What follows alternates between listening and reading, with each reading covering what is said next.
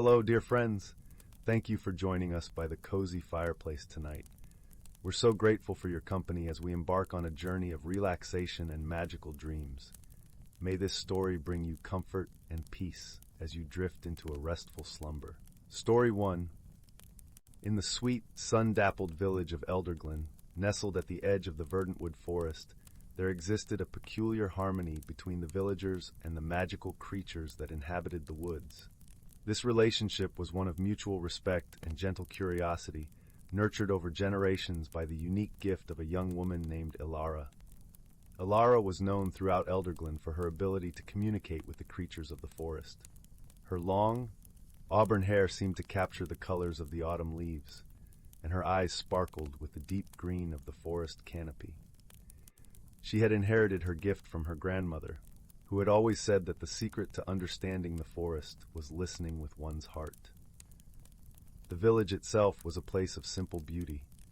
Cottages with thatched roofs lined cobblestone streets, surrounded by gardens brimming with vibrant flowers and vegetables. In the village square stood a grand oak tree, its branches stretching wide to embrace the sky. It was here that villagers gathered to share stories, celebrate festivals, and occasionally witness Elara's enchanting conversations with the woodland creatures. One crisp autumn morning, as the first frost of the season kissed the fields, Elara awoke with a sense of anticipation. Today was the harvest festival, a time when the villagers in the forest would come together in celebration of the year's bounty. Elara had a special role to play, for it was she who would invite the forest's magical beings to join the festivities. After slipping on her favorite woolen cloak, Elara made her way into the forest. The trees stood tall and proud, their leaves a symphony of reds, oranges, and golds. As she walked, the forest seemed to awaken around her. Squirrels chittered from the branches, and a curious fox paused in its tracks to watch her pass. Elara smiled and greeted them all with warmth. Deep within the forest, she approached a serene glade where a small, glistening pool lay at its center. It was here that the spirits of the forest gathered, drawn by the magic of the sacred spring. Elara knelt by the pool, closing her eyes to feel the rhythm of the earth beneath her. "Good morning, friends," she called softly, her voice carried by the gentle breeze.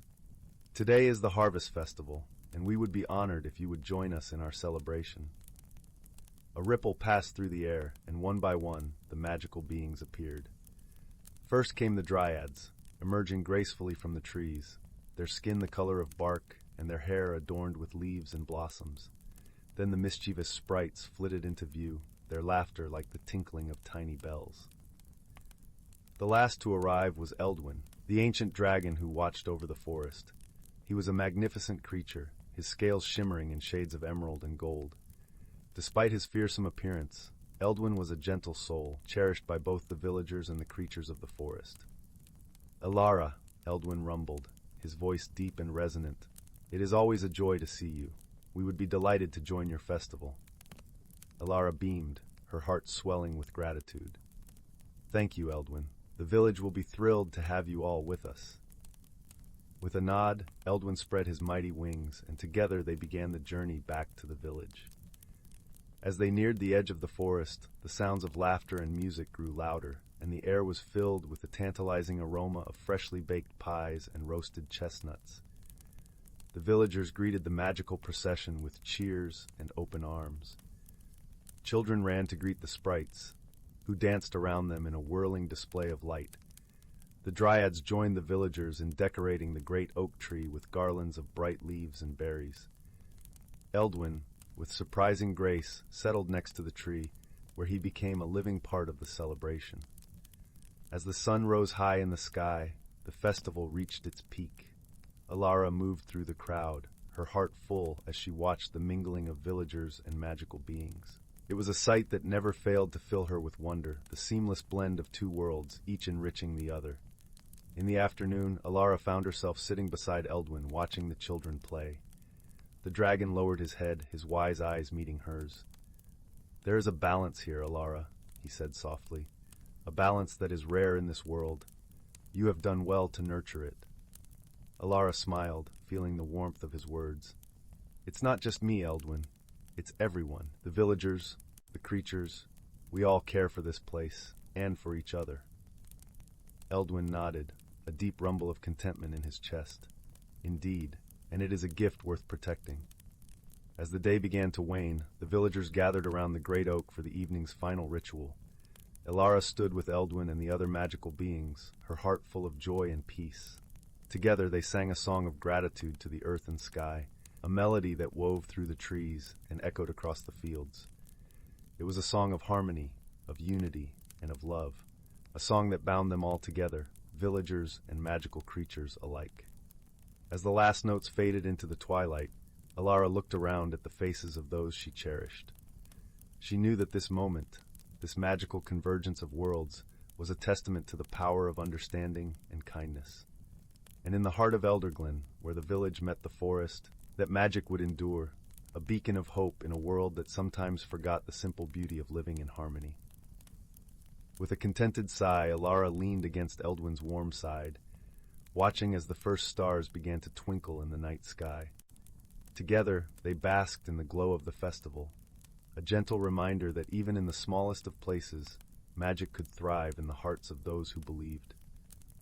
And so, as the night wrapped the village in its embrace, Elderglen stood as a testament to the enduring bond between humans and the magical world around them, a story that would be told for generations to come, inspiring others to seek the magic in their own lives. The Tale of the Whispering Woods. In a realm where time flowed like the gentle murmur of a brook, there lay the Whispering Woods, a place where magic twined with the roots of ancient trees, and the air shimmered with secrets. The woods were home to creatures of all sorts, from the luminous will-o'-the-wisps that danced above the mossy ground, to the wise old owls whose eyes held the glow of the moon. Yet, among all these beings, it was the dragons who held the deepest bond with the land. These dragons were not the fierce, fire-breathing kind of legend, but rather gentle giants with scales that glistened like dew in the morning light. They were caretakers of the forest, their breaths nurturing the flora with gentle warmth, their wings sweeping across the canopy to coax the trees into song. Among them was a particularly kind-hearted dragon named Eldora, whose heart was as vast as the sky and whose spirit was as light as the breeze. Eldora had a special friendship with the forest's guardian spirits, whimsical beings that flitted about unseen, save for the occasional flash of light or rustle of leaves. These spirits, with their playful nature, were fond of games and riddles.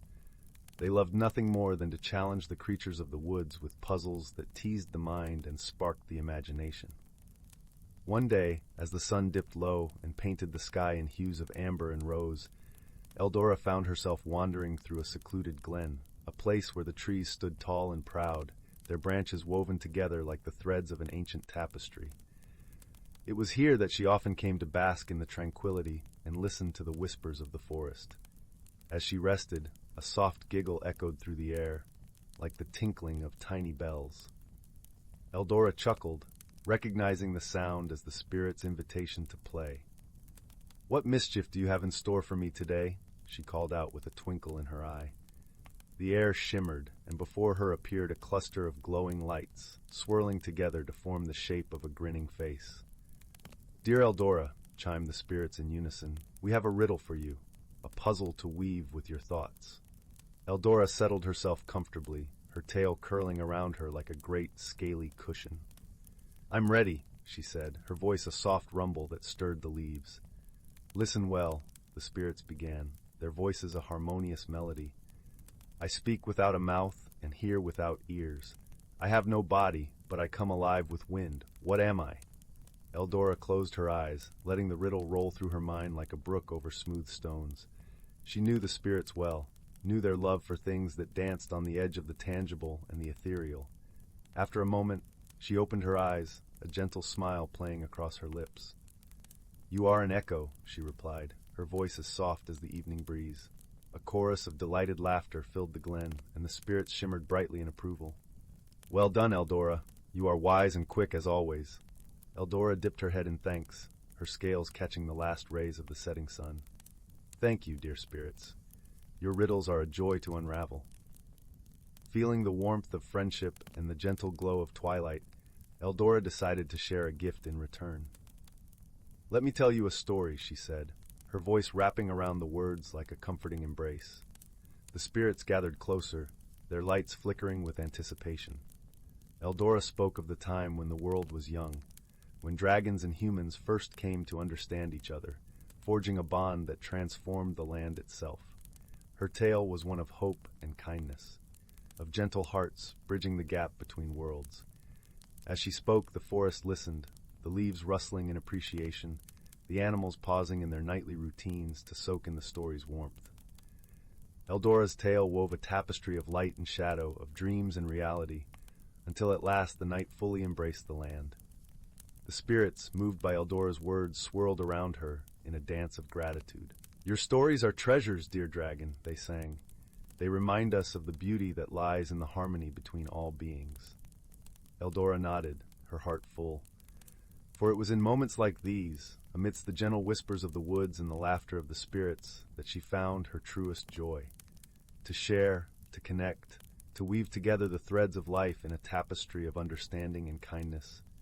This was the essence of her existence. As the stars began to twinkle in the night sky, Eldora rose to her feet, stretching her wings wide. "Until next time, my friends," she said, her voice a soft echo in the night. With a powerful sweep of her wings, she took to the sky, her silhouette a graceful shadow against the moonlit clouds. Below, the forest sang with life, a song of unity and peace, a melody that would carry on through the ages, whispered by the trees and echoed by the land. And so, the Whispering Woods continued its gentle watch over the realm, a place where magic and wonder intertwined, where stories were born and shared, and where the bonds between all creatures were as strong and enduring as the earth itself. Story 3: The Whispering Woods and the Dragon's Promise. Once upon a time, in a forgotten corner of the world, where the mountains kissed the sky and rivers sang their way through emerald forests, there lay the Whispering Woods. These woods were unlike any other. They were alive with the songs of ancient spirits and the gentle breathing of old magic that had long since faded from much of the world. In the heart of these woods lived a dragon named Elderglen. He was not the kind of dragon one reads about in stories of terror and destruction. No, Elderglen was a guardian, a gentle giant with scales that shimmered like dew-drenched leaves in the morning sun. He had lived in the Whispering Woods for centuries, watching over its creatures and the humans who lived on its fringes. His eyes held the wisdom of ages, and his heart was as vast as the skies he soared through. The villagers of Elderglen, a small settlement nestled at the edge of the woods, revered Elderglen. They knew him as a protector, and in times of need, they would leave offerings of sweet honey and ripe fruits at the edge of the forest. In return, the dragon ensured their fields were fertile and their livestock healthy. It was a pact of harmony and respect that had lasted for generations. One crisp autumn evening, as the leaves whispered secrets to the wind, a young boy named Finn ventured into the woods. Finn was a curious lad, with a heart full of wonder and eyes that saw magic in every pebble and leaf. He had heard the stories of Elderglen and longed to meet the dragon himself. Armed with nothing but courage and a small loaf of honey bread, his own offering, Finn stepped into the woods, guided by the silver light of the moon. The forest was alive with the sound of crickets and the soft rustle of leaves. As Finn walked deeper into the woods, he felt a gentle tug at his heart, as if the very trees were guiding him. Before long, he found himself in a clearing bathed in moonlight, where the air shimmered with an otherworldly glow. There, lying coiled in the center, was Elderglen. His scales glowed softly, reflecting the moonlight, and his presence filled the clearing with a warmth that chased away any fear Finn might have felt. The dragon opened one eye, a vast golden orb that regarded Finn with curiosity and kindness. "Welcome, young Finn," rumbled Elderglen, his voice as deep and mellow as the earth itself. "What brings you to the heart of the Whispering Woods on this fine evening?" Finn took a deep breath, his heart pounding with excitement and awe. "I wanted to meet you, Elderglen. The villagers speak of you with such reverence, and I wanted to see if the stories were true." Elderglen chuckled softly, the sound like distant thunder. "And what do you think now that you are here?" Finn smiled, stepping forward with his offering. "I think you are even more magnificent than the stories say. I brought you honey bread as a token of friendship. The dragon sniffed the air, and a delighted rumble escaped his throat. "Ah, honey bread, my favorite. You have my gratitude, young one." With a gentle puff of smoke, Eldrin accepted the gift, and Finn felt a warmth spread through his chest, a bond forming between them. As they sat together under the starlit sky, Finn asked about the woods, about the magic that thrummed through every leaf and stone. Eldrin spoke of the ancient spirits that dwelled within the forest, of the balance that must be maintained so that both humans and nature could thrive. He told tales of the mischievous sprites that danced in the moonlight, of the wise old trees that whispered secrets to those who would listen, and of the river nymphs who sang the songs of the earth. As the night wore on, Finn listened, enraptured by the stories of wonder and wisdom. He learned that the Whispering Woods were a sanctuary, a place where the magic of the world still flowed freely, and where beings of all kinds lived in harmony. When the first light of dawn began to paint the sky, Eldrin lifted his great head and gazed at Finn with a look of deep affection. "You have a good heart, young Finn, and a mind full of wonder. Remember these stories and carry them with you. The world is full of magic, if only one knows where to look." Finn nodded, his heart brimming with joy and a sense of belonging. He knew that this night would stay with him forever, a precious memory to guide him through the days to come. As he made his way back to Elderglen, the village seemed to glow with a new light, as if the very air was laced with the promises of the forest. The villagers noticed the change in Finn, a newfound brightness in his eyes and a gentle confidence in his step. In the years that followed, Finn became a bridge between the village and the forest. He taught the villagers to listen to the whispers of the woods, to respect the balance of nature, and to cherish the magic that lived in every corner of their world. The bond between Elderglen and the Whispering Woods grew stronger, a living testament to the promise made between a curious boy and a wise dragon. And so the Whispering Woods continued to thrive, a realm of harmony and wonder, where the magic of the world was cherished and protected. Eldrin watched over the land, knowing that his legacy was secure in the hands of those who had learned to see with eyes of wonder and hearts of kindness. And in the heart of the forest, under the watchful gaze of the stars, the dragon's promise lived on, weaving a tapestry of magic and hope for generations to come. Story 4. In the heart of the valley, nestled between lush green hills and the gentle curve of a sparkling river, lay the village of Elderglen. Its people lived simple, contented lives, spending their days tending fields, weaving cloth, and crafting tools. Yet what truly set Elderglen apart was its guardian, a dragon of shimmering silver scales known affectionately as Eldara. Eldara was no ordinary dragon. Her presence was a source of comfort and safety for the villagers. She lived in a cavern etched into the side of the tallest hill, a place where the sun's first light painted her scales with hues of gold and blue. Each morning she would glide gracefully down to the village square, where the children would gather, laughing and playing around her as she shared stories of old. Her magic was gentle, yet profound. She could heal the sick with a mere touch of her claw. Her breath could bring life to withered crops, and with a sweep of her tail, she could quell the fiercest storm.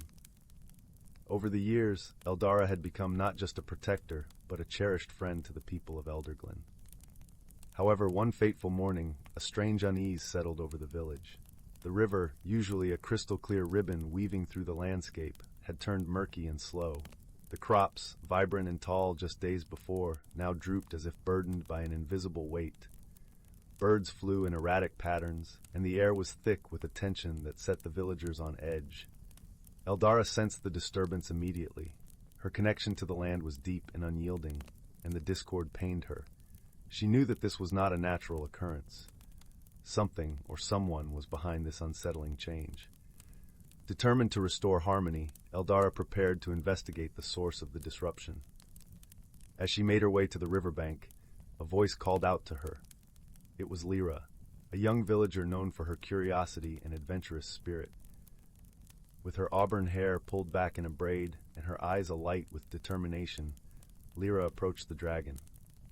"Eldara," she said, her voice steady despite the worry etched on her face, "I wish to join you. I've been studying the land and its changes. Perhaps together we can find the cause of this trouble." Eldara regarded Lyra thoughtfully.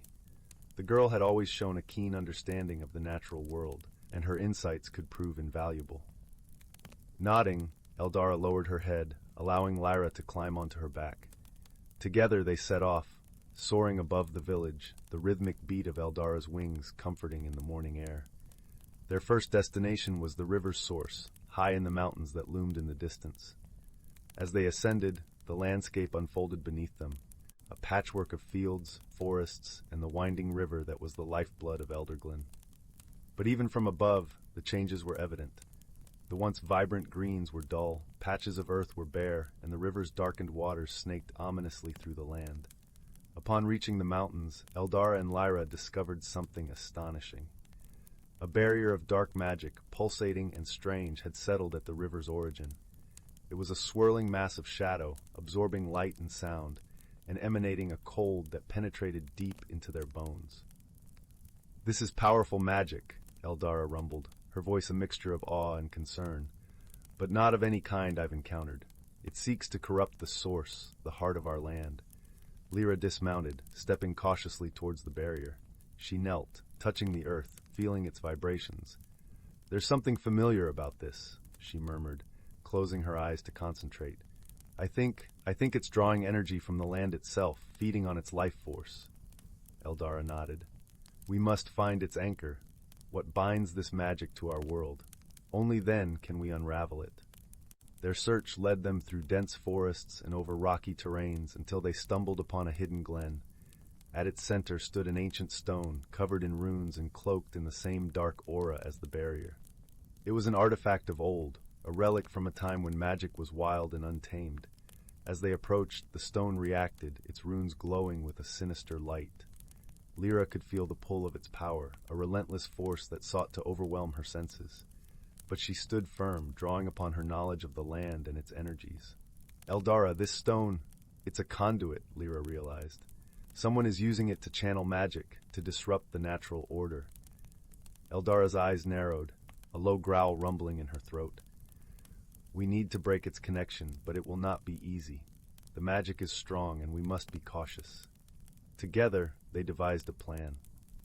Eldara would use her own magic to counter the stone's influence, while Lyra focused on deciphering the runes. As Eldara summoned her power, the air crackled with energy, the dragon's aura clashing with the malevolent force of the stone. Lyra traced the runes with her fingers, her mind racing to understand their ancient language. She spoke aloud, her voice steady and clear, unraveling the spell that bound the stone to its dark purpose. The runes flickered, then dimmed, as if struggling against her words. With a final surge of effort, Eldara unleashed a burst of magic, enveloping the stone in a radiant glow. The runes shattered, their power dissipating into the air. The dark aura lifted, and the land breathed a sigh of relief. The transformation was immediate. The river cleared, its waters sparkling once more as they cascaded down the mountainside. The crops straightened, their vibrant hues returning, and the birds sang joyfully from the trees. The balance had been restored. Eldara and Lyra shared a moment of quiet triumph, knowing they had protected their home from a great threat. But questions lingered. Who had set this dark plan in motion, and why? As they returned to Elderglen, the villagers greeted them with cheers and gratitude. Eldara and Lyra had not only saved the village, but had also deepened the bond between dragon and human, a partnership forged in shared purpose and trust.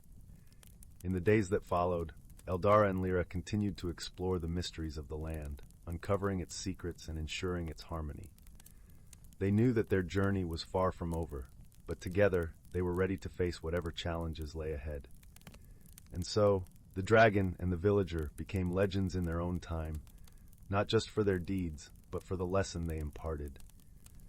That true strength lies not in power alone, but in the courage to stand together and protect what matters most. Story 5. In the quiet village of Elderglen, nestled between the gentle slopes of the whispering hills and the lush canopy of the evergreen woods, life meandered at a pace as serene as the babbling brook that wound through its heart.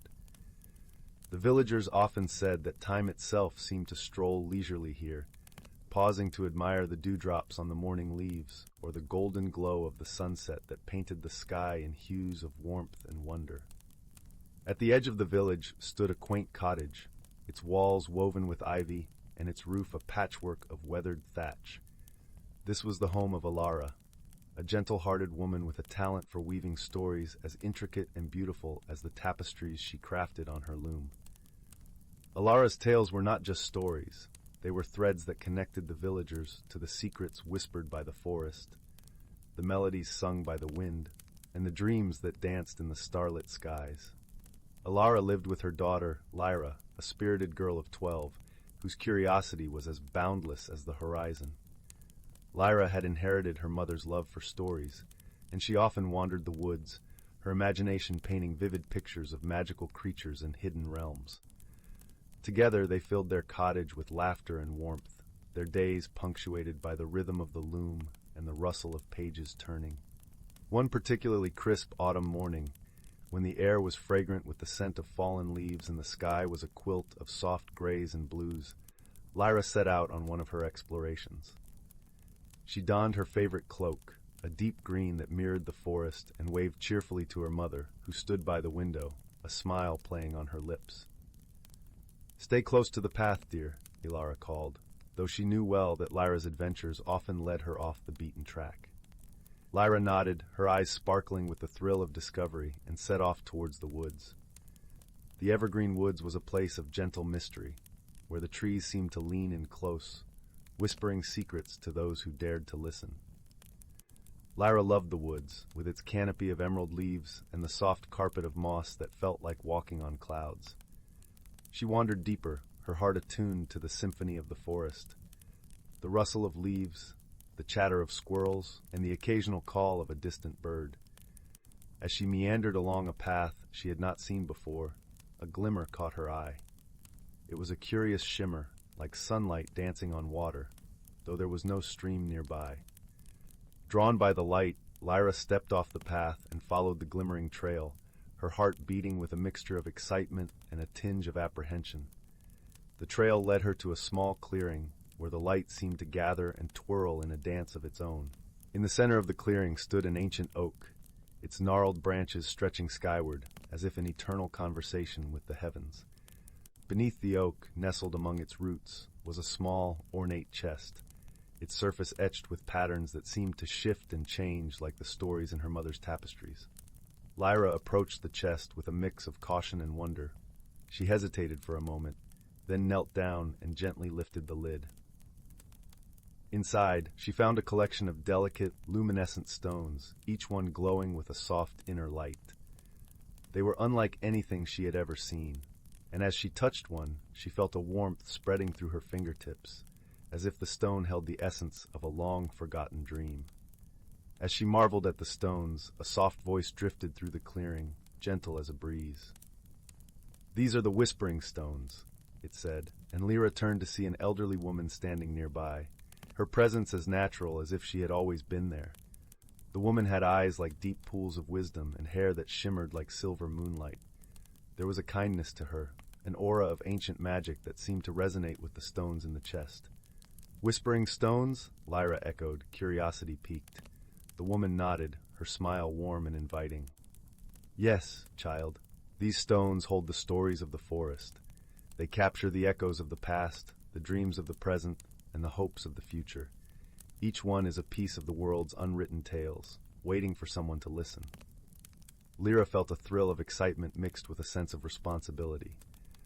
"Can anyone hear their stories?" she asked. "Only those with a heart open to wonder and a spirit eager to listen," the woman replied, her gaze softening. "And you, dear Lyra, have both." Overwhelmed with a sense of awe and gratitude, Lyra thanked the woman and promised to cherish the stones and their stories. She carefully closed the chest and with the woman's blessing carried it back through the woods to her cottage. When Elara saw her daughter returning, the chest cradled in her arms, her eyes widened in surprise and delight. Lyra shared her adventure, and together they explored the stories held within the Whispering Stones, their home filled with the magic of the tales they uncovered. Word of the Whispering Stones soon spread through Elderglen, and the villagers often visited Elara and Lyra, eager to hear the stories that the stones shared. The tales brought the village closer, weaving connections between the past and present, between the people and the land they cherished. As the seasons turned and the years passed, Lyra grew into a storyteller in her own right, her tales infused with the magic of the forest and the wisdom of the stones. She and her mother continued to share the stories, their lives intertwined with the enchanting whispers of the world around them. And so, in the village of Elderglen, where time danced to its own gentle tune, the stories of the whispering stones lived on, a testament to the enduring power of wonder, the beauty of connection, and the magic that resides in every corner of the world, waiting to be discovered by those who dare to listen. Story 6. In the heart of the whispering woods, where the trees sang lullabies to the moon and the streams sparkled like liquid stars, there was a village named Elderglen.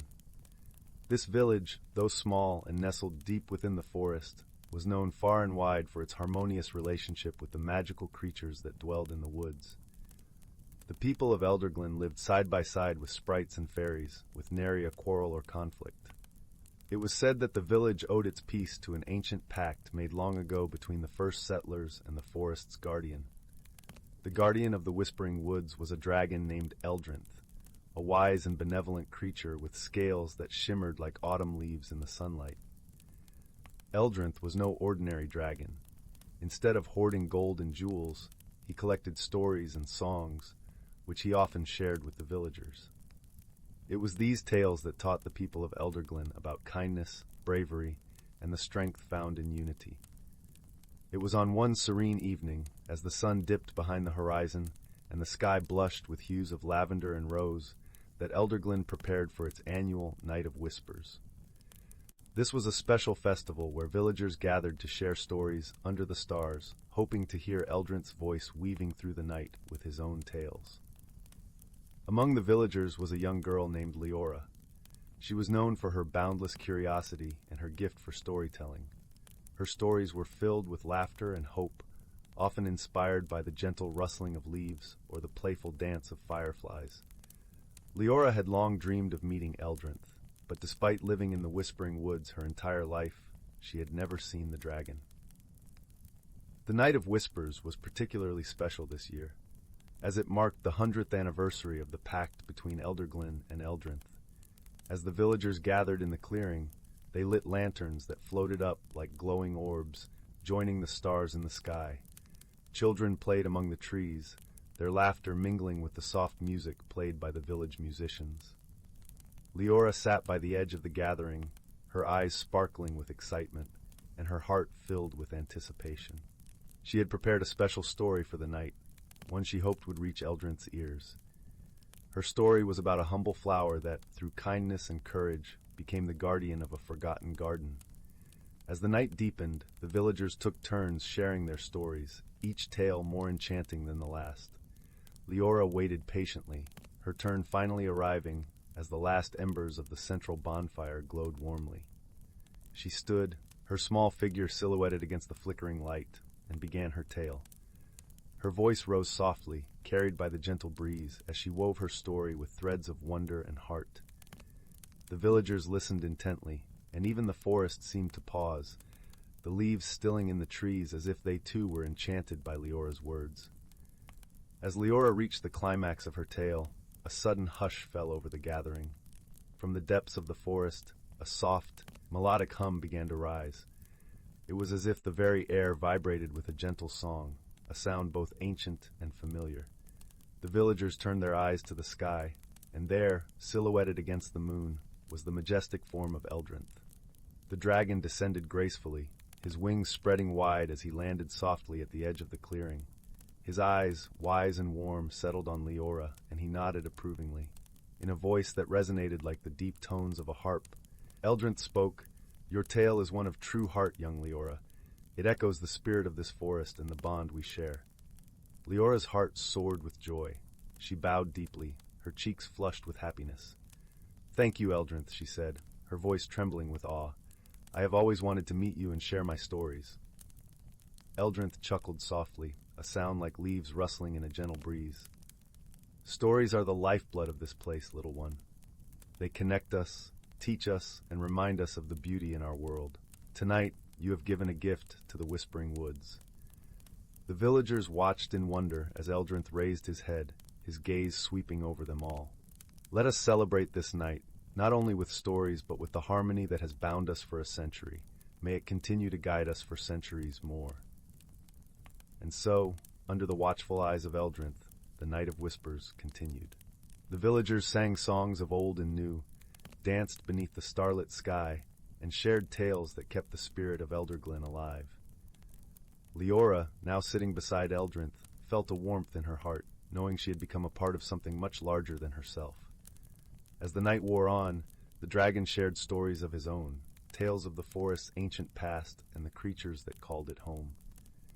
The villagers listened with rapt attention, their imaginations painting vibrant pictures of the world Eldrinth described. When dawn finally approached, painting the sky with the first hints of gold, Eldrinth prepared to return to his hidden glade. He looked down at Leora, his eyes twinkling with a secret. "Remember, young storyteller, the world is full of wonders waiting to be discovered. Keep your heart open, and you will find them." With those parting words, Eldrinth spread his wings and took to the sky, leaving behind a promise of return and the echoes of his stories lingering in the morning air. As the villagers of Elderglen began to disperse, returning to their daily lives, Leora felt a deep sense of contentment. The Night of Whispers had been everything she had hoped for, and more. She knew that her stories, inspired by the magic of the Whispering Woods, would continue to grow, just as the bond between her village and Eldrinth had strengthened. And so, in the heart of the Whispering Woods, the tales continued to be told, the laughter and love shared between humans and magical creatures alike.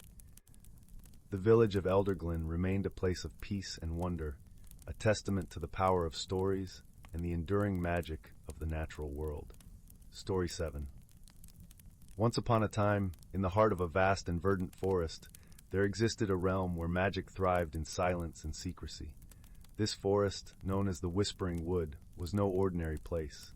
Its towering trees stretched into the sky like ancient guardians, their branches entwined with the whispers of the ages. The air was thick with the scent of pine and earth, a heady perfume that lingered in the soul long after one had departed its embrace. Within this enchanted forest, invisible to the untrained eye, resided the spirits of nature. These ethereal beings were tasked with the sacred duty of maintaining the delicate balance of life. Each spirit had its own role to play. Some were tasked with guiding the flow of rivers, ensuring they quenched the thirst of every creature and plant.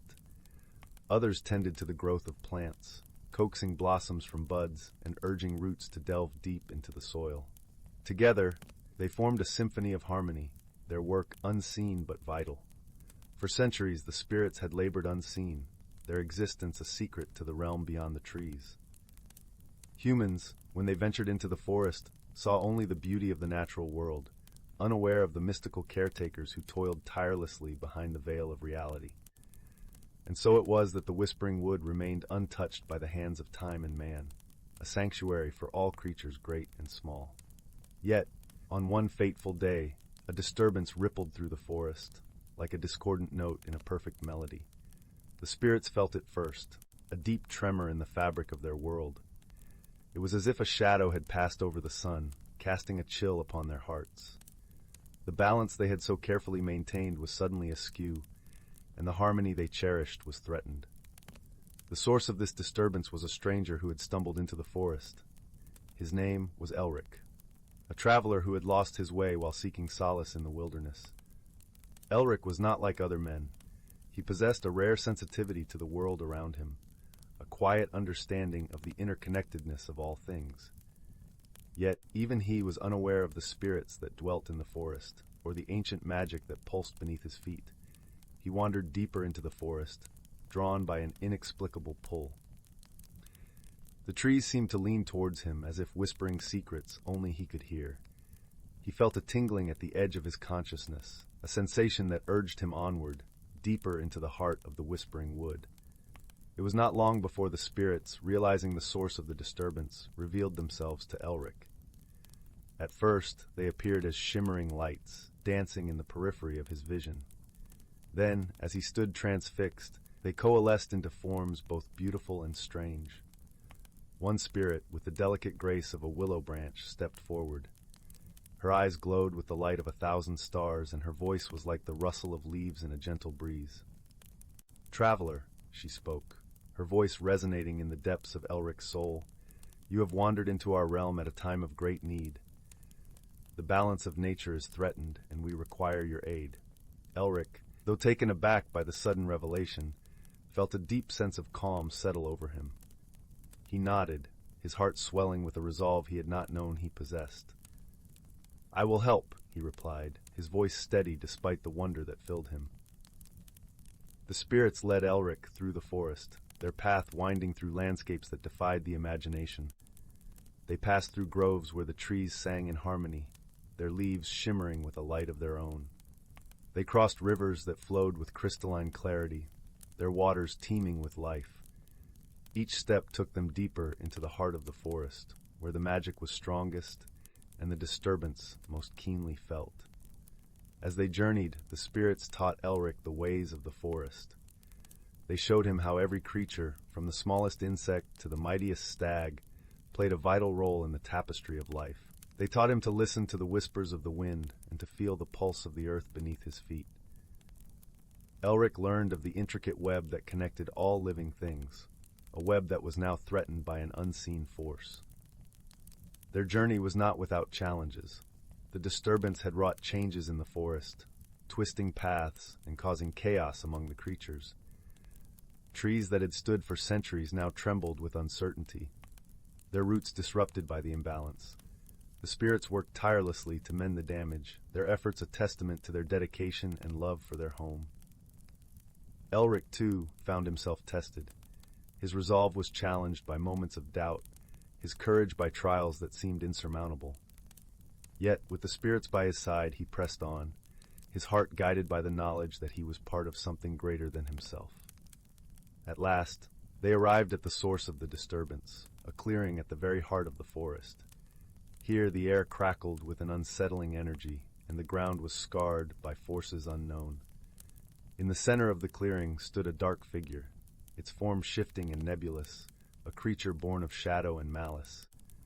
The spirits, who had remained invisible to all but Elric, now revealed themselves fully, their light a beacon in the gathering darkness. They formed a circle around the creature, their voices rising in a harmonious chant. Elric, standing among them, felt their power flow through him, filling him with a strength he had never known. The dark figure writhed and twisted, its form struggling against the light. Elric, guided by the spirits, stepped forward. He spoke words he did not know he possessed, words that resonated with the very essence of the forest. The creature recoiled, its shadowy form beginning to dissolve under the weight of the combined magic of the spirits and the traveler. With a final, resounding note, the spirits and Elric drove the darkness from the clearing. The air cleared, the energy dissipating like mist under the morning sun. The forest sighed with relief, the balance restored at last. The spirits turned to Elric, their gratitude evident in their luminous eyes. The willow-like spirit stepped forward once more, her voice filled with warmth. "You have done what few could, traveler. You have restored the balance and saved our home. For this, we are eternally grateful." Elric, though weary from the ordeal, felt a profound sense of fulfillment. He had found his purpose among the trees and spirits, a calling that resonated with every fiber of his being. "I am honored to have helped," he replied, his heart full. The spirits, recognizing the bond that had formed between Elric and the forest, offered him a place among them. He accepted, knowing that his journey had only just begun. Together, they would continue to protect the Whispering Wood, ensuring that the balance of nature remained unbroken. And so Elric, once a wandering traveler, became a guardian of the forest, his life intertwined with the magic and mystery of the Whispering Wood. In the years that followed, he and the spirits worked tirelessly to maintain the harmony they had fought so hard to preserve, their efforts unseen but felt by all who ventured into the enchanted realm. Thus the Whispering Wood remained a sanctuary of magic and wonder, a testament to the power of courage, teamwork, and the enduring connection between all living things. And though the world beyond the trees remained unaware of the spirit's existence, the forest thrived in harmony, a beacon of hope in a world too often divided. In the heart of the forest, where the whispers of the ages lingered in the air, Elric found his home, his heart forever bound to the magical realm he had come to love. And the spirits, those whimsical beings of light and shadow, continued their dance, unseen yet ever present, guardians of the balance they cherished above all else. Story 8. The Whispering Woods. Once upon a time, nestled between the azure hills and the shimmer of a lazy river, lay the quaint village of Elderglen. This village, with its cobbled streets and thatched cottages, was surrounded by the Whispering Woods, a forest that seemed to cradle the village in its lush green arms. The woods were named so because on quiet nights the trees would murmur secrets to the wind, their leaves rustling with stories of old.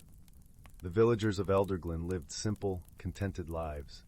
They tended to their gardens, shared tales over the flickering flames of evening hearths, and celebrated the changing seasons with joy.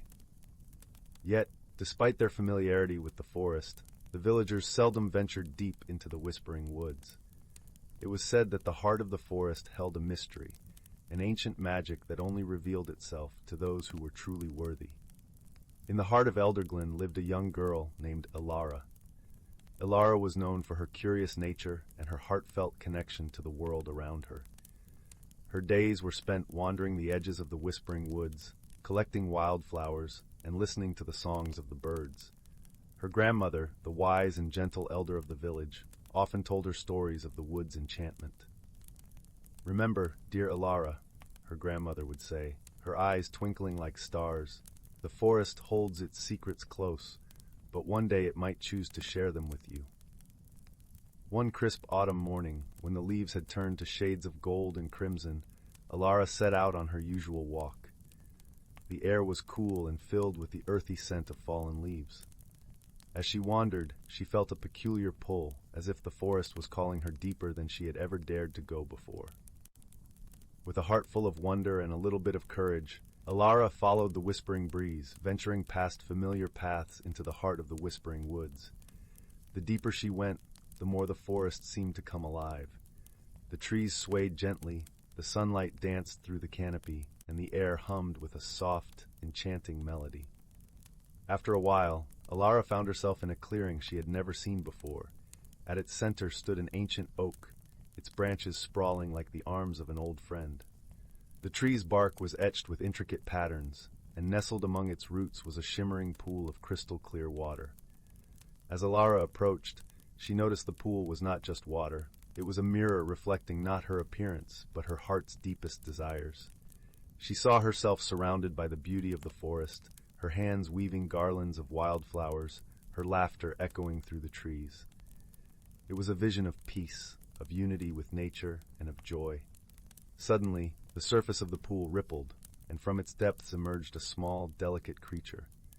It was a sprite, no larger than a sparrow, with wings that glimmered like sunlight on water. The sprite hovered before Elara, its eyes filled with the wisdom of the ages. "Welcome, Elara," the sprite chimed in a voice like tinkling bells. "You have been chosen by the forest to carry its story. Will you accept this gift?" Elara nodded, her heart swelling with gratitude and excitement. "I will," she replied, her voice steady and true. With a gentle flutter, the sprite touched Elara's forehead, and in that moment a warmth spread through her, as if the forest itself had embraced her. The whispers of the woods grew louder, clearer, filling her mind with tales of the past, of the creatures who called the forest home, and of the magic that flowed through every leaf and branch.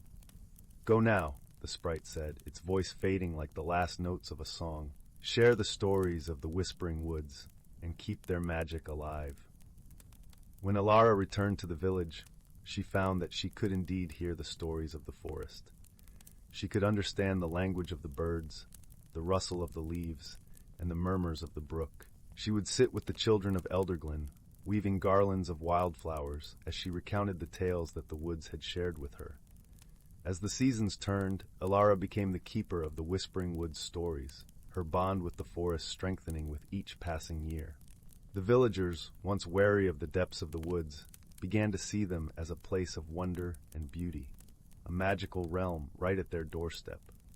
And so, the village of Elderglen thrived, held in the gentle embrace of the whispering woods, where the trees continued to whisper their secrets to those who listened with open hearts. And somewhere in the heart of the forest, the ancient oak stood tall, its branches eternally swaying to the melody of the wind, its roots cradling the shimmering pool that had changed Elara's life forever. A reminder of the magic that exists in the world, waiting to be discovered by those with the courage to seek it. Story 9 title. In the quaint village of Willowbrook, where the cobblestone paths were lined with wildflowers and the air always seemed to carry the scent of fresh pine, there existed a legend. It was said that once every 100 years, when the moon was at its fullest and the night sky was dusted with stars like sugar on a cake, the lantern of Luminara would light up the heart of the enchanted forest. This lantern, forged from the purest silver and encased in a globe of crystal, was said to grant a single wish to the one pure of heart who found it. It was not a wish for riches or power, but a wish of the soul, one that could bring peace, happiness, or healing. For years the villagers would tell the tale around fireplaces, their eyes wide with wonder and hope. But as time passed and generations grew, the legend faded into a mere whisper of memory, a story to entertain children on stormy nights. Yet there was one who believed. Elara, a gentle-hearted girl with hair the color of autumn leaves and eyes as bright as the morning sky, often found herself wandering near the edge of the forest, dreaming of the lantern and what it might bring. She was a weaver by trade, creating beautiful tapestries that depicted the stories of old, including the tale of Luminara. Her grandmother had passed down the stories, weaving them into Elara's heart as intricately as she wove her threads.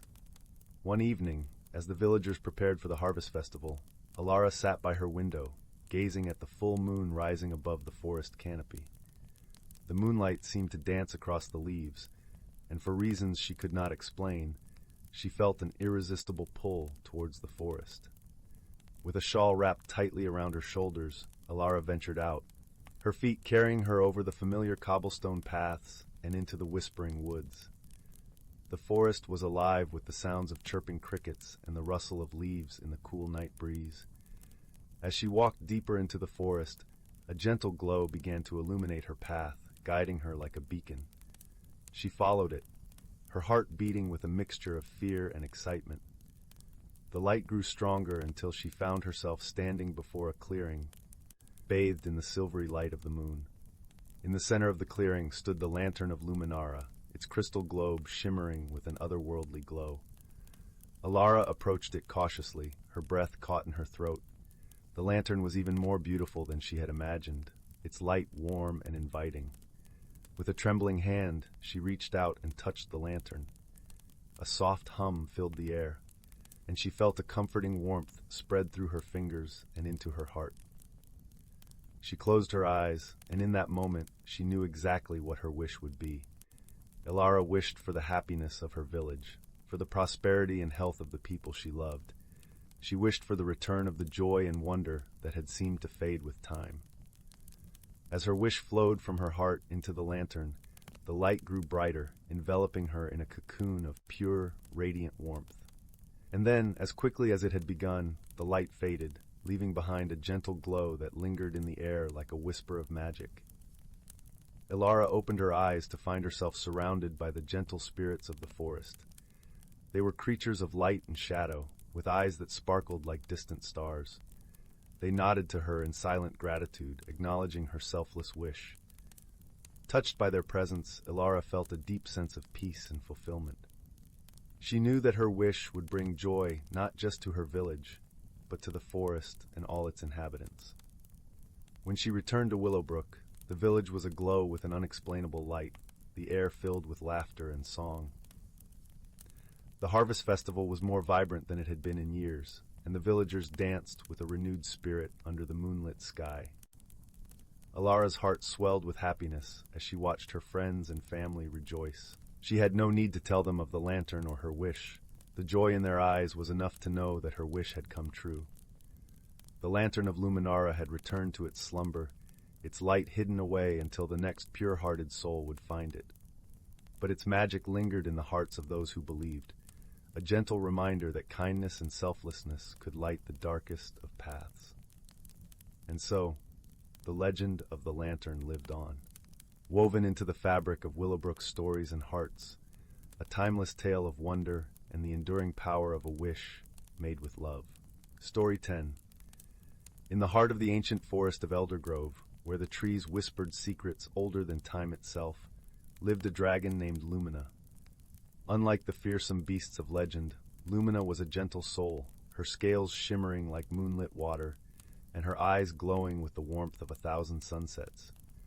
Lumina's home was a cavern draped in ivy and adorned with crystals that caught the sunlight, casting rainbows across the mossy ground. Her closest companions were the forest spirits, mischievous and playful, who danced on the breeze and sang with the rustling leaves. Together they watched over the forest and its creatures, ensuring balance and harmony. One crisp autumn morning, as the fog lay thick over the forest floor, Lumina awoke to a peculiar sound. It was a soft, mournful melody, unlike the cheerful songs of the forest spirits. Curious, Lumina followed the sound, her large paws barely making a sound on the carpet of fallen leaves. The melody led her to the edge of the forest, where the trees thinned and the land opened up to a meadow bathed in the golden light of dawn. There, sitting on a weathered stone, was a young human girl, her bare feet tucked beneath her and a simple wooden flute pressed to her lips. Her music was filled with longing and a hint of sadness that tugged at Lumina's heart. The girl, whose name was Elara, had come from a nearby village. Her family had fallen on hard times, and she played her flute in the hopes that the forest spirits might hear her plea and guide her to something that could help them. Elara had heard tales of the dragon of Eldergrove, but she never believed she would actually meet her. Lumina hesitated at the edge of the meadow, not wanting to startle the girl, but Elara, sensing a presence, turned and met the dragon's gaze. For a moment, fear flickered across her face, but it quickly vanished, replaced by awe and wonder. "Are you the dragon of Eldergrove?" Elara asked, her voice barely above a whisper. Lumina nodded, her eyes soft and kind. "I am Lumina," she replied, her voice like a gentle breeze. "I heard your song. What troubles you, child?" Elara, feeling comforted by the dragon's presence, poured out her heart. She spoke of her family's struggles, the barren fields, and the approaching winter that threatened to bring more hardship. Lumina listened intently, her heart aching for the girl and her family. She pondered for a moment, then said, "There is a way, but it will require courage and trust. Will you come with me, Elara?" Without hesitation, Elara nodded. She climbed onto Lumina's back, her fingers clutching the shimmering scales, and together they soared into the sky. The wind rushed past them, carrying them over the vast forest, crisscrossing rivers and rolling hills until they reached a hidden glade deep within Eldergrove. In the center of the glade stood an ancient tree, its bark gnarled and twisted, yet pulsing with life. Lumina landed gracefully and lowered Elara to the ground. "This is the heart tree," Lumina explained.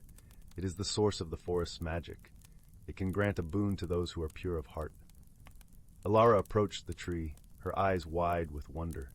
She placed a hand on its bark, feeling the thrumming energy beneath her fingertips. "What must I do?" she asked. "Simply ask, and the tree will know your heart's true desire," Lumina instructed. Closing her eyes, Elara thought of her family, of their needs, and the warmth of their hearth. She wished for the strength to help them, for the means to bring prosperity back to their lives.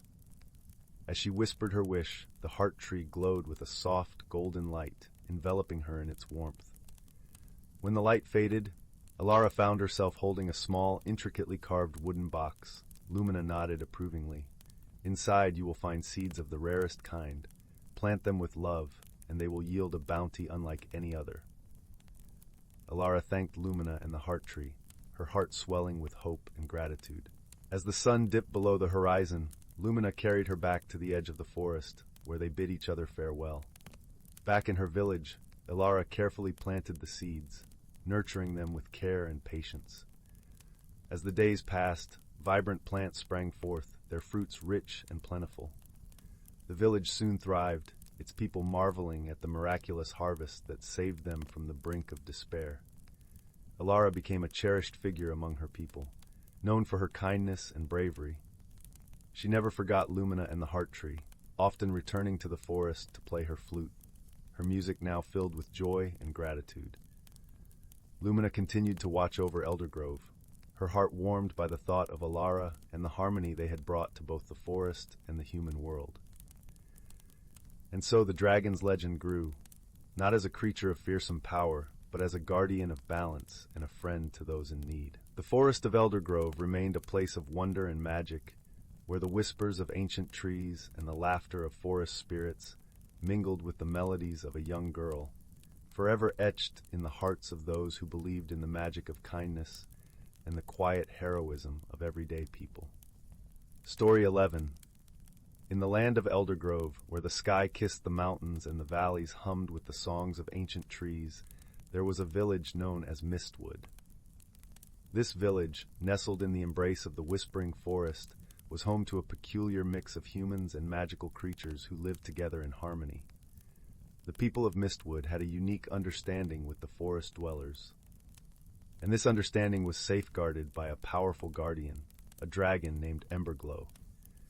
Emberglow was not the fearsome kind of dragon that one might find in old tales of terror. Instead, he was a kind-hearted creature with scales that shimmered like the embers of a fire, casting a gentle warmth wherever he went. His eyes, deep pools of golden light, held countless stories and secrets of the land. He had been the guardian of Mistwood for over a century, ensuring peace between the villagers and the magical beings of the forest. Every evening, as the sun dipped below the horizon and the sky exploded in hues of orange and purple, Emberglow would spread his vast wings and take flight over the village. His presence was a comfort to all, a living reminder of the balance and goodwill that connected every being in Eldergrove. In the heart of Mistwood lived a young girl named Elara. Her spirit was as bright as the morning sun, and her curiosity knew no bounds. She had a special bond with the forest and its creatures, often spending her days assisting the healer, Old Marwyn, with gathering herbs or listening to the tales of the forest spirits.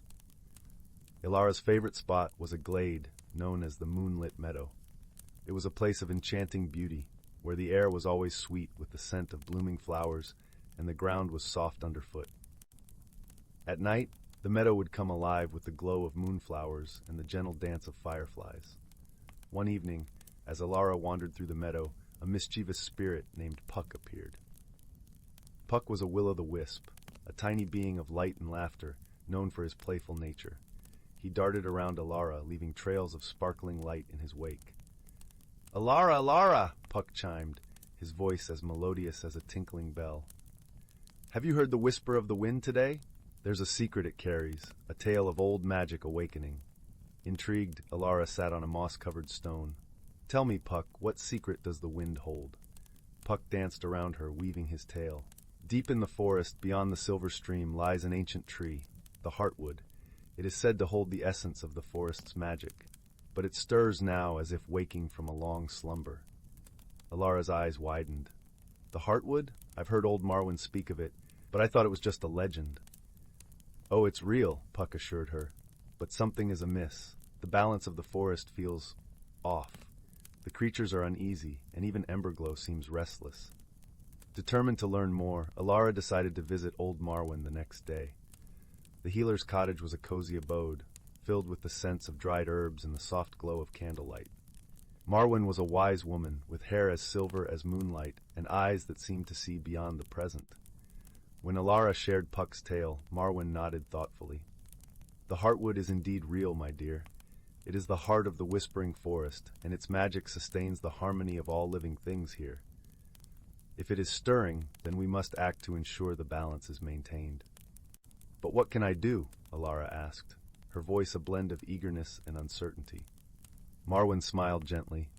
"You have a gift, Elara. Your bond with the forest is strong, and the creatures trust you. You must find Emberglow and seek his guidance. Together, you can discover what troubles the heartwood." As dawn broke, painting the sky in pastel hues, Elara set out to find Emberglow. She followed the path through the forest, her steps light and purposeful. The birds sang a chorus of encouragement, and the trees whispered secrets of the old world as she passed. When she reached the cliffs overlooking Mistwood, she found Emberglow perched on a rocky outcrop, his great form silhouetted against the rising sun. He turned his head as Elara approached, a soft rumble of greeting resonating in his chest. "Little one," Emberglow spoke, his voice deep and resonant, like the echo of distant thunder. "What brings you to me so early?" Elara relayed Puck's tale and Marwyn's advice. Emberglow listened intently, his golden eyes thoughtful. "The Heartwood is indeed the source of the forest's magic," he said. "If it is awakening, we must understand why. I will accompany you to the Heartwood. Together, we shall uncover the truth." With Emberglow by her side, Elara felt a surge of confidence. They journeyed deeper into the forest, crossing the silver stream where its waters glistened like liquid moonlight. The path twisted and turned, leading them through ancient groves and over gentle hills. As they traveled, Emberglow shared stories of the Heartwood and its significance. Long ago, the Heartwood was tended by the Elder Guardians, beings of pure magic who ensured the balance of the natural world. But as the ages passed, their presence faded, and the Heartwood fell into slumber. Elara listened, enraptured by the tales of old. "Do you think the Elder Guardians might return?" she asked. "Perhaps," Emberglow mused, "but their return would mean a great change is upon us." Finally, they reached the Heartwood. It was a magnificent tree, towering above the forest, its bark shimmering with an ethereal light. Its roots spread wide, intertwining with the earth, while its branches reached for the heavens. As they approached, Elara felt a thrum of energy in the air, a pulse that resonated with the beat of her heart. The Heartwood was indeed awakening, its magic swirling like a gentle breeze. Elara and Emberglow stood before the ancient tree, feeling its power and presence. "What must we do?" Elara asked, her voice a whisper in the sacred space. "Listen," Emberglow replied. "The Heartwood speaks in the language of the ancients. It will tell us what it needs." Elara closed her eyes and opened her heart, allowing the magic of the Heartwood to flow through her. She felt a connection, a thread of understanding that linked her to the tree and the forest itself. Images and emotions danced in her mind, of growth and decay, of balance and change. Then she heard it, a soft, melodic voice, like the rustle of leaves in the wind. "Child of the forest, we are the Heartwood. Our magic is the lifeblood of the land, and it is time for renewal." Elara listened intently, absorbing the wisdom of the Heartwood. "What must be done?" she asked. "Restore the circle," came the reply. "The Elder Guardians must be awakened, their essence rekindled within the hearts of those who dwell here. Only then can the balance be restored." Elara understood. The Heartwood was calling for the reawakening of the Elder Guardians, not as beings of the past, but as a new generation of guardians, those who cherished the harmony of the natural world. With Emberglow's guidance, Elara returned to Mistwood, where she gathered the villagers and the forest creatures. Together, they formed a circle around the Heartwood, each bringing their own essence and love for the land. As they joined hands in spirits, the Heartwood glowed with a radiant light, its magic weaving through each being, binding them together in a tapestry of life. The air shimmered with a sense of renewal and hope. In that moment, Elara and the people of Mistwood became the new Elder Guardians, stewards of the balance between the magical and the mundane. The Heartwood's magic flowed through them, infusing the land with a vibrant energy. As the sun set, casting a golden glow over the forest, Emberglow watched over the village, his heart filled with pride and warmth. The balance was restored, and the harmony of Eldergrove sang through the trees once more. And so, in the gentle embrace of the whispering forest, the people of Mistwood and their magical companions continued to live in peace, guided by the light of the Heartwood and the strength of their newfound unity. Together, they faced the future with courage and love, ready for whatever wonders and challenges the world might bring. And every evening, as the stars began to twinkle in the night sky, Elara would sit by the moonlit meadow, listening to the songs of the forest and the whispers of the wind, knowing that the heart of Eldergrove beat within them all. Story 12. In the heart of the emerald woodlands, where the ancient trees whispered secrets to the wind and the rivers sang lullabies to the stones, there lived a peculiar dragon named Eldrin. Unlike the fearsome fire-breathing dragons of yore, Eldrin was a creature of gentleness and light.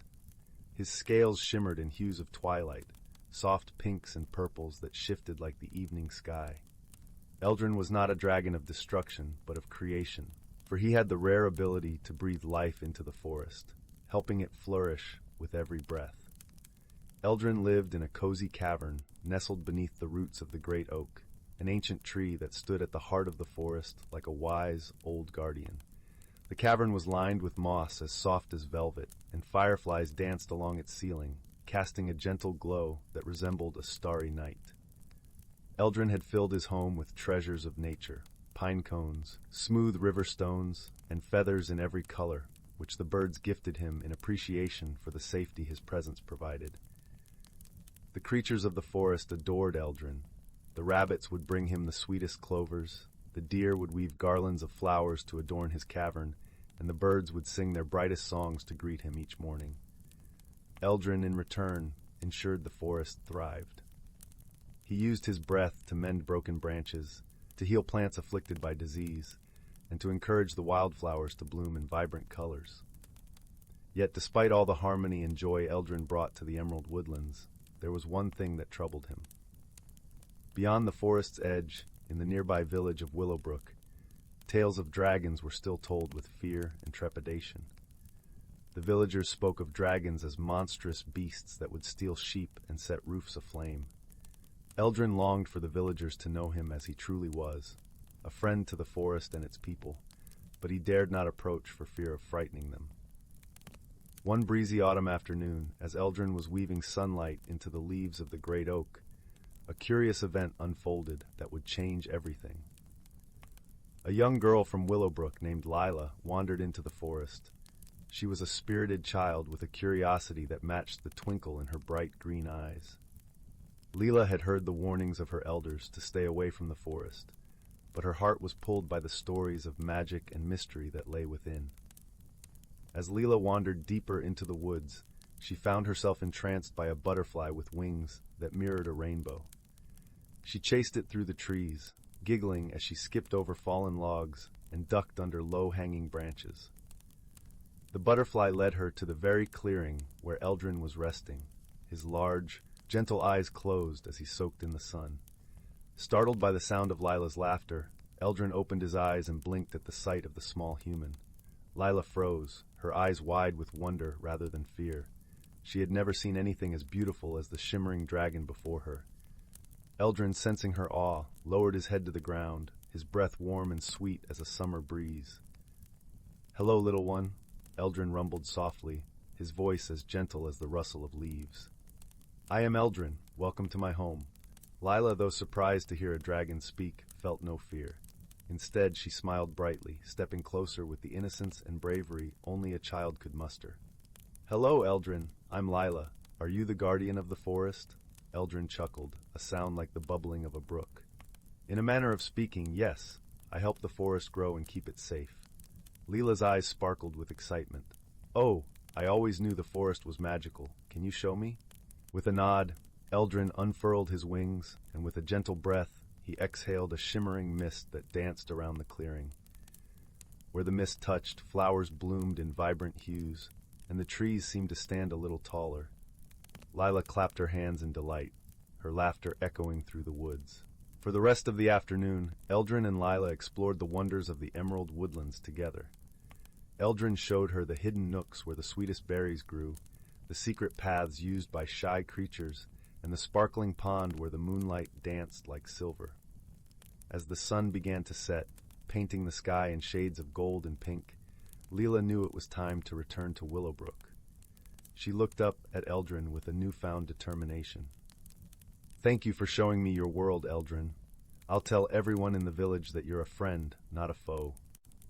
Eldrin's heart swelled with hope. "Thank you, Lila. Perhaps one day the village will come to see the forest as you do, with wonder and respect." With a final wave and a promise to return, Lila made her way back to Willowbrook, her heart full of stories to share. That night, as she recounted her adventure to her family, the seeds of understanding began to take root in the village.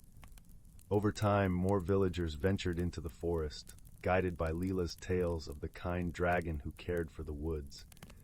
They brought gifts of gratitude to Eldrin and began to see the forest as a place of beauty and peace rather than fear. Eldrin, with Lila's help, had bridged the gap between the magical and the mundane, teaching the people of Willowbrook to live in harmony with the wonders around them.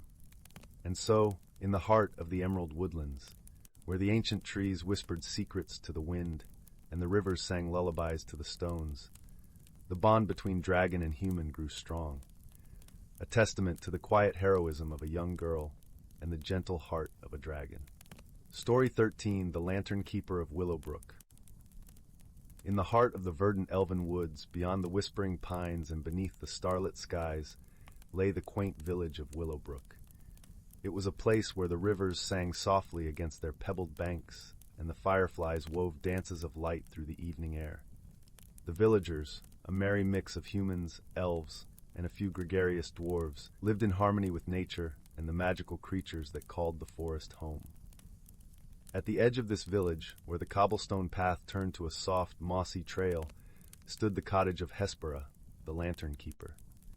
Hespera was an elven woman of remarkable kindness and gentle spirit, her hair like strands of silver moonlight cascading down her shoulders. Her eyes, a deep forest green, were filled with endless stories of the world she loved to explore. Hespera had a unique duty in Willowbrook. She tended to the enchanted lanterns that dotted the village, each one a small universe of light and warmth. These lanterns were not ordinary. They were imbued with fragments of the stars, gifted long ago by the celestial beings who watched over the earth. It was said that as long as the lanterns burned bright, the village would be safe from the shadows that lurked in the deeper, darker parts of the forest. Every evening, as the sun dipped below the horizon, Hespera would fill her satchel with fresh candles, each one crafted from the wax of honeycombs given by the forest bees. She would then set out along the winding paths of Willowbrook, lighting each lantern with a gentle touch. As the lanterns ignited, they cast a warm, golden glow that seemed to chase away the night itself, leaving only the soft hues of twilight. One crisp autumn evening, as the leaves crunched underfoot and a chill breeze swept through the trees, Hespera embarked on her nightly journey. She had just finished lighting the lanterns along the main street when she felt a peculiar tug, like a whisper in the wind, beckoning her towards the forest's edge. There, swaying gently in the breeze, was a lantern unlike any other she had seen. Its light flickered with an urgency, as if it had something important to convey. Curiosity piqued, Hespera approached the lantern. As she reached out, the light pulsed warmly against her palm, and a soft, melodic voice filled her mind. It was the voice of Elara, the guardian of the glade, a spirit of the forest who had watched over Willowbrook for centuries. Hespera, dear lantern keeper, Elara's voice sang with the rustle of leaves and the murmur of streams. There is a shadow stirring in the northern woods. A creature long forgotten has awakened, and it seeks to reclaim the lands it once ruled. You must find the heart of the forest, for only its light can quell the darkness. Hespera's heart quickened. The tale of the heart of the forest was one she had heard as a child, a story whispered by the elders beside the crackling hearth. It was said to be a gemstone of purest light, hidden deep within the ancient woods, capable of restoring balance and peace. With resolve firm in her heart, Hespera nodded, her mind already tracing the path she would need to take.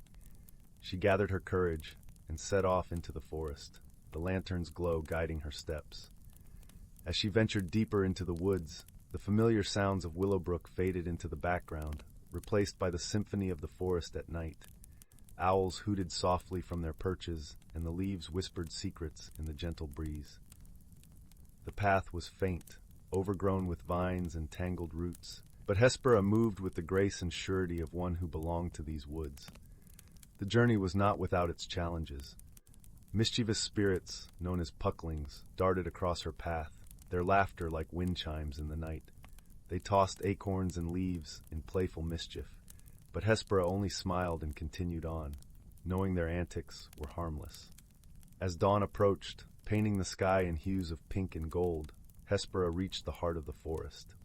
Before her stood an ancient oak, its trunk wide enough to house a family of bears. At its base, nestled among the roots, was the heart of the forest. It shimmered with a light so pure it seemed to hold the very essence of daybreak within its core. Hespera knelt before the heart, feeling its warmth seep into her very being. She could sense the life of the forest pulsing within it, a reminder of the delicate balance that bound all living things. With a deep breath, she gently lifted the heart, feeling its light infuse her with a strength and clarity she had never known. Returning to Willowbrook, Hespera placed the heart of the forest in the central square, where its light could reach every corner of the village. As its glow spread, the shadows that had begun to gather at the forest's edge dissolved into the ether, leaving only peace and tranquility in their wake. The villagers awoke to find their home bathed in a warm, reassuring light, and they knew then that they were safe. Hespera's bravery and the forest's magic had protected them once more. From that day forward, the heart of the forest remained in Willowbrook, a beacon of hope and harmony. And Hespera, the lantern keeper, continued her nightly rounds, her heart forever intertwined with the light she nurtured and the land she loved. In the evenings, as the stars twinkled overhead and the lanterns glowed with gentle light, the villagers would gather in the square. There, beneath the watchful gaze of the ancient oak, they would tell tales of the brave lantern keeper and the heart of the forest, passing down the story of courage and unity to each new generation. And so, the bond between Willowbrook and the enchanted woods endured, a testament to the quiet heroism of those who tended to its light. Story 14. In the heart of the ancient whispering wood, where sunlight danced through a tapestry of emerald leaves and the air was sweet with the scent of wild honeysuckle, there existed a village unlike any other. It was a place where the mundane and the magical lived side by side, and where the everyday was woven with threads of enchantment. The village, known as Elderglen, was nestled in a valley cradled by misty hills and watched over by the towering presence of Mount Orelon.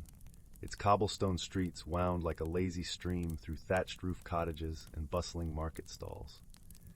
At the center of Elderglen stood an enormous oak tree, its branches sprawling wide and its trunk etched with the runes of ancient stories. This tree, the Heartwood, was said to be the home of the village's guardian, a dragon named Thistle. Thistle was no ordinary dragon. Unlike the fearsome creatures of legend, he was gentle and wise, with scales that shimmered like a river under moonlight and eyes that held the warmth of 1,000 summer sunsets.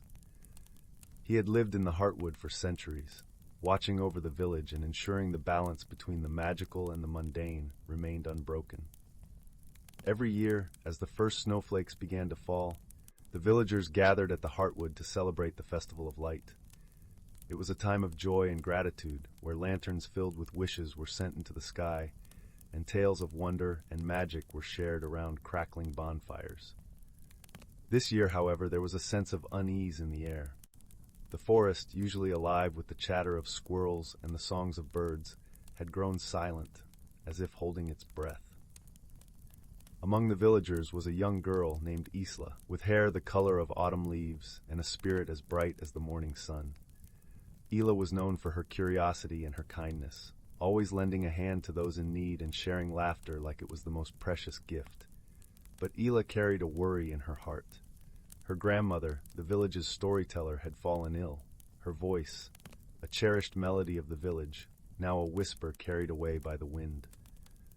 Determined to help, Isla ventured into the forest one crisp morning, seeking the advice of Thistle. She walked beneath the canopy of ancient trees, their branches whispering secrets to the wind. As she approached the Heartwood, she felt a gentle warmth spreading through her, as if the forest itself was welcoming her.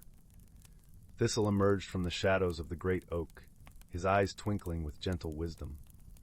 "What brings you to my home, young Isla?" he rumbled, his voice as deep and soothing as a lullaby. Isla took a deep breath, her gaze steady. "Thistle, my grandmother is unwell, and her stories are fading. The village needs her tales as much as the forest needs rain. I was hoping you might know how to help." The dragon nodded, understanding the weight of her words. "There is a way, but it requires a journey to the Glade of Echoes, where the voices of the past linger. There you may find the song of healing. But beware, the path is watched by the mischievous spirits of the forest." Isla felt a flutter of excitement mixed with trepidation. She had heard tales of the Glade of Echoes, a place where the echoes of old songs and stories were said to weave through the air like invisible threads. "I will go," she declared with a newfound determination. Thistle's eyes softened with pride. Very well. Take this, he said, extending a shimmering scale. It will guide you and protect you. Remember, Isla, the forest has a heart, and it recognizes those who walk with kindness. With the dragon's blessing and the scale clutched tightly in her hand, Isla set off on her journey. The path was winding and overgrown, the forest closing in around her like a living tapestry. But with each step, she felt the pulse of the earth beneath her feet, guiding her forward. As she made her way deeper into the forest, the air grew heavy with enchantment. The trees seemed to lean closer, their leaves whispering secrets. Isla felt the presence of the forest spirits, mischievous beings who loved to play tricks on travelers. She heard their laughter echoing like a breeze through the branches, and she knew she needed to be vigilant. Suddenly, a giggle erupted from behind a nearby bush, and Isla turned to find a pair of eyes peeking out. It was a small sprite, its wings shimmering like dewdrops in the sunlight. "What brings you here, little human?" the sprite chimed, curiosity dancing in its voice. "I seek the glade of echoes," Isla replied, her tone friendly and open. "I'm on a quest to find the song of healing for my grandmother." The sprite's eyes widened, and it fluttered out from its hiding place, its tiny form hovering before her. A noble quest indeed, but the glade is not easily found. You must solve a riddle to pass. Isla nodded, ready to face the challenge. The sprite grinned, its eyes twinkling like stars. "Answer me this. What is as light as a feather, but even the world's strongest man cannot hold it for long?" Isla paused, her mind racing. She closed her eyes, letting the forest's calm seep into her thoughts. Suddenly the answer came to her like a breeze. "Breath," she said softly. The sprite clapped its hands in delight, the sound like a gentle tinkling of bells. "Correct. You may pass, Isla of Elderglen. May the forest guide your steps." With a grateful smile, Isla continued her journey, the path now lit by shafts of golden sunlight breaking through the canopy. She soon arrived at the Glade of Echoes, a hidden sanctuary where the air hummed with the gentle music of distant memories. In the center of the glade stood a pool of crystal-clear water, its surface shimmering with the reflections of the past. Isla approached the water's edge, feeling a sense of peace envelop her. As she knelt down, her reflection wavered and changed, revealing images of her grandmother sharing stories by the fire, her voice a soothing balm to those who listened. Tears filled Isla's eyes, not of sadness, but of hope. She understood now that the song of healing was not just a melody to be found, but a memory to be cherished. It was the essence of her grandmother's spirit, the love she had poured into each story she told. Gently, Isla dipped Thistle's scale into the water, watching as the pool shimmered with a soft, golden light. The echoes of her grandmother's voice rose from the water, weaving through the air in a melody of warmth and love. With the song of healing captured in her heart, Isla began the journey back to Elderglen, her steps light and her spirit renewed. The forest spirits watched her pass, their mischievous eyes now filled with respect for the girl who had walked with kindness and courage. When Isla returned to the village, the first snowflakes of winter had begun to fall, dusting the rooftops in a blanket of white. She hurried to her grandmother's side, the song a gentle hum in her heart. As Isla sang the melody, a warmth spread through the room, wrapping her grandmother in a cocoon of light. The old woman stirred, her eyes opening to meet Isla's with a gaze as bright and clear as the spring sky. "Isla," her grandmother whispered, her voice once again strong and full of life. "I knew you would find the way." The village gathered in awe, the air filled with the magic of the moment. And that night, as the lanterns of the Festival of Light rose into the sky, carrying the wishes of the villagers to the stars, Isla sat by the fire with her grandmother, the stories of old entwining with new ones born from adventure and love. In the heart of the Whispering Wood, where the mundane and the magical danced in harmony, Elderglen thrived. And Thistle, watching from the Heartwood, knew the balance would endure for many years to come, safeguarded by the kindness and courage of those who called the village home. Story 15. In the quiet village of Thistledown, nestled at the edge of the great Whispering Wood, the days unfolded like pages in a well-loved storybook. The villagers lived simple, honest lives, tending to their fields and flocks, while the forest loomed as a mysterious yet benevolent presence on their doorstep. It was said that the wood was home to ancient spirits and creatures of magic, though few had ever ventured deep enough to meet them. Among the villagers was young Elara, a curious soul with eyes that shone like the morning dew. She had an insatiable appetite for stories, especially those told by old Maester Bryn, the village historian. His tales of the Whispering Wood were particularly enchanting, filled with dancing lights and talking animals, and Elara listened with wide-eyed wonder, dreaming of the adventures that lay beyond the village fields. One crisp autumn morning, as leaves danced down from the trees like amber butterflies, Elara set off on her usual errand to gather mushrooms at the forest's edge. Her mother, a kind-hearted woman with a smile as warm as the hearth, always cautioned her not to wander too far.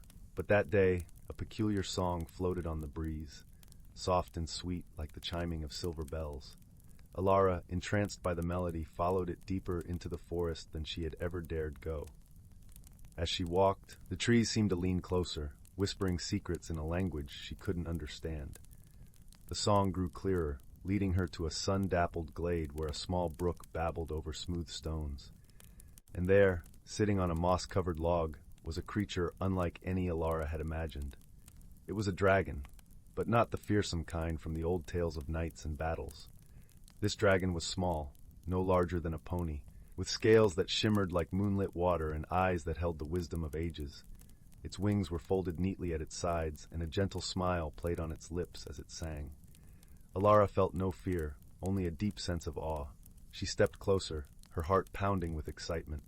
The dragon paused its song and regarded her with a curious tilt of its head. "Greetings, young one," it said in a voice as soothing as a lullaby.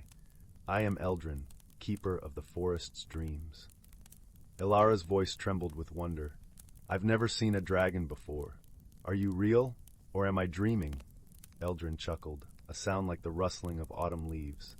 "I am as real as you wish me to be, Elara. I have watched you from afar, a child of the village with a heart open to the wonders of the world. Tell me, what brings you so deep into the wood?"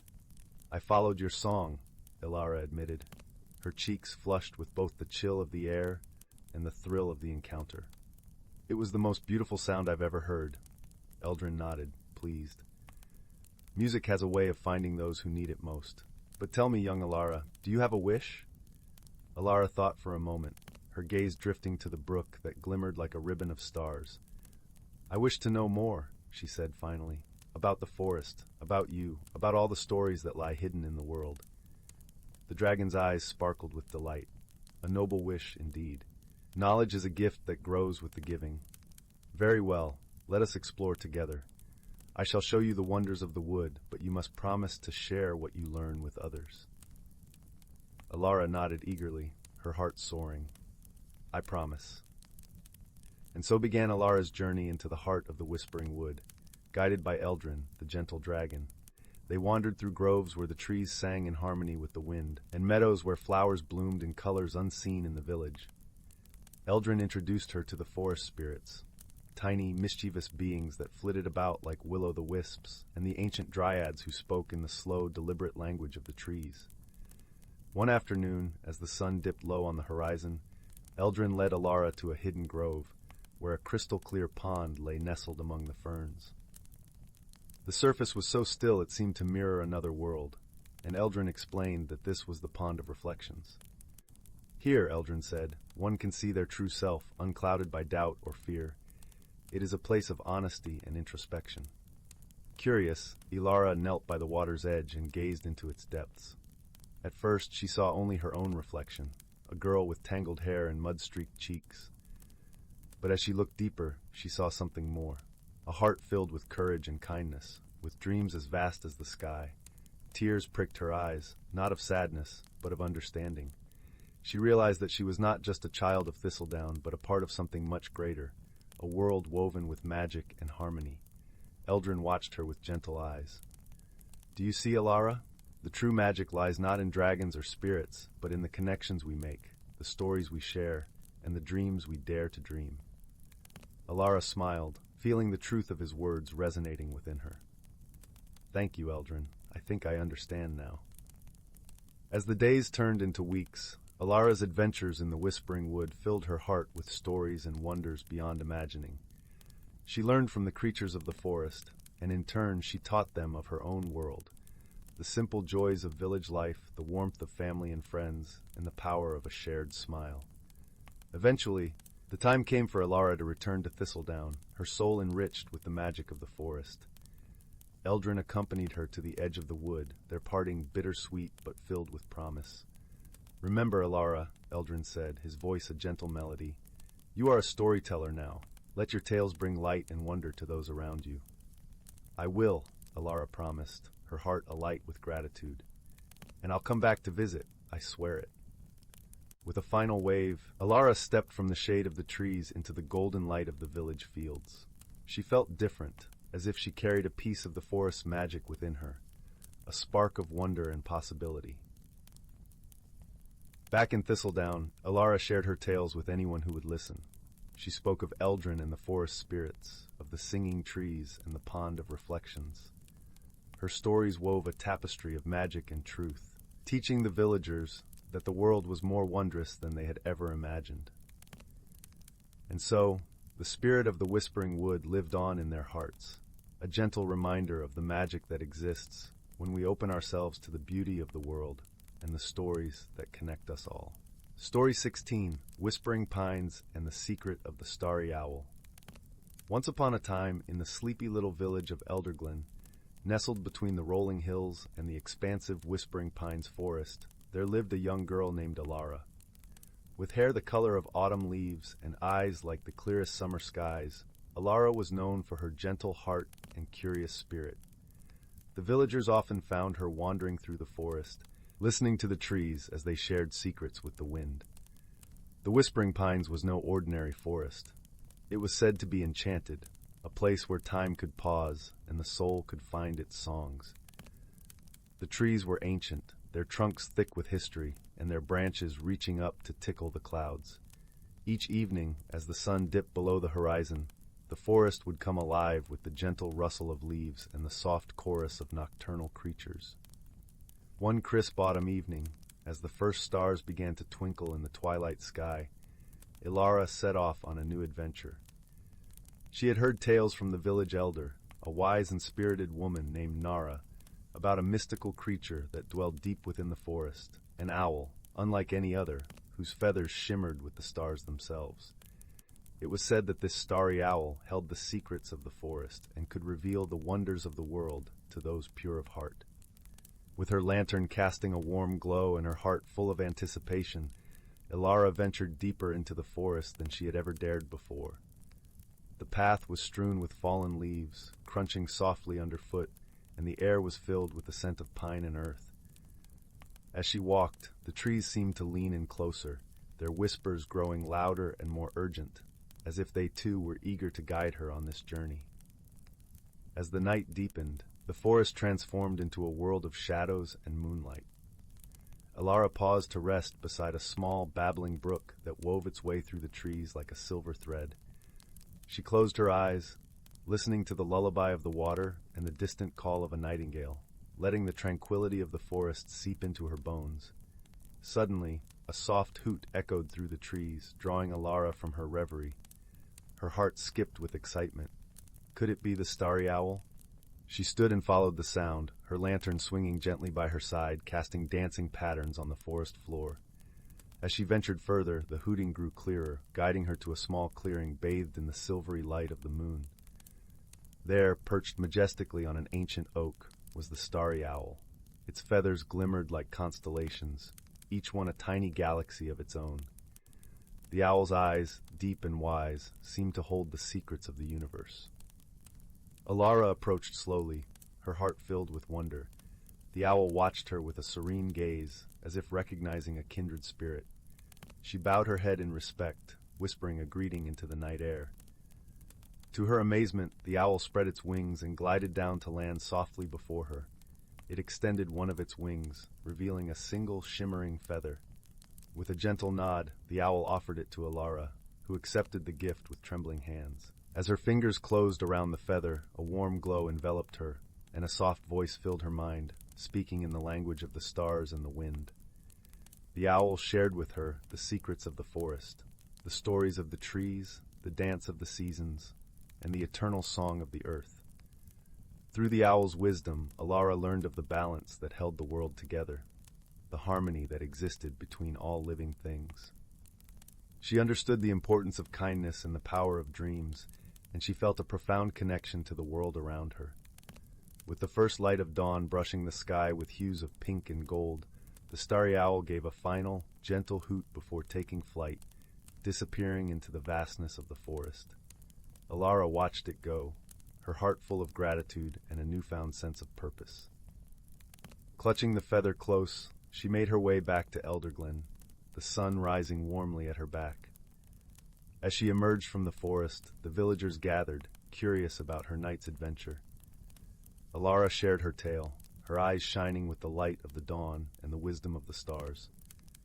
From that day forth, Elara became the keeper of the forest's secrets, sharing its wonders and lessons with anyone who wished to listen. The feather she carried became a symbol of hope and unity, reminding the villagers of the magic that dwelled not just in the forest, but in their hearts and dreams.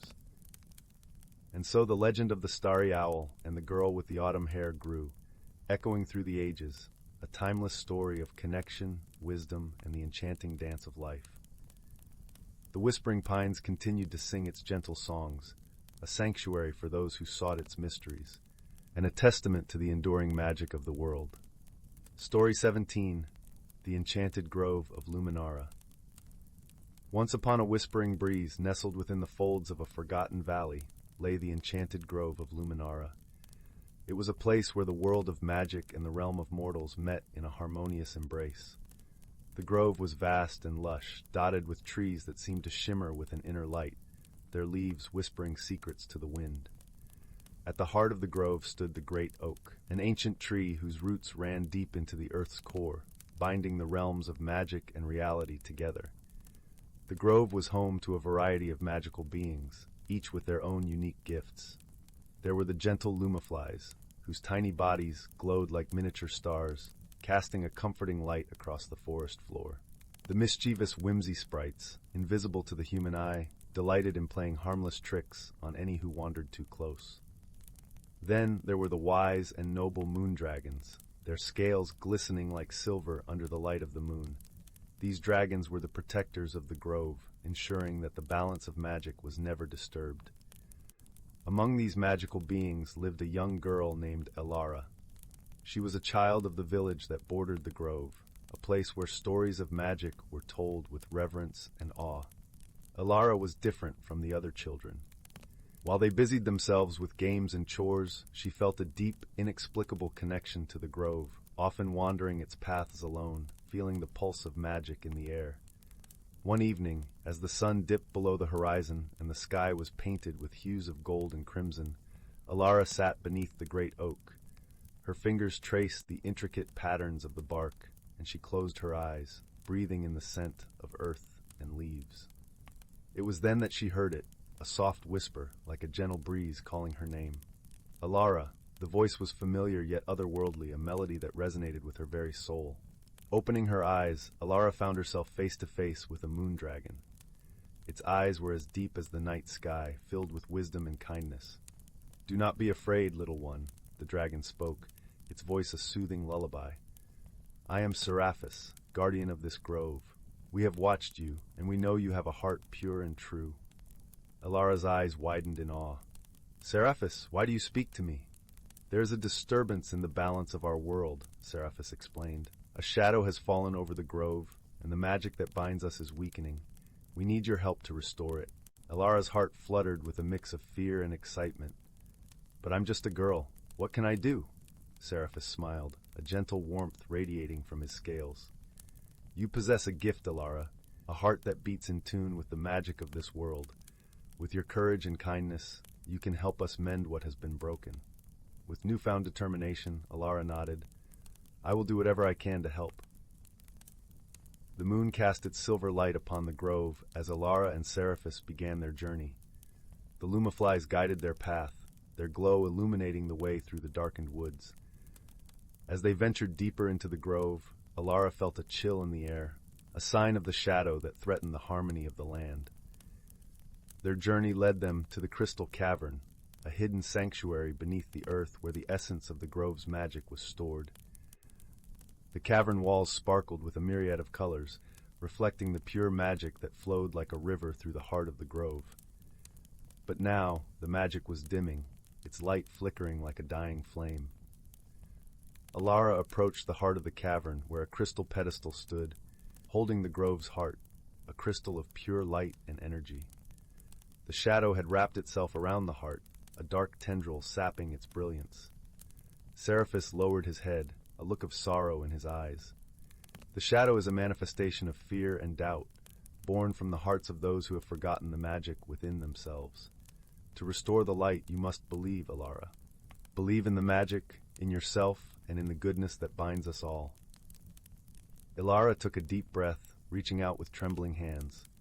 As her fingers touched the grove's heart, a warmth spread through her, filling her with a sense of peace and purpose. She closed her eyes and focused on the love she had for the grove, for the beings that called it home, and for the stories that had shaped her life. Slowly, the darkness began to recede, retreating from the light that grew ever brighter. The magic within the heart pulsed with renewed vigor, casting away the shadow and filling the cavern with a radiant glow. When Elara opened her eyes, she found Seraphis watching her with pride. The shadow had vanished, the balance restored. "You have done it, Elara," Seraphis said, his voice filled with gratitude. "The grove will flourish once more, and the magic will continue to thrive." Elara smiled, a sense of fulfillment warming her heart. She had discovered the strength within herself and the power of belief. As she and Seraphis made their way back to the great oak, the grove seemed to come alive with joy. The lumaflies dancing in celebration, the whimsy sprites giggling in delight.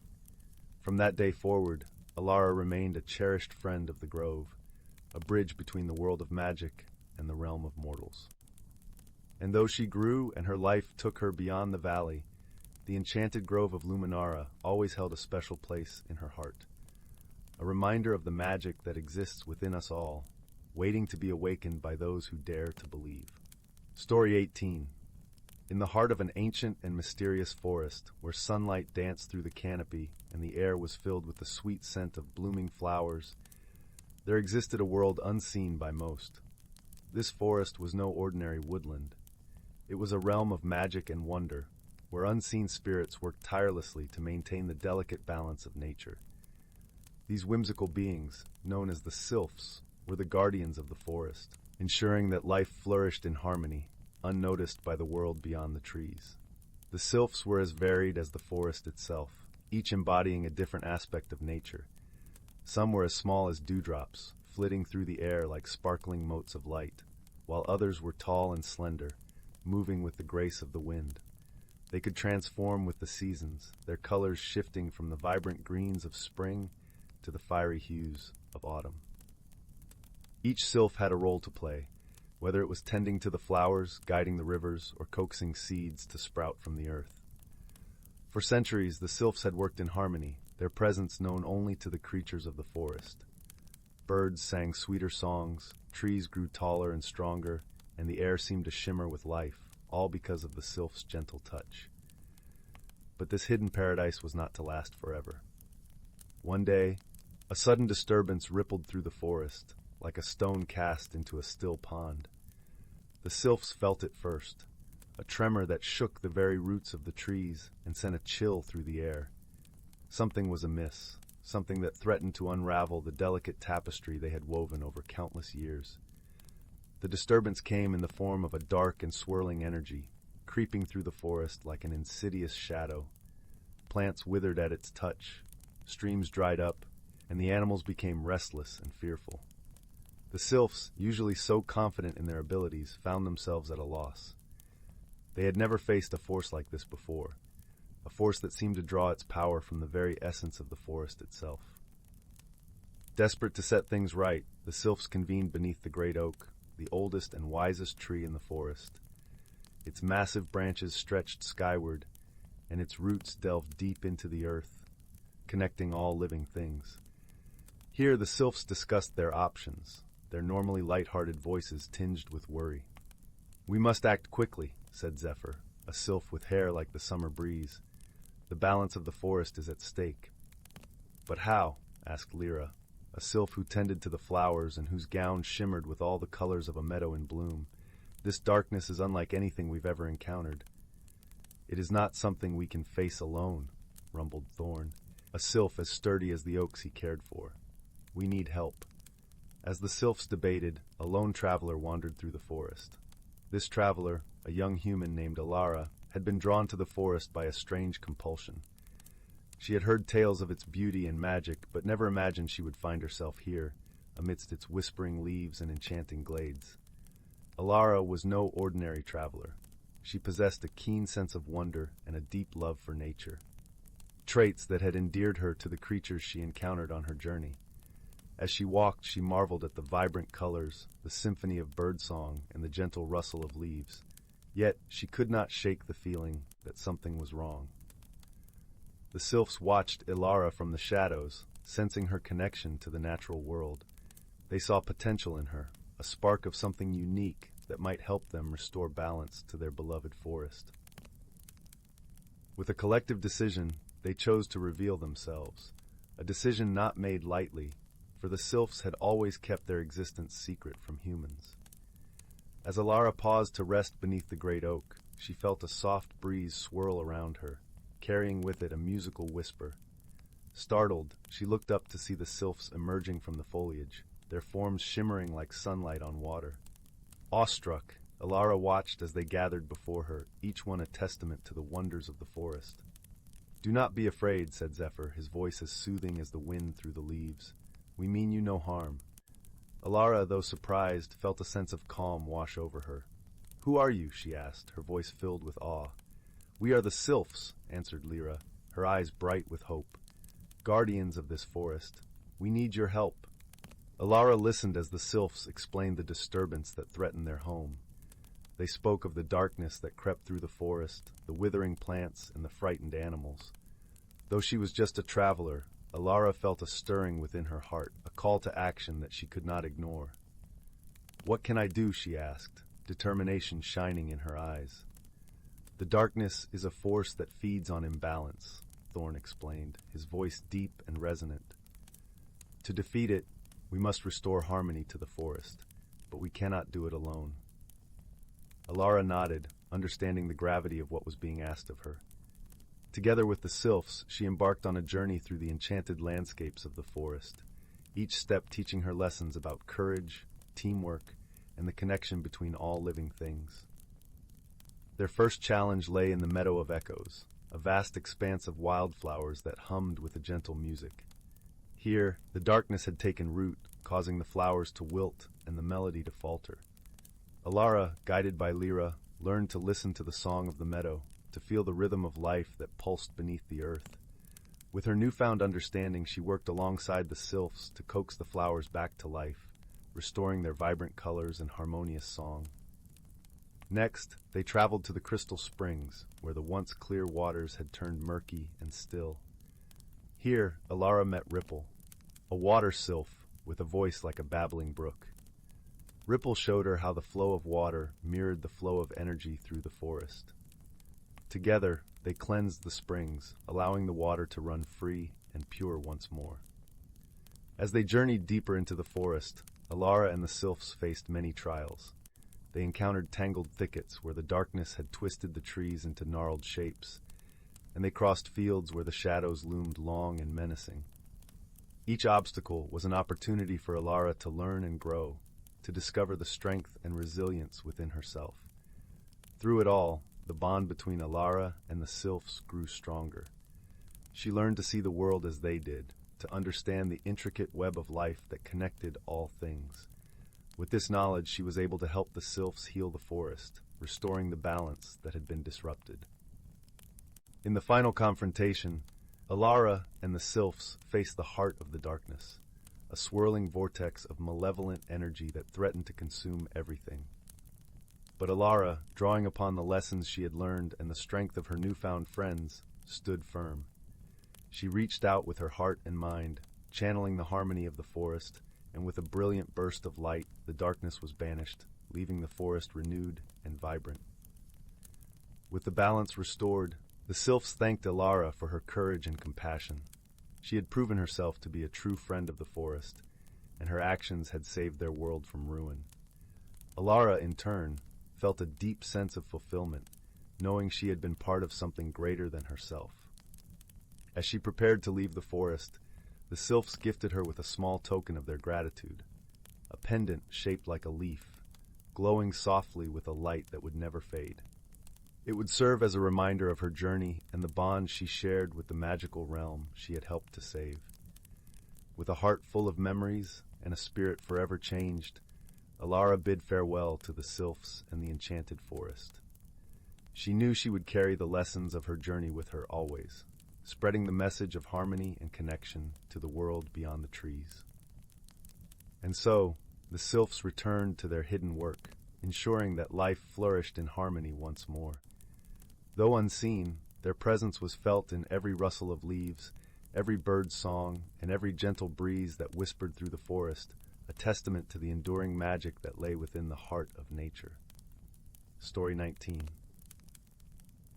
In the quiet village of Elmswood, nestled between the lush green hills and the sparkling river, the villagers went about their daily lives with a sense of peace and contentment. The cobblestone streets were lined with quaint cottages, each adorned with vibrant flowers blooming in window boxes. Children played in the fields, their laughter mingling with the gentle rustle of leaves and the distant songs of birds. But the true heart of Elmswood lay in the presence of the dragon. This dragon, unlike those of legend, was not a creature to be feared. Its scales shimmered with iridescent hues, reflecting the colors of the dawn, and its eyes held a wisdom that spoke of centuries of existence. The villagers revered the dragon as their guardian, a wise and benevolent being who used its magic to aid them in times of need. It was said that the dragon could cure any ailment with a breath and calm the fiercest storm with a wave of its claw. Life in Elmswood was harmonious, thanks in large part to the dragon's watchful gaze. But one morning a strange unease settled over the village. The river, which usually flowed with a gentle murmur, had begun to rise inexplicably, its waters turning murky and tumultuous. The skies, once clear and blue, were now shrouded in ominous gray clouds that churned relentlessly, threatening a storm unlike any the villagers had ever seen. The elders of the village gathered in the town square, their faces etched with concern. "We must seek the dragon's counsel," said Elder Rowan, his voice carrying a weight of urgency. "If anyone can unravel this mystery, it is our guardian." As the villagers nodded in agreement, a young woman stepped forward. Her name was Leela, a traveler who had arrived in Elmswood only a fortnight ago. Her eyes were bright with curiosity, and her demeanor suggested a readiness to help. "I would like to accompany the dragon," Leela offered. "I have journeyed far and wide, and perhaps my perspective might be of assistance." The villagers murmured among themselves, some wary of trusting an outsider so readily, but Elder Rowan raised a hand to silence them. "Leela, if you wish to aid us, you are welcome to join the dragon on its quest. Your fresh eyes may indeed see what ours cannot." With the decision made, the villagers led Leela to the dragon's lair, a cavern nestled in the hillside, surrounded by ancient oaks. As they approached, the dragon emerged, its presence majestic and gentle. It regarded Leela with a curious gaze, as if assessing the newcomer who dared to join it. "I welcome your company, Leela," the dragon spoke, its voice resonant and soothing. "Together, we shall uncover the truth of this disturbance." With a graceful leap, the dragon took to the sky, Leela securely perched between its wings. As they soared above the village, Leela marveled at the beauty of the land below, her heart filled with a sense of purpose. They flew over the river, its waters churning with an unnatural vigor, and into the heart of the storm that brewed above. The journey led them to a forgotten part of the forest, where the air was thick with an unfamiliar energy. The trees here were twisted and gnarled, their leaves whispering secrets of the past. It was a place that seemed untouched by time, holding mysteries that lay beyond the understanding of ordinary folk. As they landed, Leela noticed a faint glow emanating from a clearing ahead. The dragon, sensing something amiss, proceeded with caution. In the center of the clearing stood an ancient stone altar, overgrown with moss and vines.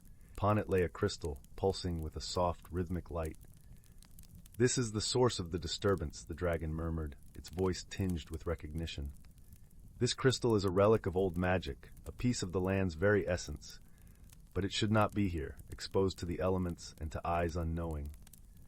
Lila approached the altar, her curiosity piqued. How did it come to be here? She wondered aloud.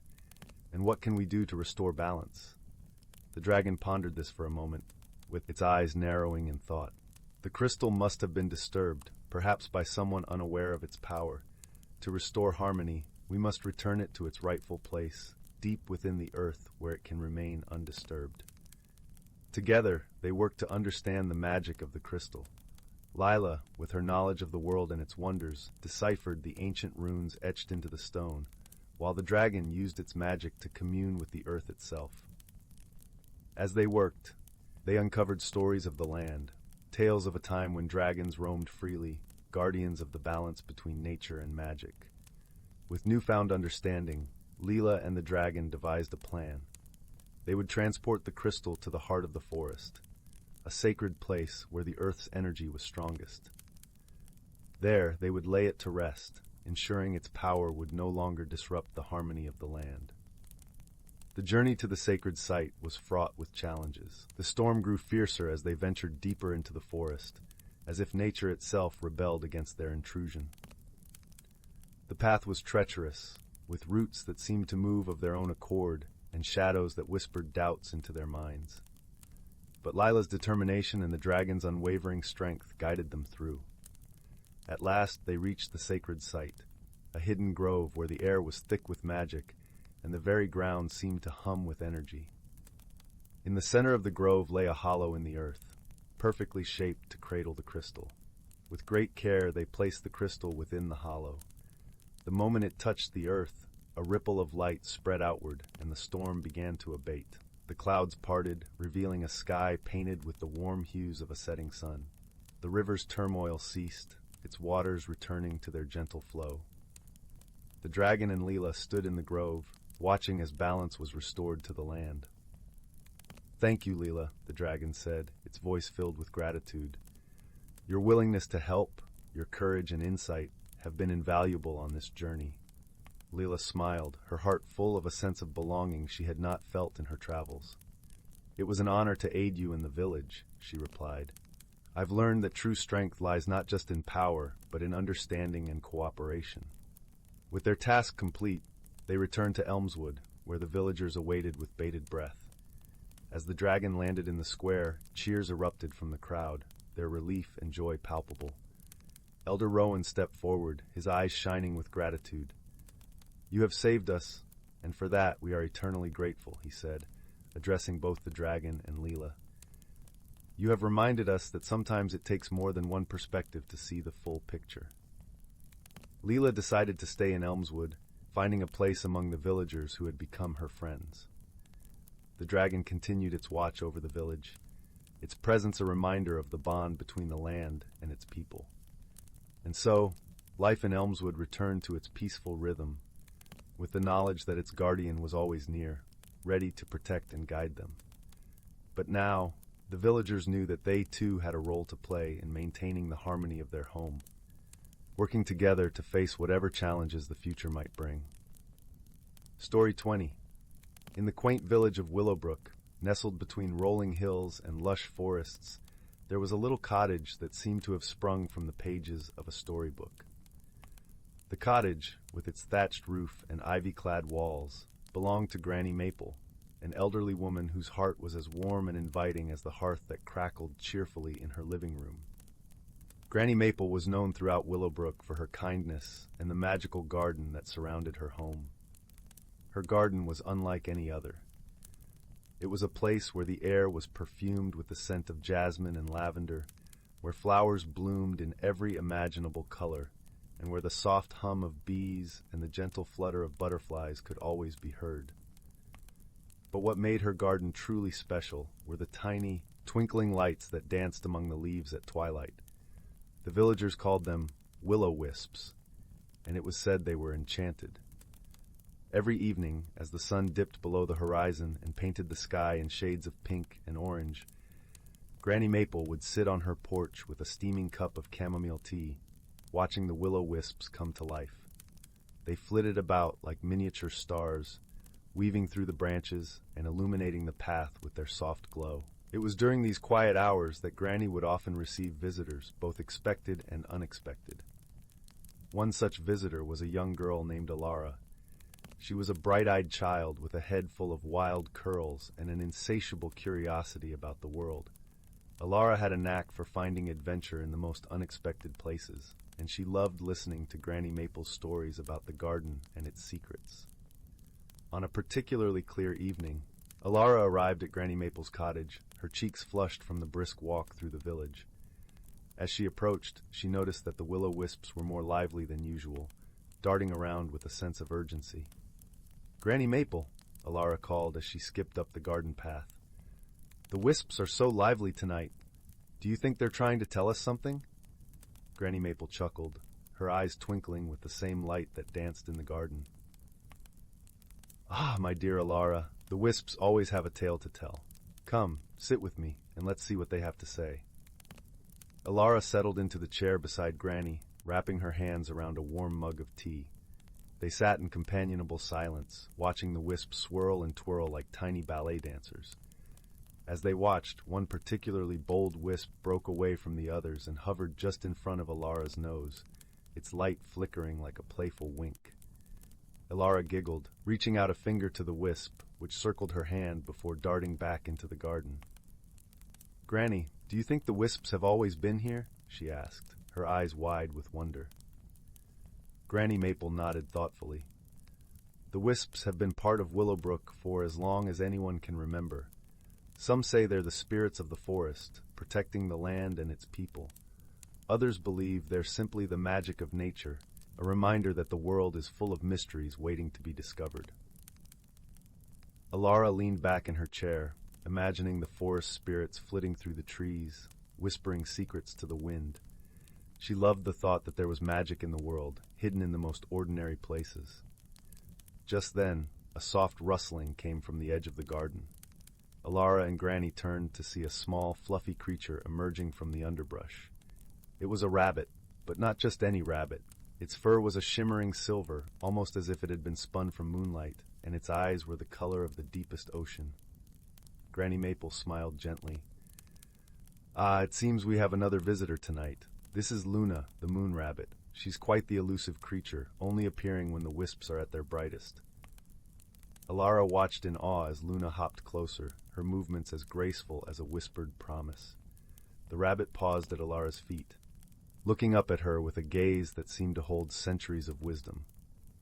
Without thinking, Elara reached down and Luna nuzzled her hand, her fur as soft as a cloud. "Why is she here, Granny?" Elara asked, her voice barely above a whisper. "Luna comes to remind us of the balance between the ordinary and the extraordinary," Granny replied. "She shows us that magic is woven into the fabric of our everyday lives, if only we take the time to see it." Elara and Granny Maple spent the rest of the evening in quiet companionship, the air around them filled with the gentle glow of the wisps and the comforting presence of Luna. As the night deepened, Elara felt a warmth spreading through her chest, a feeling of belonging and wonder. When it was time to leave, Elara stood reluctantly, giving Luna one last gentle stroke. "Thank you, Granny Maple," she said, her heart full of gratitude, "for the stories, the magic, and everything." Granny Maple smiled, her gaze soft and understanding. "Remember, Elara, the world is full of stories waiting to be told, and you, my dear, are a part of them." With a light heart and a mind full of dreams, Elara made her way back through the village, the path before her lit by the gentle glow of the will-o'-wisps. As she walked, she thought about the magic she'd seen and the stories she had yet to discover. In the days that followed, Elara visited Granny Maple often, each time finding new wonders in the garden. She learned to listen to the whispers of the leaves, to see the patterns in the way the sunlight danced through the branches, and to feel the gentle pulse of magic that connected everything around her. And though Luna the moon rabbit was a rare sight, Elara knew she was never far, watching over the garden and its secrets. Each time Elara felt the soft brush of a breeze or saw a flicker of light out of the corner of her eye, she smiled, knowing that magic was always nearby, waiting to be found. As the seasons changed, so too did Elara, growing with the wisdom and joy of her experiences. And though she knew she would one day explore beyond the borders of Willowbrook, she carried with her the lessons of Granny Maple's garden, that magic is all around us, that stories are meant to be shared, and that the world is filled with wonder for those who take the time to see it. And so, in the quiet village of Willowbrook, under the watchful gaze of the stars and the gentle glow of the willow wisps, Elara's story continued to unfold, each chapter filled with the beauty of the ordinary and the extraordinary, woven together in a tapestry of enchantment and love. Story 21. In the gentle folds of the whispering woods, where the trees spoke in soft susurrations and the streams sang lullabies, there lay a village named Elderglen. It was a place where the veil between the ordinary and the magical was thin, allowing for the occasional ripple of enchantment to pass through. Elderglen was not marked on any map, for those who found it usually stumbled upon it by chance or fate, guided by a curious breeze or the flicker of a willow, the wisp. In this quaint village, there lived a young girl named Seraphina. She was known for her wild, chestnut curls and eyes that seemed to hold the golden light of autumn. Seraphina had a heart as warm as the hearth in her family's cottage, and a curiosity that often led her into delightful trouble. Her days were spent gathering herbs with her grandmother, who was the village healer, or playing by the edge of the woods, weaving tales of adventure with her friends. One crisp morning, as the first frost painted the leaves silver, Seraphina ventured into the woods alone. She was in search of the rare moonflower, a delicate blossom that bloomed under the light of the full moon and was said to hold the essence of dreams. Her grandmother had spoken of its use in remedies for sleepless nights and restless spirits, and Seraphina was determined to find it. As she wandered deeper into the woods, the air shimmered with that peculiar sense of magic that always seemed to linger just beyond her reach. The trees whispered secrets in languages long forgotten, and the path twisted and turned as if it had a mind of its own. Suddenly, Seraphina heard a soft rustling from above. Looking up, she saw a peculiar sight, a dragon, no larger than a barn owl, perched on a branch.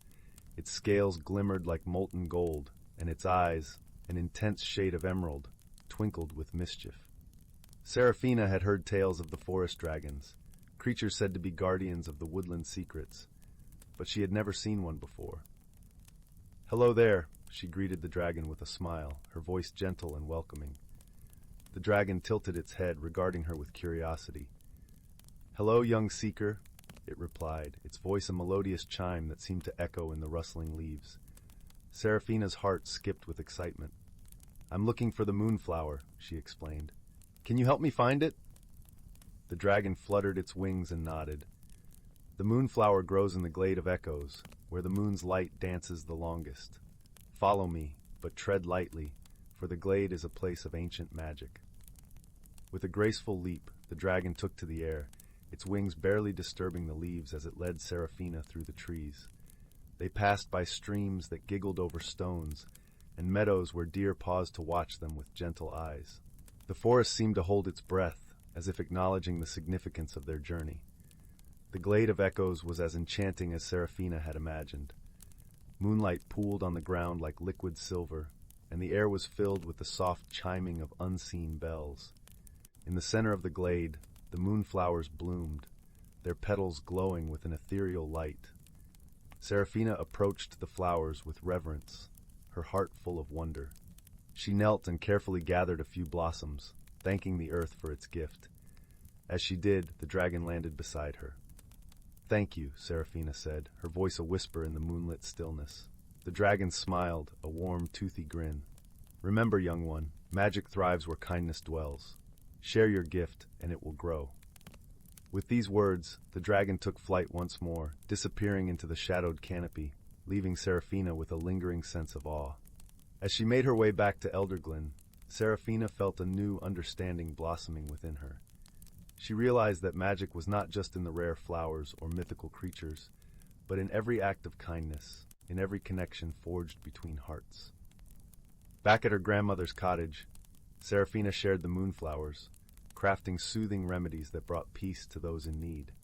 The villagers, grateful for her generosity and skill, spoke of her with admiration, and stories of her encounter with the dragon spread, weaving themselves into the rich tapestry of Elderglen's lore. In time, Seraphina grew into a wise healer, much like her grandmother, and the village thrived under the gentle glow of her care.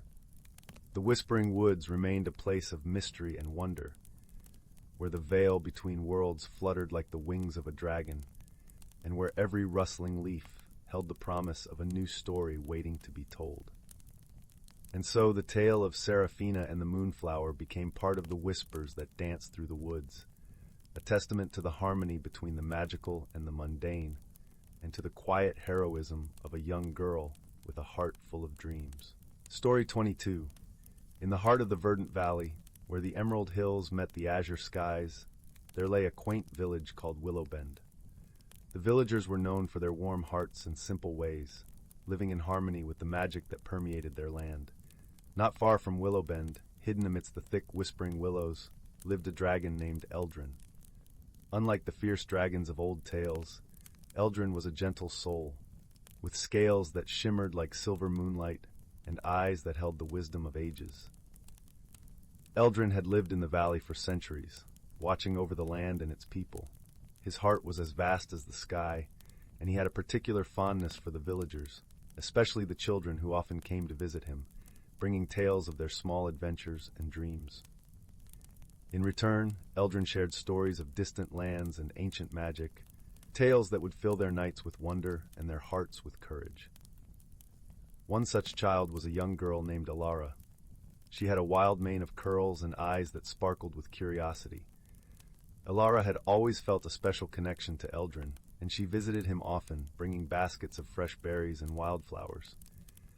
Eldren, in turn, would curl around her and weave stories with his deep, melodic voice, stories that seemed to dance in the air like the fireflies at dusk. One bright morning, as the sun painted the sky with golden hues, Elara set off to visit Eldren.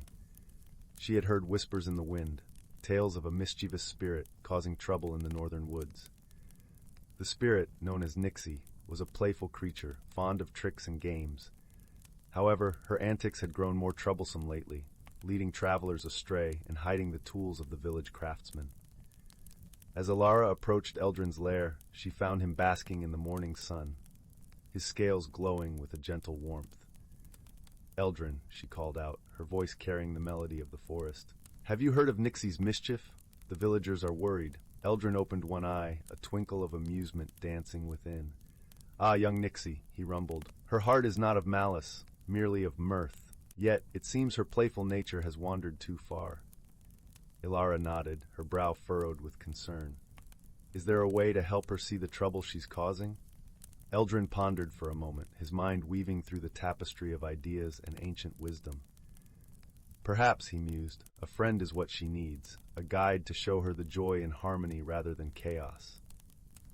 Inspired by Eldren's words, Elara decided to seek out Nixie.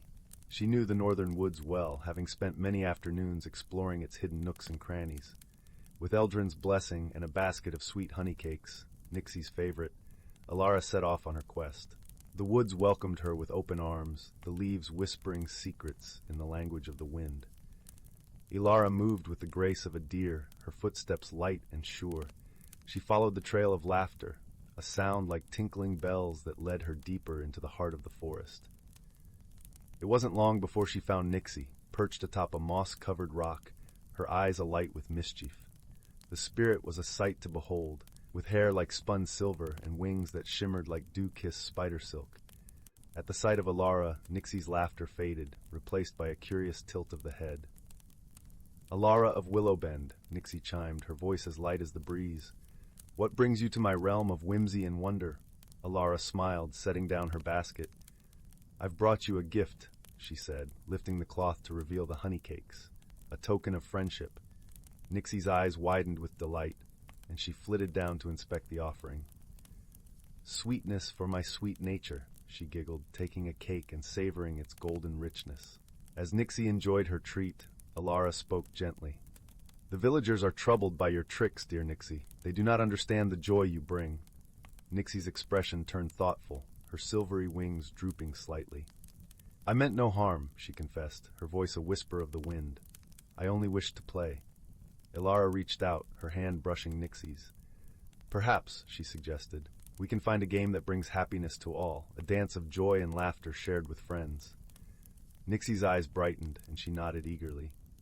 Yes, a game of light and laughter, a festival of spirits and souls. Together they devised a plan, a celebration that would unite the village and the forest. Nixie would use her magic to create a night of wonder, with lanterns that danced on the breeze and melodies that wove through the trees. In return, the villagers would share their stories and songs, a tapestry of life and love. As the sun set and the first stars appeared, the village gathered at the edge of the forest.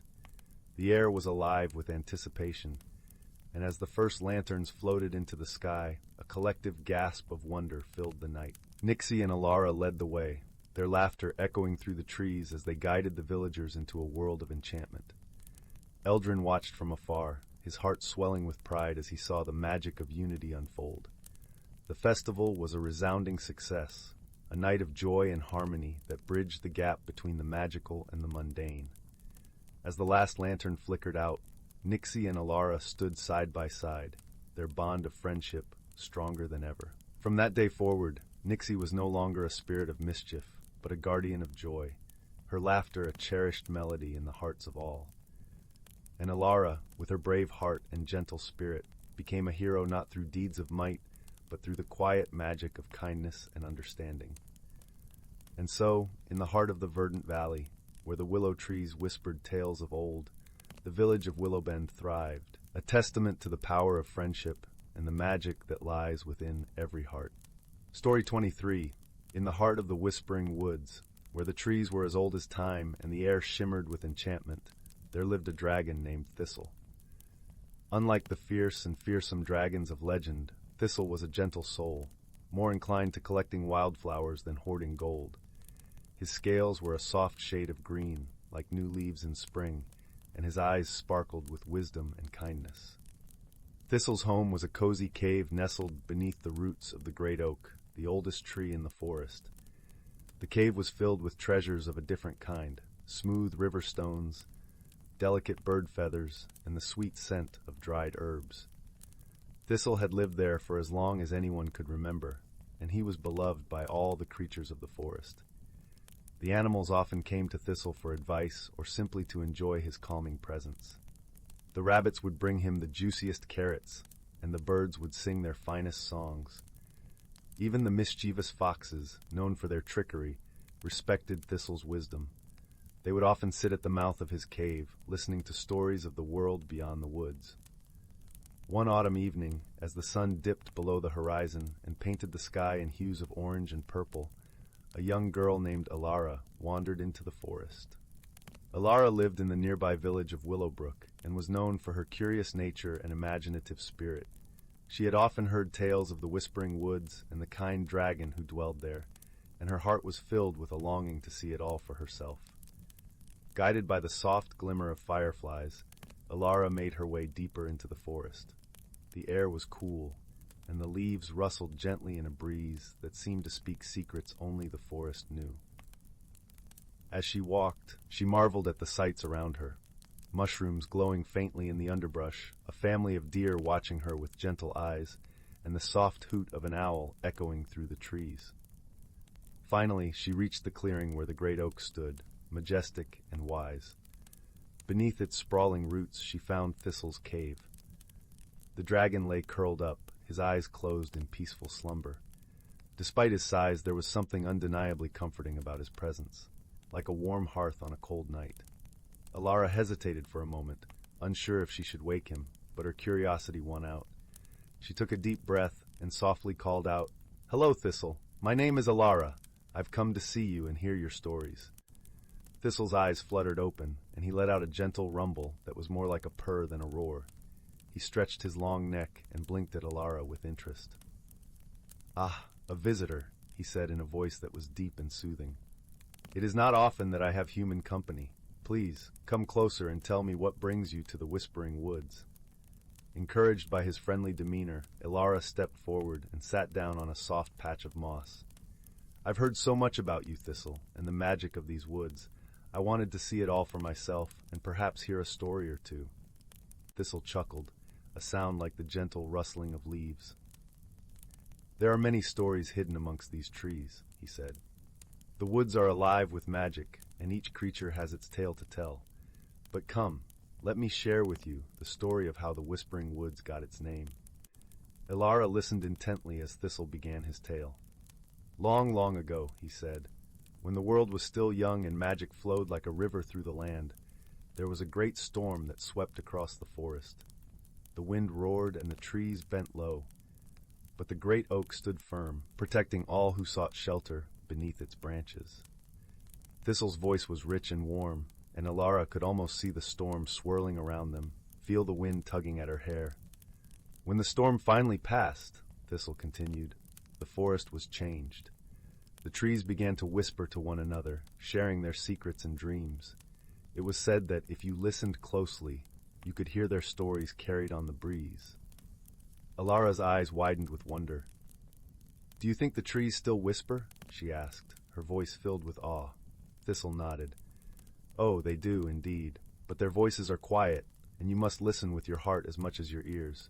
The forest speaks to those who are willing to hear." Elara sat in silence for a moment, taking in the beauty of the woods around her. She closed her eyes and listened, not just with her ears, but with her whole being. And there it was, a soft, melodious murmur, like the gentle sighing of the wind, carrying the stories of the forest. As the evening wore on, Thistle and Elara continued to talk, sharing stories and laughter. Elara told Thistle about her life in Willowbrook, about her family and friends, and her dreams of adventure. In return, Thistle spoke of the creatures that dwelled in the forest, of the seasons and the magic that wove through them all. Eventually, the moon rose high in the sky, casting a silvery glow over the forest. Realizing how late it had become, Elara reluctantly stood up, brushing moss from her skirt.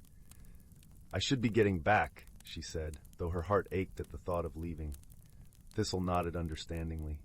"Remember, Elara, the forest is always here, and you are welcome anytime. The magic of the Whispering Woods will always be with you." With a final, grateful smile, Elara set off back towards the village, her heart light and her mind filled with wonder. As she walked, she thought about the stories she had heard and the new ones she would create. From that day on, Elara often returned to the Whispering Woods, where she and Thistle became the best of friends. She learned to listen to the trees and to see the magic in the everyday, an ability she shared with her fellow villagers, spreading Thistle's stories and the enchantment of the woods. And so, the Whispering Woods remained a place of magic and mystery, where dragons and humans could find friendship, and where the trees continued to share their ancient secrets with those who had the heart to hear. Story 24. In the heart of the magical forest, where the sunlight danced through the leaves and the air was filled with the sweet scent of blooming flowers, lived the unseen spirits. These ethereal beings were the caretakers of the forest, tirelessly working to keep the intricate web of life in balance. They were invisible to the naked eye, existing just beyond the veil of human perception, but their presence was felt in the gentle rustle of the leaves and the soft murmur of the streams. The spirits were as diverse as the forest itself. There were the sylphs, airy and light, who guided the winds and whispered secrets to the trees. The gnomes, sturdy and wise, tended to the roots and rocks, ensuring the earth was fertile and strong. The naiads, playful and fluid, danced through the waters, keeping them pure and life-giving. Each group of spirits had their role, and together they formed a harmonious symphony that sang the forest to life. For centuries this harmony had persisted, uninterrupted and unseen by the world beyond the trees. The spirits worked in concert with nature, guiding the seasons, nurturing the plants, and caring for the creatures that called the forest home. But then, one day, a sudden disturbance rippled through their domain. It began with a tremor, a faint quiver that shivered through the roots of the oldest trees. The spirits, sensitive to the slightest change, felt it immediately. A dark force, something foreign and unsettling, had entered the forest. It was a presence that disrupted the delicate balance they had so carefully maintained, threatening to unravel the threads that bound their world together. The disturbance was unlike anything they had faced before. It was not a natural calamity or a seasonal shift. It was something more sinister, something that seemed to feed on chaos and discord. The spirits gathered in a hidden glade, a sacred place where their energies could merge and strengthen one another. "We must act swiftly," said Zephyra, the leader of the sylphs, her voice a gentle breeze that stirred the leaves. "This disturbance is growing. If we do not stop it, the forest will suffer." "Aye," agreed Borin, the oldest of the gnomes, his voice like the rumble of distant thunder. "But how do we confront a force we cannot see or touch?" "We need help," chimed in Lyria, a naiad with eyes as clear as the forest streams. "Someone who can bridge the world of spirit and matter. A human, perhaps." The spirits exchanged glances, their ethereal forms shimmering in the dappled light. Humans were unpredictable, often oblivious to the magic around them. Yet they also possessed a unique potential, an ability to influence the world in ways even the spirits could not. As if in response to their unspoken hope, a traveler wandered into the heart of the forest. His name was Eamon, a wanderer by nature, driven by a restless spirit and a thirst for adventure. He had heard tales of the enchanted forest, stories of beauty and mystery that called to him like a siren's song. Eamon was no ordinary traveler. He had a keen eye for the hidden wonders of the world, a gift that allowed him to see beyond the surface of things. As he walked, he marveled at the vibrant colors and the symphony of sounds that surrounded him. There was a magic here, a living energy that resonated with his soul. It was this sensitivity that drew the spirits to him. They appeared before him, shimmering like mist in the morning sun, their forms a blend of light and shadow. Eamon stopped in his tracks, his eyes wide with wonder. "Do not be afraid," Zephyra spoke, her voice as soothing as a gentle breeze. "We mean you no harm. We are the spirits of this forest, and we need your help." Eamon, though startled, felt an inexplicable trust in these beings. He nodded, captivated by their ethereal beauty. "How can I help you?" he asked. Lyria stepped forward, her voice like the tinkling of distant bells. "There is a darkness spreading through our forest, a force that disrupts the balance of nature. We need you to help us find the source and restore the harmony." The task was daunting, yet something within Eamon stirred at the challenge. He had always felt a connection to nature, a sense of belonging that transcended the mundane world. This was his chance to embrace that connection and make a difference. With the spirits as his guides, Eamon embarked on a journey through the enchanted landscapes of the forest. Each step took him deeper into a world of wonder and magic, where the ordinary rules of nature seemed to bend and blend. Their first destination was the Glade of Whispers, a serene clearing where the trees were ancient and wise. The spirits believed that the disturbance might have its roots here, for this was a place where the energies of the forest converged. As they approached, Eamon felt a chill in the air, a subtle shift that prickled his skin. The trees, usually vibrant and full of life, seemed to droop with a weariness that mirrored the spirit's concern. "We must listen," Borin rumbled, pressing his ear to the earth. "The trees will tell us what they know."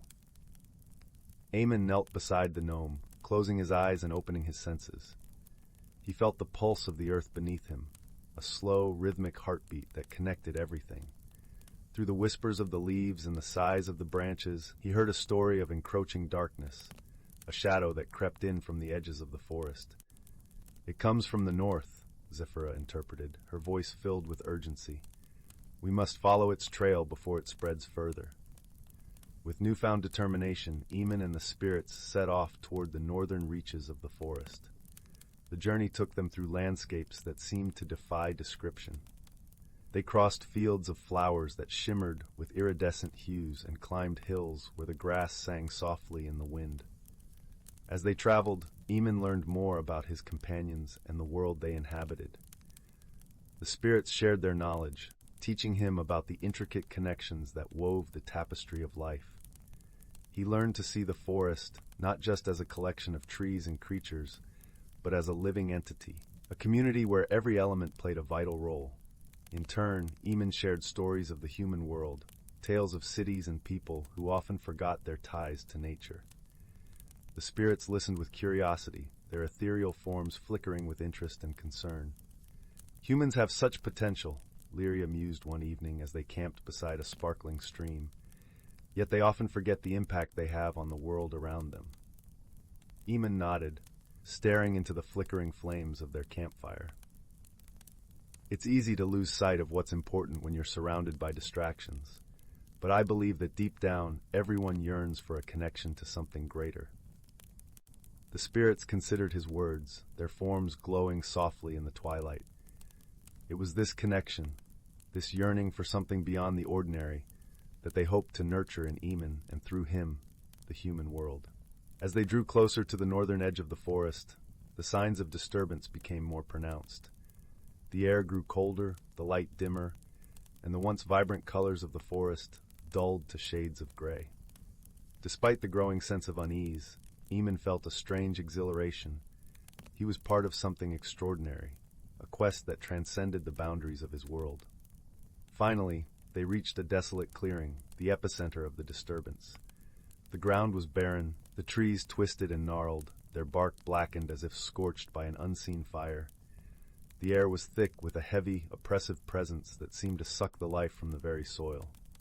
"This is it," Zephyra whispered, her form flickering with anxiety. "The darkness is strongest here." Eamon stepped forward, his heart pounding in his chest. He could feel the malevolent energy swirling around him, a palpable force that threatened to overwhelm his senses. But he also felt the presence of the spirits, their strength and resolve bolstering his own. Together, they searched for the source of the disturbance, guided by the whispers of the forest. Eamon's eyes were drawn to a shadowy figure at the center of the clearing, a being that seemed to absorb the light and radiate darkness. The figure was a manifestation of chaos, a spirit twisted by greed and malice. It had once been a guardian of the forest, but its heart had been corrupted by a desire for power, a longing to control rather than nurture. Eamon understood then that this was not just a fight to save the forest, but a battle for the soul of one of its own. With the spirits by his side, he approached the dark figure, his heart filled with compassion and determination. "You don't have to be alone," Eamon called out, his voice steady and clear. "There's still a place for you in this world, if you choose to return to the light." The dark spirit hesitated, its form flickering as if caught between two worlds. The spirits reached out with their energy, offering forgiveness and acceptance. In that moment, something shifted. The darkness began to recede, the oppressive weight lifting as the spirit's heart opened to the possibility of redemption. Slowly, the figure transformed, its shadowy form giving way to one of light and grace. The forest sighed with relief, the balance restored as the once corrupted spirit returned to its rightful place among its kin. The trees straightened, their leaves regaining their vibrant hues, and the air shimmered with renewed vitality. Eamon felt a profound sense of fulfillment, knowing he had played a part in healing the forest and its inhabitants. The spirits gathered around him, their forms glowing with gratitude and joy. "You have done more than help us," Zephyra said, her voice full of warmth. "You have reminded us of the power of connection and the strength that comes from unity." Borin nodded, his eyes twinkling like stars. "You have shown us that even in the darkest times there is hope and light." Eamon smiled, feeling the weight of their words. He had come to the forest seeking adventure, but he had found something far more valuable, a deeper understanding of himself and his place in the world. As he prepared to leave the forest, Eamon knew that he would carry the lessons of this journey with him always. He had discovered the magic of the unseen, the beauty of balance, and the power of working together for a common good. The spirits watched him go, their presence a gentle breeze on his back, guiding him forward. Though the world beyond the trees might never know of the spirits or the magic they wove, Eamon knew he would always be a part of their story, and they a part of his.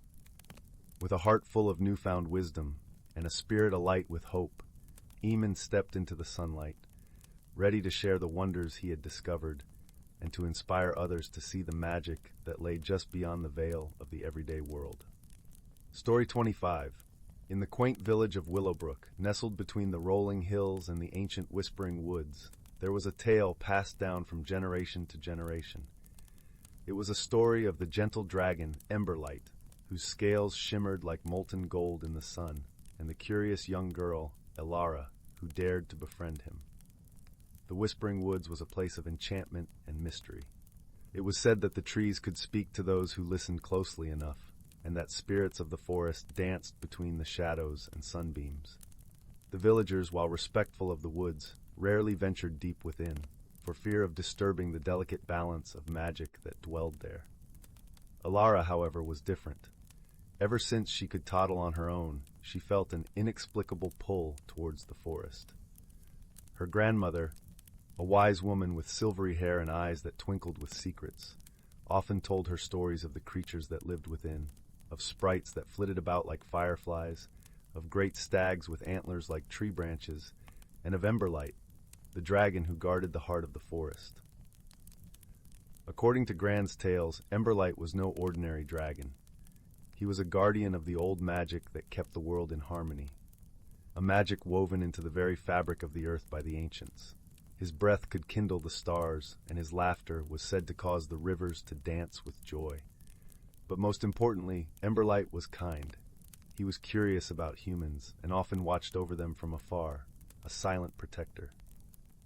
One crisp autumn morning, when the leaves were painted in hues of amber and crimson, Elara felt the pull of the forest stronger than ever.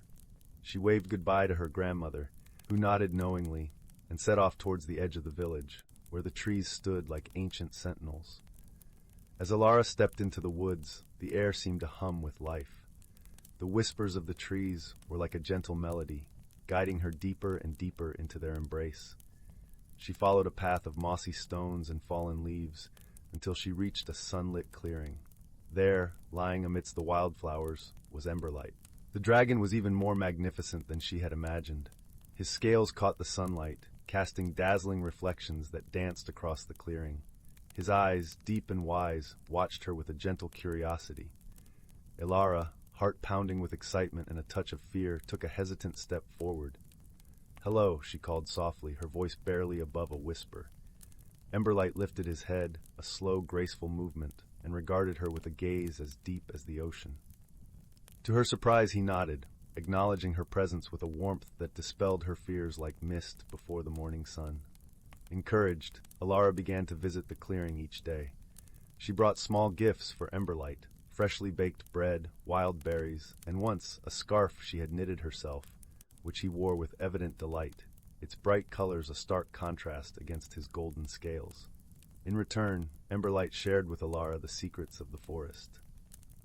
He taught her to listen to the trees, to understand the language of the wind, and to find the magic in the mundane. They spent hours together, exploring the hidden nooks of the woods, where the air was filled with the sweet song of birds and the rustle of leaves. As the days grew shorter and winter approached, the bond between Elara and Emberlight deepened. The villagers of Willowbrook noticed a change in the girl. She walked with a new confidence, her eyes alight with wonder and joy.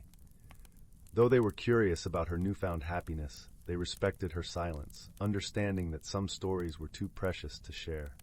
One frosty evening, as snowflakes began to fall like delicate lace from the sky, Emberlight brought Elara to a secret glade, where the ancient magic of the forest was strongest. There he showed her the Heartstone, a luminous gem that pulsed with the rhythms of the earth. It was the source of the forest's magic, the very core of its life and energy. Entrusted with this knowledge, Elara knew that she had a responsibility to protect the Heartstone, to ensure that the balance of magic remained unbroken. Emberlight, sensing her determination, bestowed upon her a small fragment of his own power, a single scale imbued with the warmth and light of his spirit. With the scale in her possession, Elara felt a connection not just to Emberlight, but to the entire forest. She could feel the heartbeat of the trees, hear the whispers of the wind, and understand the unspoken language of the creatures that roamed the woods.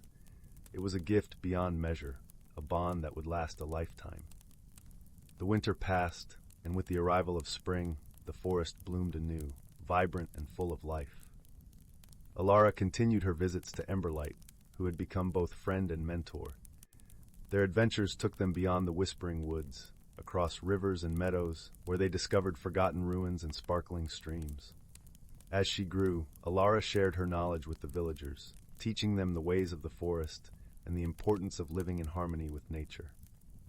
Under her guidance, Willowbrook flourished, its gardens lush and its people content, each understanding their part in the grand tapestry of life. The bond between Emberlight and Elara became a legend in Willowbrook, a story of friendship and magic that was told around hearths and at festival gatherings. And though the years passed and Elara grew older, her spirit remained as bright as the dragon's scale she wore around her neck, a symbol of the eternal light and love shared between a girl and her dragon. Thus, the tale of Elara and Emberlight became a cherished memory, a reminder of the wonders that could be found when hearts were open and the world was viewed with eyes of wonder and joy. It was a story of magic and friendship, of the gentle dragon who watched over the world and the girl who listened to the whispers of the woods. And through it all, the village of Willowbrook thrived, cradled in the embrace of the enchanted forest, forever under the watchful gaze of the dragon, Emberlight. Story 26. Once upon a time, in a land nestled between whispering woods and misty mountains, lay the quaint village of Eldergrove. This village was unlike any other, for it was a place where magic danced in the air, and the boundaries between the human and the mystical were as thin as a gossamer veil. The villagers of Eldergrove were known for their warm hearts and open minds, living harmoniously with the magical creatures that called the surrounding forests home.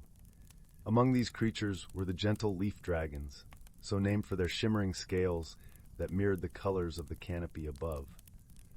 These dragons were no larger than a farmer's cart, and they spent their days gliding through the forest, their wings rustling like autumn leaves. One such dragon was known as Fern Whisper. She was a curious and kind-hearted creature, often seen weaving between the trees, her emerald eyes bright with curiosity. Fern Whisper had a special bond with a young girl from the village named Elara. Elara was a child of the forest, as the villagers would say, always with bare feet and twigs tangled in her curly hair.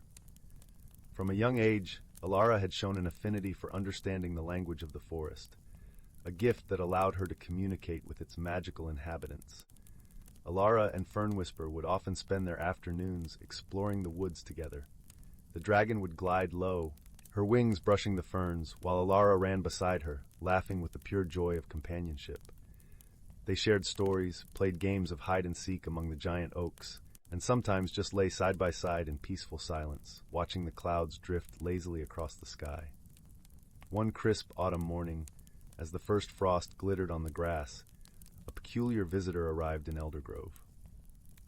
It was a mischievous spirit named Thistle, known for his love of harmless pranks and riddles. Thistle had the appearance of a small, wispy cloud, with eyes that twinkled like stars and a voice that sounded like the tinkling of bells. Thistle fluttered into the village square and proclaimed, "A challenge I bring, for those brave and true, to solve my riddle and see it through." The villagers gathered around, intrigued by the spirit's playful demeanor. Thistle continued, "In the heart of the forest, where the oldest tree stands, a secret it holds in its ancient hands. To find it, you must first answer me this. What is it that you must give before you can keep it?" The villagers murmured among themselves, pondering the riddle. Elara, who had been listening carefully, felt a nudge of excitement in her heart. She knew that solving Thistle's riddle would lead to a new adventure, one she hoped to share with Fern Whisper. Later that day, as the sun began to set, painting the sky in hues of gold and crimson, Elara met Fern Whisper at their usual spot near the edge of the forest. She relayed the riddle to the dragon, who listened intently, her eyes reflecting the fading light like twin pools of liquid gold. "A secret," Fern Whisper mused, her voice a soft hum. "A secret is something you must give before you can keep it." Elara's eyes widened with understanding. "Of course, a secret. You share it before it becomes yours to keep." Together, they decided to embark on a journey to the heart of the forest, to the place where the oldest tree stood. This tree was legendary among the villagers and the magical creatures alike, for it was said to be as old as the world itself, its roots reaching deep into the earth, whispering the stories of ages past. As they ventured deeper into the forest, the air grew cooler and the light dimmer, filtered through the thick canopy above. Fern Whisper led the way, her scales glowing faintly in the twilight, while Elara followed, her heart beating with the rhythm of the forest.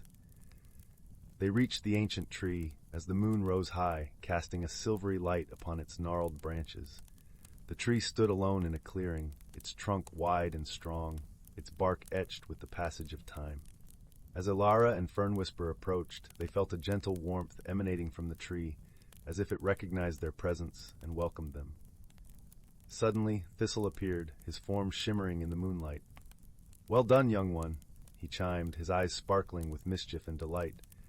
"You have solved my riddle, and now you shall see the secret the tree keeps." With a wave of his wispy hand, the ground beneath the tree began to glow, revealing a hidden path that spiraled down into the earth. Without hesitation, Elara and Fernwhisper followed the path, their footsteps light and sure. The path led them to a hidden chamber within the tree's roots, where they found a magnificent sight. There, nestled among the roots, was a pool of water, its surface shimmering with a magical light. Floating above the pool was a crystal orb, glowing softly with a myriad of colors. "This is the heart of the forest," Thistle explained, his voice reverent. "It is a source of balance and harmony, connecting all living things." Elara gazed at the orb, feeling a deep sense of wonder and gratitude. She understood now that this was a gift not just for her, but for all who lived in Eldergrove. It was a reminder of the bond between the villagers and the magical creatures, a promise of friendship and respect. Fernwhisper leaned close, her breath warm and comforting. "We must protect it, always," she whispered, her voice filled with quiet determination. Elara nodded, her heart swelling with pride and purpose. Together, they vowed to safeguard the heart of the forest, to ensure that the magic of Eldergrove would continue to thrive for generations to come. With Thistle's blessing, they returned to the village, their spirits lifted by the adventure and the bond they shared. From that day forward, Eldergrove flourished, its people and the magical creatures living in harmony, united by the secret they had promised to keep. And so, under the watchful gaze of the ancient tree and the twinkling stars, the village of Eldergrove continued to be a place where magic thrived, where the whispers of the forest were heard, and where the warmth of friendship could be felt in every corner. The end. Story 27. In the heart of the enchanted forest, where sunlight danced upon leaves and shadows whispered secrets, there existed a realm untouched by human hands. The spirits of the forest, unseen and unfelt by most, were its guardians. These ethereal beings, each embodying elements of nature, air, earth, water, and fire, worked in unison to maintain the delicate equilibrium that allowed life to thrive. The air spirits, light as a feather, flitted among the treetops, ensuring the winds carried seeds to fertile grounds. The earth spirits, sturdy and steadfast, nurtured the soil and tended to the roots of ancient trees. Water spirits, fluid and ever-changing, flowed through streams and rivers, purifying and nourishing all in their path. Fire spirits, vibrant and lively, infused warmth and energy into the forest, sparking life and growth. Under their watchful eyes, the forest was a symphony of thriving ecosystems, each note essential to the melody of existence. Animals roamed freely, plants flourished, and the seasons danced in their eternal cycle. Hidden among them, the spirits wove their magic, unseen but ever-present. But one day, a discordant note struck the forest. A tremor ran through the trees, and the spirits felt a shift in the balance. The sun, usually a gentle companion, burned with uncharacteristic intensity. Rivers, typically bountiful, dwindled into trickles. The air grew thick and heavy, and the earth cracked underfoot. The spirits, though powerful, found themselves struggling to contain the chaos. In desperation, they turned to an unlikely source for aid, a traveler, a mere human, wandering through their sacred woods. This traveler, named Elara, was not an ordinary wanderer. She possessed a heart open to the wonders of the world, a soul attuned to the whispers of nature. Her presence in the forest was not by chance, but by the subtle guidance of fate. Elara had stumbled upon the forest during her journeys, seeking solace from a world that felt large and unwieldy. She was drawn to the tranquility of the woods, to the gentle rustling of leaves and the melodic calls of birds. Little did she know, her arrival was anticipated by the spirits, who had watched her with hopeful eyes. When the disturbance threatened to unravel the forest's harmony, the spirits decided that the time for secrecy was over. They appeared before Elara in a swirl of light and color, their forms shimmering like reflections on water. Each spirit, though distinct, shared an aura of ancient wisdom and gentle urgency. Elara, taken aback by their sudden appearance, stood rooted to the spot. Her heart pounded with both fear and awe as the spirits spoke, their voices harmonious and soothing. "Child of the earth," began the spirit of air, her voice like a breeze rustling through leaves, "we seek your help." Elara blinked, unsure if she was dreaming. "Help? How can I possibly help you?" The spirit of water, her form shimmering like sunlight on a stream, flowed closer. "You possess a rare gift, Elara. You can hear the songs of the forest and feel its pain." The spirit of earth, his presence grounding and solid, nodded. "Our world is in peril. A disturbance has broken the rhythm of life, and we alone cannot mend it." The spirit of fire, vibrant and fierce, added, "We need your courage, your heart, your willingness to stand with us." Elara listened, her initial hesitation melting away. She felt the truth in their words, a resonance deep within her being. This was a calling she could not ignore. "What must I do?" she asked, her voice steady with newfound resolve. The spirits exchanged glances, a silent agreement passing between them. "Join us," they said in unison. "Together, we will journey through the forest, mending what has been broken, restoring balance and harmony." And so Elara embarked on a journey unlike any she had ever imagined. The spirits led the way, guiding her through the forest's hidden paths and magical landscapes. Each step revealed new wonders, and each challenge brought forth lessons that deepened her understanding of the world and her place within it. Their first stop was the Whispering Glade, a place where the trees grew tall and wise, their branches entwined like old friends. Here, the air spirits taught Elara to listen, truly listen, to the voices of the wind. She learned to discern the subtle shifts in the breeze, to understand the messages carried from afar. In the glade, Elara discovered that the disturbance had originated from a disruption in the wind patterns. A massive wall of stone, erected by forces unknown, blocked the natural flow of air, causing stagnation. With the air spirit's guidance, Elara used her intuition to locate the wall. Together, they dismantled it, stone by stone, until the winds once again danced freely through the forest. Next, they traveled to the crystal springs, where the water spirits resided. The springs, once a place of clarity and reflection, had turned murky and still. Elara learned the art of patience and observation, watching how the water spirits moved with grace and purpose. The source of the disturbance lay in a dam of debris, a jumbled mass of fallen branches and leaves. As Elara and the spirits worked together to clear the blockage, she understood the importance of letting go, of allowing life to flow unimpeded. With each piece removed, the springs began to sparkle once more, the waters singing a song of renewal. Their journey continued to the Meadow of Echoes, a vast expanse where the earth spirits dwelled. Here, Elara learned the value of connection and community. The meadow, usually a vibrant tapestry of wildflowers, was barren and cracked, the soil dry and lifeless. The earth spirits showed Elara how to nurture the soil, to infuse it with love and care. Together, they planted seeds and tended to the land, breathing life back into the meadow. As flowers bloomed and colors returned, Elara felt a deep sense of fulfillment, understanding that true strength lay in unity and cooperation. Finally, they reached the Ember Grove, home to the fire spirits. The grove, once a sanctuary of warmth and light, had grown cold and dim. Here, Elara learned the power of passion and resilience. The fire spirits taught her to kindle her inner flame, to embrace her own strength and determination. The disturbance, they discovered, was caused by a shadow that had crept into the grove, dampening its flames. With the fire spirits by her side, Elara confronted the shadow, banishing it with her newfound courage. The grove ignited with a brilliant blaze, a testament to the spirit of renewal and hope. As their journey drew to a close, Elara stood with the spirits at the heart of the enchanted forest. The balance had been restored, harmony returned to the land. The spirits, grateful for her help, offered Elara a place among them, a chance to become one with the magic of the forest. But Elara, though tempted, chose to return to the world beyond the trees. She carried with her the lessons learned, the bonds formed with the spirits, and a heart forever changed by the experience. The spirits watched her go, knowing that their paths would cross again. For in every breeze that whispered through the leaves, in every river that flowed with life, In every spark of fire that danced in the night, Elara's spirit would be felt, a guardian of balance, a keeper of harmony. And so the forest continued to thrive, its secrets held safe by those who knew how to listen. Story 28. In the heart of the magical forest, where sunlight danced through the leaves and the air hummed with an ethereal melody, a community of spirits thrived.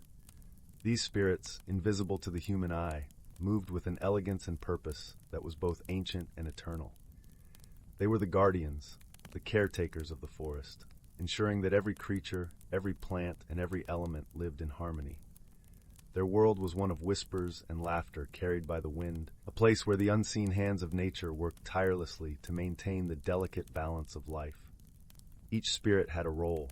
The lumina, glowing with an inner light, orchestrated the dance of the sun and moon, guiding the cycles of day and night. The verdant, cloaked in emerald hues, nurtured the growth of plants, from the mighty oaks to the smallest blades of grass. The zephyra, swift and playful, directed the winds, ensuring that seeds found fertile ground and that breezes whispered through the branches, carrying tales from one corner of the forest to another. For centuries uncounted, this balance had remained unbroken, the forest a testament to the spirit's dedication. But one day, an unsettling shift rippled through their realm. It was a disturbance unlike any they had ever known. The trees whispered of it first, their leaves trembling with an unspoken fear. The streams bubbled with anxious murmurs, and the creatures of the forest moved with a nervous energy, sensing that something was amiss. At the center of this disturbance was an ancient oak, its roots deep and wide, a sentinel among its peers. Usually robust and vibrant, the oak now seemed to wither, its leaves turning an unnatural hue, its bark splitting with an ominous crack. The spirits gathered around it, alarmed at the sight. This oak was the heart of the forest, a nexus through which the energy of the land flowed. Its ailment threatened the entire ecosystem. The lumina, with a flicker of urgency, spoke to the others. "We must find the cause and restore our home before it is too late." The verdant nodded, her green eyes clouded with worry. "But how? We have always worked in secret. To intervene directly is to risk everything."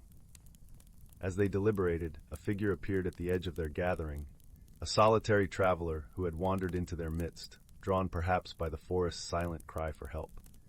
This traveler, a young woman with a curious spirit and a heart open to the wonders of the world, paused at the sight before her. Though she could not see the spirits, she felt their presence, a tingling warmth that wrapped around her like a gentle embrace. The spirits, sensing her arrival, exchanged glances. It was rare for a human to enter their domain, rarer still for one to be so attuned to the forest's hidden magic. The lumina, glowing brighter, approached her cautiously. With a soft, musical voice that resonated in the air around her, she spoke. "Traveler, you have stumbled upon our sacred grove at a time of great need. We are the spirits of this forest, unseen but ever present, and we seek your aid."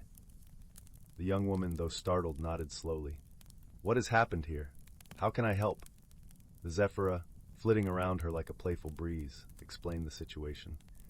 "Our ancient oak, the heart of our forest, is dying. Something beyond our sight and understanding has disturbed the balance. We need someone who can walk between worlds, who can see what we cannot." The traveler listened, her brow furrowed with concern. "I will do what I can," she promised. "Show me where to begin." Thus began a journey that would lead her and the spirits through the enchanted landscapes of the forest, each step revealing a world more wondrous than the last. As they traveled, the spirits imparted their wisdom, teaching her the language of the trees, the songs of the streams, and the secrets of the earth. Their first destination was the Meadow of Echoes, a vast expanse where the air shimmered with the voices of the past. Here the traveler learned to listen with more than just her ears, to feel the vibrations of the land that spoke of its history and its pain. She sat for hours, her hands resting on the cool grass, until she heard it, a faint, discordant note, a cry of distress that seemed to emanate from deep within the earth. Guided by this sound, they journeyed deeper into the forest, to the glade of reflections. This was a place of mirrors and illusions, where reality twisted and turned, revealing truths hidden beneath the surface. The traveler gazed into the reflective waters of the glade, seeing not just her own image, but the interconnectedness of all life. She understood then that the disturbance was not just a threat to the oak, but to the entire forest and beyond. With this newfound insight, they pressed onward to the Cavern of Whispers, a subterranean realm where the walls pulsed with the stories of the earth. Here, the traveler learned to speak with the stones, to ask questions and receive answers encoded in the vibrations of the ground. It was in this cavern that she discovered the source of the disturbance, a dark, twisted root that pulsed with a malevolent energy, spreading its corruption through the land. The spirits gathered around her, their light dimmed by the sight. "This is unlike any darkness we have known," the Verdant whispered, her voice tinged with fear. The traveler, feeling the weight of her task, knelt beside the root. "We must confront it," she said with quiet determination. "Together we can restore the balance." Drawing upon the lessons she had learned, the traveler reached out, her hands glowing with the light of the lumina, the strength of the verdant, and the agility of the zephyra. She touched the root, feeling its cold malevolence, and began to weave a tapestry of magic drawn from the spirit's essence. The lumina joined her, channeling the warmth of the sun, a light that pierced the shadows and began to unravel the darkness. The verdant lent her strength, calling upon the life force of the forest, the vitality of every leaf and blade of grass, to push back against the corruption. The zephyra danced around them, a whirlwind of energy that carried their combined power to every corner of the cavern. Together they fought against the dark root, a battle of wills and magic that seemed to stretch into eternity. But slowly, inexorably, the darkness began to recede, its hold on the land weakening as the spirits and the traveler worked in harmony.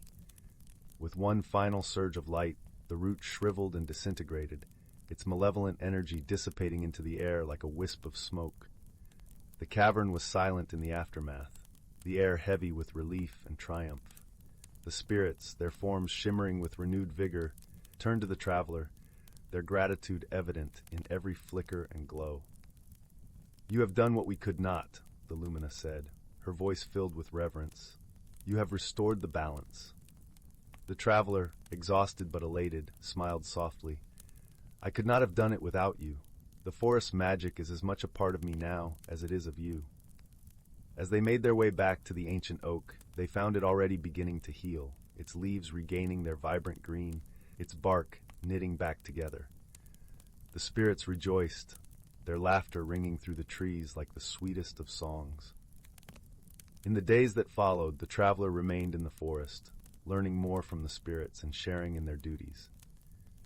She walked among the trees, a guardian in her own right, her heart forever intertwined with the magic of the land. And though she would eventually return to the world beyond the forest, she carried with her the lessons of courage, teamwork, and the profound connection between all living things. She knew that the spirits would always be with her, unseen but ever present, their whispers guiding her on her journey through life. In the heart of the magical forest, the balance had been restored, and the spirits continued their eternal dance, unseen once more but forever vigilant, keeping watch over the world they cherished. Title: The Lantern of Lyria. In the heart of the tranquil village of Elderglen, nestled between emerald hills and whispering woods, lived a young blacksmith named Thomas.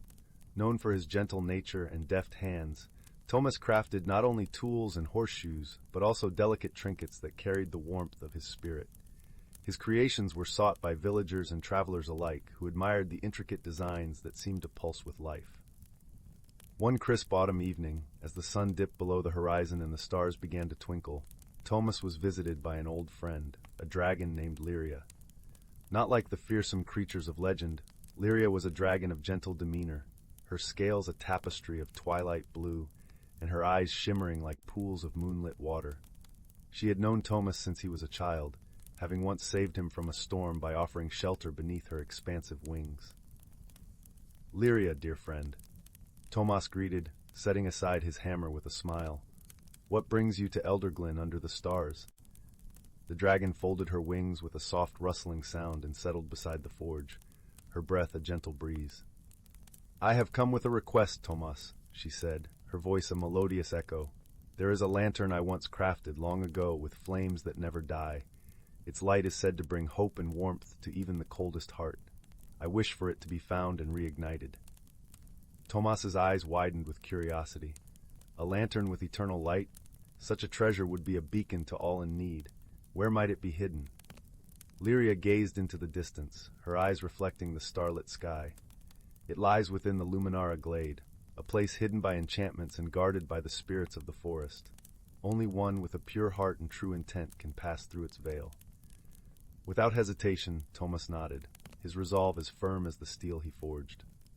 "Then I shall seek it out, for there are many in this world who could use such a light." With Lyria's guidance, Tomas set out the next morning, his pack filled with provisions and a simple map crafted from Lyria's memories.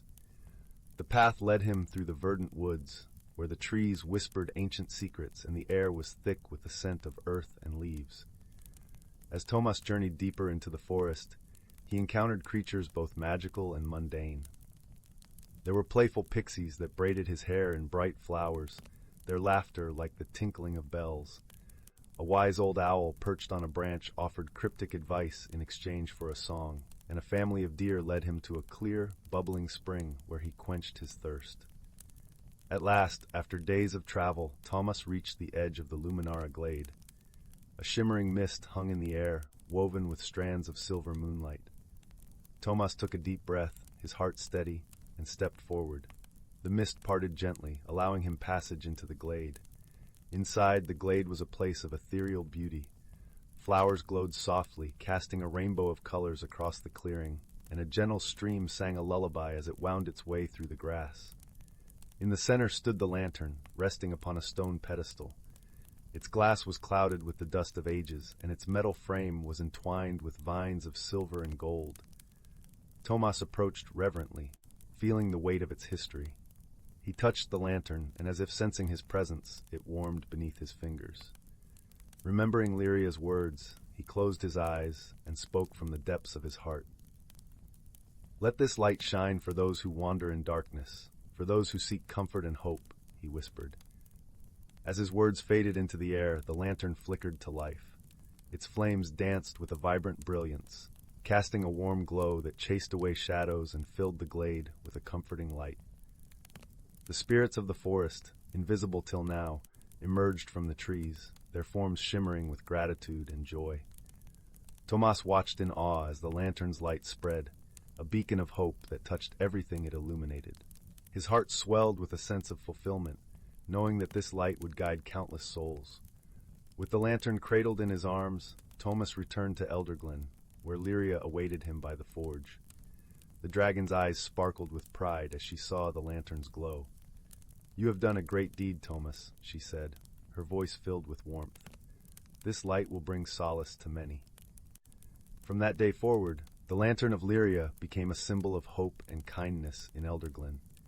It was placed in the village square, where its eternal flame flickered gently, a reminder that even in the darkest of times, light could be found. And Tomas, the humble blacksmith, continued to craft his wonders, his heart forever touched by the magic of the world and the friendships he cherished. The tales of his adventure and the lantern's light were told and retold, becoming a cherished legend that warmed the hearts of all who heard it. In the quiet moments beneath the stars, Tomas would often sit beside Lyria, their friendship as steadfast as the lantern's glow, a testament to the enduring power of hope and the bonds that connect us all. Story 30. In a quaint village nestled at the edge of the whispering woods, where the trees sang in the wind and the rivers hummed a gentle tune, there lived a young girl named Elara. Her hair was as dark as the midnight sky, and her eyes shone with the curiosity of 1,000 stars. She was known throughout the village for her kindness and her uncanny ability to understand the language of the forest creatures. Elara's village was a place of harmonious coexistence between humans and the magical beings that dwelled in the woods. The villagers had long cherished the friendship of the forest spirits, and in return, the spirits ensured the land remained bountiful and the seasons gentle. There were tales of kind-hearted dragons who roosted atop the nearby mountains, their scales shimmering in the sunlight like 1,000 rainbows, and of mischievous sprites who played tricks on travelers, but always led them safely home. One crisp autumn morning, as the leaves painted the ground in hues of gold and crimson, Elara set out on her daily journey to the heart of the Whispering Woods. It was a place she held dear, where the trees were ancient and wise, their branches arching protectively over a clearing that seemed to glow with its own inner light. Here, she often met with her dear friend Silvius, a gentle dragon whose scales were the color of autumn leaves. Silvius was unlike the fearsome dragons of legend. He was calm and wise, his eyes pools of understanding and warmth. The villagers had long trusted him, and he often advised them during times of need. Elara found solace in his presence, often sitting beside him as he recounted tales of old, stories of heroes and spirits, of magic and mystery. On this particular morning, as Elara approached the clearing, she noticed a change in the air. The usual vibrant hum of the forest seemed subdued, and a peculiar stillness hung in the breeze. Silvius was there, his gaze thoughtful as he watched the leaves dance to the ground. "Good morning, Silvius," Elara greeted, her voice a melody of cheer. "Good morning, dear Elara," Silvius rumbled in reply, his voice as comforting as the gentle rustle of leaves. "There is something I wish to discuss with you today." Elara settled beside him, her curiosity piqued. "What is it?" Silvius unfurled a wing, revealing a small, flickering light that hovered near his side. It was a wisp, a tiny spirit of the forest, its glow as soft as the first light of dawn. The wisp danced towards Elara, weaving patterns in the air. "This little one has come to me with news," Silvius explained. "It seems that the heart of the forest, the ancient tree that stands at the center of our woods, is losing its light. The balance of magic that sustains our world is faltering." Elara listened intently, her heart concerned for the forest she loved so dearly. "Is there anything we can do to help?" "The spirits believe there is hope," Silvius said. "The heart of the forest needs a new guardian, one who can restore the balance and rekindle its light." Elara nodded, determination glinting in her eyes. "I will do whatever it takes to help." Silvius smiled, a warm, proud expression. "I knew you would say that. The spirits have chosen you, Elara. They believe you have the heart and the courage to become the new guardian." Elara felt a mixture of honor and apprehension at the task ahead. She had always sensed a connection to the forest, a bond as old as the roots of the ancient trees. If the spirits believed in her, she would not let them down. "Where do I begin?" she asked, her voice steady. "The journey to the heart of the forest is one of both courage and discovery," Silvius explained. "You must find the 3 gifts hidden within the woods: the stone of wisdom, the feather of courage, and the tear of compassion. Each gift holds a key to awakening the magic within you and the heart of the forest." With a nod, Elara set off, feeling the eyes of the forest upon her, a gentle encouragement in the rustle of leaves and the whispers of the wind. Her first destination was the Cave of Echoes, where the Stone of Wisdom was said to lie. The cave was a place of ancient magic, where the voices of the past could be heard guiding those who dared to listen. The path to the cave wound through towering oaks and over babbling brooks, each step echoing with the songs of the forest. As Elara walked, she felt the presence of the forest spirits, small lights flickering in the periphery of her vision, guiding her steps. Upon reaching the Cave of Echoes, Elara paused, taking a deep breath before entering. The cave was cool and dark, its walls shimmering with veins of silver and gold. As she ventured deeper, the echoes of the past began to speak, a gentle cacophony of voices offering wisdom and guidance. "Seek the heart within," the echoes murmured, their voices merging into a harmonious symphony. "Listen to the whispers of the stones, for they hold the secrets of the ages." Elara closed her eyes, focusing on the echoes, allowing them to guide her to a small alcove where a stone lay, its surface smooth and warm. As she touched it, a vision bloomed in her mind, a memory of the ancient forest, vibrant and full of life, the heart of the forest glowing with light. The Stone of Wisdom imparted its knowledge, and Elara understood the importance of balance, of listening to the world around her and within her. With renewed determination, she left the cave, the stone safely tucked away. Her next destination was the Cliffs of Valor, where the feather of courage awaited. The cliffs were a majestic sight, rising high above the forest, their peaks often shrouded in mist. It was said that only those with true courage could find the feather, for it was hidden within the heart of the storm that often brewed there. As Elara climbed the cliffs, the wind howled around her, a fierce companion testing her resolve. She pressed on, her heart steady, her eyes fixed on the path ahead. At the summit, the storm raged, lightning dancing across the sky, thunder echoing in the valley below. In the heart of the storm, Elara found the feather of courage nestled among the rocks. As she reached for it, the storm calmed as if acknowledging her bravery. The feather was light and iridescent, a symbol of the courage that lay within her heart. With two gifts in hand, Elara descended the cliffs, her thoughts turning to the final gift, the tear of compassion. This she would find at the pool of reflection, a place of serene beauty where the water mirrored the sky and where the spirits often gathered to share their dreams. The journey to the pool was peaceful, the path lined with wildflowers and the air filled with the gentle hum of bees. As Elara approached, she felt a sense of calm envelop her, the pool's surface a perfect mirror reflecting the world around it. At the edge of the pool, Elara knelt, peering into the depths. The water shimmered, and she saw not just her reflection, but the reflections of those she loved, of the forest and its creatures, of the delicate balance that sustained their world. In that moment, a single tear fell from her eye, touching the surface of the pool. As it did, a ripple spread outwards, and from the center rose the tear of compassion, a gem of purest blue, embodying the love and empathy that bound all living things. With all three gifts, Elara returned to the heart of the forest, her heart full of hope and determination. Silvius awaited her, his eyes shining with pride. "You have done well, Elara," he said, his voice a gentle rumble. "Now place the gifts at the roots of the heart." Elara approached the ancient tree, its bark etched with the stories of time. As she placed the stone of wisdom, the feather of courage, and the tear of compassion at its base, a warm light began to emanate from the tree, spreading through the forest, rekindling the magic that had waned.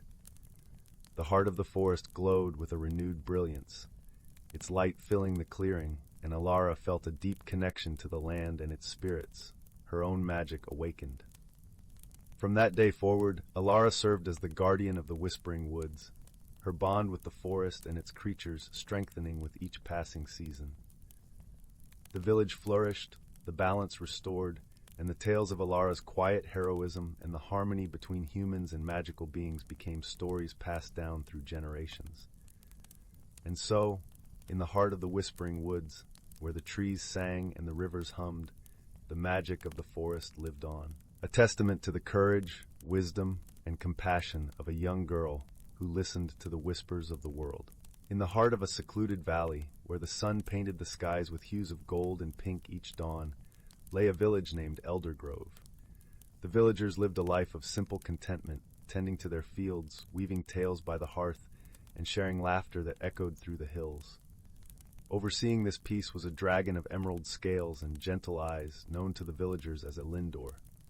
Unlike the dragons of legend, Elendor was not a creature of terror, but one of benevolence, using its ancient magic to nurture the land and its people. With each passing season, Elendor would soar over the fields, its presence a harbinger of good fortune. The villagers revered the dragon not as a deity, but as a cherished friend. Elendor had been known to heal the sick with a touch of its shimmering tail, to mend broken roofs with a breath of its warm, sweet-scented fire, and to calm raging storms with a whisper carried on the wind. One morning, as the village bustled with the promise of a new day, a shadow darkened the cheerful skies. It was not a storm nor an omen of evil, but something far stranger. The very essence of the land seemed to tremble, and the air buzzed with an unsettling energy. Crops that had thrived in the fertile soil began to wilt inexplicably, and the once crystal streams turned murky and sluggish. Elendor, sensing the discord, unfurled its wings and descended to Eldergrove's central square, where the villagers had gathered in a state of anxious confusion. "Fear not, my friends," the dragon's voice resonated with a melodic hum. "We shall uncover the source of this disturbance and restore balance to our home." Among the villagers stood a young woman named Linnea, known for her curiosity and her knack for herbal lore. Her eyes, sharp as a hawk's, caught the dragon's gaze. Stepping forward, she offered her assistance. "Elendor, allow me to accompany you. My knowledge of the land may prove useful, and together we might unravel this mystery. The dragon nodded, recognizing the fire of determination in Linnea's eyes. Very well, Linnea. Your insight will be invaluable. Let us embark at once. Thus began their journey, a dragon and a villager, venturing beyond the familiar confines of Eldergrove into the vast wilderness that surrounded it. Their path led them through dense forests where the trees whispered secrets of old, across windswept plains where the grass danced in waves, and up rugged mountains that touched the clouds. As they traveled, Linnea shared her observations. It's as if the land itself is wounded, Elendor. The plants are not merely dying, they are being drained of life. I suspect this is not a natural ailment, but something more sinister. Elendor listened intently, its mind weaving through possibilities. Indeed, the balance of nature is delicate, and any disruption can have dire consequences. We must discover the source and its intent. Their journey led them to an ancient grove, a place of deep magic and history. Here the air was heavy with enchantment, and the ground pulsed with an energy both vibrant and foreboding. At the grove's center stood a monolith, inscribed with runes that glowed faintly in the dim light. Linnea approached the monolith cautiously, her fingers tracing the etched symbols. These runes speak of a guardian spirit, one that watches over the land, but they also warn of a shadow, a force that seeks to corrupt and consume. As she spoke, a low rumble echoed through the grove. The earth trembled, and a figure emerged from the shadows, a spectral being, its form shifting like smoke. Its eyes glinted with malice, and its presence exuded a chill that cut to the bone. "Who dares disturb my realm?" the entity hissed, its voice a whispering storm. "I am the keeper of shadows, and this land shall be mine to reshape." Elendor stepped forward, its scales gleaming defiantly. "Keeper of shadows, we seek not to challenge you, but to restore harmony to our world. This land thrives on balance, a balance you threaten with your darkness." The keeper's laughter was like the rustling of dead leaves. Harmony, balance, they are mere illusions. Power is the only truth, and I shall wield it as I see fit. Linnea, heart-pounding, drew upon her knowledge of herbs and magic. She reached into her satchel and pulled out a vial of essence distilled from the heart of the forest, a potion of clarity and dispelling. "Elendor, if we can weaken its hold, perhaps the light can reclaim this place." The dragon nodded, understanding her plan. "Together, then, let us banish this shadow." With a graceful sweep of its wings, Elendor summoned a sphere of radiant light, its warmth cutting through the chill of the keeper's presence. Linnea threw the vial into the heart of the sphere, and the potion burst into a mist of shimmering droplets. The grove erupted in a blinding glow, and the keeper of shadows writhed, its form unraveling in the brilliance. "No!" it howled, its voice fading into the wind. "This cannot be!" As the light subsided, the air cleared, and the grove returned to its tranquil state. The monolith's runes now shone brightly, a testament to the restored balance. Elendor and Linnea stood together, the weight of their triumph settling upon them. "We have done it," Linnea breathed, her eyes alight with relief. "The shadow is gone." "Indeed," Elendor replied, its voice a gentle rumble of gratitude. "But let us remember this day, for the land is ever-changing, and we must remain vigilant." With their task complete, the duo journeyed back to Eldergrove, where the villagers awaited their return with hopeful hearts. The land, once again whole, thrived under Elendor's watchful gaze, and Linnea's tale of courage and unity became a story passed down through generations. In the quiet of the night, as stars shimmered above, Elendor lay upon a hill overlooking the village. It pondered the truths uncovered, understanding more deeply its role as a guardian, not just of the land, but of the bonds that held the village together. And in the whispers of the wind, it heard the promise of new challenges and discoveries, reminding it that the journey of helping others was one of endless wonders. Story 32, title, The Whispering Woods and the Tale of the Kind-Hearted Dragon. Once upon a time, nestled between the rolling hills and the sparkling rivers of the kingdom of Eldoria, there lay an ancient forest known as the Whispering Woods. This forest was no ordinary woodland.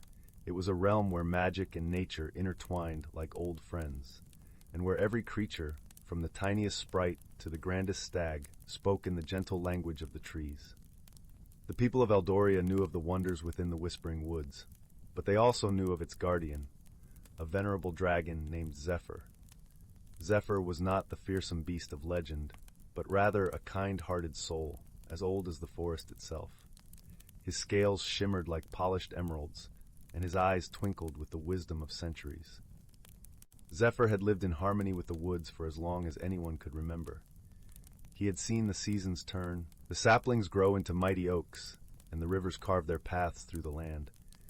He cared deeply for the creatures of the woods, from the chattering squirrels to the regal owls, and they in turn revered him as their protector and friend. One crisp autumn morning, as the leaves danced down from the trees like golden confetti, a young boy named Finn ventured into the whispering woods. Finn was a curious lad with a heart as warm as a summer's day and a mind full of questions.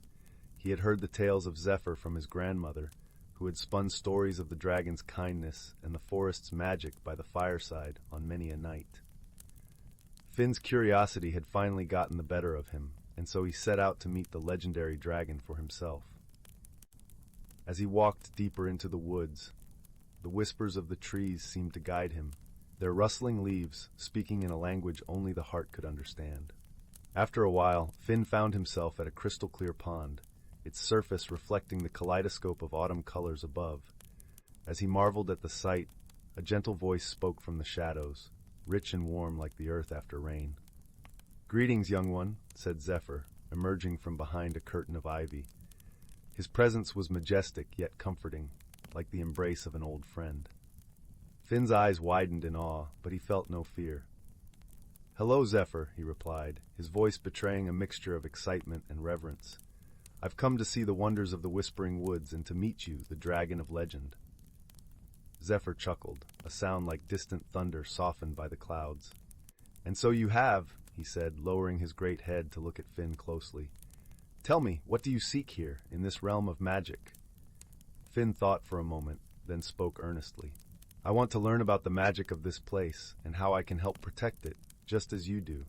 The dragon's eyes sparkled with approval. "A noble wish indeed," Zephyr mused. "The magic of the Whispering Woods lies in the balance of all things. Every creature, every tree, every breeze plays its part.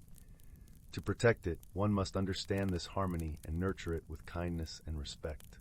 Thus began Finn's lessons in the ways of the forest.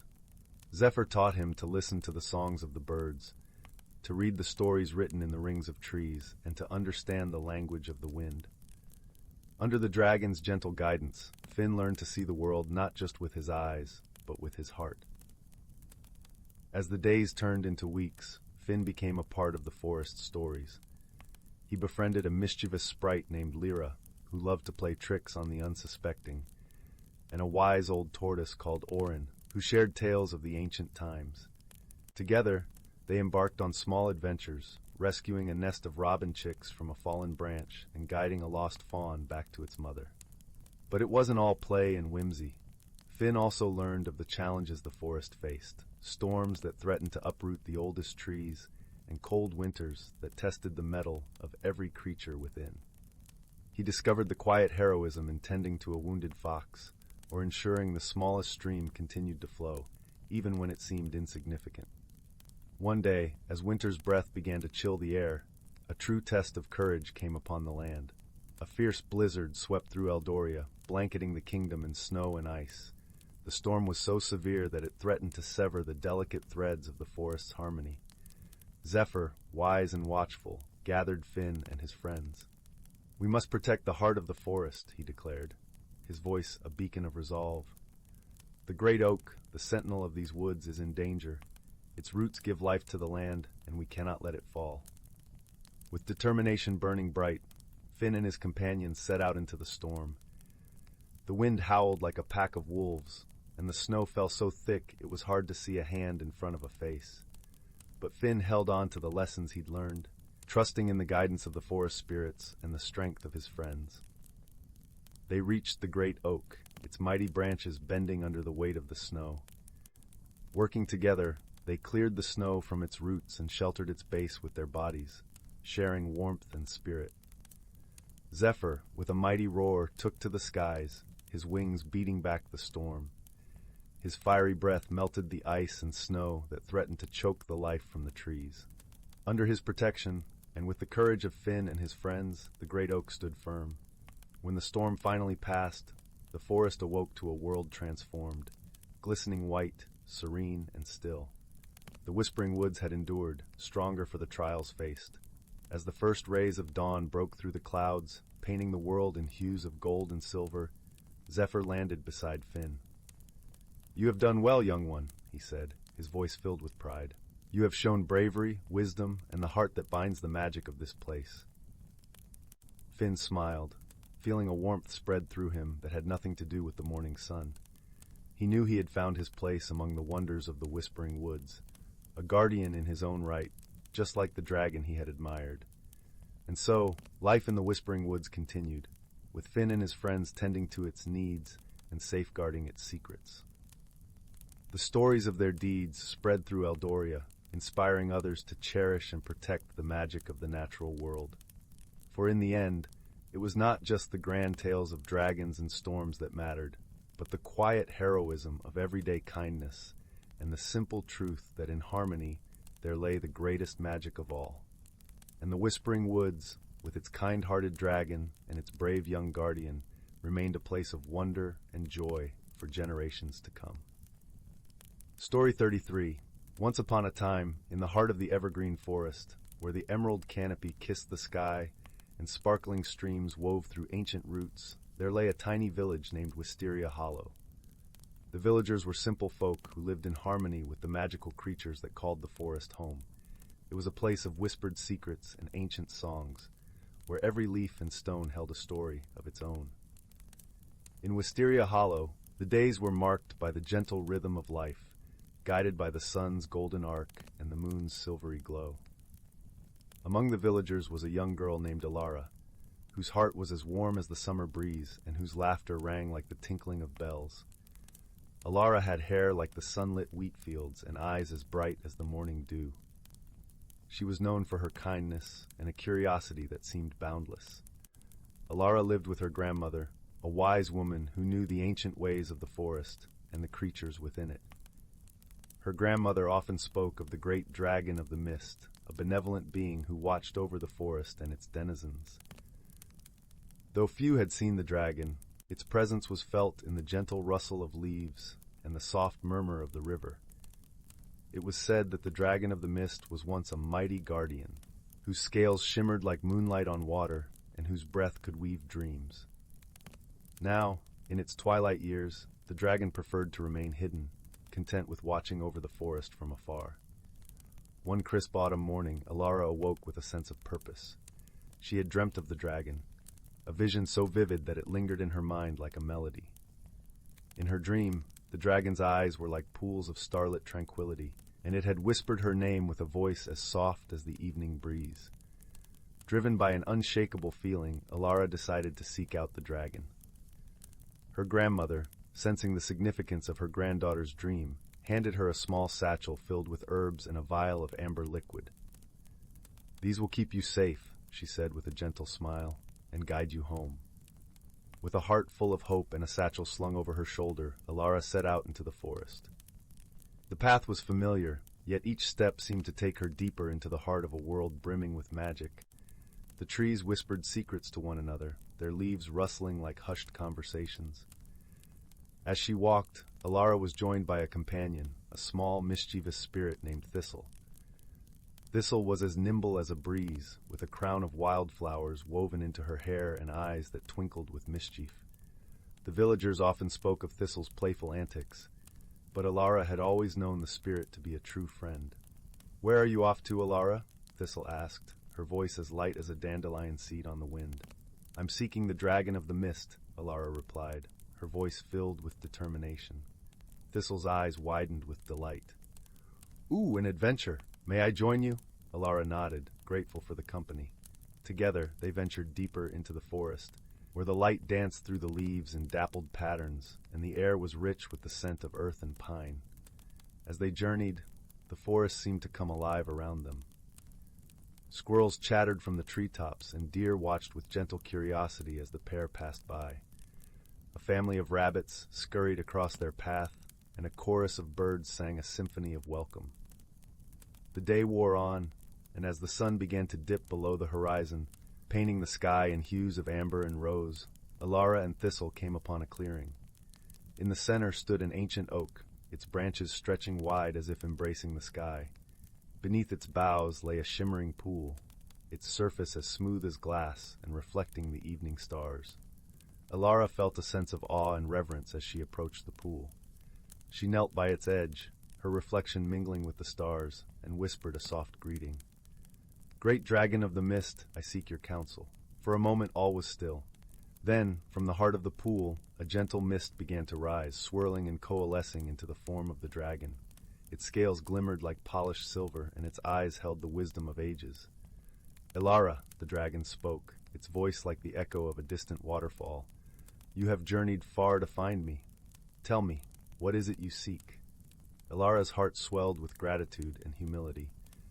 "I wish to understand the magic of our forest, to learn how to protect it and all who call it home." The dragon regarded her with a kind gaze. "Your heart is pure, and your intentions noble. To protect the forest, you must first listen to the trees, the rivers, and the creatures that dwell here. They hold the secrets of balance and harmony." Elara nodded, her spirit alight with understanding. She realized that the forest was a living tapestry, woven with the threads of countless lives, each one essential to the whole. "As a guardian of this land, I will guide you," the dragon continued. "But know that the true magic lies within your own heart. It is kindness, compassion, and the courage to stand for what is right." With those words, the dragon began to dissolve back into the mist, its presence lingering in the air like a gentle embrace. Elara and Thistle remained by the pool, their hearts full of wonder and renewed purpose. As the stars twinkled above, they promised to cherish the forest and protect its delicate balance. The journey home was filled with a newfound sense of connection. The forest seemed to welcome them with open arms, each leaf and stone a testament to the magic that thrived within the world and within themselves.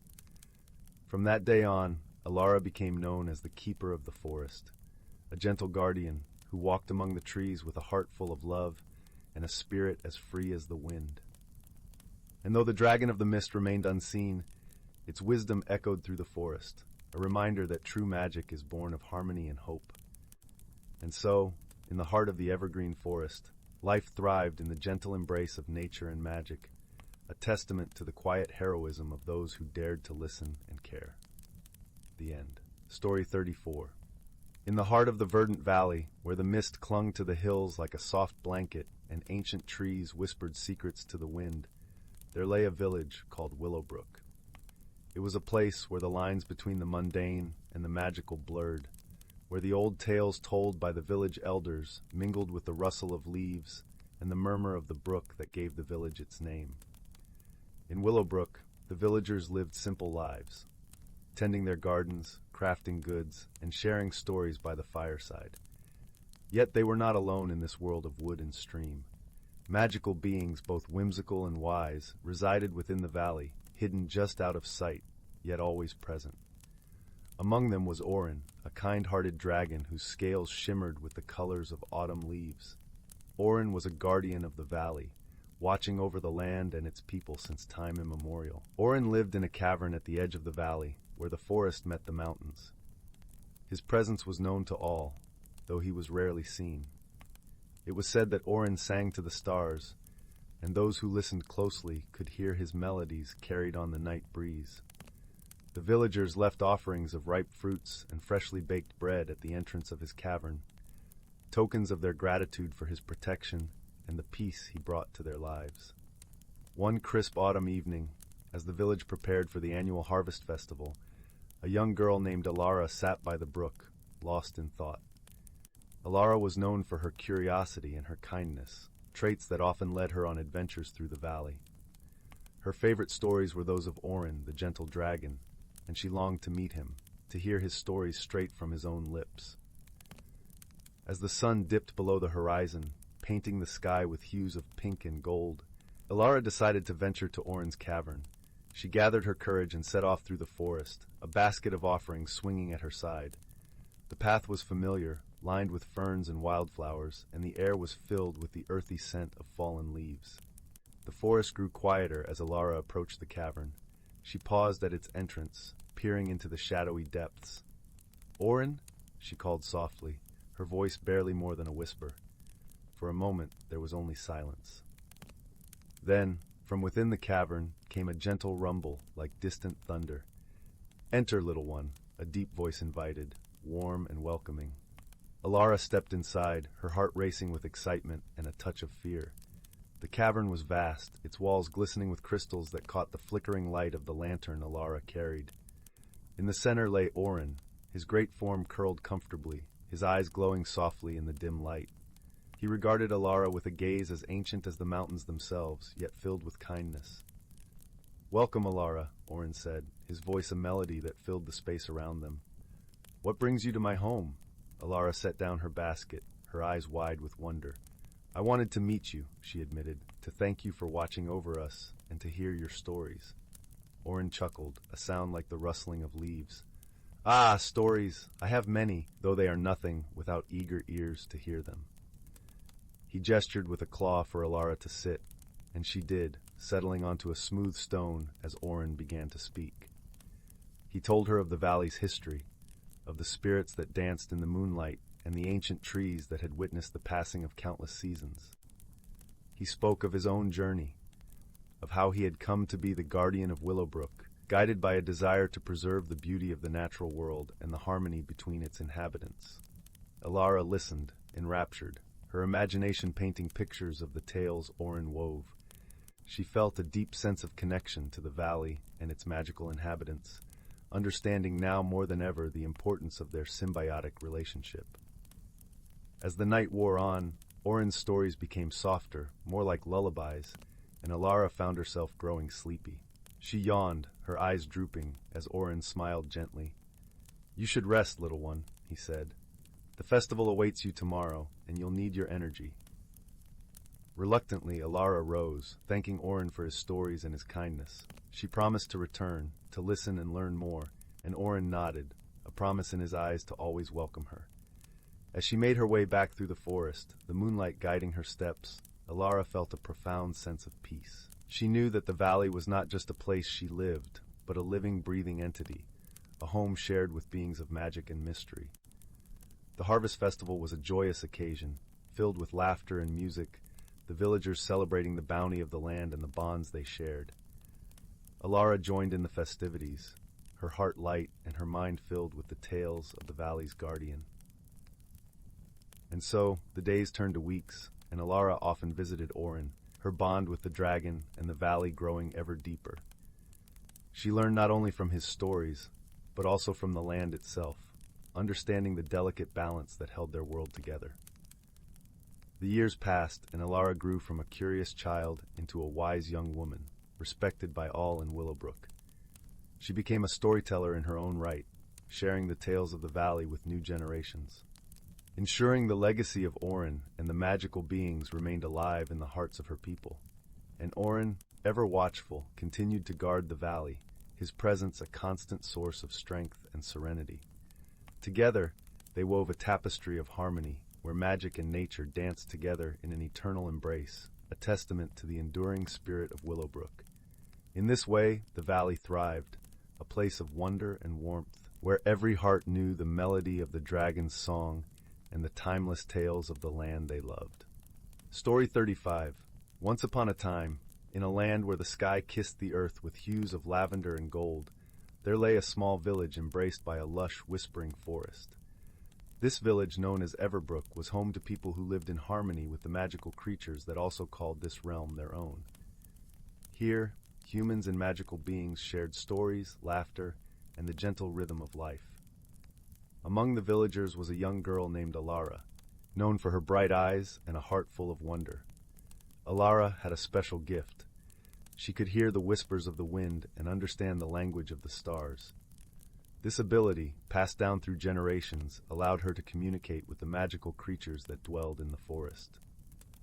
One crisp autumn morning, as the leaves danced down from the trees in a cascade of fiery colors, Elara set off into the forest with a basket full of freshly baked honey cakes. She was on her way to visit her dear friend Elwyn, a wise old tree spirit who had guided the village for centuries. The path to Elwyn's grove was lined with mushrooms that glowed faintly, casting a gentle luminescence that seemed to guide her steps. As she walked, Elara sang a song that her mother had taught her, a melody that mingled with the rustling leaves and the soft murmur of the brook. Her clear voice lifted the spirits of the forest, drawing out curious creatures from their hiding places. A fox with a coat like burnished copper followed at a distance, while a family of rabbits paused in their nibbling to listen. Elara's song was interrupted by a sudden rustling in the bushes. Out stepped a dragon, but not just any dragon. This was Phelan, the dragon of the forest. Phelan was covered in shimmering emerald scales, and his eyes glowed with the warmth of ancient wisdom. Despite his majestic size, Phelan was known for his gentle heart and his playful nature. "Good morning, Elara," Phelan greeted, his voice a deep rumble that echoed through the trees. "Good morning, Phelan," Elara replied with a beaming smile. "Would you like a honey cake?" Phelan nodded enthusiastically, lowering his great head to allow Elara to place a cake upon his tongue. His eyes twinkled with delight as he savored the treat. "Delicious, as always," he praised, careful not to let a single crumb escape. Together, they continued on the path, Phelan moving with surprising grace for his size, his presence reassuring and comforting. As they approached Elwyn's grove, the air shimmered with a kind of magic that only ancient places possess. The grove was a circle of towering oaks, their branches intertwining to form a natural cathedral. In the center stood Elwyn, her bark gleaming silver under the dappled sunlight. "Elara, dear child," Elwyn greeted, her voice like the rustle of leaves in a gentle breeze. "And Phelan, I see you've joined us. What a pleasant surprise." Elara curtsied playfully, and Phelan bowed his head with respect. The three of them settled in the grove, where Elara shared her honey cakes and spoke of the village's happenings. Her tales were met with Elwyn's wise counsel and Phelan's hearty laughter. As the afternoon sun began its descent, casting long shadows across the grove, a gentle breeze brought with it a note of urgency. It was a message from the north, from the winds that carried stories of distant lands. Elara listened intently, her expression turning from one of delight to concern. "What is it, dear Elara?" Elwyn asked, her liquid eyes watching the girl closely. "There's trouble brewing beyond the mountains," Elara replied, her voice tinged with worry. "A shadow is spreading, threatening to disrupt the balance of our world." Phelan huffed softly, a plume of smoke curling from his nostrils. "Then we must act," he said, his playful demeanor replaced by the seriousness of a dragon aware of his duty. "Indeed," Elwyn agreed, "but we must tread carefully. Shadows are not easily dispelled, and they thrive on fear." Elara nodded, her resolve strengthening. She knew that she could not face this alone, but with the help of her magical friends and the love of her village, she believed they could find a way to restore harmony. "The stars will guide us," Elara said, glancing up at the sky, where the first twinkles were beginning to appear. With their plans set, Elara, Phelan, and Elwyn decided to visit the wise owl Orin, who lived in the tallest tree of the forest. Orin was a creature of profound knowledge, said to have witnessed the birth of the world itself. His eyes held the light of distant galaxies, and his wings carried the weight of countless secrets. As night fell, the three companions made their way deeper into the forest, where the air was thick with the scent of pine and moss. The path grew narrow, and the trees loomed larger, their trunks like ancient sentinels watching over the land. Phelan led the way, his scales reflecting the moonlight, while Elwyn moved with the grace of the wind, barely disturbing the leaves underfoot. When they reached Orin's tree, they found the old owl perched high on a branch, his silhouette outlined against the starry sky. He blinked down at them, his golden eyes wise and knowing. "Ah, Elara, Phelan, Elwyn," Orin hooted softly. "I was expecting you." Elara smiled up at him, feeling comforted by his presence. "Orin, we need your guidance. There is a shadow growing beyond the mountains, and we fear it may reach our lands." Orin ruffled his feathers thoughtfully, considering their words. "Shadows are indeed tricky," he said slowly, "but they are not invincible. The key lies in understanding their nature." Phelan nodded, his expression serious. "What can we do to stop it?" Orin tilted his head, his eyes reflecting the wisdom of ages. "Shadows feed on fear and despair. To dispel them, you must bring forth light, light of hope, of courage, and of unity." It is not a task for one alone, but for many hearts beating as one. Elara felt a warmth spreading through her chest, a flicker of hope igniting within her. She turned to her friends, seeing her own determination mirrored in their eyes. Together, they would rally the village and the creatures of the forest, uniting them in a quest to drive away the darkness. "Thank you, Orin," Elara said, her voice filled with gratitude. "We will follow your wisdom." With their path illuminated by Orin's guidance, Elara, Phelan, and Elwyn returned to the village. There, under the canopy of stars, they gathered the villagers and shared the news. The villagers listened with wide eyes and open hearts, their resolve growing as they understood the importance of their unity. The next day, as the sun rose over the hills, casting its golden light upon Everbrook, the village came alive with activity. People worked side by side, their laughter and songs filling the air. The magical creatures of the forest joined them, lending their own unique talents to the cause. Elara found herself surrounded by friends old and new, each bringing their own gifts to the effort. The fox with the copper coat helped weave a tapestry of protection around the village, while the rabbits gathered herbs and flowers for potions of strength and courage. Even the brook lent its voice, its soothing song a balm for weary souls. As the preparations continued, Elara took a moment to gaze at the sky, where the clouds drifted lazily, painting the heavens with hues of pink and orange. She felt a deep sense of peace, knowing that they were not alone in this fight. The day of reckoning arrived, and Everbrook stood ready. The villagers and their magical allies gathered at the edge of the forest, facing the mountains where the shadow lurked. Elara stood at the front, Phelan by her side, his presence a comforting pillar of strength. Elwyn and Orin joined them, the ancient spirits lending their wisdom and power to the gathering. As one, they raised their voices, a chorus of hope and courage that echoed through the land. The very air shimmered with the combined magic of their unity. From the mountains, the shadow emerged, a dark cloud that sought to engulf the light. But the people of Everbrook did not falter. They held their ground, their hearts alight with the fire of determination. As the shadow advanced, Phelan took to the skies, his emerald scales flashing like a beacon. He breathed a mighty roar, a sound that reverberated through the valley, a call to arms for all who cherished the light. Elara raised her arms, her voice strong and clear as she sang the song of her ancestors, a melody that carried the light of the stars. Around her, the villagers joined in, their voices weaving a tapestry of sound that resonated with power. The shadow hesitated, its form wavering as it encountered the strength of their unity. It recoiled, retreating under the onslaught of light and hope that poured from the hearts of those gathered.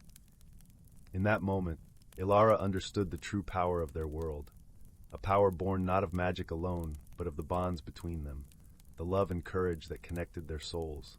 With one final surge of light, the shadow broke apart, dissolving into nothingness, leaving the sky clear and bright. A cheer erupted from the villagers, their joy spilling over like a river overflowing its banks. Elara stood amidst them, her heart overflowing with gratitude and love for her village, her friends, and the forest that had sheltered them. She turned to Phelan, who landed gracefully beside her, his eyes shining with pride. "We did it," she whispered, her voice full of wonder. Phelan nodded, his smile wide. "Together, we can face anything." As the sun set on that momentous day, Elara knew that their world was safe, their harmony restored, and as long as they stood united, the light would always prevail over the shadows. And so, in the village of Everbrook, where the sky met the earth in a tapestry of wonder, life continued in harmony, a testament to the power of love, courage, and the magic that lived in every heart. Story 36. In the small village of Elderwood, nestled at the edge of an ancient forest where the trees whispered secrets to those who listened, there lived a young girl named Leela. She had a curious heart and an affinity for the wonders hidden within nature. Her days were spent wandering the woods, her pockets filled with acorns and her hair adorned with wildflowers. Leela's cottage was a cozy little abode with a thatched roof and ivy creeping up its stone walls. It sat at the end of a winding path, surrounded by a garden that danced with colors, marigolds, daisies, and lavender, all swaying gently in the breeze. Her grandmother, Maeve, lived with her, a wise woman whose tales of magic and mystery filled Lila's nights with dreams of far-off places and ancient spells.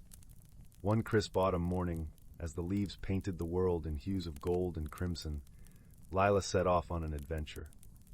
The forest beckoned with the promise of discovery, and she felt an unexplainable pull towards its heart. She packed a small satchel with bread, cheese, and a flask of warm tea before stepping into the embrace of the towering oaks and whispering pines. As she walked, the forest came alive with the chatter of squirrels and the melodic songs of birds. A gentle breeze carried the scent of earth and fallen leaves. Lila followed a path less trodden, her feet crunching over twigs and her eyes wide with wonder.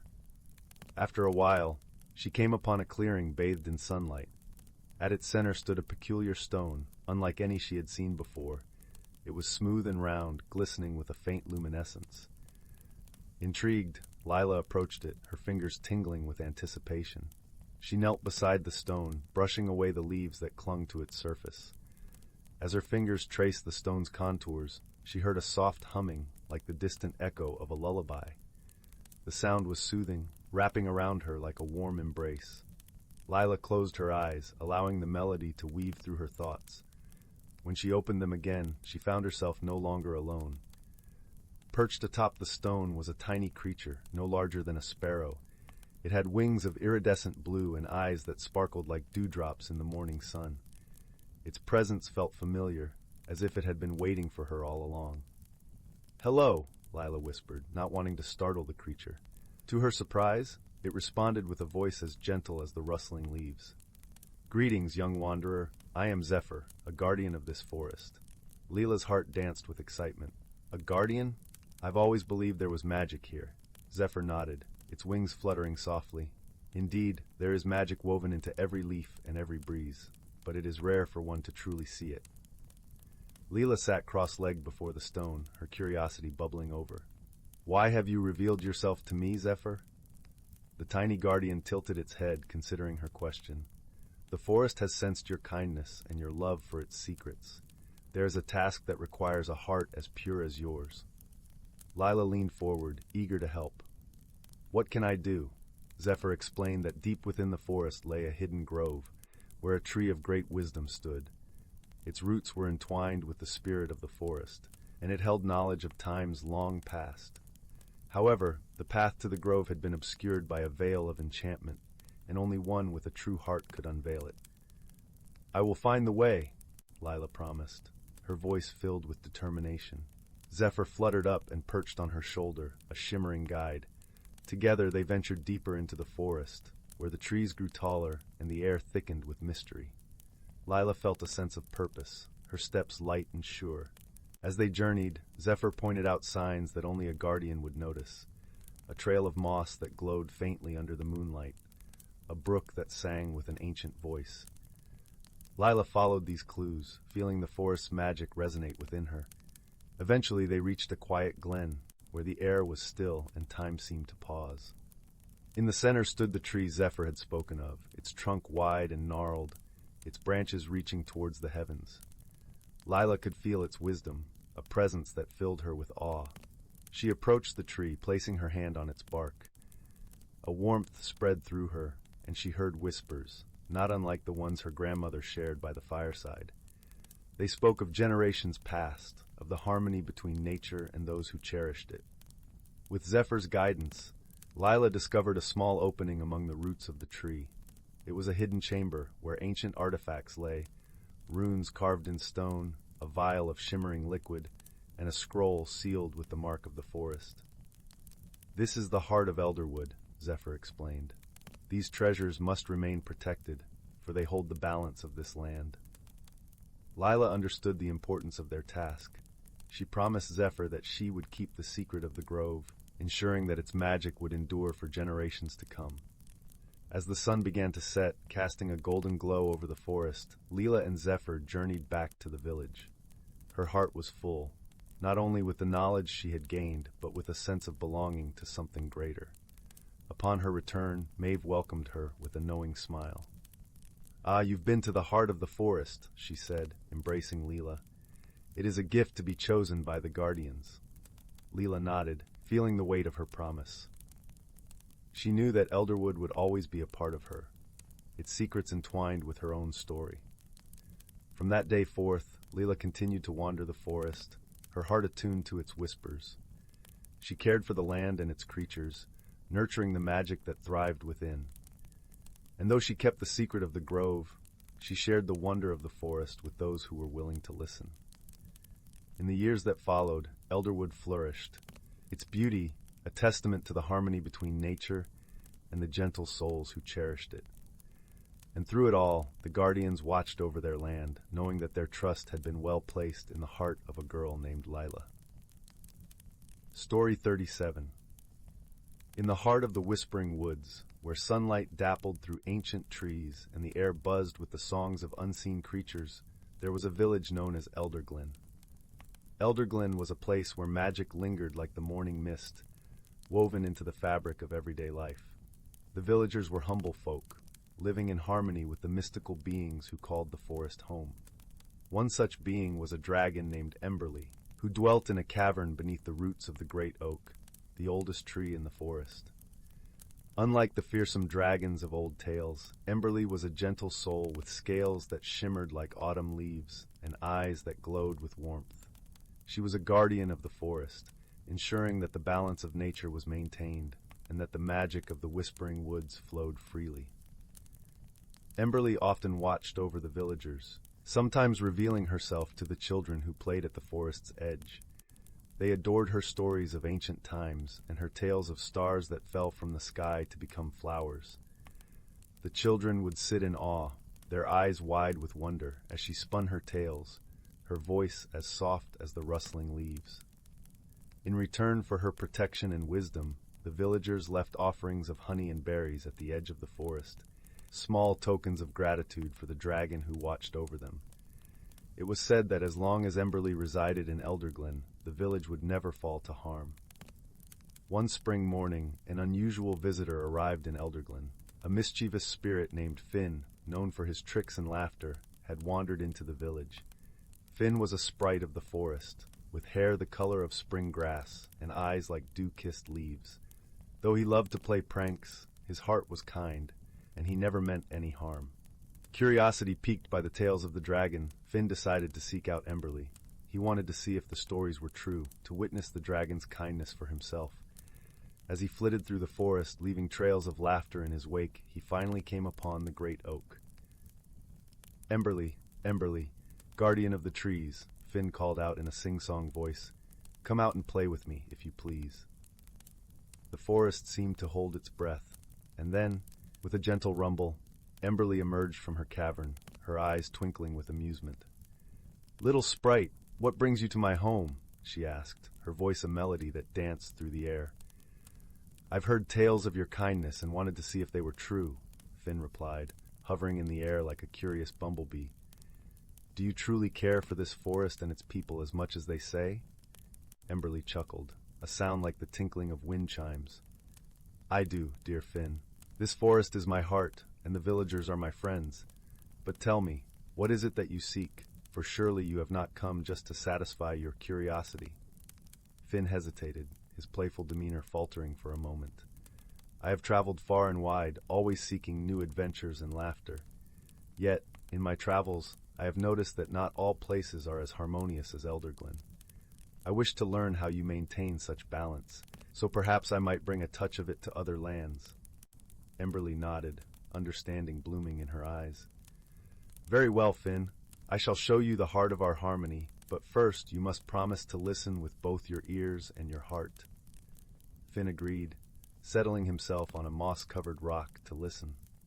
Emberly began to tell him of the ancient pacts between the creatures of the forest and the villagers, how mutual respect and kindness were the roots from which their peaceful coexistence grew. "The magic of this place," Emberly explained, "is not in grand spells or mighty power, but in the simple acts of kindness and the understanding that we are all connected. Each tree, each creature, each person has a role to play in this tapestry." Finn listened intently, his playful nature subdued by the wisdom woven into Emberly's words. He realized that true harmony lay not in grand gestures, but in the small, everyday acts of kindness and respect. As the sun began to set, casting golden light across the forest, Finn thanked Emberly for her guidance. I shall take your lessons with me, dear dragon, and perhaps, with time, other places may learn from Elderglen's example. Emberly smiled, her heart warmed by the sprite's sincerity. Go with my blessing, Finn, and remember, you are welcome here whenever you wish to return. With a final laugh, Finn darted away, the forest echoing with his joy as he disappeared into the twilight. The villagers would later find him sharing his newfound wisdom in distant lands, spreading harmony wherever he went. Back in Elderglen, the villagers continued their lives unaware of the little sprite's quest. Yet they felt a deeper peace in their hearts, a subtle reminder that the bonds they shared with the forest and its guardian were strong and enduring. And so, under the watchful gaze of Emberly, the Whispering Woods thrived, its magic a gentle, ever-present song that whispered of harmony and the quiet heroism found in every act of kindness. Story 38. Once upon a time, nestled within the gentle embrace of the verdant vale, there lay a village called Willowbrook. This quaint settlement was cradled by lush, rolling hills and bordered by the whispering waters of the moonlit river. The village was a place where stories were spun with the silken threads of magic, and where the boundary between the mundane and the miraculous was as thin as morning mist. The heart of Willowbrook was its great oak, an ancient tree whose roots were said to cradle the very soul of the village. Beneath its sprawling branches, villagers gathered for festivals, shared tales, and sought solace in times of need. This oak was more than just a tree, it was a guardian, and some whispered that it was home to a wise and gentle spirit, known only as the Keeper of Whispers. In these lands, magic was as much a part of life as the rising sun. It was said that on nights when the moon hung low and full, the veil between worlds would lift, allowing glimpses into realms unseen. It was on one such night that a peculiar event unfolded, setting the stage for an adventure that would weave the destinies of both the village and the mystical creatures that dwelled in the shadows of the veil. The tale begins with a young girl named Elara, who lived in a cozy cottage at the edge of Willowbrook. Elara was known for her bright, inquisitive eyes and a heart that was as wild and open as the fields she loved to roam.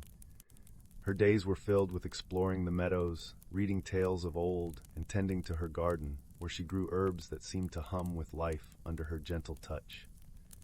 One evening, as the sun dipped below the horizon and the sky blushed with hues of twilight, Elara sat beneath the great oak, cradling a small, worn book of folk tales. The pages whispered of dragons with scales like moonlight, of spirits that danced in the flames, and of heroes whose courage was as vast as the sea.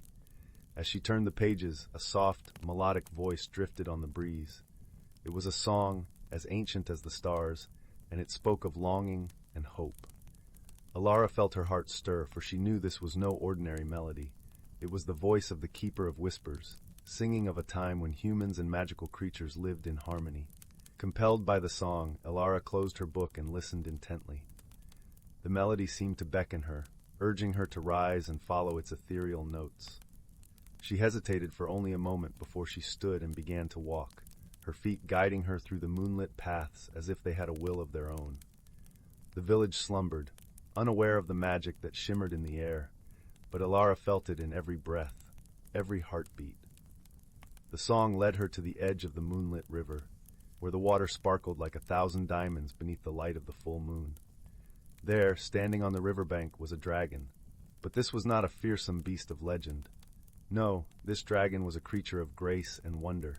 Its scales shimmered with the colors of dusk and dawn, and its eyes held the wisdom of ages. It was a moon dragon, a guardian of dreams and keeper of secrets. Elara approached with a heart full of awe and a spirit unburdened by fear. The dragon regarded her with curiosity and a warmth that spoke of ancient kinship. It lowered its head, and Elara reached out, her fingers brushing against its cool, smooth scales. In that moment, a bond was formed, one that transcended the barriers of language and time. Elara, the dragon spoke, its voice a gentle rumble like distant thunder. I am called Zephyr. I have watched over this land for centuries, and tonight the veil between our worlds has thinned. I seek your help, for there is a shadow that threatens the harmony we hold dear. Elara listened intently, her heart swelling with a sense of purpose. She had always felt a connection to the magic of the veil, and now she understood why. "What must I do, Zephyr?" she asked, her voice steady and filled with resolve. Zephyr's eyes softened with gratitude. "There is a forgotten grove, hidden deep within the forest of Elderglen. It is a place where the magic of our worlds intertwines. But a darkness has taken root there, spreading like a poison. We must restore the balance before it consumes us all." With a nod, Elara agreed to help. The task ahead was daunting, but she felt no fear, for she knew she was not alone. Together they set out, guided by the moonlight and the song of the Keeper of Whispers that lingered in the air. The journey through the forest was a tapestry of enchantment. The trees whispered secrets as they passed, their leaves shimmering with a silvery glow. Creatures of the night watched with curious eyes, recognizing the bond between the girl and the dragon. Elara felt a sense of belonging, as if she had stepped into a world that had been waiting for her all along. As they ventured deeper into the forest, the air grew thick with a sense of foreboding. The trees loomed taller, their branches twisting like gnarled fingers. Shadows danced in the corners of Elara's vision, and the song of the keeper grew fainter, as if warning of the danger ahead. At last they reached the grove, a place of haunting beauty and forgotten magic. But what should have been a sanctuary of light was now shrouded in darkness. The trees were withered, their bark cracked and blackened. The air was heavy with the scent of decay, and the ground was littered with the remnants of a once vibrant garden. Elara felt a pang of sorrow, and Zephyr let out a low, mournful growl. "The darkness feeds on despair," the dragon murmured. "We must sow the seeds of hope to banish it." With determination, Elara knelt upon the earth. She reached into her satchel and withdrew a handful of seeds, the very same she had nurtured in her garden. These were no ordinary seeds. They were gifts from the keeper, imbued with the magic of the veil. As she planted each seed, she whispered words of love and light, her voice mingling with the soft hum of the forest. Zephyr watched, his presence a comforting weight behind her. Slowly, a gentle glow began to emanate from the earth, spreading like ripples across the grove. The darkness trembled, recoiling from the light. Elara could feel the pulse of magic beneath her fingertips, a rhythm of life and renewal. The grove, once silent and still, began to stir. Leaves unfurled, vibrant and green, and flowers bloomed in a riot of colors, their petals glistening with dew. As the grove awoke, the darkness shrank back, retreating into the shadows. Elara felt a surge of triumph, and a warmth spread through her chest, as if the very heart of the veil beat in time with her own. Zephyr let out a triumphant roar, a sound that echoed through the forest, carrying with it a message of hope and healing. The dragon turned to Elara, his eyes shining with gratitude. "You have done it, Elara. You have restored the balance, and with it, the harmony of our worlds." Elara smiled, her heart light with joy. She knew that this was only the beginning. The bond she had forged with Zephyr, with the forest, and with the magic of the veil was a promise of more adventures to come. As dawn broke over the horizon, painting the sky in hues of gold and pink, Elara and Zephyr returned to Willowbrook. The village awoke to a world renewed, unaware of the heroism that had saved their home. But Elara knew, and so did the Keeper of Whispers, whose song now carried a melody of hope and new beginnings. The great oak stood tall, its branches swaying in a gentle dance, a silent witness to the extraordinary deeds of a girl with a heart of wonder and a dragon who dared to dream. And so life in Willowbrook continued, enriched by the magic that flowed through its veins. Elara, with her dragon companion by her side, became a guardian of tales, a weaver of dreams, and a keeper of the harmony that bound their worlds together. For in the verdant vale, where magic and nature walked hand in hand, there would always be stories waiting to be told, and adventures waiting to unfurl under the watchful eyes of dragons and dreamers alike. And thus, the tale of Elara and Zephyr became one with the whispers of the wind, a bedtime story for generations to cherish, a reminder that courage and kindness could light even the darkest of paths. Story 39. In a land cradled by the arms of ancient, whispering forests, there existed a village known as Willowmere. It was a place where the laughter of children mingled with the rustling leaves, and where the very roots of the trees seemed to hum with life. This village was not like any other, for here, humans lived in harmony with magical creatures that called the forests home. Among them were the kind-hearted dragons, whose scales shimmered like jewels under the sun, and the mischievous spirits of the woods, known as the sylphs, who danced playfully through the air. The heart of Willowmere was its people, simple yet extraordinary in their bond with the land and its magical inhabitants. One such person was a young girl named Leora. With hair the color of autumn leaves and eyes sparkling with the curiosity of 1,000 questions, Leora was known for her gentle nature and an unyielding spirit of adventure. She spent her days exploring the fringes of the forest, befriending creatures big and small, and learning the secrets whispered by the wind. Leora's closest friend was a dragon named Thistle, whose emerald scales glinted like dew upon the morning grass. Thistle was a dragon of the old world, wise and gentle, with a penchant for storytelling. The two formed a bond as strong as the roots of the ancient oaks, and Thistle would often share tales of the world beyond the village, of mountains that scraped the sky and seas that danced with moonlight. One autumn evening, as the sun dipped below the horizon, painting the sky in hues of amber and rose, Thistle and Leora sat by the edge of the great willow, a tree that was said to be as old as time itself. Its branches stretched out like welcoming arms, and its leaves whispered secrets of the past. "Do you see that, Leora?" Thistle asked, his voice a gentle rumble as he nodded towards the horizon. "Beyond the hills, where the sky kisses the earth, lies the Valley of Echoes. It's a place where the past and present meet, and where the whispers of yesterday can be heard in the rustle of the leaves." Leora's eyes widened with wonder. "Have you been there, Thistle?" The dragon nodded, a soft smile curling at the edges of his mouth. "Long ago, before the stars danced in their current patterns, it's a place of great beauty and profound mystery." As the stars began to twinkle overhead, Leora's heart filled with a longing she couldn't quite explain. "I wish to see it," she confessed, her voice barely louder than the breeze. Thistle regarded her with a knowing gaze. "Then perhaps one day you shall." The days turned into weeks, and the weeks into months, yet Leora's yearning to visit the Valley of Echoes only grew stronger. She spoke to her parents, the village council, and even the wise old owl who nested in the great willow. All spoke of the valley with reverence, but none had visited it in many lifetimes. One crisp morning, when the first frost kissed the earth, Leora awoke with a sense of determination. She packed a small satchel with essentials, a loaf of bread, a flask of honeyed tea, and a warm cloak woven by her grandmother. She made her way to the clearing where Thistle often slumbered, nestled among the ferns. The dragon's eyes fluttered open at her approach. "Leora," he greeted warmly, "what brings you here so early?" "I've decided to see the Valley of Echoes," she announced, her voice steady and resolute. Thistle hummed thoughtfully, a plume of smoke curling from his nostrils. "It is a long journey, and not without its perils. Are you certain?" Leora nodded, her eyes alight with the fire of adventure. "I am. I feel it calling to me, Thistle. I must go." With a sigh that was both wise and tender, Thistle stretched his wings, casting a shadow as vast as the sky itself. "Then I shall accompany you. The journey is always sweeter with a friend."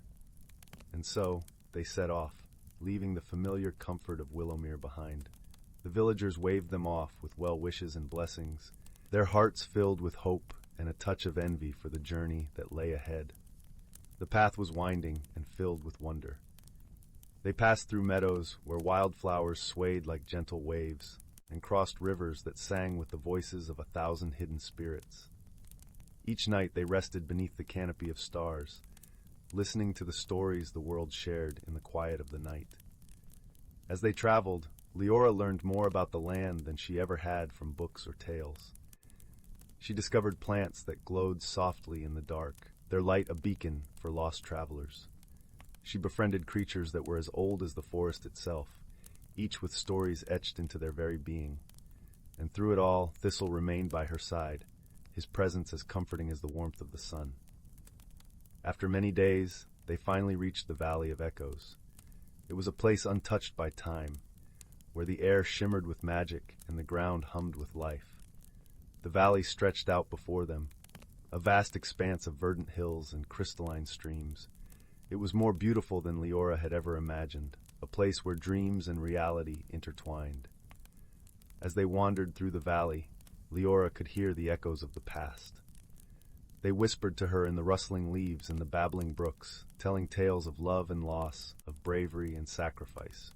She felt a deep connection to all who had come before her, their stories woven into the very fabric of the earth.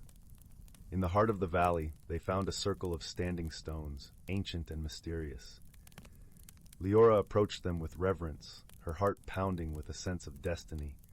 As she laid her hand upon the cool stone, a warmth spread through her, filling her with a profound sense of belonging.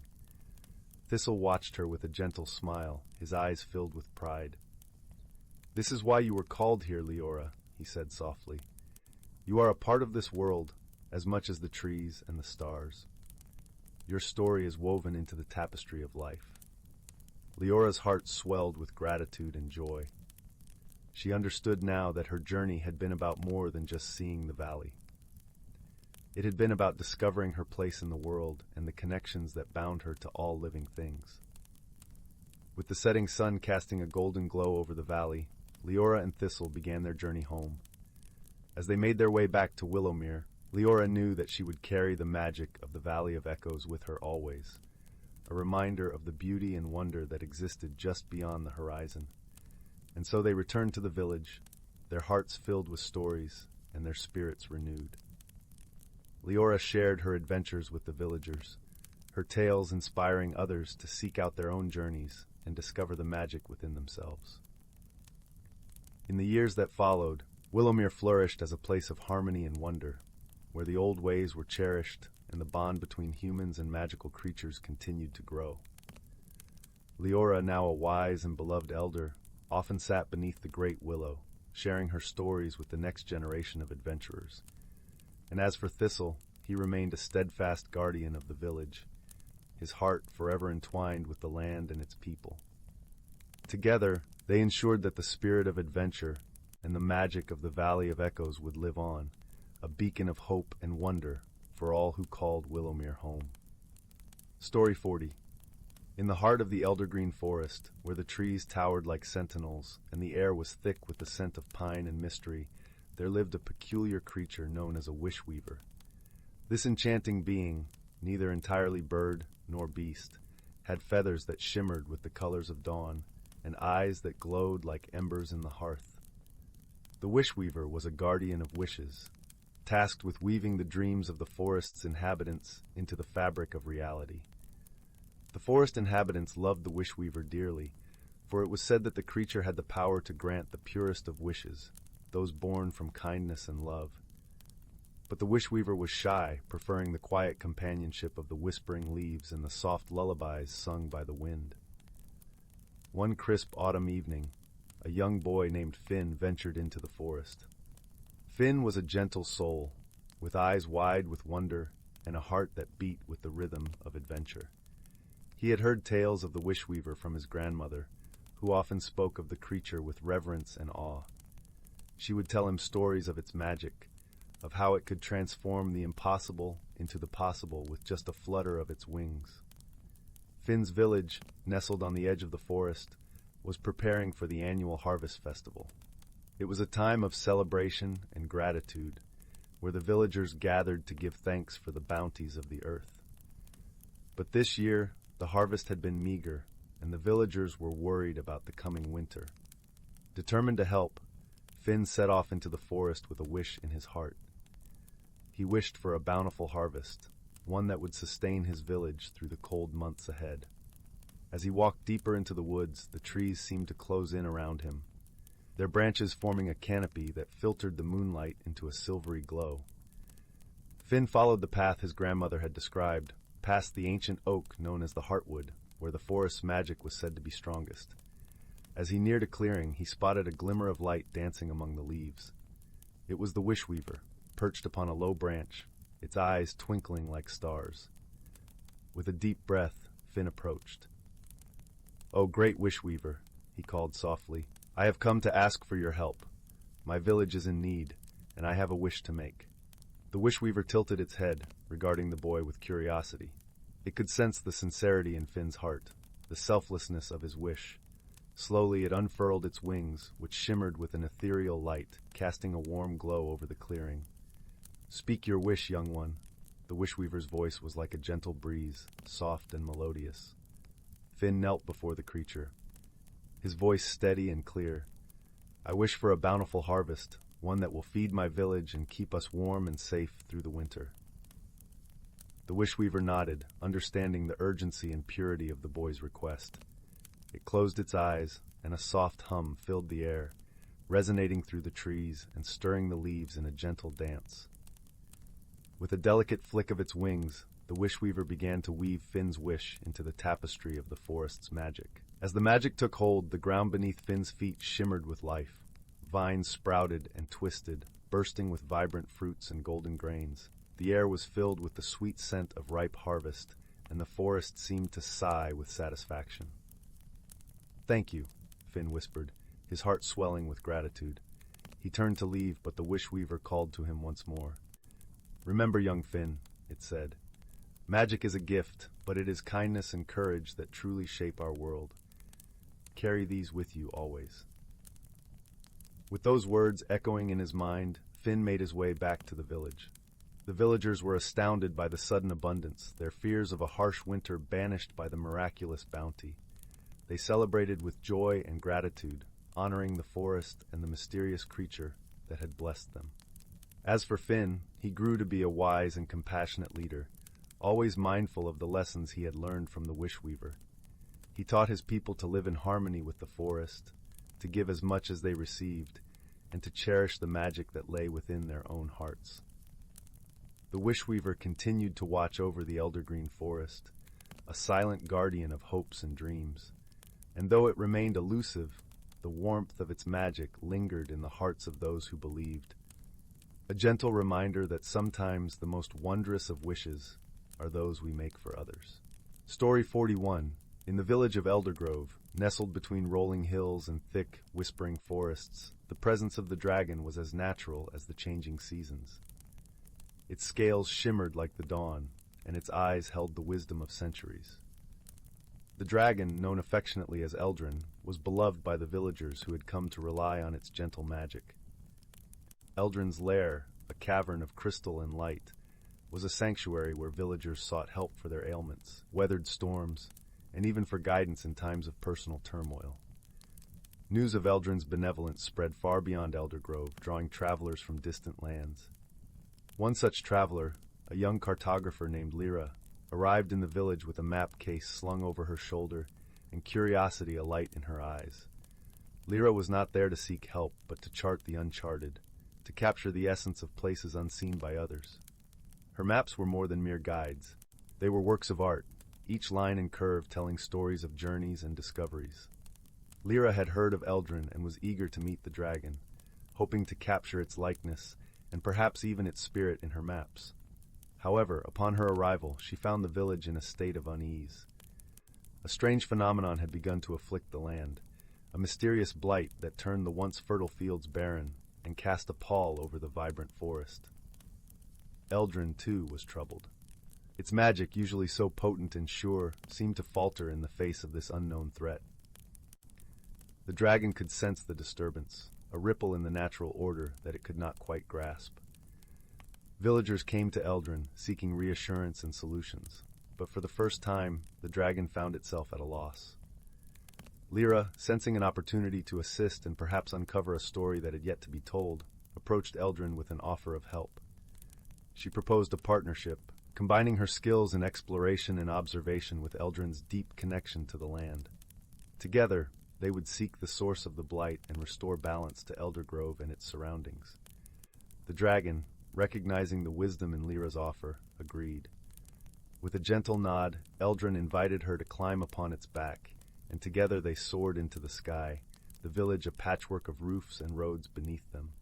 From above, the extent of the blight was clear, a spreading darkness creeping through the verdant landscape. Their first destination was the heart of the forest, a place where Eldrin often went to commune with the spirits of nature.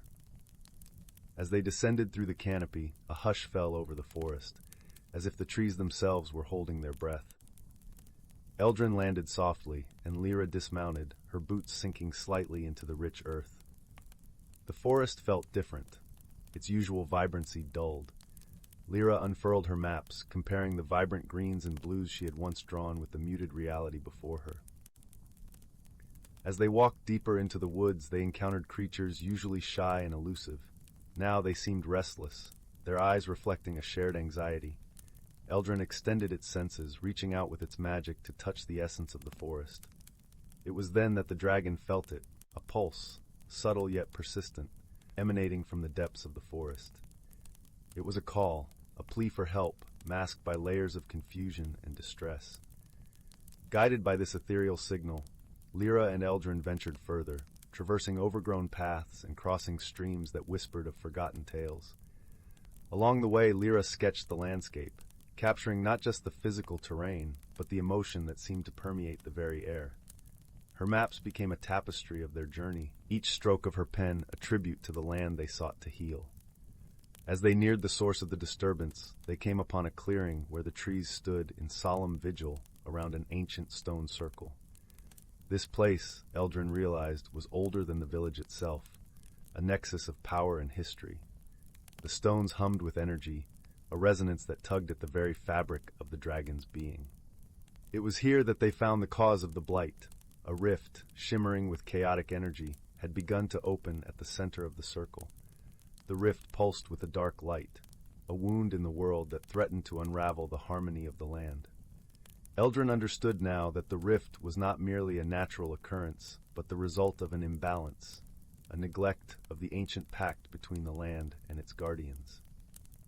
The dragon's role was not only to aid the villagers in their daily lives, but to maintain this balance, a truth that had been forgotten over generations. Lyra, observing the rift, noted its strange beauty amidst the threat it posed. Her keen eyes spotted patterns in the chaos, shapes that seemed to echo the lines of her maps. Inspired, she realized that her maps might hold the key to understanding and closing the rift. Together, they devised a plan. Eldrin would channel its magic to stabilize the rift, while Lyra would use her maps to guide the energy, weaving the patterns she had observed into a tapestry of restoration. It was a delicate dance between magic and artistry, where each stroke of Lyra's pen was mirrored by Eldrin's ethereal touch. As they worked, the forest around them seemed to hold its breath, the creatures watching in silent hope. The rift resisted, its chaotic energy swirling with a will of its own. But Lyra's maps began to glow, their lines and curves forming a bridge between the physical and the mystical. Eldrin's magic surged, pouring into the patterns Lyra had drawn. The rift shuddered, its dark light flickering as if caught in a web of light. Slowly, the chaotic energy began to coalesce, drawn into the harmonious shapes that Lyra had crafted. With a final surge of magic, Eldrin and Lyra completed the ritual. The rift, once a gaping wound, shimmered and then vanished, leaving behind only a whisper of its presence. The clearing, once heavy with despair, now felt lighter, as if the very air had been cleansed. The forest seemed to sigh in relief, the energy of the land returning to its natural rhythm. Eldrin and Lyra stood in the silence that followed, their hearts filled with a profound sense of achievement and understanding.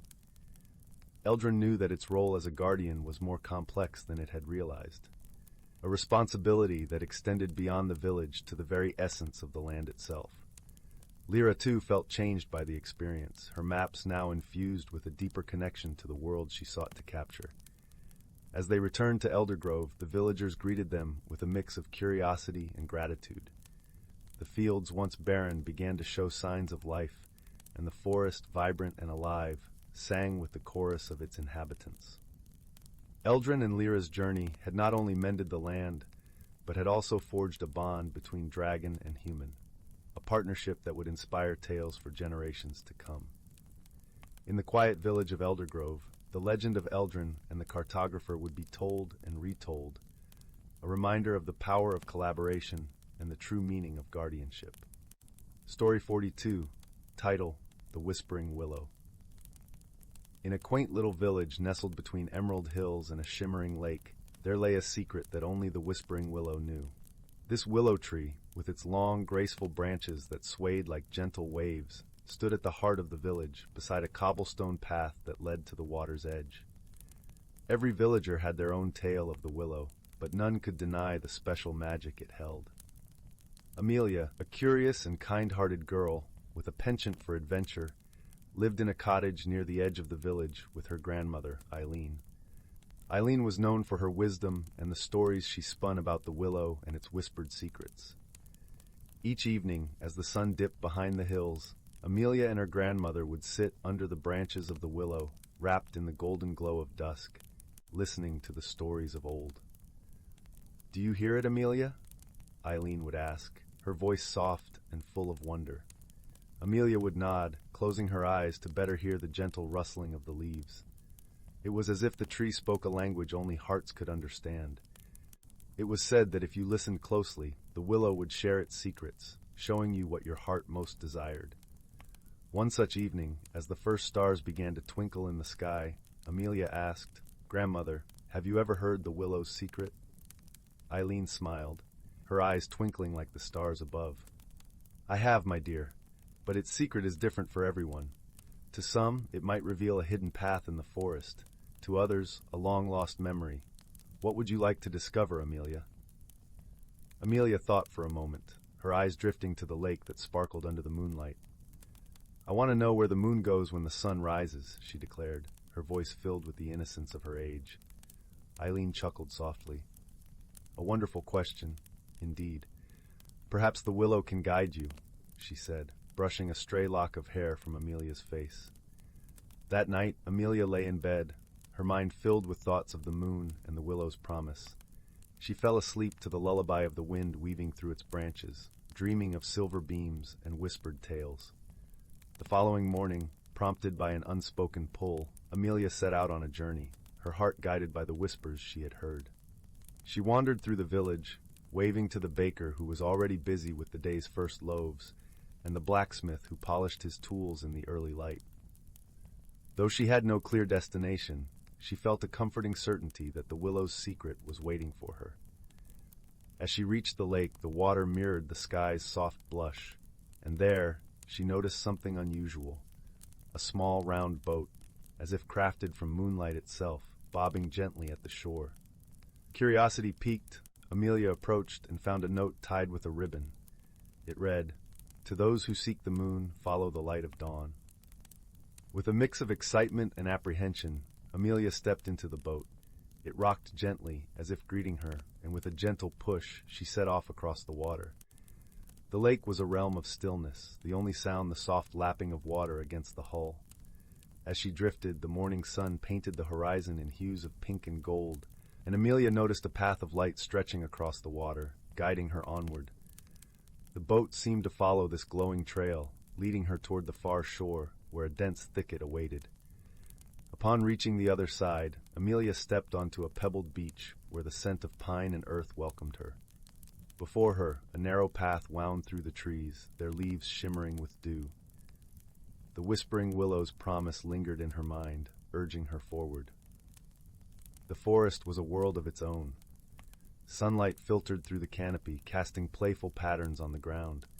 Birds chirped in melodious harmony, and the rustle of small creatures scampering through underbrush created a gentle symphony. Amelia felt as though she were stepping into a story, one that had been waiting for her all along. As she followed the path, she came upon a clearing where a circle of ancient stones stood like silent guardians around a pool of water. The pool was unlike any other. Its surface was a perfect mirror, reflecting the sky so crisply that it seemed to contain the heavens themselves. Amelia approached the pool, drawn by a shimmering light from its depths. Kneeling beside it, she peered into the water and gasped. There in the reflection, she saw the moon, not as a distant orb in the sky, but as a glowing presence, full and resplendent. "Welcome, seeker of the moon," a gentle voice spoke, resonating from the circle of stones. Amelia looked around, her eyes wide with wonder, but saw no one. "Who are you?" she asked, her voice barely a whisper. "We are the keepers of the moon's path," the voice replied, as if carried on the breeze. "You have been guided here by the willow's whisper. What is it you wish to know?" Amelia hesitated, her heart pounding with excitement. "I wish to know where the moon goes when the sun rises," she said, her voice growing stronger. The pool rippled, and the reflection of the moon seemed to dance on its surface. The moon, dear child, never truly leaves. It journeys across the sky, watching over the world from the other side. When the sun rises, the moon embarks on a voyage of its own, visiting lands where the sun is set. It is a cycle, a dance of light and shadow, forever in harmony. As the voice spoke, Amelia felt a warmth spread through her, as though she were part of that celestial dance, connected to the rhythm of the universe.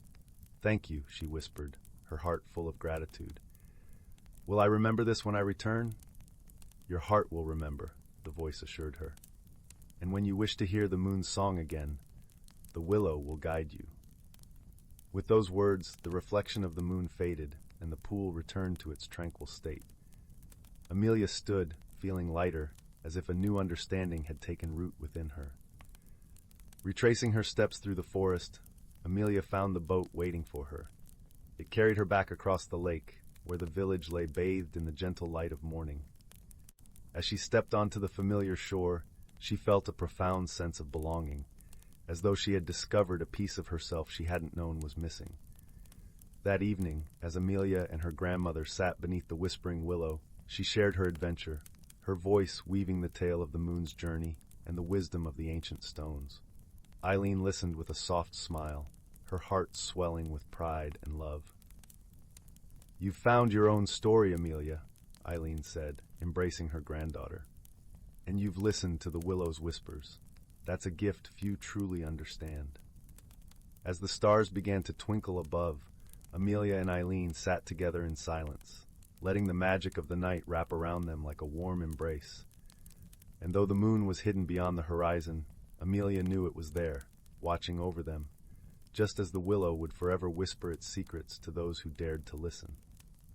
And so, in the heart of that little village, the whispering willow continued to sway, its branches weaving tales of wonder and discovery, waiting for the next seeker to listen and learn. Story 43.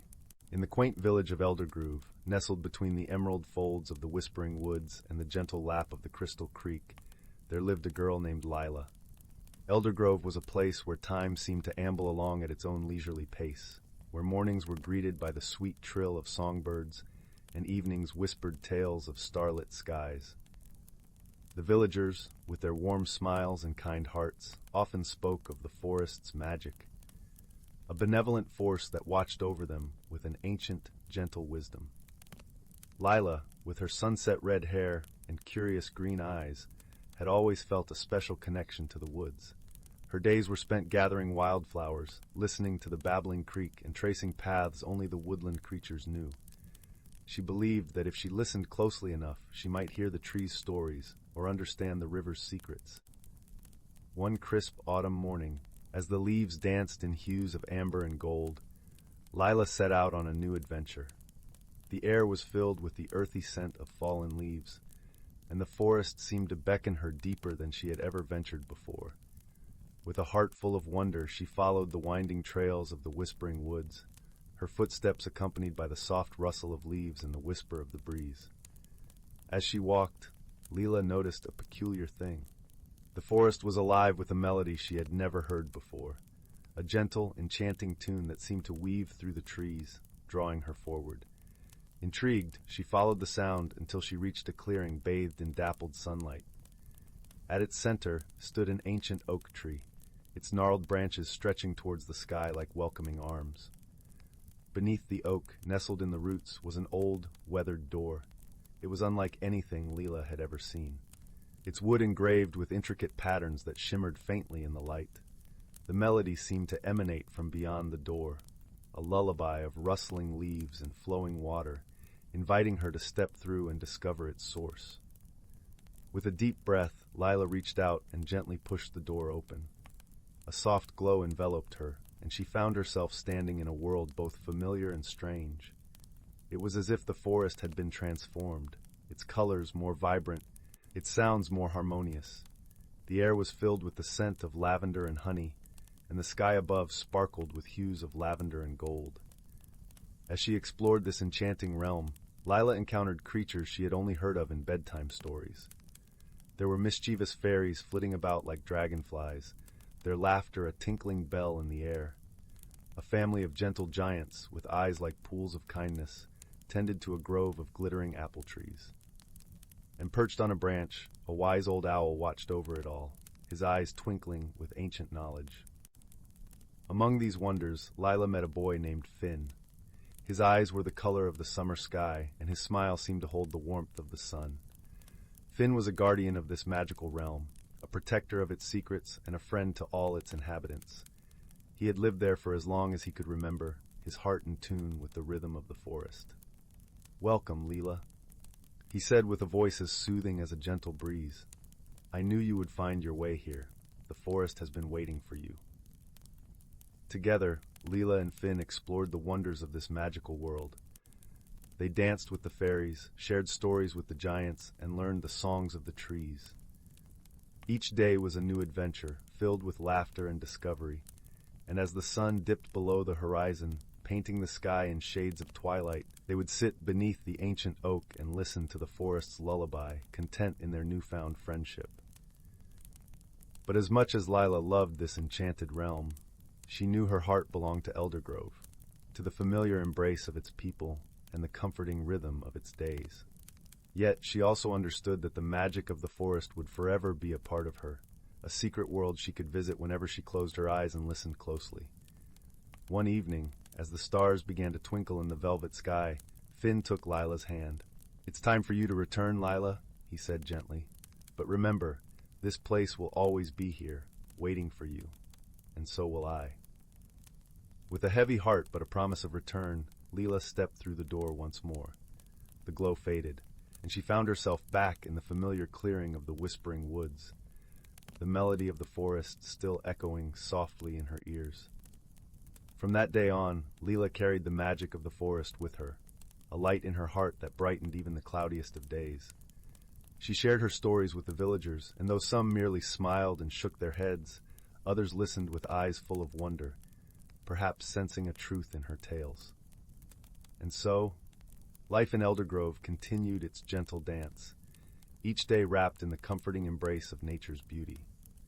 But for Lila, the world had grown a little wider, a little more magical, and her heart knew that just beyond the whispering woods, a realm of wonder awaited, ready to welcome her home whenever she wished to return. Story 44.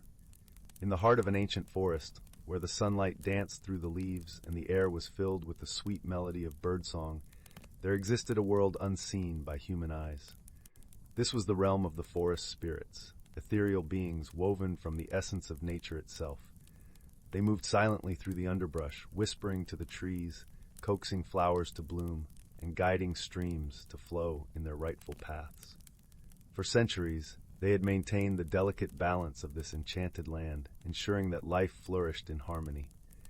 The spirits were as varied as the forest they tended.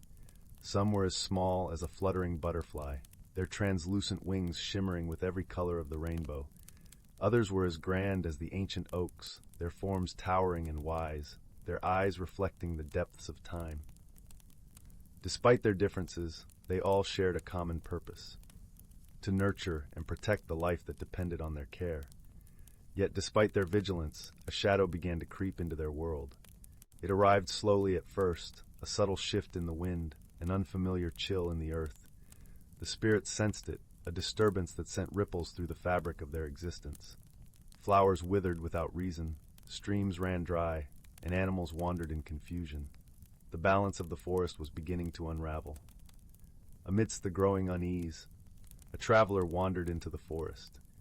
Their journey had begun as a simple trek through the woods, a chance to escape the noise of the world beyond the trees.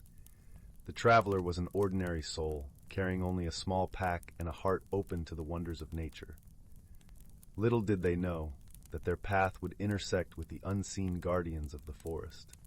As the traveler moved deeper into the woods, they felt an inexplicable pull, as if the forest itself were guiding their steps. The air around them seemed to shimmer, and for a moment they caught a glimpse of something extraordinary, a flicker at the edge of sight, a presence just beyond perception. Intrigued and unafraid, the traveler pressed on, eager to uncover the mystery of this enchanted place. The spirits, watching from the shadows, sensed something special in the traveler. Despite their initial reluctance to reveal themselves, they knew that the forest needed help, help that perhaps only this wayfarer could provide. Summoning their courage, the spirits decided to step into the light. In a clearing bathed in golden sunlight, the spirits revealed themselves. The traveler, taken aback by the sudden appearance of these ethereal beings, felt neither fear nor disbelief. Instead, there was a sense of awe and a deep recognition of the magic that pulsed through the world. "Welcome, traveler," spoke a spirit whose form glimmered like sunlight on water. "We are the guardians of this forest, unseen by those who walk the earth. We tend to its needs, ensuring that balance is maintained. But a darkness has come upon us, and we find ourselves in need of aid." The traveler listened, their heart open to the plea. "How can I help?" they asked, their voice steady and filled with resolve. The spirits explained the disturbance, the imbalance that threatened the forest's harmony. The traveler, moved by the spirit's plight, agreed to help. Thus began a journey that would lead them through the enchanted landscapes of the forest, each step revealing wonders and challenges alike. Their first task was to find the source of the taint that had seeped into the forest. Guided by the spirits, the traveler ventured into the depths of the woods, where the trees grew dense and the light was a mere whisper. Here the air was heavy, and the ground seemed to pulse with an unsettling energy. As they walked, the traveler learned from the spirits, who shared their knowledge in whispers carried on the wind. They spoke of the interconnectedness of all living things, how the health of one affected the health of all. The traveler listened, absorbing the wisdom like the roots of a tree drinking from the earth. Their path led them to a glade where the disturbance was strongest. The ground was scarred, the trees around it wilting, their leaves a sickly hue. At the center lay a stone, unnaturally cold and dark, pulsing with a malevolent energy.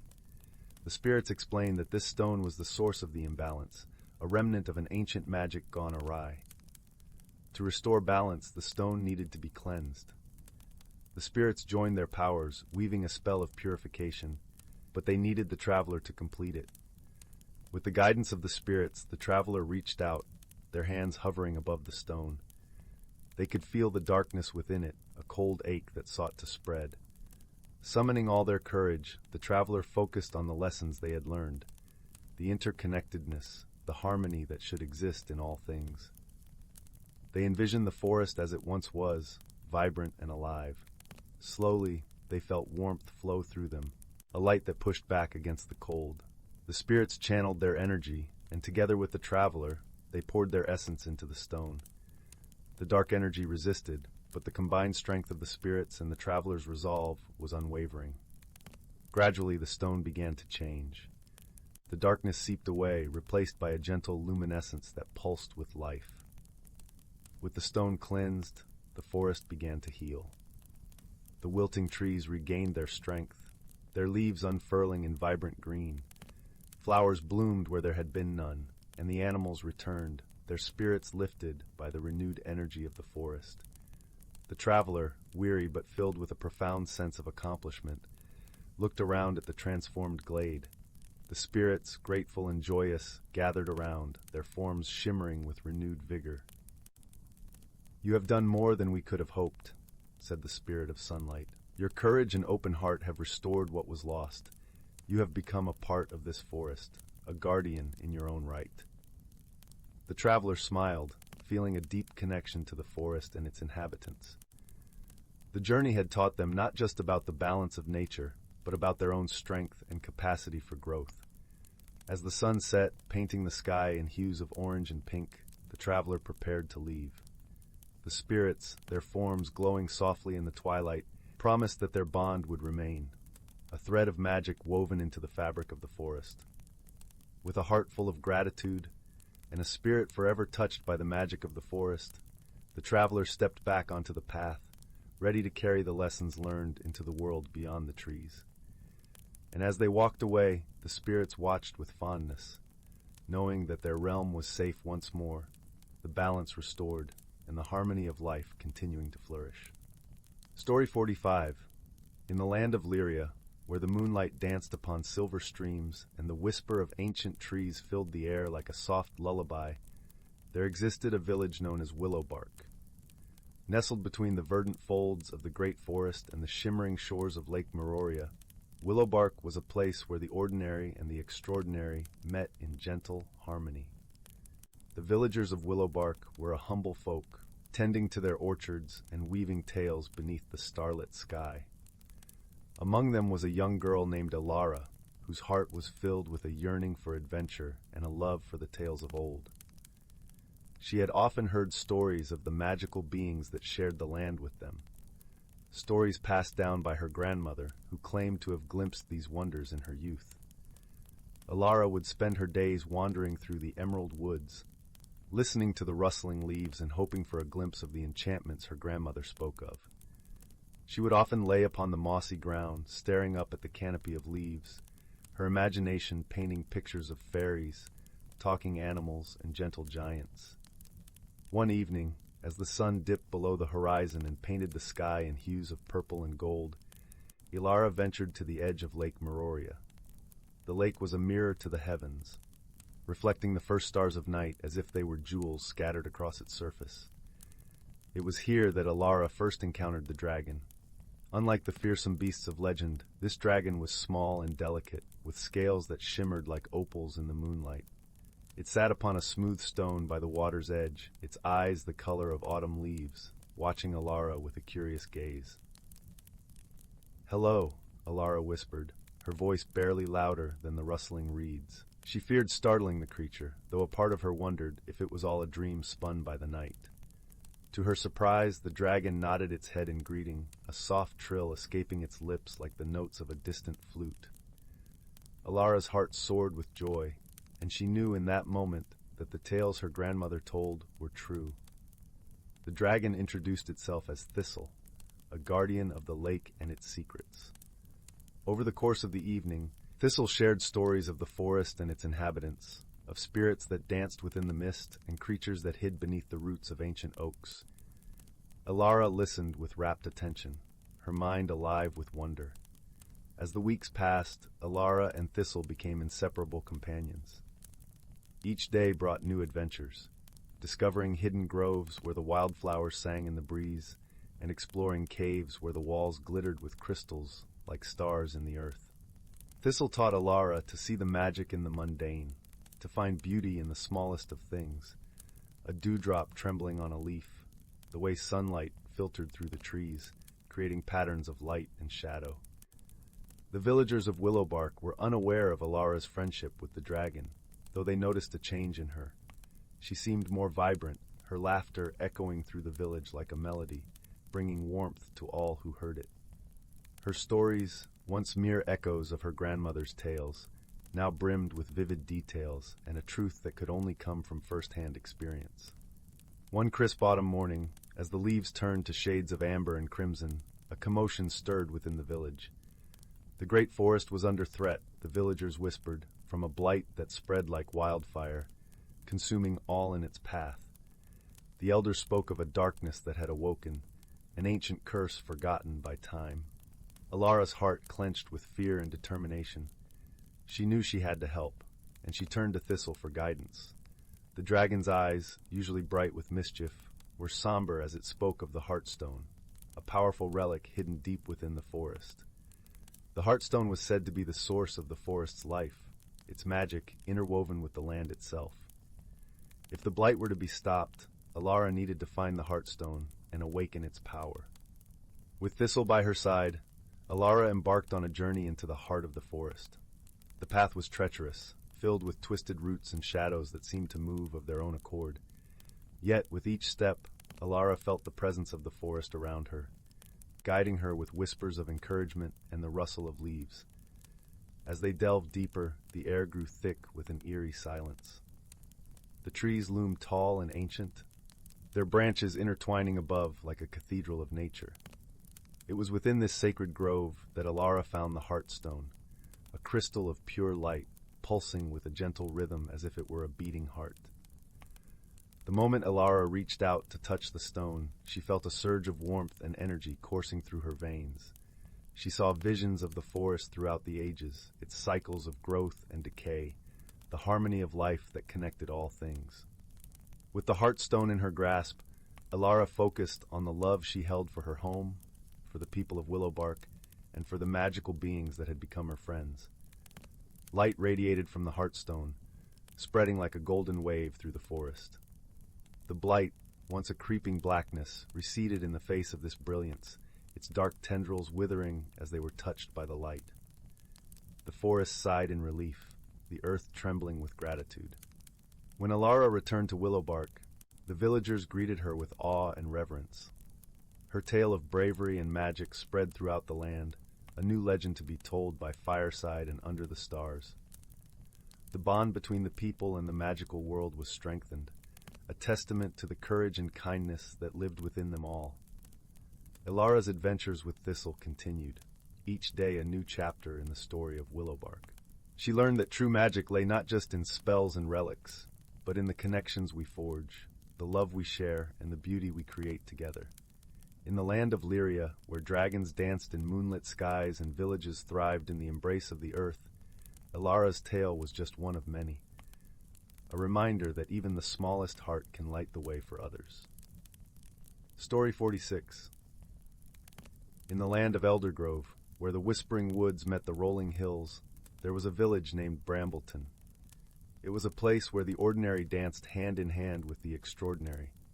The villagers lived in charming cottages, thatched with golden straw that caught the sun like spun honey. They tended to their gardens, where flowers of every imaginable hue bloomed, and where the sweet scent of lavender and rosemary wafted through the air. Brambleton was nestled at the foot of the misty mountains, whose peaks were often cloaked in clouds that seemed to tell tales of old as they drifted across the sky. The villagers were known for their kindness and their open hearts, which was perhaps why they lived in such harmony with the magical beings that called the forests and hills their home. In the heart of Brambleton lived a gentle soul named Elara. She was known for her empathetic nature and her knack for understanding the whispers of the wind and the rustling of leaves. Her cottage, at the edge of the village, was surrounded by a lush garden filled with herbs and medicinal plants that she used to heal both humans and creatures alike. Elara had a special bond with the magical beings of Eldergrove, who often sought her out for counsel and companionship. One particularly blustery autumn afternoon, as the leaves danced in a flurry of crimson and gold, Elara was visited by a creature unlike any she had seen before. It was a small dragon, no larger than a house cat, with scales that shimmered like opals in the dappled sunlight. Its eyes were a deep, soulful green, filled with a wisdom that belied its youthful appearance.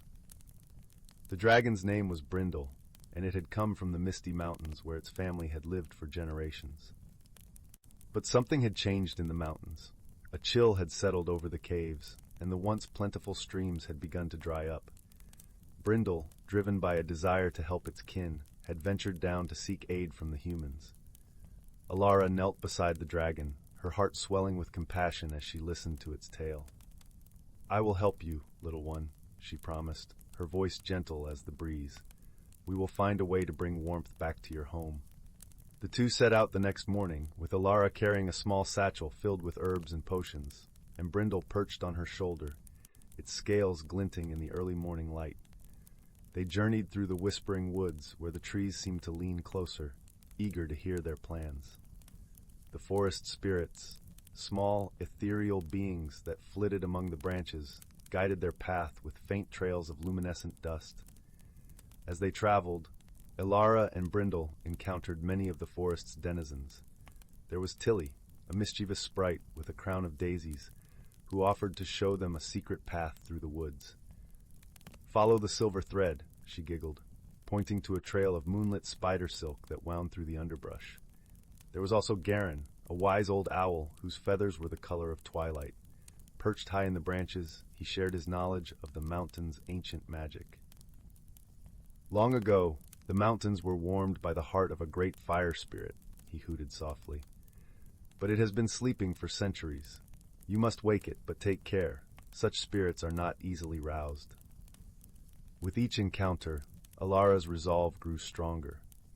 She knew that the task before them was daunting, but she also knew that with kindness and courage they could succeed. As they reached the foothills of the misty mountains, the air grew colder and the landscape more austere. The rocks were slick with frost, and the wind howled like a mournful wolf. Elara wrapped her cloak tighter around her, feeling the chill seep through the fabric. They climbed higher and higher until they reached the entrance of a vast cave. Inside, the air was thick with the scent of earth and minerals. The walls glimmered with veins of crystal that caught the light like distant stars. In the heart of the cave, they found the fire spirit, a magnificent being of flame and smoke, curled into itself like a sleeping dragon.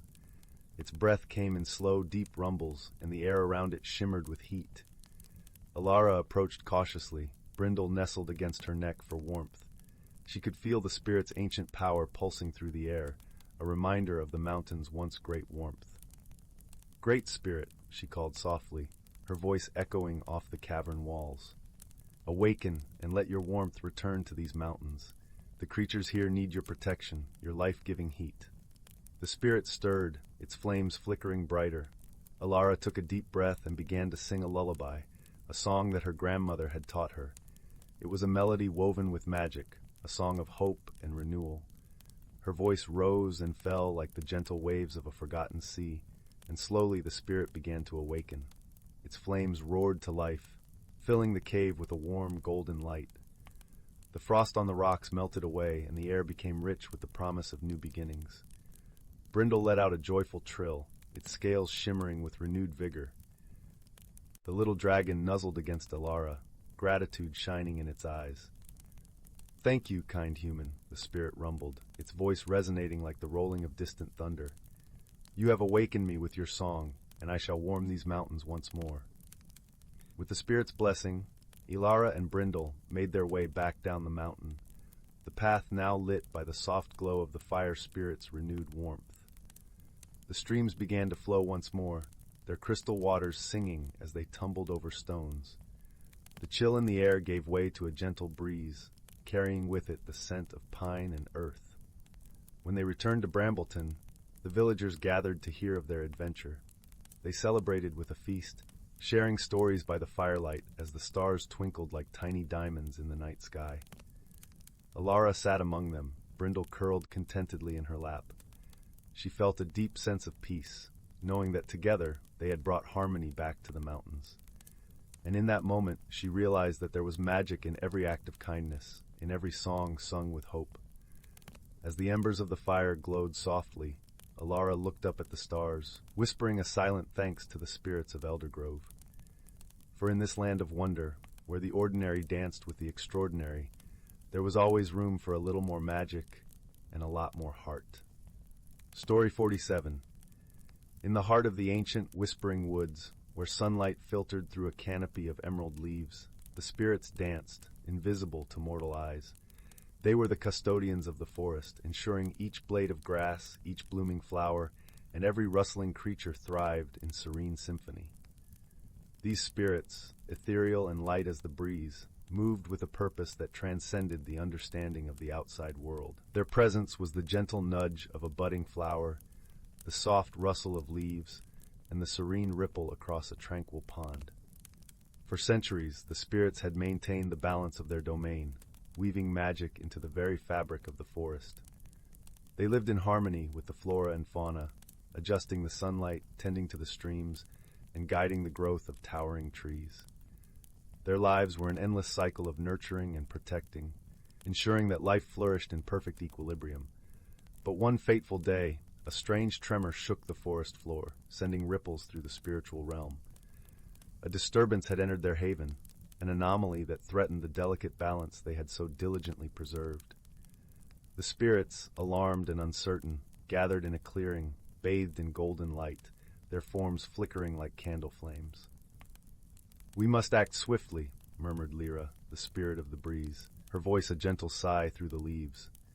"The forest is in peril, and we cannot restore balance alone." "There is an intruder," echoed Thorn, the guardian of the trees, his tone as deep as the roots that anchored him. "A force we do not understand." As they deliberated, a lone traveler wandered into their midst, oblivious to the spirit's invisible presence. This traveler, weary from a journey across the lands, had stumbled into the forest seeking solace and respite. The spirits paused, watching with curiosity and hope. Perhaps this outsider, this human, could be the key to restoring harmony. With a collective breath, the spirits revealed themselves, shimmering into view like morning mist lifting in the sun. The traveler, startled but intrigued, gazed upon them with wide eyes, a mixture of awe and wonder flickering across their face. "Who are you?" the traveler asked, voice tinged with the reverence of encountering the extraordinary. "We are the spirits of this forest," Elara replied, her form a gentle swirl of light and air, "and we have a favor to ask of you." Though the traveler was weary, there was a spark of curiosity, a sense of destiny that compelled them to listen. The spirits explained the disturbance, a shadow that threatened to unravel the harmony of their world.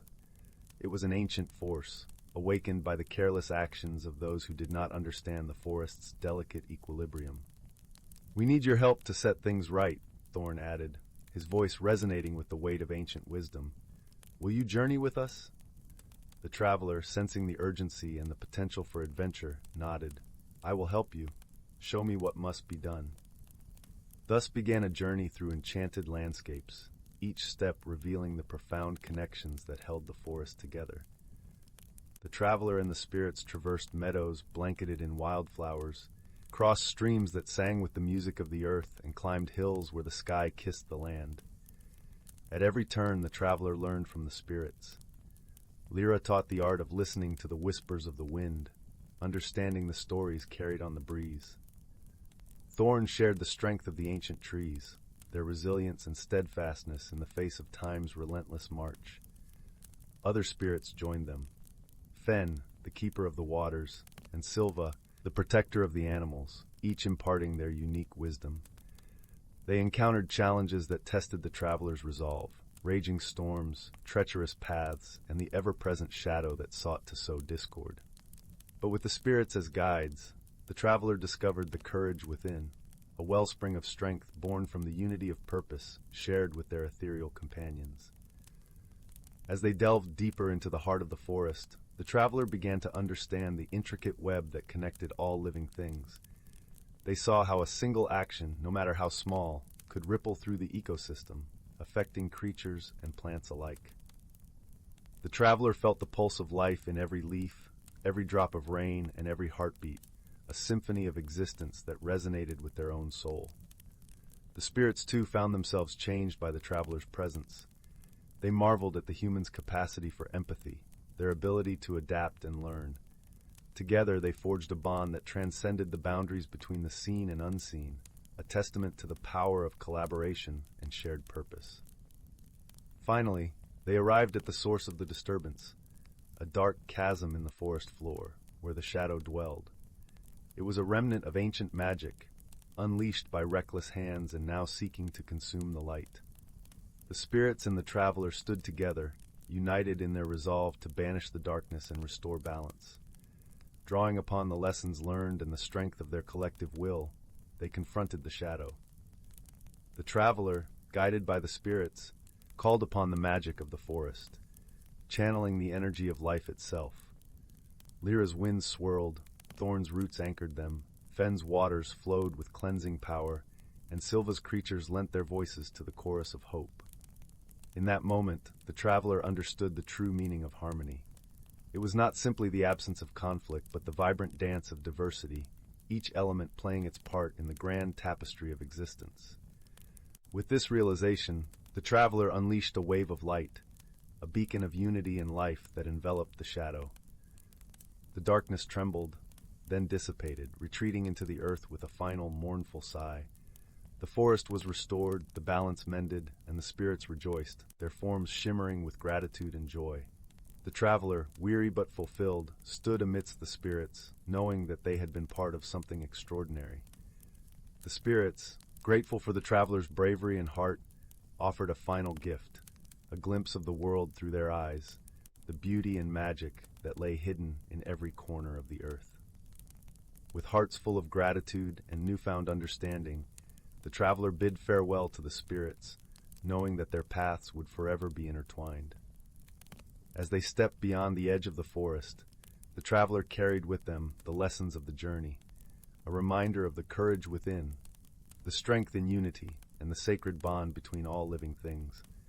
And the spirits, once again unseen, returned to their eternal dance, their laughter echoing through the trees, a melody of life that would endure as long as the forest stood. Together they continued to nurture and protect, guardians of a world where magic and nature intertwined in an endless cycle of harmony and renewal. Story 48. In the heart of the ancient forest, where sunlight filtered through the canopy in golden streams, the spirits of the wood danced silently among the trees. These ethereal beings, invisible to the human eye, moved with a grace that kept the forest thriving, each one responsible for a different aspect of the ecosystem.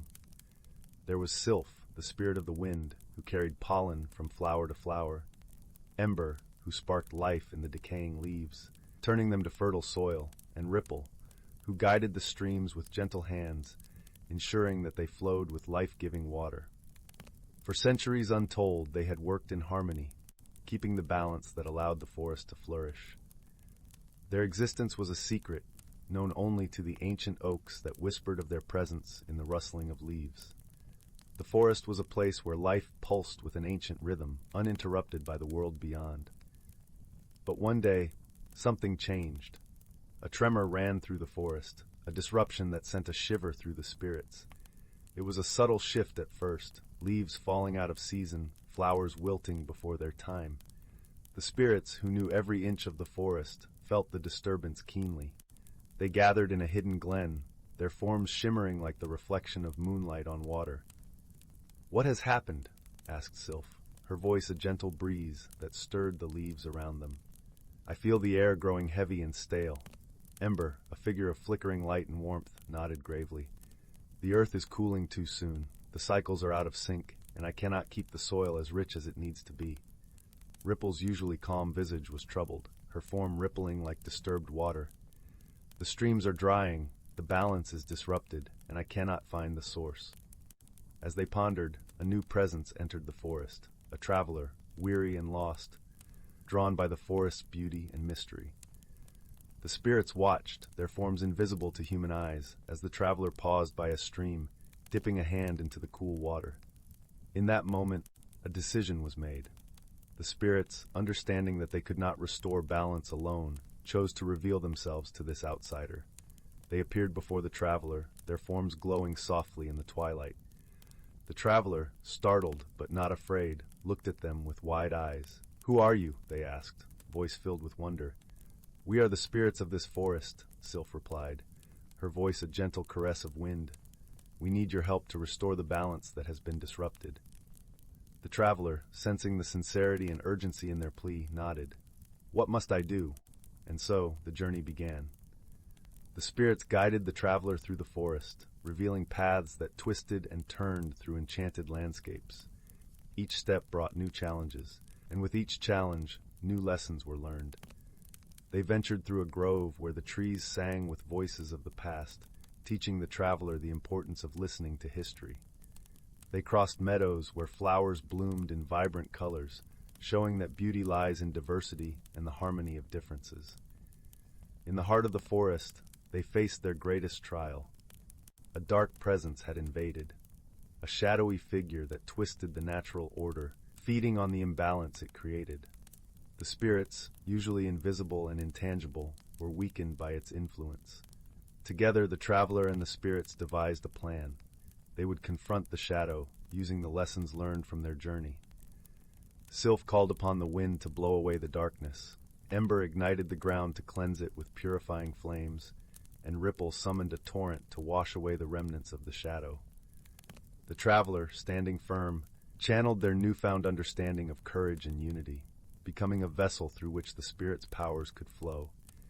In a dazzling display of light and elemental force, they confronted the shadow, driving it back into the depths from which it came.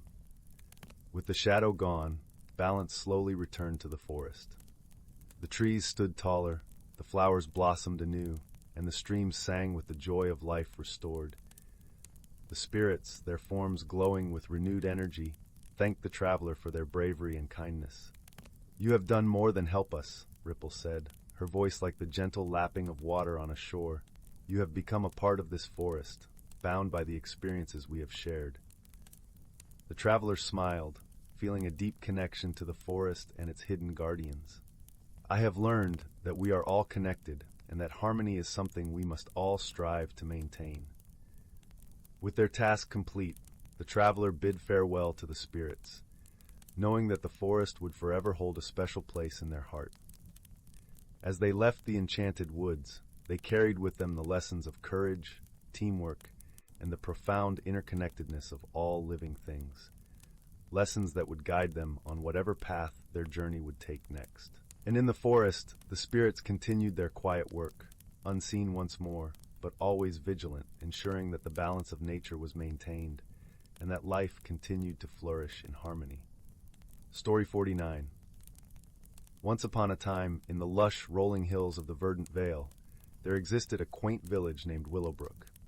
This village, known for its picturesque cottages and blooming gardens, was nestled at the foot of the Whispering Woods, an ancient forest brimming with magic and mystery. The people of Willowbrook lived in harmony with the forest and its magical inhabitants. They knew the woods were home to creatures both wondrous and wise, from the gentle, luminescent sprites that danced over the lily ponds to the majestic, kind-hearted dragon named Elowin, who slumbered beneath the great oak known as the heart of the forest. Elowin was no ordinary dragon. Her scales shimmered like emeralds in the sunlight, and her eyes held the wisdom of centuries. She was the guardian of the Whispering Woods, a duty she cherished and performed with grace. The villagers revered her, offering gifts of sweet honey and ripe apples, which they left at the edge of the forest as tokens of gratitude for her protection. Among the villagers was a young girl named Lila. With her vibrant imagination and unyielding curiosity, Lila was known for her adventurous spirit. She often wandered into the forest to collect wildflowers or watch the playful antics of the woodland creatures. Lila was particularly fascinated by the stories her grandmother told her about the Whispering Woods and its magical inhabitants. One golden afternoon, as the sun dipped low and bathed the woods in a warm glow, Lila set off on one of her exploratory walks. She followed the winding path that led deeper into the forest, hoping to catch a glimpse of the enchanted beings she had heard so much about. As she walked, the gentle rustle of leaves and the distant calls of birds filled the air. Lila's heart swelled with a sense of wonder as she reached a clearing she had never seen before. In the center stood the heart of the forest, its massive trunk twisting toward the sky. At its base lay Elowin, her great wings folded neatly at her sides, her eyes closed in peaceful slumber. Lila approached quietly, her footsteps barely making a sound on the soft moss. She marveled at Elowin, her scales glinting in the fading light like a tapestry of precious stones. As Lila stood there, mesmerized, she noticed something peculiar, a soft, mournful melody wafting through the air. Curiosity piqued, Lila followed the sound to a nearby grove, where she discovered a tiny, shimmering sprite perched on a branch. The sprite, with her gossamer wings and luminescent glow, appeared to be singing a lullaby to the setting sun. Her song was beautiful, but tinged with sadness. "Hello," Lila called gently, not wanting to startle the sprite. "Your song is lovely, but it sounds so sad. Why do you sing with such sorrow?" The sprite looked at Lila, her eyes wide and shimmering like dewdrops. "Oh, kind heart," she replied in a voice as soft as a whisper. "I sing for the forest, for it is in need of healing. A shadow has fallen over the farthest reaches, where the light of day seldom reaches." Intrigued and concerned, Lila pressed further. "What sort of shadow? Can anything be done to help?" The sprite fluttered closer, her wings leaving trails of sparkling light. "A spirit of mischief has taken residence, twisting the energy of the woods. It thrives on the fears and doubts of those who wander too close. Only by facing and understanding this spirit can the balance be restored." With determination in her heart, Lila knew she had to help. She had always felt a deep connection to the forest, and the thought of it being in distress filled her with a sense of urgency. "I want to help," she declared. "Can you show me the way?" The sprite nodded, her luminescence brightening. "Follow me, but take heed, for the spirit will test your heart." Together, they ventured deeper into the Whispering Woods, the path becoming more obscure as they went. The trees grew closer, their branches intertwining overhead, turning the world into a tapestry of shadows and light. As they neared the heart of the shadowed grove, a chill swept through the air. Lila could feel a presence, something intangible yet powerful. It was then that a figure emerged, shifting and changing like smoke caught in the breeze. The spirit, a being of dreams and fears, regarded Lila with eyes as deep and dark as the night sky. "Why do you seek me, child of the earth?" it intoned, its voice echoing like the distant roll of thunder. Summoning her courage, Lila spoke clearly. "I come to understand you, not to banish you. The forest is in need of balance, and I wish to help restore it." The spirit swirled around her, its form ever changing. "Balance is a delicate thing. I am not evil, nor am I good. I am a mirror of the heart, revealing what lies within." Lila nodded, understanding that this spirit was part of the natural order, a reflection of the complexities of life. "Then let us be friends," she proposed, "for I believe that even the darkest shadows can be softened by the light of understanding and kindness." The spirit paused, its form settling into a shape that was neither ominous nor threatening. "Very well, young one," it replied, its tone now gentle. "Let us walk together and learn from one another." With the spirit's acceptance, a gentle glow spread through the grove, as if the very essence of the forest had sighed in relief. The balance was slowly being restored, the shadows retreating to their rightful places among the trees. Lila returned to Willowbrook with a newfound wisdom, her heart full of stories to share with her grandmother and the villagers. She spoke of the spirit she had befriended and the lessons she had learned about harmony and understanding. From that day on, the people of Willowbrook continued to live in peace with the Whispering Woods, each respecting the delicate balance between light and shadow. And whenever Lila ventured into the forest, she was accompanied by the spirit, now a friend and guardian, ensuring that the magic of the woods would forever remain a source of wonder and joy. And so, in the heart of the verdant vale, the whispers of the woods told tales of bravery, understanding, and a young girl's quiet heroism, stories that would be passed down through generations, as enduring as the ancient trees themselves. Story 50. In the heart of a vast and ancient forest, where the sky was but a distant memory through the thick canopy of leaves, there thrived a hidden world. This world was alive with the fluttering whispers of unseen spirits, ethereal entities whose sole purpose was to sustain the delicate balance of nature. These spirits were as diverse as the forest itself, some as small as a dewdrop, others as grand as a towering oak. They danced in the breeze, sang with the brook, and glowed softly in the moonlight, each contributing to the harmony that enveloped every living creature within this enchanted realm. For centuries, the spirits had worked tirelessly, unseen and unheeded by the creatures they tended. It was a task performed with love and diligence, for the forest was their home, and its well-being was intrinsically tied to their own. The spirits knew every tree and stream, every creature and plant, each with its own role in the grand design of life. The forest was a tapestry of interwoven stories, a testament to the beauty of coexistence, and the spirits were its caretakers, ensuring that life flourished in a perfect, albeit fragile, balance. However, one day, a sudden and unexplainable disturbance rippled through the heart of the forest.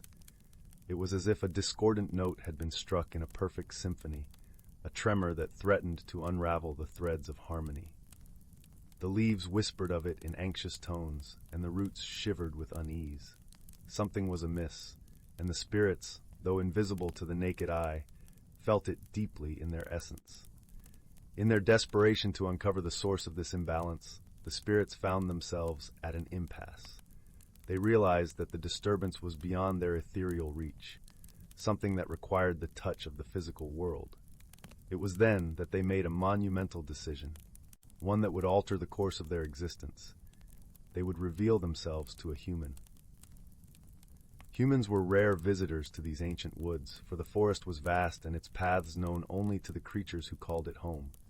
But fate, it seemed, had sent them a traveler, a solitary wanderer who had stumbled upon the forest's edge, drawn by tales of its beauty and mystery. He was a man not of this place, yet somehow he walked with the quiet reverence of one who understood the sanctity of nature. The spirits watched him with curiosity, their invisible forms flitting through the trees as he made his way deeper into the forest. He moved with the careful grace of someone who listened to the language of the wild, pausing to admire a particularly striking flower or to watch the play of light on the surface of a tranquil pond. There was a gentleness in his eyes, a quiet strength that spoke of understanding and peace. It was this traveler, this unexpected visitor, whom the spirits chose to approach. As he sat by a stream contemplating the beauty around him, the spirits gathered their courage and revealed themselves. They appeared as shimmering lights, ethereal and beautiful, their forms ever shifting like the reflections on water. The traveler gasped, for he had never seen such a sight, yet he felt no fear. Instead, he was filled with a sense of awe and wonder. The spirits spoke in voices that echoed like wind chimes, explaining the plight that had befallen their beloved forest. They told of the disturbance, of the imbalance that threatened the harmony of all living things. They spoke of their need for help, of how the human touch, his touch, could mend what was broken. The traveler listened intently, his heart moved by their plight, and he agreed to assist them in their quest to restore balance to the forest. Thus began a journey unlike any other, a journey that would take the traveler and the spirits through enchanted landscapes and teach them invaluable lessons about courage, teamwork, and the profound connection between all living things. Their first task lay in the heart of the forest, where the oldest and most revered of trees, known as the Everwood, stood. This ancient guardian was said to hold the wisdom of ages, its roots entwined with the very essence of the earth. But now its leaves were withering, and its mighty branches drooped with despair. The spirits led the traveler to this noble tree, hoping he might discern the cause of its ailment. The traveler approached the Everwood with reverence, placing a gentle hand upon its rough bark.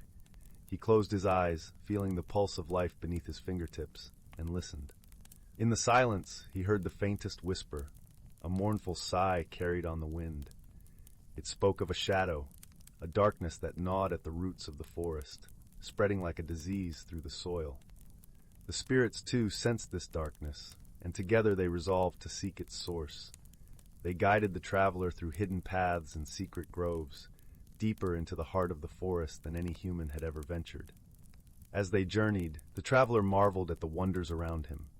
Trees that sang with the voices of birds, flowers that glowed with an inner light, and streams that danced with the laughter of water sprites. Each step of the journey was a lesson, a reminder of the interconnectedness of all living things. The spirits taught the traveler to see the forest not as separate entities, but as a single, living organism. They showed him how the fall of a leaf was not an end, but a beginning, how the cycle of life and death was a dance that sustained the world. The traveler, in turn, shared his understanding of the human world, of the challenges and wonders that lay beyond the forest's edge. As they ventured onward, the traveler and the spirits encountered many trials. They faced fierce storms that threatened to tear the forest asunder, battled shadows that sought to extinguish the light, and crossed treacherous landscapes where the very ground shifted beneath their feet. Yet through it all, they remained steadfast, drawing strength from one another and the bond they had forged. In time, their journey led them to a place where the air was thick with an unnatural chill and the ground was barren and lifeless. Here, they found the source of the darkness, a chasm that yawned like a wound in the earth, exuding a malevolent energy that poisoned all it touched. The spirits recoiled in horror, and the traveler felt a shiver of fear, but he steeled himself, knowing that they had come too far to turn back now. Together, they devised a plan to seal the chasm, to restore the balance that had been disrupted. It was a task that required both human ingenuity and the spirit's ethereal magic. The traveler gathered stones and earth, building a cairn to bridge the gap, while the spirits lent their strength, weaving spells of light and healing to cleanse the taint. As they worked, the traveler felt a surge of determination, a fire that burned within him, driving him to succeed. He understood now that he was not alone, that the spirits were with him, and that together they could overcome any obstacle. The spirits, too, felt a renewed sense of purpose, for they had learned that even the smallest of beings could make a difference, that courage and kindness were powerful forces in their own right. At last, the cairn was complete, and the spirits released their magic, sealing the chasm with a brilliant burst of light. The earth trembled, and for a moment all was still. Then slowly the darkness receded, and the forest began to heal. The everwood, once withered, now stood tall and proud, its leaves a vibrant green, and the creatures of the forest returned to their homes, rejoicing in the restored harmony. The traveler and the spirits stood together, marveling at what they had accomplished. They had faced the darkness and emerged victorious, not through strength alone, but through unity and understanding. It was a lesson they would carry with them always, a reminder that even the smallest of actions could have a profound impact. With their task complete, the spirits prepared to return to their unseen roles, their forms fading into the gentle breeze. But before they departed, they gathered around the traveler, their voices a soft, harmonious chorus. They thanked him for his courage and compassion, for the gift of friendship he had given them. The traveler, in turn, expressed his gratitude for the wisdom they had shared, for the journey that had changed him forever. As the spirits vanished into the ether, the traveler stood alone in the forest once more. Yet he felt not loneliness, but a deep sense of peace.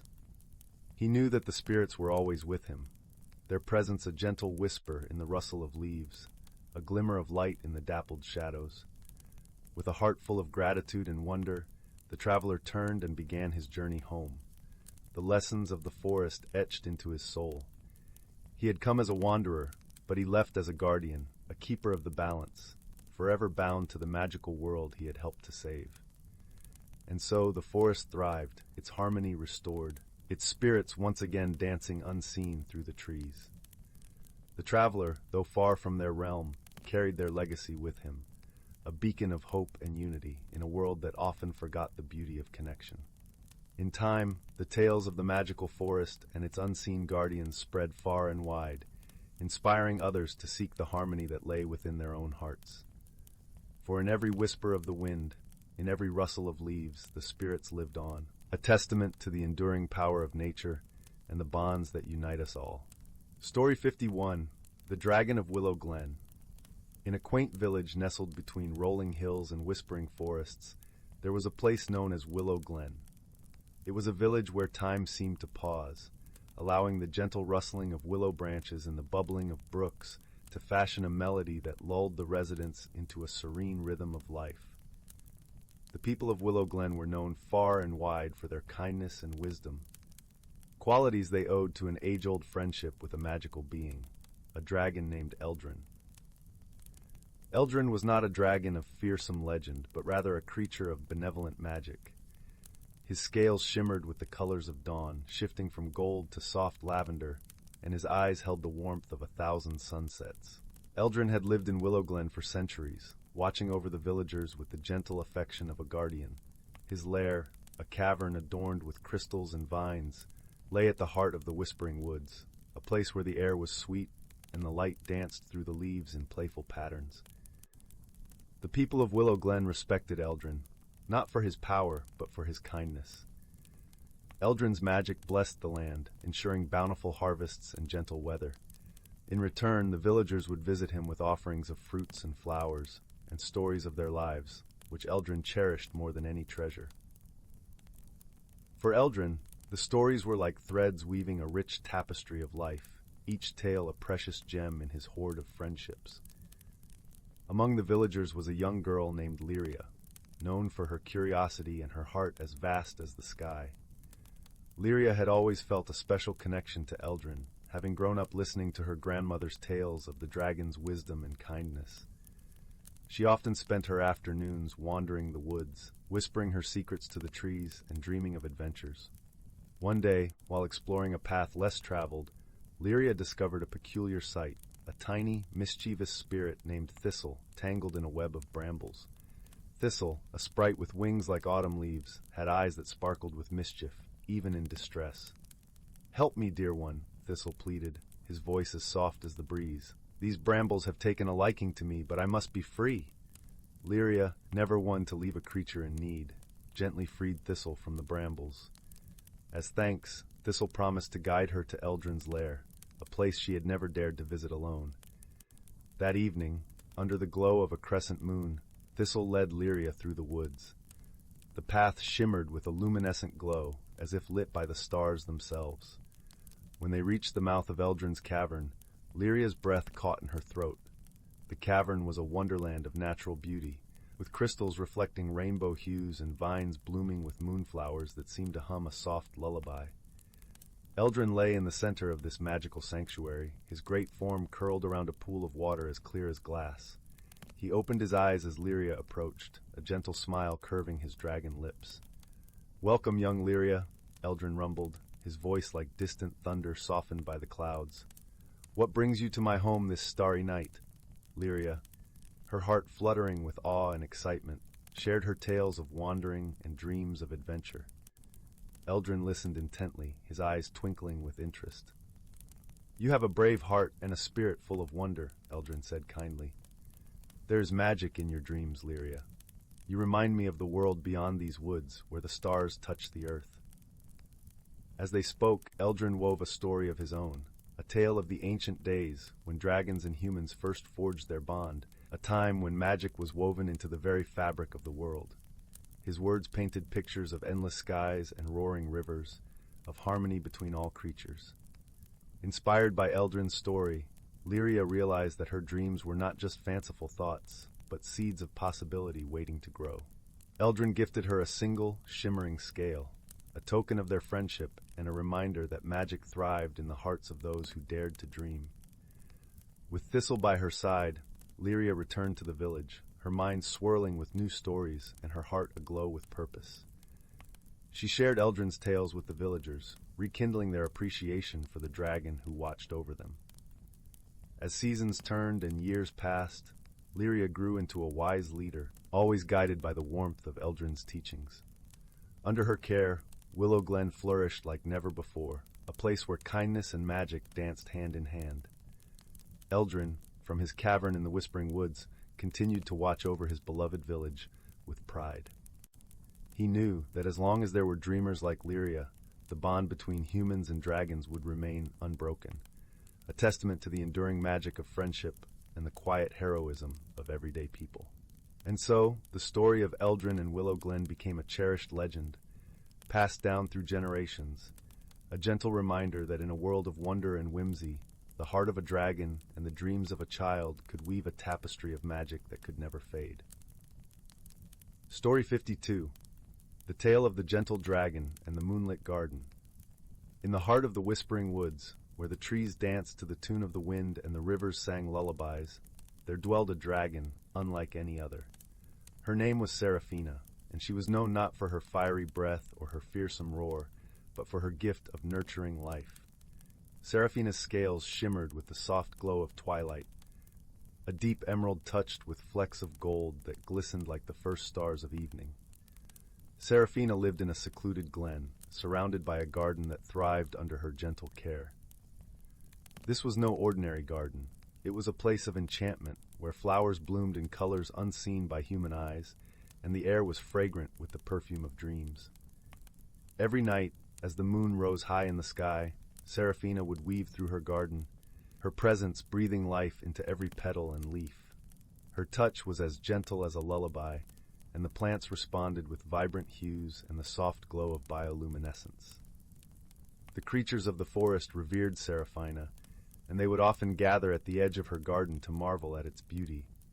Rabbits with coats like spun silver and foxes with tails dipped in starlight would watch in awe, their eyes reflecting the moonlit wonder of the garden. Birds of every imaginable color perched in the trees, singing sweet melodies that harmonized with the whispers of the leaves. Among the creatures that frequented the garden was a young boy named Tomas. Tomas lived in the nearby village of Willowbrook, a place nestled between the hills and the dense forest. The villagers were simple folk, tending to their fields and sheep, and they often told tales of the wonders that lay hidden in the Whispering Woods. Tomas, with his eyes full of curiosity and his heart brimming with dreams, was drawn to these stories like a moth to a flame. One evening, as the sun dipped below the horizon and the first stars began to twinkle, Tomas slipped away from the village and ventured into the woods. He had heard of the dragon and her magical garden, and his longing to see it with his own eyes was too great to resist. The path to the glen was winding and overgrown, but Tomas moved with a determined grace, guided by the gentle glow that seemed to beckon him forward. As he approached the garden, he was greeted by a sight that took his breath away. The flowers glowed with an ethereal light, casting a soft radiance that illuminated the night. Serafina was in the center of it all, her presence serene and majestic. Her eyes, deep pools of kindness, met Tomas's gaze, and a warm smile spread across her dragon face. "Welcome, young one." Serafina's voice was a melody, rich and comforting. "You have come far to see my garden. I hope it brings you joy." Tomas nodded, his voice caught in his throat with awe. He stepped forward, feeling the soft grass beneath his feet and the gentle breeze that carried the scent of blossoms. "It's more beautiful than I ever imagined," he finally managed to say. "How do you make it so?" Serafina chuckled softly, a sound like the tinkling of chimes in a gentle wind. "It is not just I, dear Tomas. The magic of this place belongs to the forest and its creatures. I simply help it find its way." They walked together through the garden, Serafina showing Tomas the wonders of each flower and plant. There were moon lilies that opened only under the moon's gaze, their petals reflecting the silvery light like drops of liquid moonbeam. And there were star vines that twined around the trees, each leaf holding a tiny star that flickered with a soft, golden glow. As they wandered, Serafina shared stories of the forest, tales of ancient trees that whispered secrets to the stars, and of streams that carried songs from distant lands. Tomas listened with wide eyes, his heart filling with a deep sense of wonder and belonging. "Every part of this garden, every creature in this forest plays a role in the grand tapestry of life," Serafina said, her voice tender and wise. "Even the smallest of us can make a difference." Tomas looked up at her, his heart swelling with a newfound sense of purpose. "What can I do?" he asked, his voice earnest. Serafina lowered her head, her eyes twinkling with gentle wisdom. "Be kind, Tomas. Tend to the world around you with care, just as you see here. Your heart is your greatest gift, and with it you can nurture life wherever you go." That night, as Tomas made his way back to Willowbrook, the moonlight guiding his steps, he carried with him the lessons of the garden and the dragon. His heart felt lighter, filled with dreams of how he could bring a piece of the garden's magic to his own world. In the days that followed, Tomas tended to a small patch of land near his home. He planted seeds and spoke to them as he had seen Serafina do, his voice a gentle murmur of encouragement. The villagers watched in wonder as Tomas's garden began to flourish, its flowers vibrant and full of life. The magic of the moonlit garden spread through Willowbrook, not through spells or enchantments, but through the simple acts of kindness and care. The villagers, inspired by Tomas's example, found their own ways to nurture their land and each other, and the village thrived in harmony with the natural world. As for Serafina, she continued to tend to her garden in the heart of the Whispering Woods, her heart warmed by the knowledge that her gentle magic had spread beyond the borders of her glen. And every now and then, when the moon hung high and the night was still, Tomas would return to the garden, his spirit forever touched by the dragon's wisdom and the beauty of the world they shared. Thus, the tale of the gentle dragon in the moonlit garden became a cherished story in Willowbrook, a reminder of the quiet heroism found in nurturing life and the magic that dwells within the heart of every living thing. And so it was that the garden and the soul of the dragon who tended it lived on in the hearts of all who heard their tale. Story 53, The Whispering Pines and the Dragon of the North. Once, in a land where the hills rolled like the gentle waves of a green ocean, there was a village nestled at the foot of the mighty Mistwood Forest. This village, known as Elderglen, was unlike any other, for it lay in the shadow of the Whispering Pines, ancient trees whose boughs sang with the voices of the past. It was said that if you listened closely, you could hear the secrets of the world carried on the wind through their needles. The people of Elderglen were simple folk, tending to their orchards and meadows, their lives intertwined with the rhythms of the earth. Yet, they were also the keepers of an age-old pact with the magical beings that dwelled within the Mistwood Forest. Among these beings was a dragon, an ancient creature of emerald scales and eyes that shimmered like molten gold. This was Elendor, the dragon of the north, a wise and gentle soul who had watched over the land for centuries. Elendor was not the fearsome beast of legends that parents warned their children about. Instead, he was a keeper of harmony, ensuring the balance between the natural world and the villagers was never disturbed. In return for his guardianship, the villagers tended to the forest with care, planting new trees to replace those that had fallen, and ensuring that the creatures of the woods were never wanting for food. One crisp autumn morning, young Elara, a girl of 13, winters with eyes as bright as the summer sky, walked through the forest with a basket of apples. Her mother had sent her to gather the fruit that grew at the forest's edge, and as she moved between the towering pines, she sang a song she had learned from the whispering pines, her voice a soft thread weaving through the trees. As Elara reached a clearing, she noticed something unusual. The air shimmered with a faint golden glow, and the ground beneath her feet seemed to pulsate with a gentle warmth. Curious, she stepped closer, her heart beating with a mix of awe and excitement. There, nestled among the roots of an ancient oak, lay a dragon's scale, gleaming with an ethereal light. Elara knew this could only belong to Elendor. She had heard tales from the elders of the village about his scales, each one a fragment of the dragon's magic and wisdom. Carefully, she picked up the scale, feeling a tingle of warmth spread through her fingertips. She knew she must return it to Elendor, for it was a part of him, and no dragon should be parted from their magic. Returning to the village, Elara sought the counsel of old Bran, the village elder and the keeper of their stories. Bran was a man of many winters, his beard as white as snow, and his eyes twinkling with the light of 1,000 tales. When Elara showed him the scale, his face broke into a gentle smile. "You have been chosen, young one," Bran said, his voice as soft as the rustling leaves. "Elendor's scale is a gift and a calling. We must journey into the heart of the Mistwood to return it to him." And so, with the blessing of the village, Elara and Bran set forth into the Mistwood Forest. The path was one of twisting roots and dappled sunlight, the air filled with the scent of pine and the distant murmur of the whispering pines. As they walked, Bran shared stories of the dragon and the pact between him and the villagers, tales of courage and kindness, of how the forest and the village had always been one. The journey was long, but the forest was alive with wonders. Elara glimpsed the mischievous spirits known as the sylphs, who danced on the breeze, their laughter like the tinkling of bells.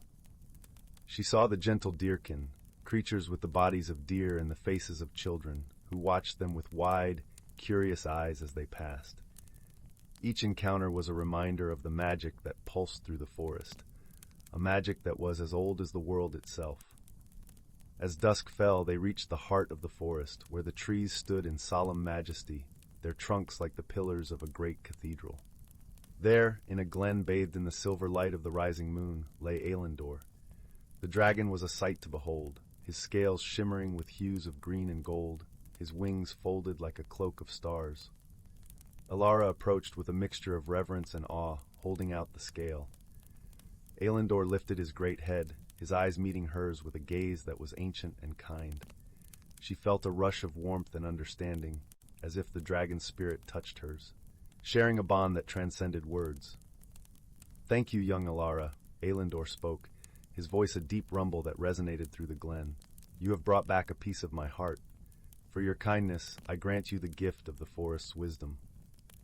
With those words, a gentle light enveloped Elara, filling her mind with the whispers of the pines, the songs of the sylphs, and the laughter of the deerkin.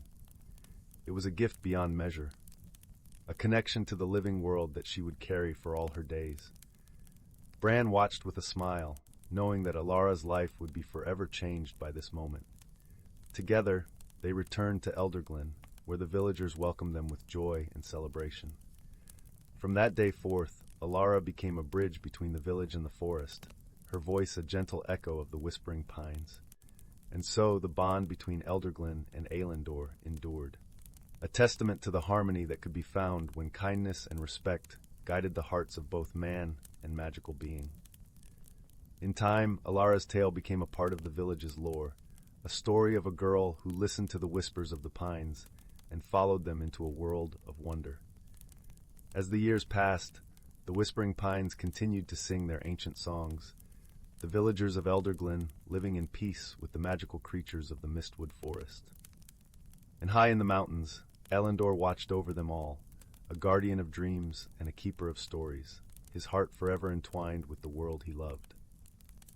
In the end, the land of Elderglen thrived, a place where magic and the everyday walked hand in hand, and the gentle tale of Elara and Elendor was told and retold, a beacon of hope and harmony for generations to come. Story 54, The Lantern's Light. In the heart of the Mistywood Forest, where the trees whispered secrets to the night, and the moon wove silver threads through the leaves, there lay a small village named Alderbrook. It was a place where the mundane and magical danced hand in hand, where elders told tales of ancient times, and the air was always filled with the scent of pine and promise.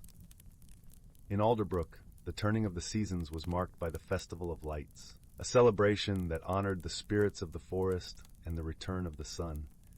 Lanterns of every hue and shape were crafted by the villagers, each one a beacon of hope and light.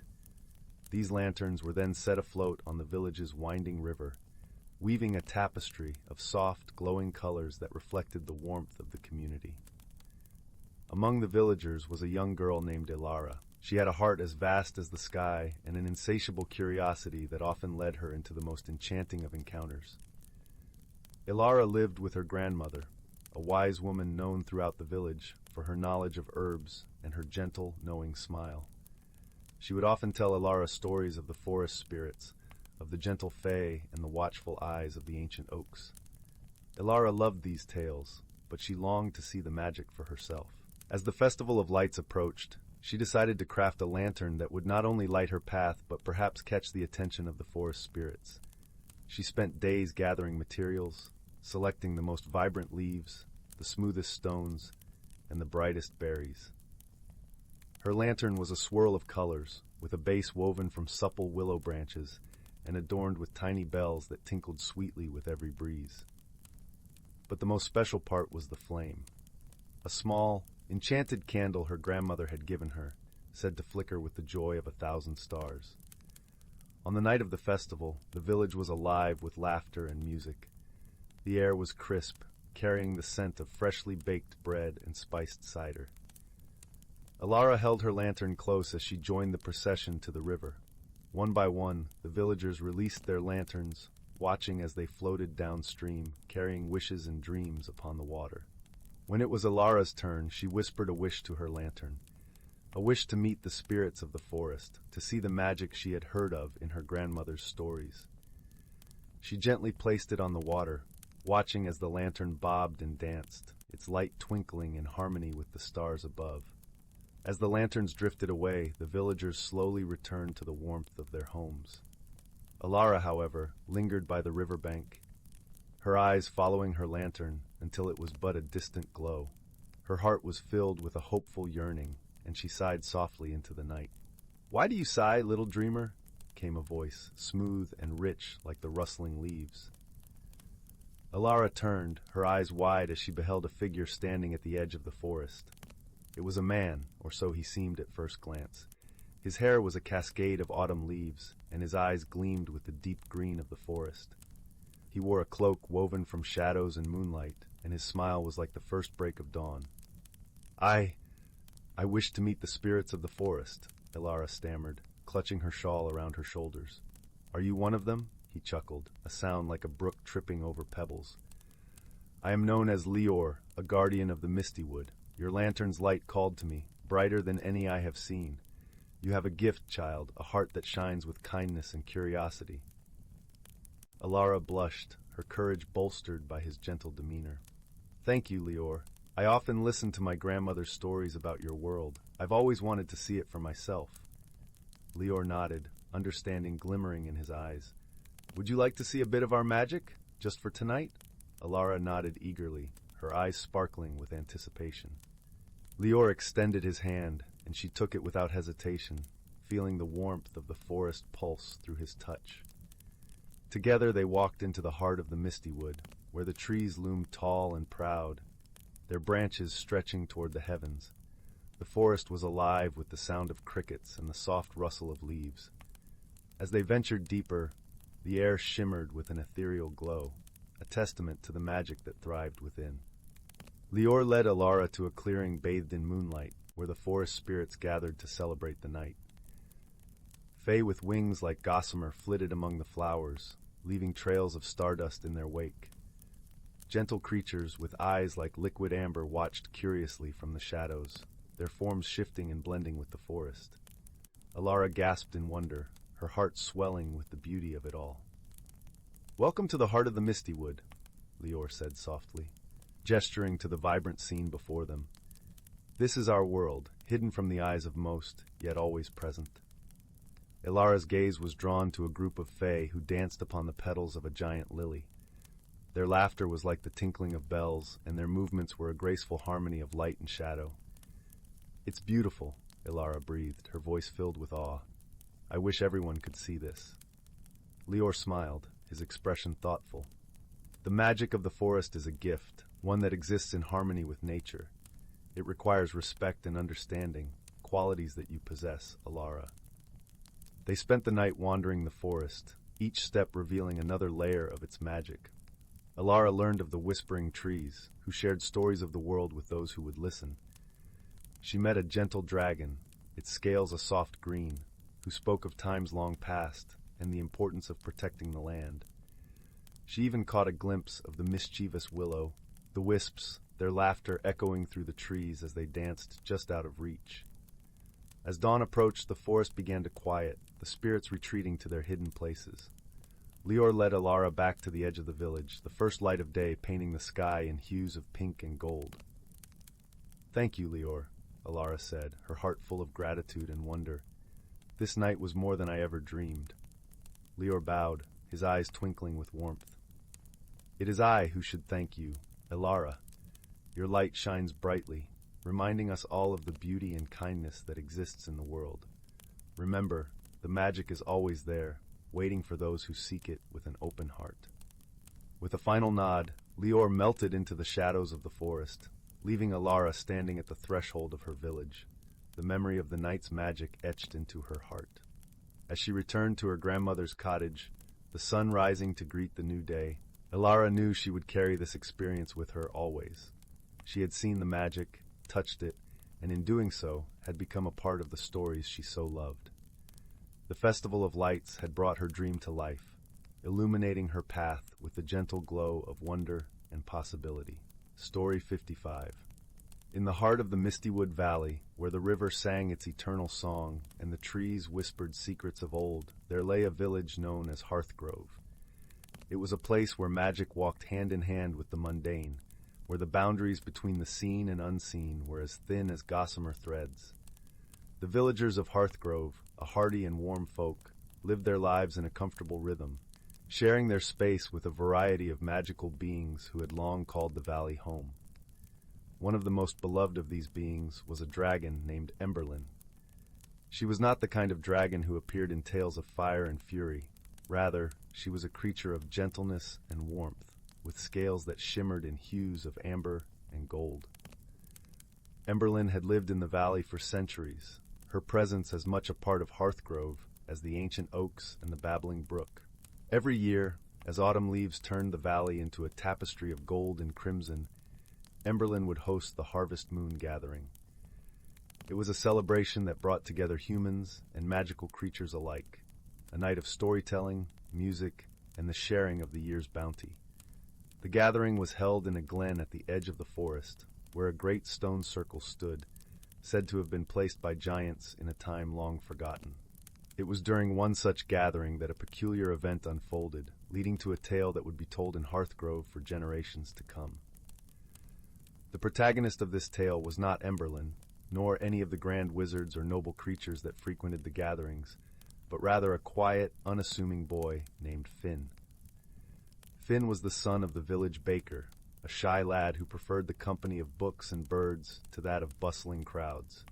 He had a knack for listening, a skill that went unnoticed by most, but was invaluable in a place like Hearthgrove, where stories were as important as bread.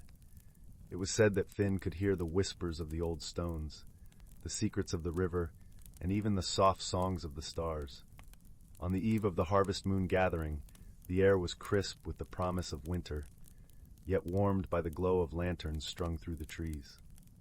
The villagers arrived with baskets of fruits, loaves of bread, and jugs of cider, while the magical creatures brought their own unique delights: honeycombs from the bees of the enchanted forest, shimmering fish from the river's depths, and mushrooms that glowed with a gentle light.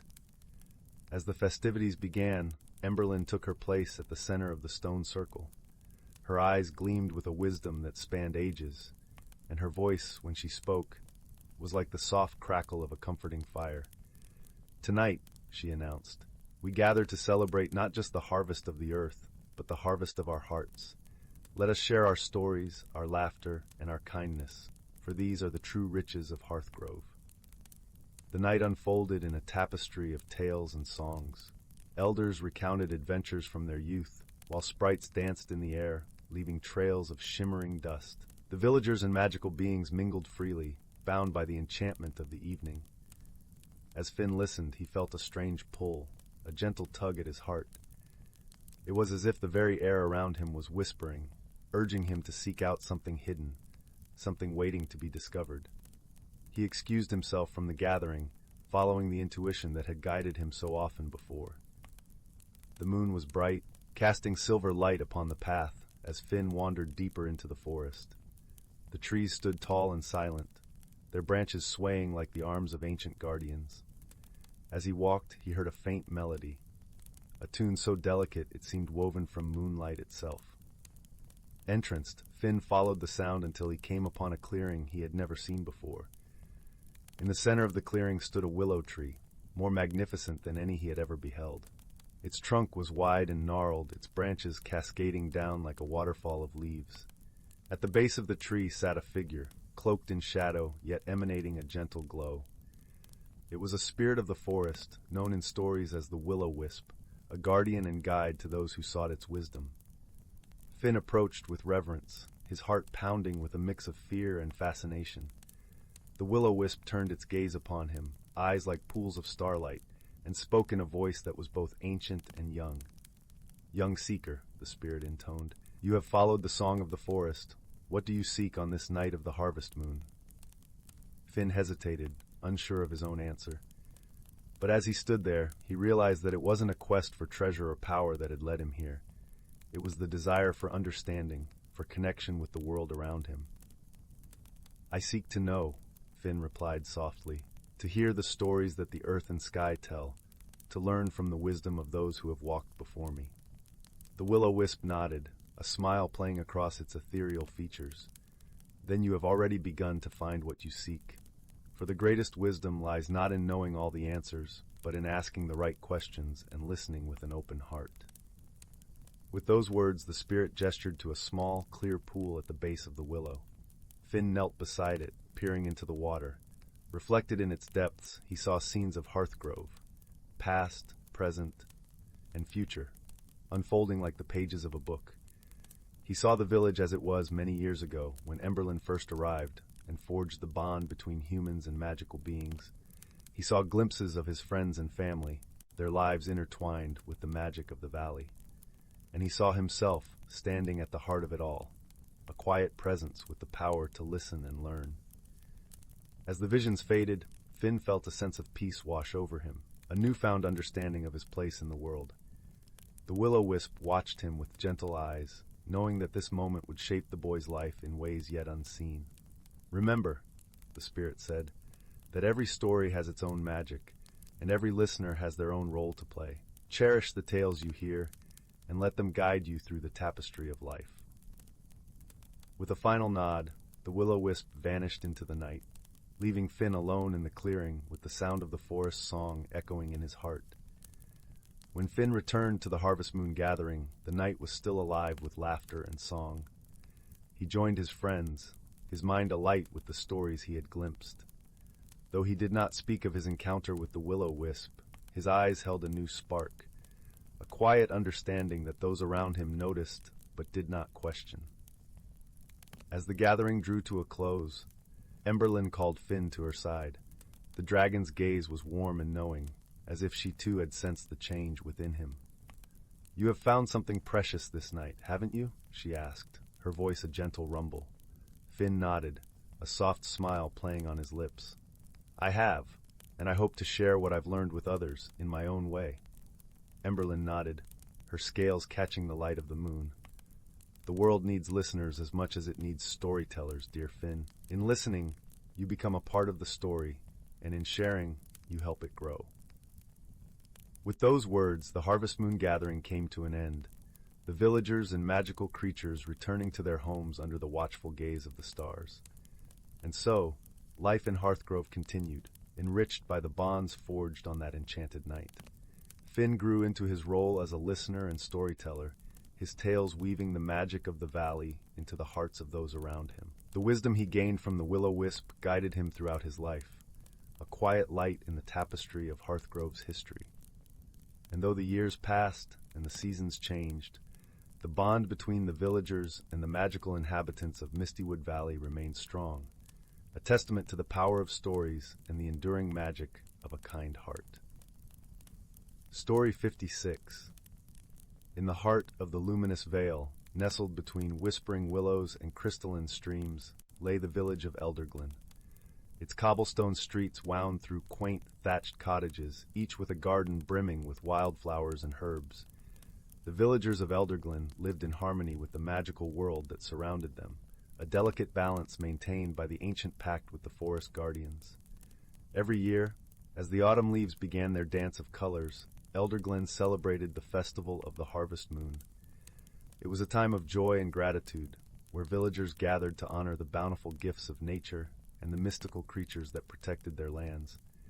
The central figure of this celebration was always the gentle dragon, Emberlark, whose fiery breath blessed the harvest. Emberlark was no ordinary dragon. His scales shimmered with hues of copper and gold, and his eyes were deep pools of wisdom and kindness. Long ago, he had forged a bond with the first settlers of Elderglen, promising prosperity and protection in exchange for friendship and respect. Each year, he would descend from his mountain cave to join the festivities, bringing warmth and light to the village. This year, however, a peculiar sense of anticipation filled the air. Whispers spread through the village that Emberlark had a special announcement to make, one that would shape the future of Elderglen. As the day of the festival dawned, the villagers busied themselves with preparations, weaving garlands of autumn leaves and baking pies filled with the season's finest fruits. Amidst the excitement, a young girl named Elara felt a flutter of curiosity in her heart. Elara was known for her adventurous spirit and her knack for discovering hidden wonders in the forest. She had spent many an afternoon exploring the glens and groves, befriending the woodland creatures, and listening to the songs of the breeze. As the sun began its descent, casting a golden glow over the village, Elara found herself drawn towards the edge of the forest. There, she met with her dearest friend, a mischievous sprite named Sprig.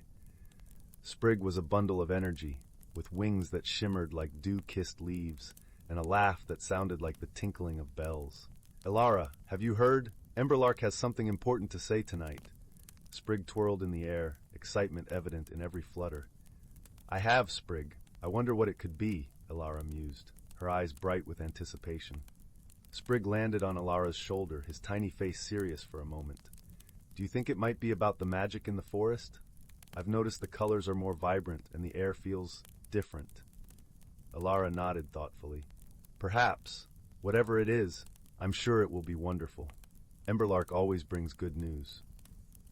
As twilight enveloped Elderglen in a soft embrace, the villagers gathered in the village square.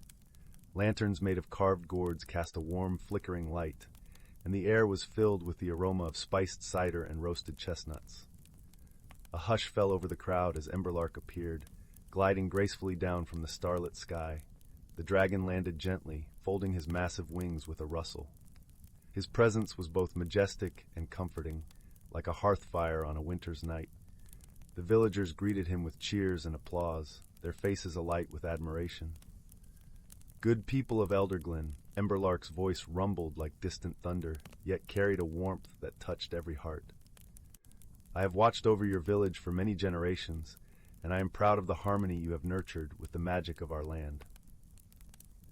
The villagers listened intently, their breaths held in anticipation. "This year," Emberlark continued, "I bring you a message from the forest guardians.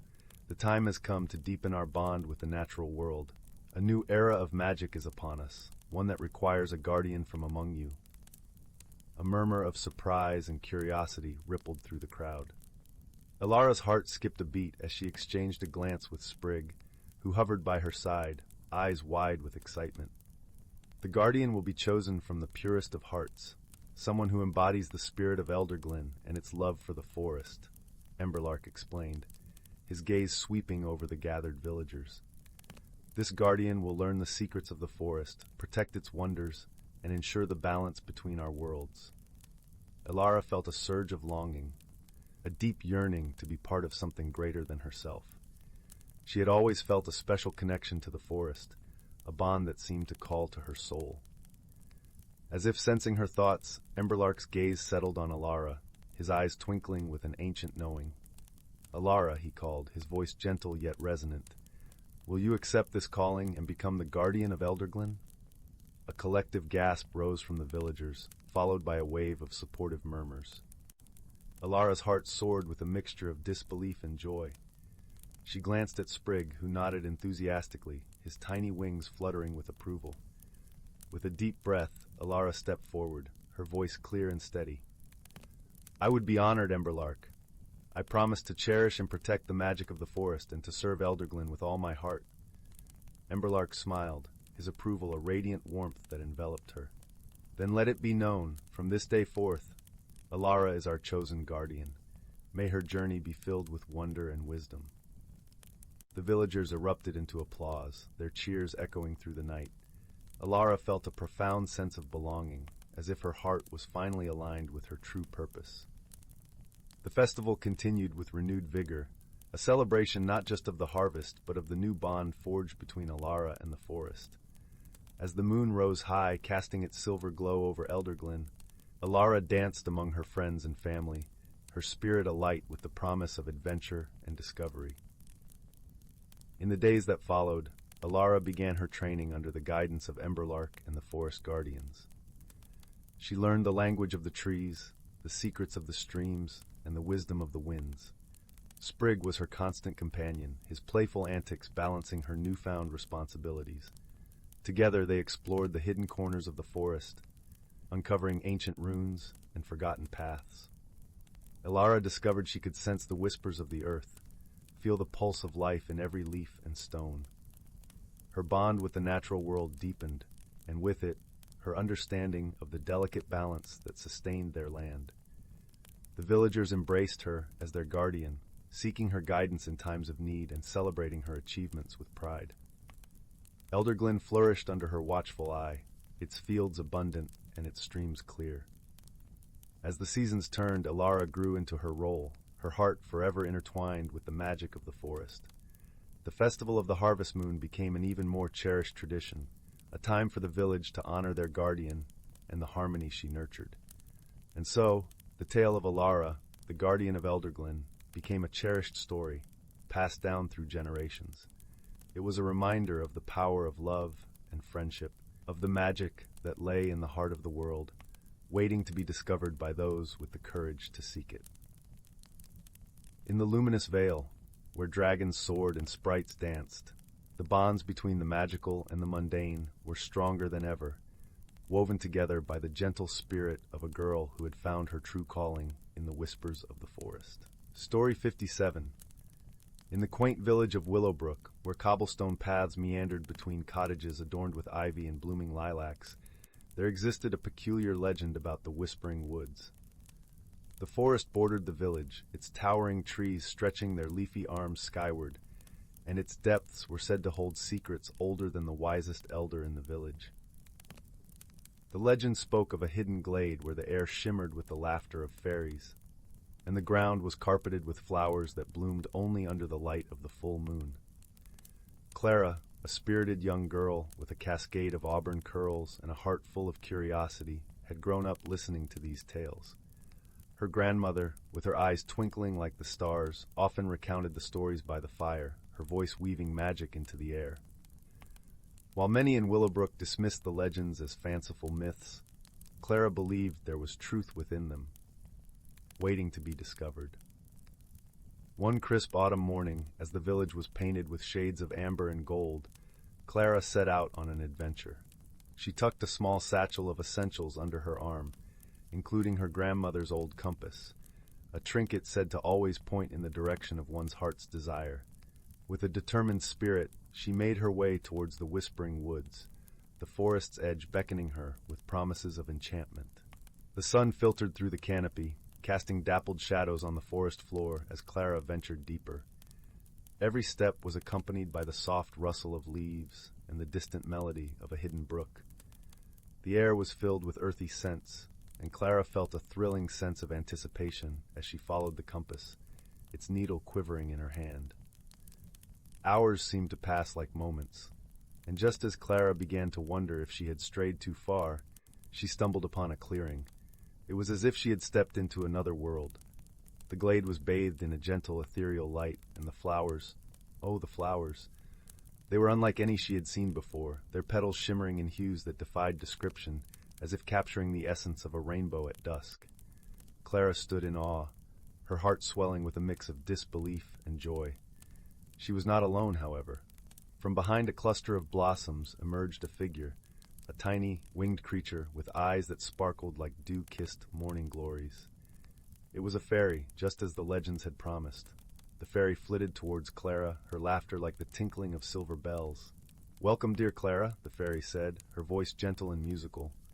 "We have awaited your arrival." Clara's eyes widened in surprise. "You know my name?" "We know many things," the fairy replied with a wink. "The forest has whispered your dreams to us. You have a heart full of wonder, and such hearts are always invited to our glade." The fairy introduced herself as Lysandra, and she led Clara to a circle of stones at the center of the glade.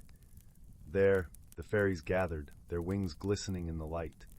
They sang songs of old, their voices blending harmoniously with the rustling leaves, creating a melody that seemed to resonate with the very soul of the forest. As Clara listened, she felt a profound connection to this magical place, as if the forest had always been a part of her, waiting to be discovered. Lysandra explained that the glade was a sanctuary for all who cherished the beauty of nature and the magic of dreams. It was a place where time danced in harmony with the seasons, and where the past, present, and future wove together in a tapestry of stories. The sun began to dip below the horizon, painting the sky with strokes of lavender and rose.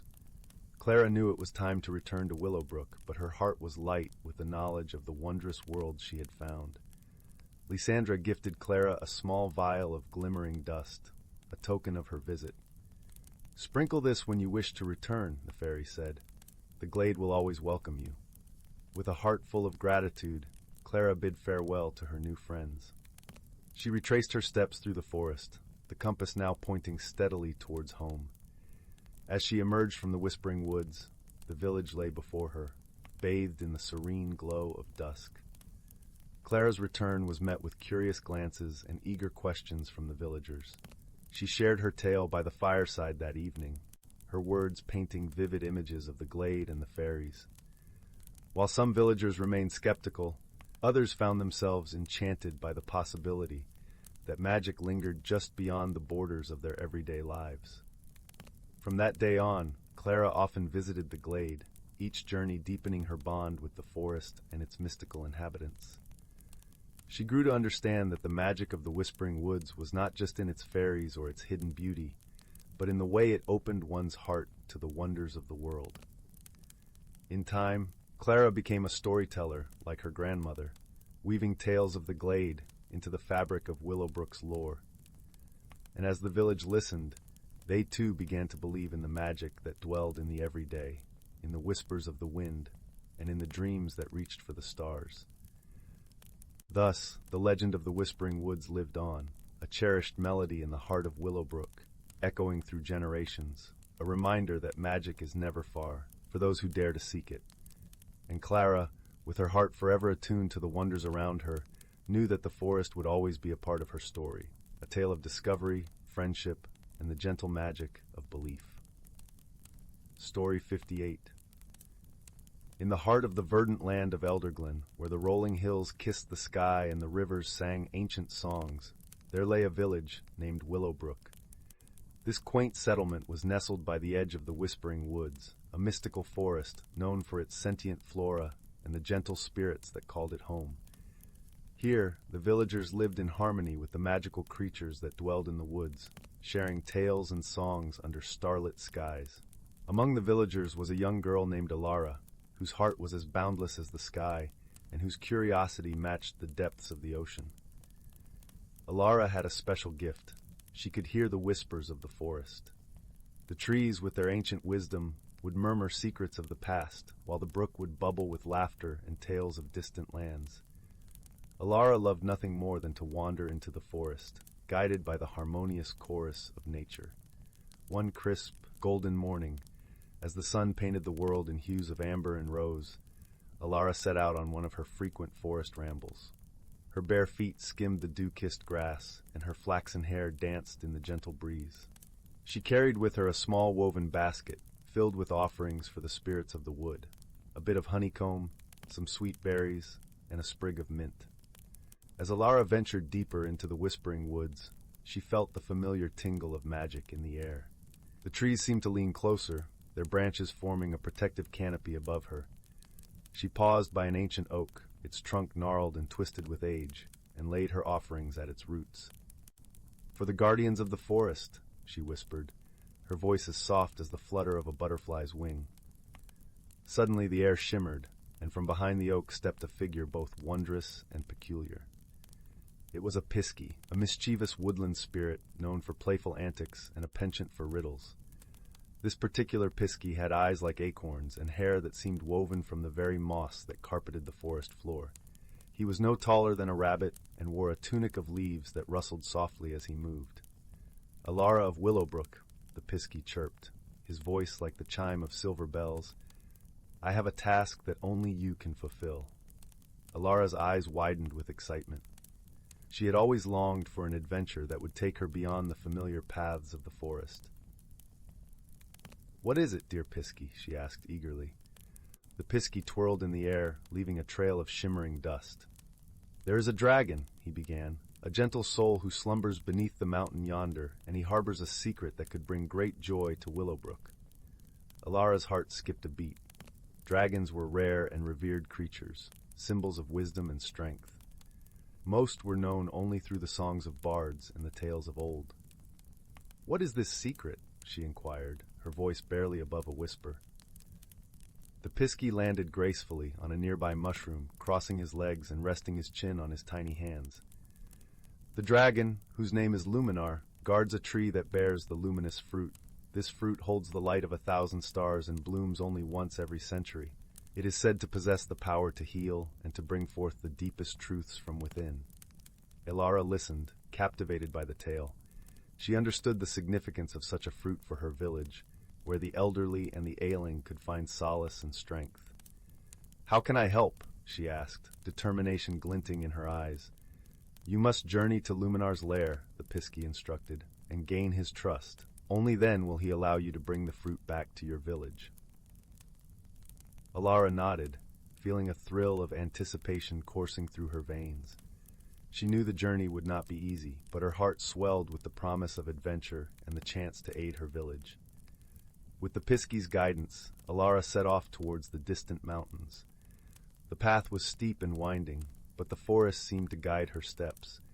The trees whispered encouragement, and the streams sang songs of bravery and hope.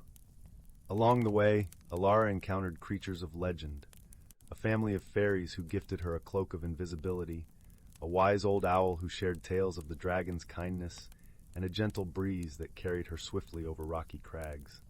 As dusk painted the sky in shades of violet and indigo, Elara reached the entrance of Luminar's lair. The cave mouth was vast and shadowy, its depths echoing with the soft rumble of the dragon's slumber. Gathering her courage, Elara stepped inside, her heart a drumbeat of excitement and trepidation. The cavern was a marvel of nature's artistry. Stalactites hung from the ceiling like frozen chandeliers, and the walls shimmered with veins of precious minerals. At the center lay Luminar, a magnificent creature of iridescent scales that glowed with an inner light. His eyes, closed in sleep, were as deep as the night sky and as gentle as the first light of dawn. Elara approached cautiously, her footsteps hushed against the earthen floor. She felt the warmth radiating from the dragon like the embrace of a summer sun. Taking a deep breath, she spoke, her voice clear and respectful. "Luminar, guardian of the luminous fruit, I am Elara of Willowbrook. I seek your aid for my village." Luminar's eyes slowly opened, revealing a gaze filled with wisdom and kindness. He regarded Elara with curiosity, as a gentle rumble emanated from his chest. "Elara, child of the forest," he rumbled, his voice as deep and resonant as the earth itself. "What brings you to my sanctuary?" Elara recounted the Piskie's tale, her words weaving a tapestry of hope and need. She spoke of the villagers, their dreams and their struggles, and the healing power the fruit could bring. As she spoke, Luminar listened intently, his eyes never leaving hers.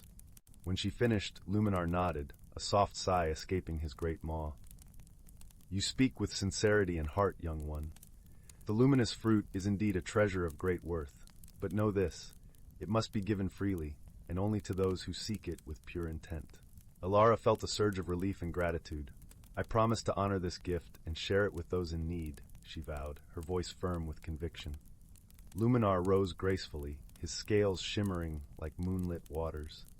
"Then you shall have it, Elara of Willowbrook. But first, let us share a moment of understanding." With that, he lowered his great head, and Elara reached out, placing her hand gently upon his snout. In that instant, a bond formed between them, a connection that transcended words and spoke of trust and mutual respect. From the depths of the cavern, Luminar retrieved a single radiant fruit. It pulsed with a luminescent glow, casting a soft light that filled the cavern with warmth and wonder. Elara accepted the fruit with reverence, cradling it as one would a newborn star. "Take this gift, and may it bring light to your village and all who dwell within," Luminar intoned, his voice filled with ancient wisdom. Elara bowed deeply, her heart overflowing with gratitude. "Thank you, Luminar. Your kindness will not be forgotten." With the luminous fruit safely nestled in her basket, Elara began her journey back to Willowbrook. The path seemed to unfold before her, guided by the light of the fruit and the gentle whispers of the forest. She felt the presence of Luminar, a comforting shadow that watched over her every step. As she emerged from the woods, the village lay bathed in the soft glow of twilight. The villagers gathered around, their faces alight with curiosity and hope as Elara recounted her adventure. When she revealed the luminous fruit, a collective gasp of wonder rippled through the crowd. With great care, Elara shared the fruit's radiant nectar, offering a drop to each villager. As they tasted its light, a transformation took place. The elderly stood straighter, their eyes bright with renewed vigor. The sick felt their burdens lift, their spirits buoyed by the fruit's healing power. In that moment, Willowbrook became a place of magic and harmony, a testament to the bond between humanity and the mystical world. The villagers sang songs of gratitude under the stars, their voices rising in joyous harmony with the forest's eternal chorus. Elara, with her heart full of joy and her spirit intertwined with the wonders of the world, knew that she had found her place in the tapestry of life. She was a bridge between realms, a guardian of secrets and a bearer of light. And as the moon rose high in the sky, she felt the gentle presence of Luminar watching over her, a silent promise of friendship and shared dreams. And so, in the heart of Elderglen, where magic flowed as freely as the rivers and the bonds between creatures were as strong as the roots of the ancient trees, Elara's tale became a legend whispered by the wind, a story of courage, kindness, and the wondrous power of the heart. Story 59, title: The Whispering Woods and the Song of the Moonlit Dragon. In a quaint village nestled at the foot of the luminescent hills, where the sky blushed with the hues of dawn and dusk in equal measure, there lived a young girl named Elara. She was known throughout the village not for any remarkable talents or feats, but for her boundless curiosity and kindness. Elara had a heart that resonated with the whispers of the world around her, a gift inherited from her grandmother, a revered storyteller who once spun tales of magic and wonder by the hearth. The village of Elderglen was surrounded by the Whispering Woods, a mystical forest where legends danced as freely as the fireflies on a warm summer night. The woods were said to be home to all manner of magical creatures, spirits that played in the shadows, elves that tended the ancient trees, and if the tales were true, a dragon of marvelous wisdom and grace. This dragon, known as Lumina, was said to sing to the moon every full moon night, a song so beautiful that it could weave dreams of hope and courage into the hearts of those who heard it. Elara had always been enchanted by these stories, especially the one about Lumina. She often wandered to the edge of the forest, her imagination painting pictures of the dragon soaring through the moonlit sky, her scales shimmering like 1,000 stars. It was on such an evening, as the village prepared for the harvest festival, that Elara decided to venture deeper into the woods than ever before. The full moon loomed large and silver above, casting a gentle glow over the world. Armed with nothing but a small lantern and her grandmother's old shawl, Elara stepped into the embrace of the whispering woods. The air was alive with the soft rustle of leaves and the distant calls of night creatures. Each step she took seemed to echo with a melody only she could hear, notes of the forest's ancient song. As Elara wandered deeper, she encountered a mischievous spirit named Fennel.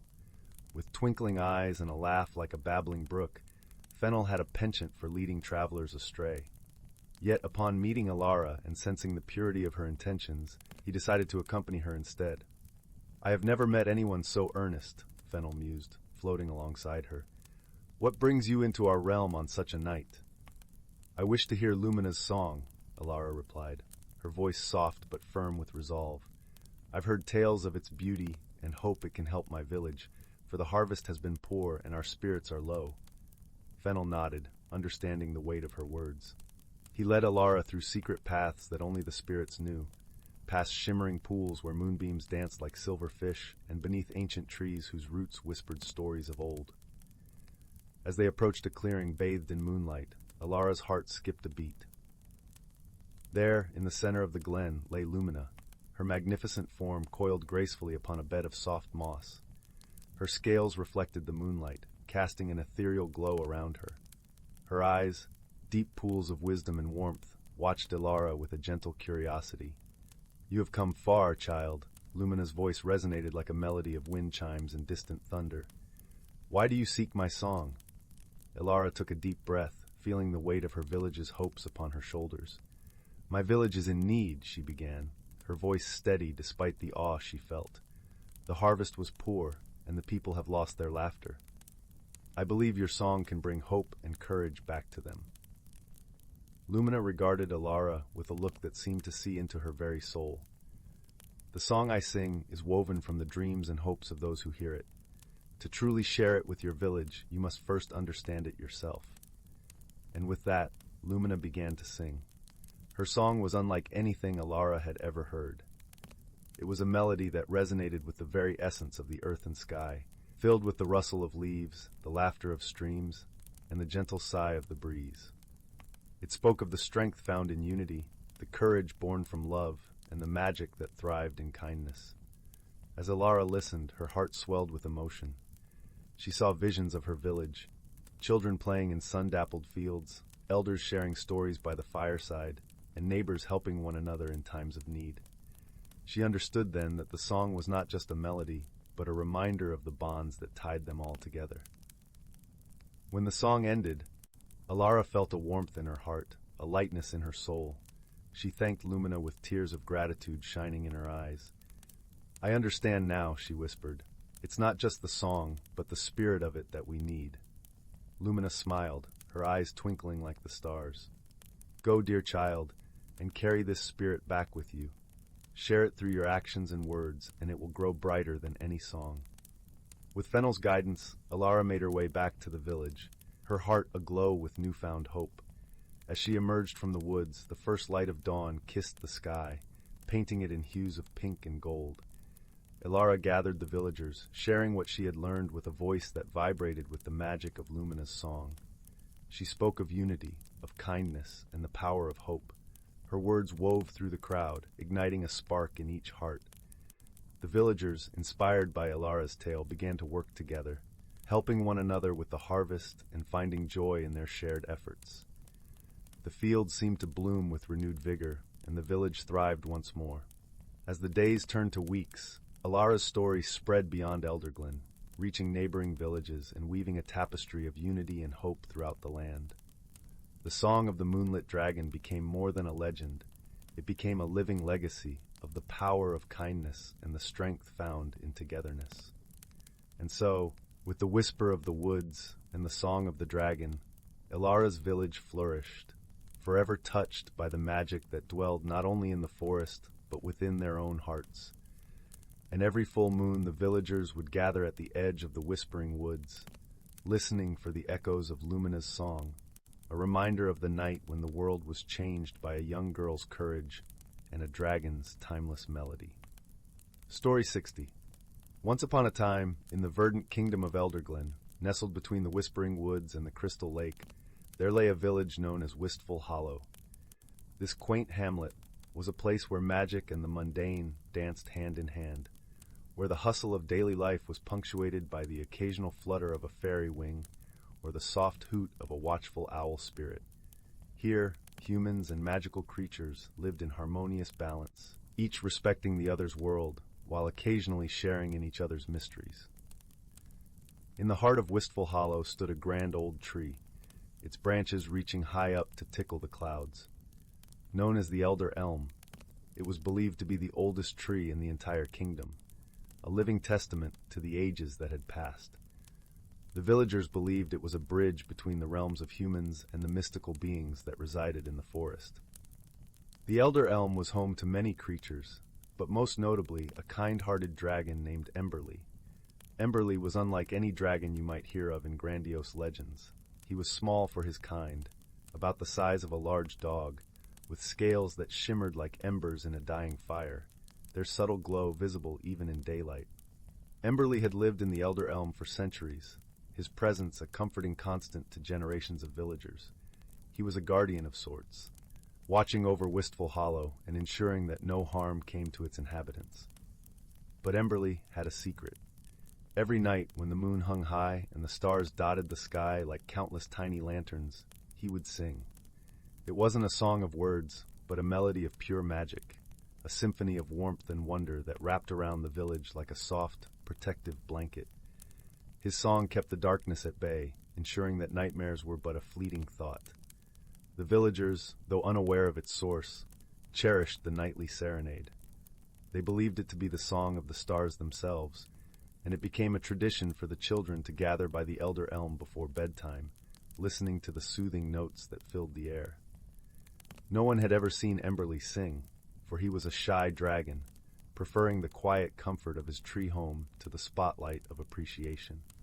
However, one autumn evening, as the leaves turned to shades of amber and gold, a young girl named Elara discovered the secret of the Elder Elm. Elara was a curious soul, with eyes the color of forest leaves and a heart as wild and free as the wind. She loved to explore the woods, often accompanied by her loyal companion, a mischievous fox spirit named Vesper. That evening, Elara had ventured out further than usual, her feet crunching softly on the carpet of fallen leaves. Vesper trotted beside her, his spirit form flickering like a candle flame, casting playful shadows on the ground. The two were inseparable, bound by a friendship that transcended the ordinary. As they neared the Elder Elm, the familiar melody began to weave through the air. Elara, entranced by the beauty of the song, leaned against the tree, closing her eyes to savor the moment. Vesper, with his keen spirit senses, cocked his head, curious about the origin of the melody. His eyes, sharp as stars, caught a glimpse of something moving within the branches. "Look, Elara," Vesper whispered, his voice a soft rustle of wind. Elara opened her eyes and gazed upward, her breath catching in her throat as she saw Emberly, his scales aglow, perched among the branches. The dragon was singing, his eyes closed, his visage serene and filled with an ancient wisdom. It was a sight both magical and humbling. Emberly, sensing their presence, paused his song and opened his eyes, meeting Elara's gaze with a gentle warmth. For a moment, they simply looked at each other, a silent understanding passing between them. "Hello," Elara finally said, her voice barely above a whisper. "Hello, little one," Emberly replied, his voice deep and resonant, like the comforting roll of distant thunder. I've heard your song ever since I can remember, Elara said, her eyes wide with wonder. I didn't know it was you. Emberly chuckled softly, the sound like the tinkling of bells. I've been here long before you were born, watching over the village. My song is a gift to all who dwell here. Vesper, ever curious, leaped onto a low branch, his eyes twinkling with mischief. Why do you hide, Emberly? Your song is beautiful. The villagers would love to know you. Emberly sighed, a plume of warm air escaping his nostrils. I am but a small dragon.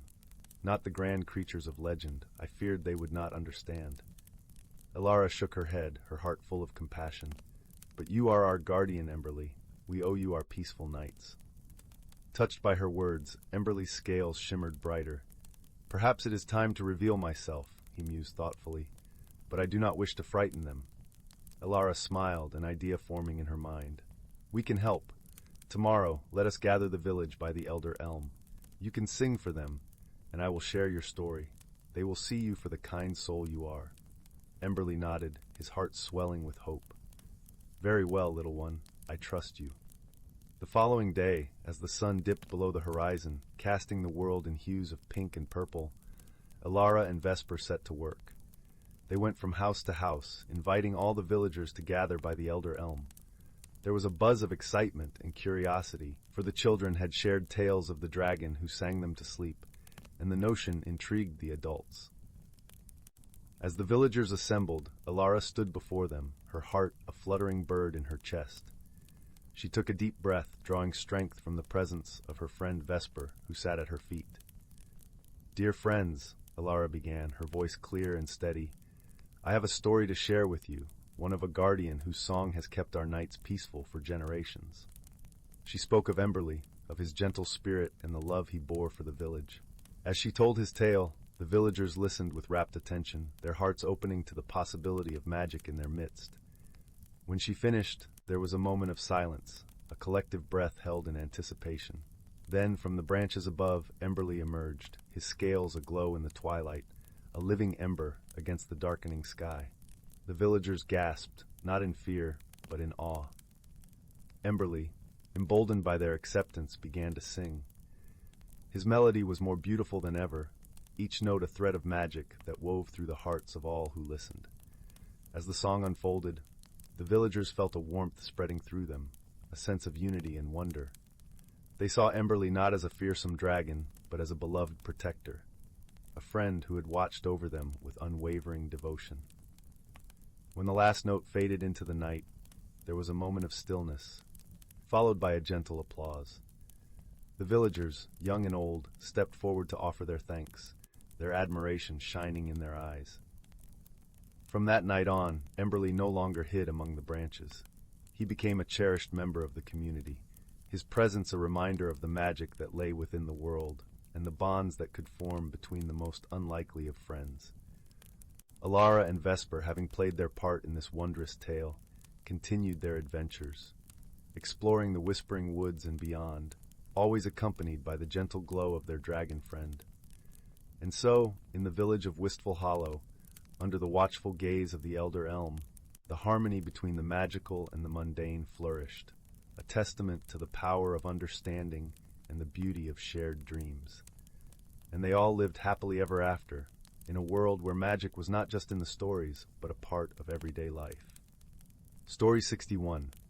In the heart of the ancient forest, where the sunlight filtered through a canopy of emerald leaves and the air sang with the melodies of unseen creatures, there existed a realm untouched by time. This was no ordinary forest, but a sanctuary where the spirits of nature danced unseen, tending to the delicate threads that wove the tapestry of life. These spirits, neither bound by form nor constrained by the passage of time, were the guardians of balance, ensuring that every leaf, every stream, and every creature thrived in harmony. The spirits, known as the sylphs, were as varied as the elements they governed. Some took the form of gentle breezes that whispered through the branches, while others appeared as shimmering droplets of morning dew. Their presence was felt more than seen, a comforting assurance that the forest was alive with magic. For centuries, the sylphs maintained their vigil, their existence known only to those who believed in the mysteries of the natural world. But one late autumn day, a shadow fell over the forest. A disturbance rippled through the air, unsettling the tranquility that had reigned for ages. The streams, once clear and bubbling, turned murky and sluggish. The vibrant leaves dulled, their edges curling in distress. The animals, usually lively and harmonious, grew restless and agitated. The balance of the forest was unraveling, and the sylphs, for all their ethereal power, found themselves unable to restore it alone. At the edge of this magical realm, a traveler wandered. They were a solitary figure, cloaked in a coat of deep green that mirrored the hues of the forest itself. Their journey had been long, driven by a longing for something they could not name, a connection to the world that lay beyond the reach of civilization. This traveler, whose name was Elara, had always felt a deep kinship with nature, an unspoken understanding that went beyond words. As Elara ventured deeper into the forest, they sensed the unrest that simmered beneath the surface. The air was heavy with an unease they could not ignore. It was as if the forest itself was reaching out, calling for help. Driven by instinct and a curiosity that bordered on compulsion, Elara followed the subtle signs that led them deeper into the heart of the woods. It was there, amidst a glen where the trees stood ancient and wise, that the sylphs chose to reveal themselves. Elara paused, feeling the air shimmer with an energy that prickled the skin. The gentle rustle of leaves crescendoed into a symphony of whispers, and from the golden light that filtered through the branches, the spirits emerged. At first, they appeared as little more than flickering motes of light, dancing playfully like fireflies at dusk. But as Elara watched, the lights coalesced into forms both wondrous and strange. There were spirits that resembled delicate blossoms, their petals aglow with an inner luminescence. Others took the shape of tiny, ephemeral creatures with wings like stained glass, their colors shifting with each beat. Elara stood transfixed, a profound sense of awe washing over them. Here in this sacred place, the boundary between the seen and unseen had dissolved, and Elara was no longer a mere traveler, but a participant in the unfolding story of the forest. The sylphs, sensing Elara's openness and innate affinity with the natural world, approached with a cautious curiosity. One spirit, its form reminiscent of a tiny fox with fur that seemed woven from moonlight, spoke in a voice that resonated like the tinkling of distant bells. "Traveler," it began, its eyes gleaming with an ancient wisdom, "you have come at a time of great need. The forest is in peril, and we, the guardians of this realm, seek your aid." Elara, though overwhelmed by the sheer wonder of the spirits, felt a deep sense of purpose ignite within. "What has happened here?" they asked, their voice barely a whisper in the vastness of the glen. The sylphs, sensing Elara's willingness to help, began to recount the tale of the disturbance. A dark force, born of disharmony and neglect from the world beyond the forest, had seeped into their sanctuary.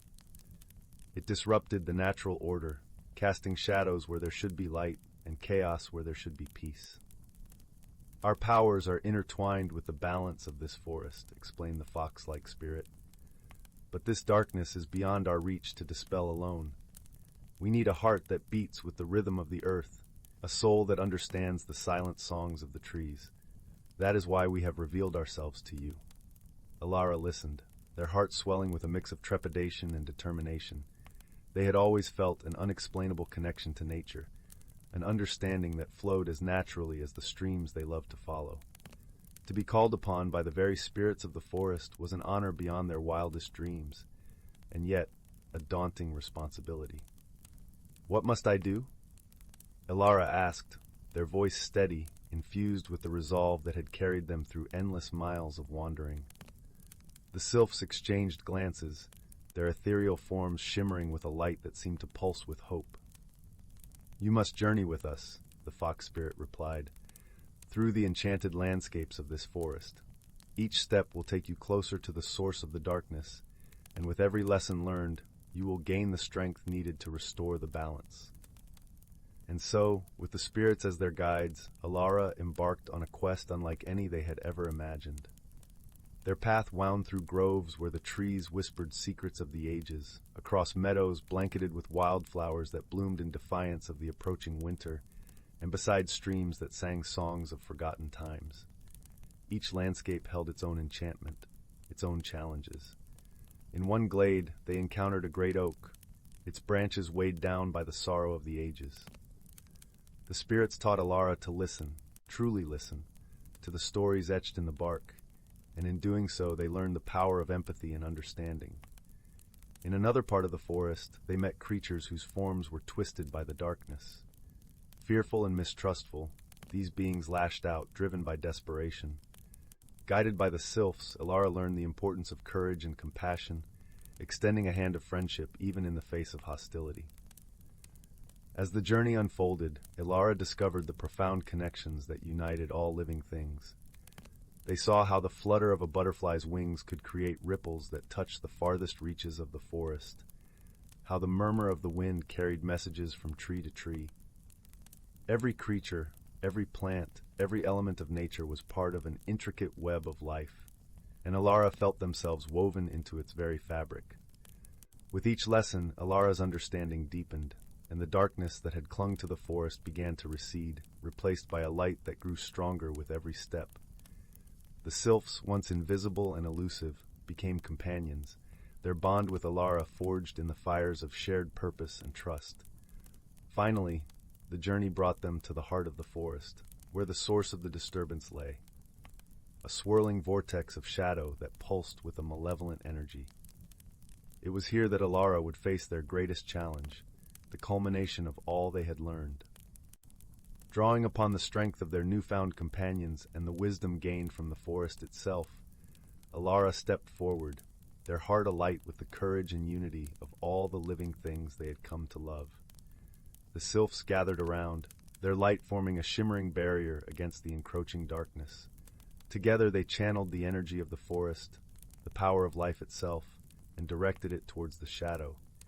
It was a battle not of force, but of harmony, a testament to the resilience of nature and the enduring spirit of those who protect it. As the light of the sylphs mingled with Elara's resolve, the darkness began to waver, its edges fraying like a forgotten dream. With a final burst of brilliance, the shadow dissolved, leaving in its place a calm that settled over the forest like a gentle rain. The balance was restored, and the forest sighed with relief, its song one of gratitude and renewal.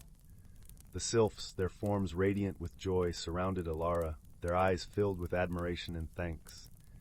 "You have done what we could not," the fox spirit said, its voice a melody of gratitude. "Through your courage, your spirit, and your connection to this world, you have restored the balance. The forest will thrive once more." Elara, though weary from the journey, felt a profound peace settle within. They had found what they had been searching for, a purpose, a place within the grand tapestry of life. The forest, with its myriad wonders and mysteries, had become a part of them, and they, in turn, a part of it. With the disturbance vanquished and the forest once again in harmony, Elara knew it was time to continue their journey, to carry the lessons of the forest into the world beyond the trees. The sylphs, their task complete, faded back into the unseen, their presence now a gentle whisper in the wind. As Elara stepped beyond the boundaries of the magical realm, they felt the warmth of the sun on their face, the promise of new adventures on the horizon. The forest, with its secrets and its stories, would always be a part of them, a reminder of the magic that lay within the heart of the world. And so, with a heart full of gratitude and a spirit bound to the rhythm of nature, Elara walked onward, the guardian of the forest, forever in their soul. Story 62.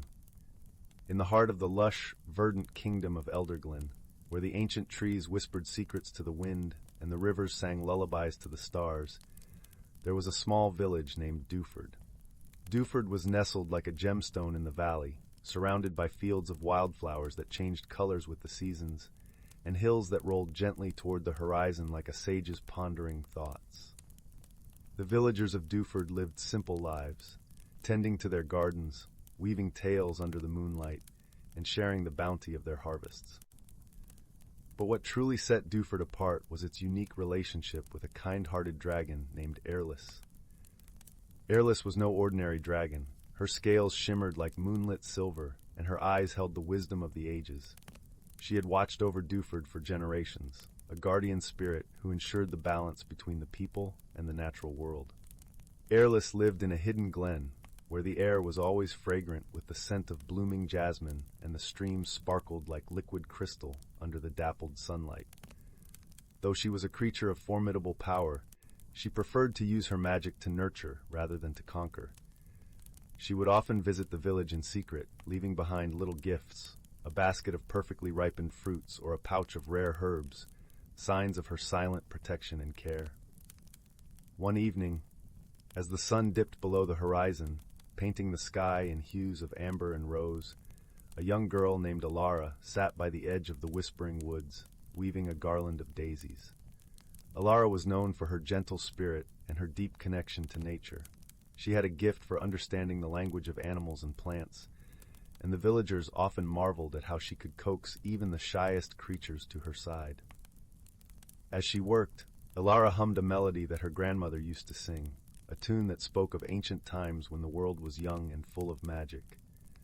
Her fingers moved deftly, threading the flowers together with delicate precision. Suddenly the wind shifted, carrying with it a soft, melodic voice that seemed to echo her song.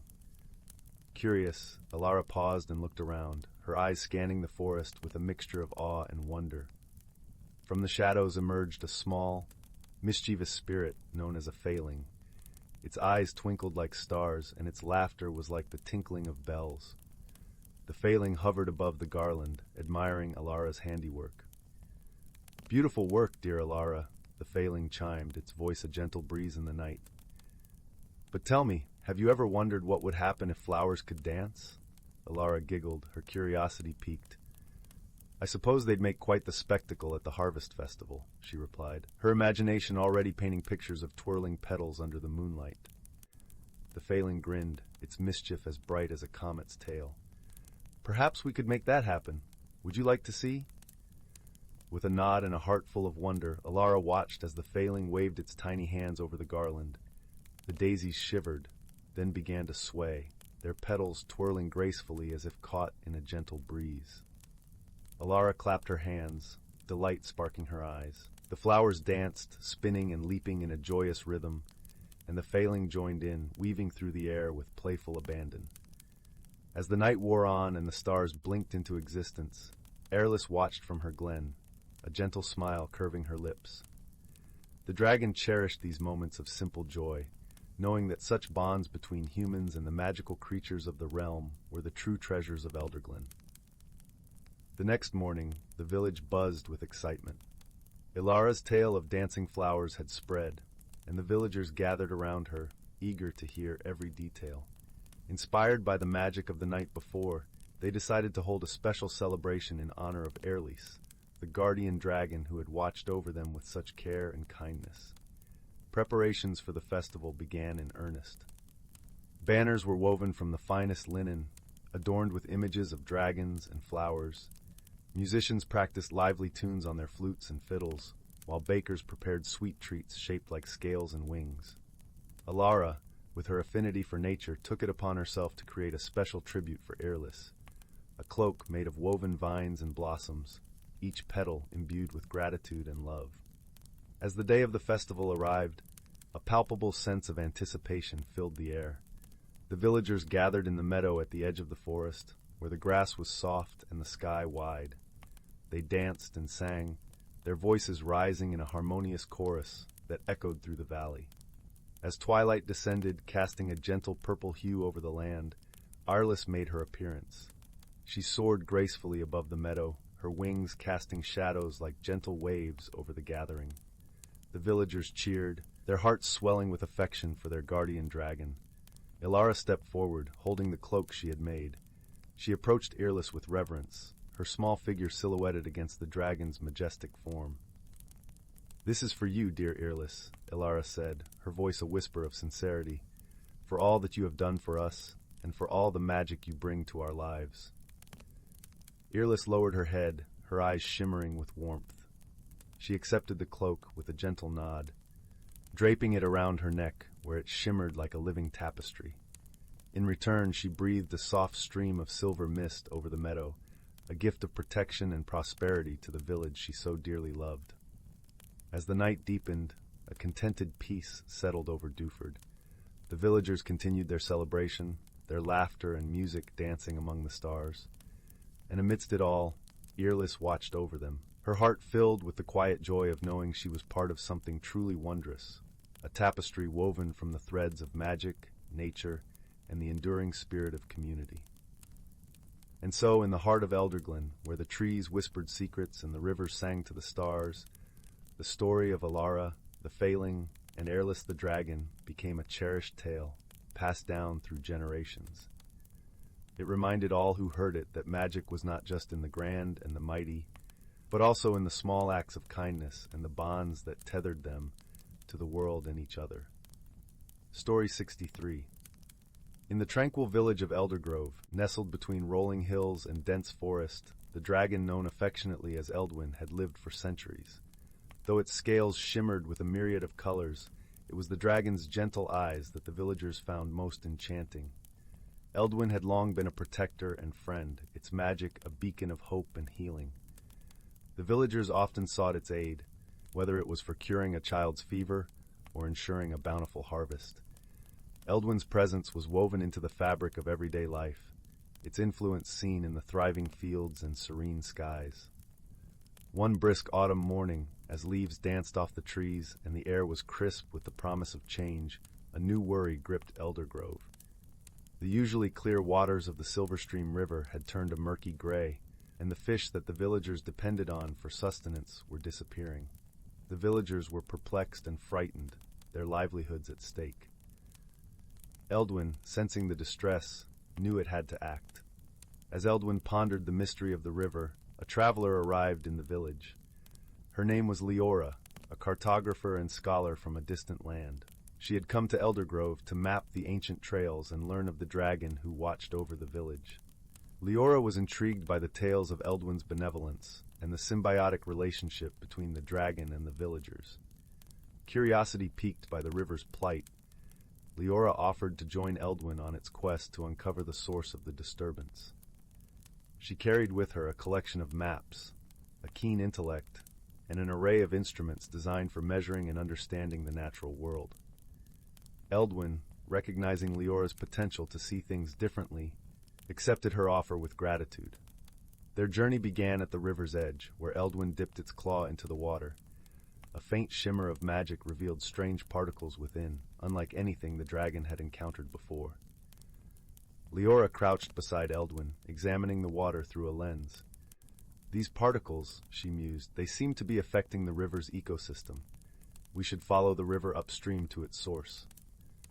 Together, they ventured along the riverbank, the landscape shifting from vibrant forest to rocky terrain.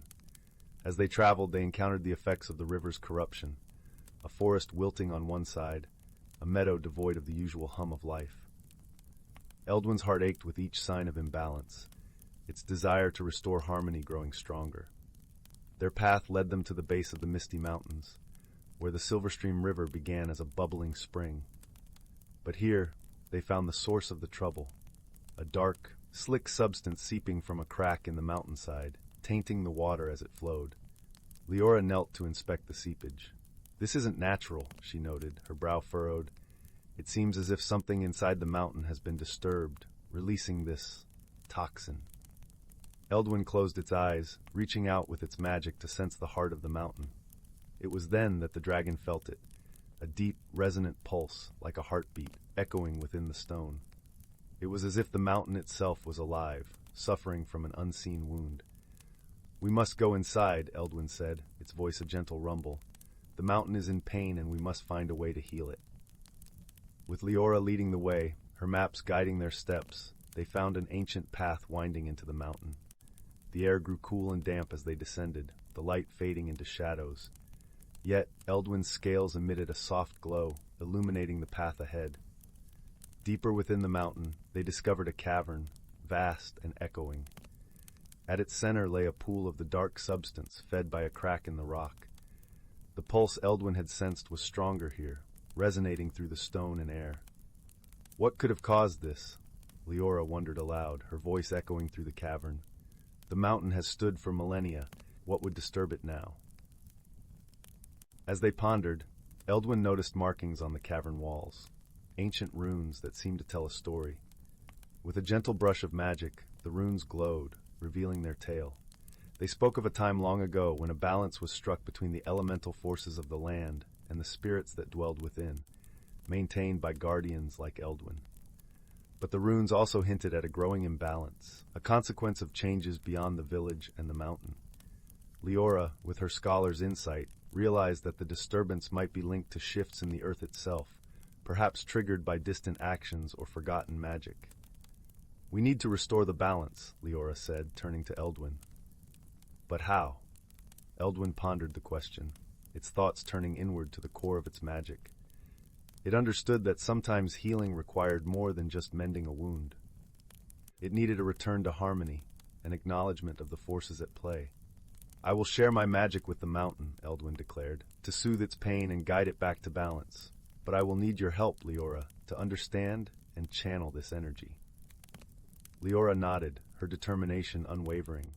Together, they stood at the edge of the pool, Leora's hands tracing patterns in the air, echoing the rune's wisdom. Eldwin closed its eyes, drawing deeply from its magical reservoir.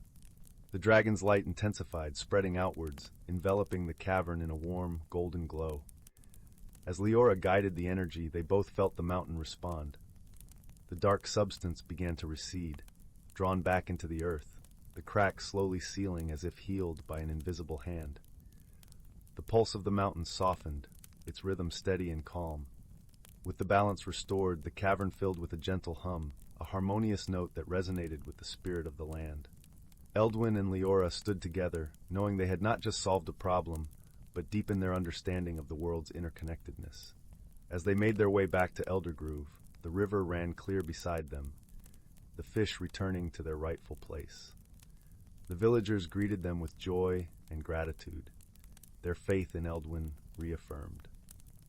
In the days that followed, Eldwin and Leora shared the story of their journey, teaching the villagers about the delicate balance of nature and the importance of understanding and respect.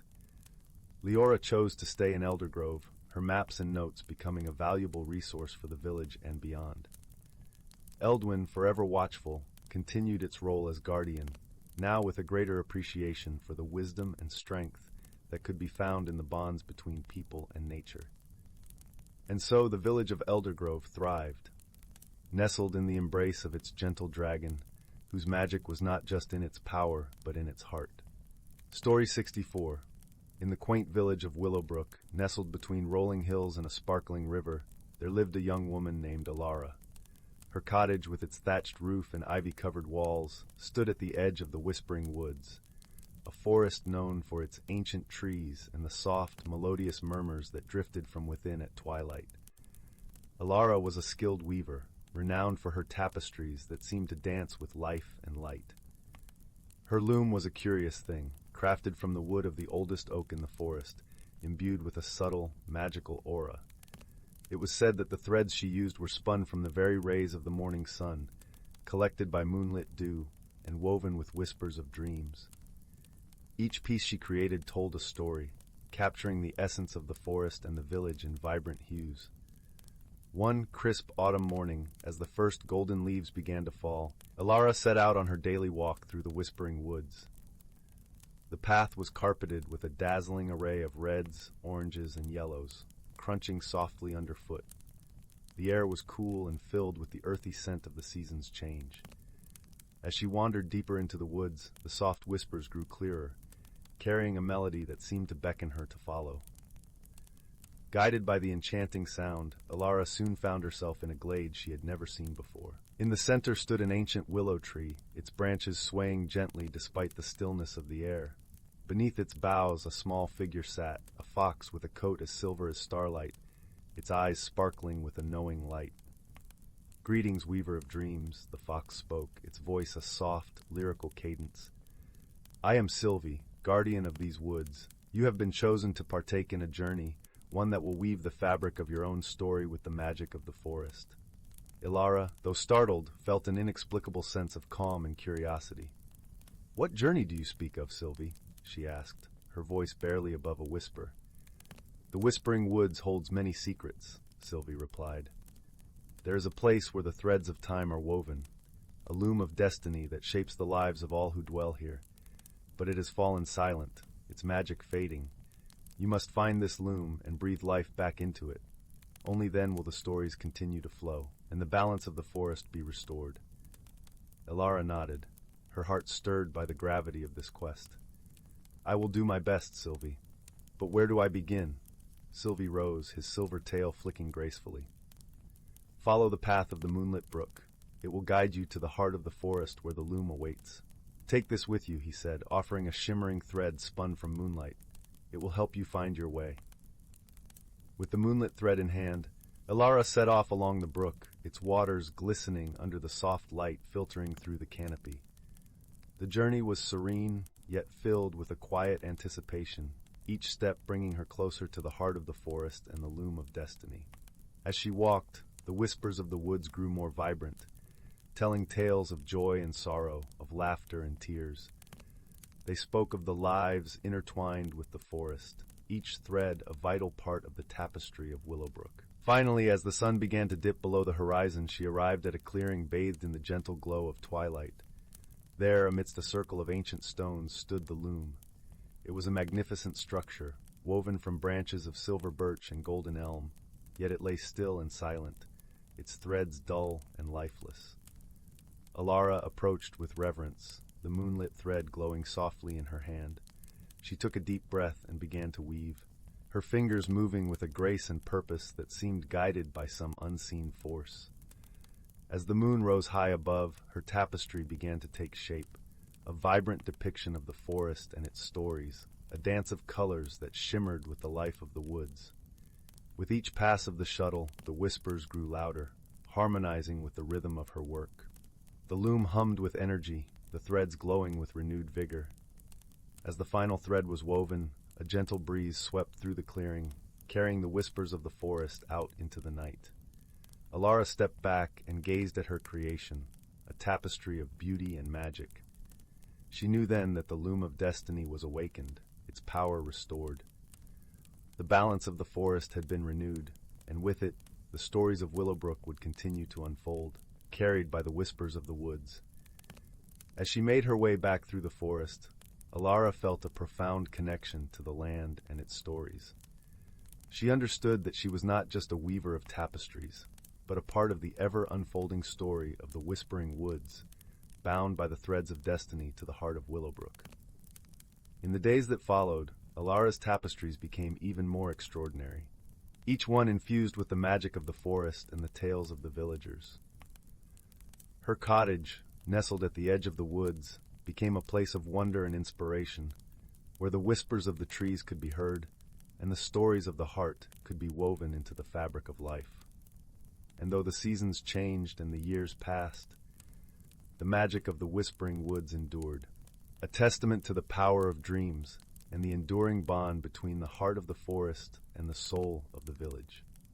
Story 65. In a quaint village nestled between the whispering woods and the gentle curve of the Crystal River, where sunlight danced merrily on cobblestone streets and the air was always sweet with the scent of blooming lilacs, there lived a young girl named Elara. She was known throughout the village for her boundless imagination and her uncanny ability to find magic in the most ordinary of things.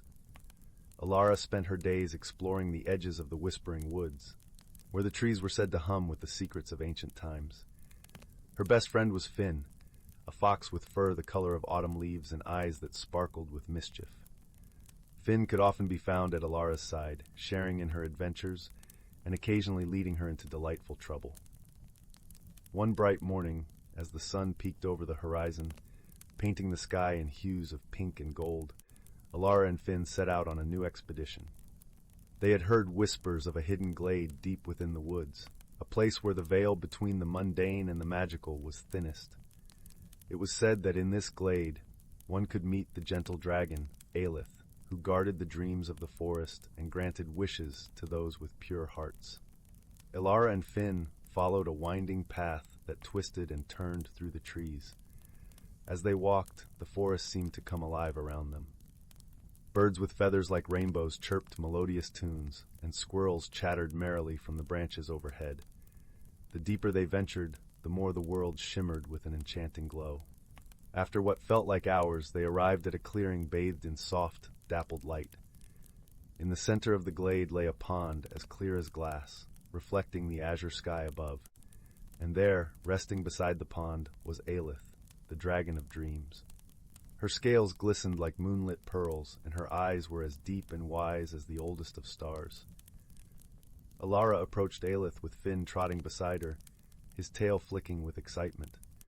The dragon lifted her head and regarded them with a gentle smile. "Welcome, young ones," she rumbled, her voice a soothing melody that seemed to wrap around them like a warm blanket. "What brings you to my glade?" Elara, feeling a mix of awe and wonder, dipped into a small curtsy, a habit from her mother's stories about meeting royalty. "We've come to see if the tales were true," she said, her voice steady and bright, "and maybe to make a wish." Aelith nodded, her expression one of understanding and kindness. "Wishes are precious things," she said. "What is it that your heart desires?" Elara glanced at Finn, who gave a little nod of encouragement. "I wish for a way to help my village," she said softly. "Something to bring joy and peace to everyone." The dragon closed her eyes, contemplating the wish. "Your heart is noble, Elara," Aelith replied. "For those who wish for others, the world has a way of providing." With a gentle flick of her tail, Aelith touched the pond, sending ripples across its surface. The water shimmered, and from its depths rose a small, glowing orb. It floated towards Elara, hovering just above her hands. "This is the heart of harmony," Aelith explained. "It holds the power to bring balance and joy to those who truly seek it." Elara cradled the orb, feeling its warmth pulse gently in her palms. "Thank you, Aelith," she said, her heart swelling with gratitude. Finn barked happily, his eyes wide with delight. "We'll take good care of it," he promised, wagging his tail. Aelith inclined her head. "Remember, it is the kindness and love you share that will truly spread joy. The heart of harmony will only amplify what already exists within you." With a final nod, Elara and Finn bid farewell to Aelith, promising to return with stories of how their village had prospered. They retraced their steps through the whispering woods, the heart of harmony glowing softly in Elara's hands. As they neared the village, the sun was beginning to set, casting a golden glow over the rooftops. Elara felt a newfound sense of purpose, her imagination already spinning tales of how they might use the heart of harmony. In the days that followed, Elara and Finn shared their magical gift with the village. They used it to aid the harvest, ensuring bountiful crops that filled the air with the heady scent of ripe fruits and grains. They brought it to the river, where it soothed the waters, making them crystal clear and teeming with fish. The villagers were amazed by the sudden prosperity, though they did not know of the heart of harmony. They simply saw the joy and love Elara and Finn spread wherever they went, and their spirits lifted in response. With each passing day, the village thrived, becoming a place where laughter echoed through the streets and kindness was as abundant as the blossoms in spring. And through it all, Elara and Finn remained ever curious, ever adventurous, sharing their magic in the simplest of gestures. A smile, a helping hand, a story spun by a crackling fire. The heart of harmony, safe in Elara's care, became a cherished secret, a reminder of their journey to the glade and the wise dragon who had shown them that true magic lies in the love and dreams we share with others. And so Elara and Finn continued to explore the wonders of the Whispering Woods, always seeking new adventures, their hearts forever open to the enchantment of the world around them. And in their village, nestled between the woods and the river, magic and harmony thrived, as sure as the sun rose and set each day. Story 66 title, The Whispering Woods. Once upon a time, in a village nestled between rolling hills and vast meadows, there was a place known as the Whispering Woods. This was no ordinary forest. It brimmed with ancient magic and secrets whispered among the rustling leaves. The villagers spoke of the woods with a mixture of reverence and trepidation, for it was said that those who ventured too far would hear the trees' voices and be drawn into a world of wonder. At the edge of the village lived a young girl named Elara. She was known for her curiosity and her deep love for the natural world. Her days were spent exploring the meadows, collecting wildflowers, and listening to the songs of birds. But it was the Whispering Woods that captivated her imagination most of all. She often lingered at the forest's boundary, gazing into its shadowy depths, longing to uncover its mysteries. One soft golden morning, as the first rays of sunlight danced through the mist, Elara felt a gentle pull towards the woods. It was as if the trees were calling her by name, their whispers more insistent than ever. Her heart fluttered with excitement and a touch of apprehension, but she could not resist the invitation. With a deep breath, she stepped beneath the leafy canopy. The air was cool and fragrant, filled with the scent of earth and moss. Sunlight filtered through the branches, painting the forest floor in dappled patterns of light and shadow. Elara's footsteps were soft upon the carpet of pine needles, and she walked with a sense of wonder, feeling the forest's ancient energy thrumming around her. As she ventured deeper, the whispers grew clearer, forming a melody that seemed to guide her path. She followed the song until she reached a clearing bathed in sunlight, where a small, sparkling pond lay nestled among the trees. The water shimmered with an ethereal glow, and beside it stood an ancient willow tree, its branches trailing gracefully into the water. Elara approached the pond, drawn to its luminous beauty. As she knelt beside it, she noticed something glistening beneath the surface. It was a small, intricately carved wooden box, half buried in the sandy bottom. Carefully, she reached into the water and retrieved it, marveling at its craftsmanship. She opened the box to reveal a collection of tiny polished stones, each one a different color of the rainbow. They glimmered in the sunlight, and Elara felt a warm, tingling sensation as she held them in her hands.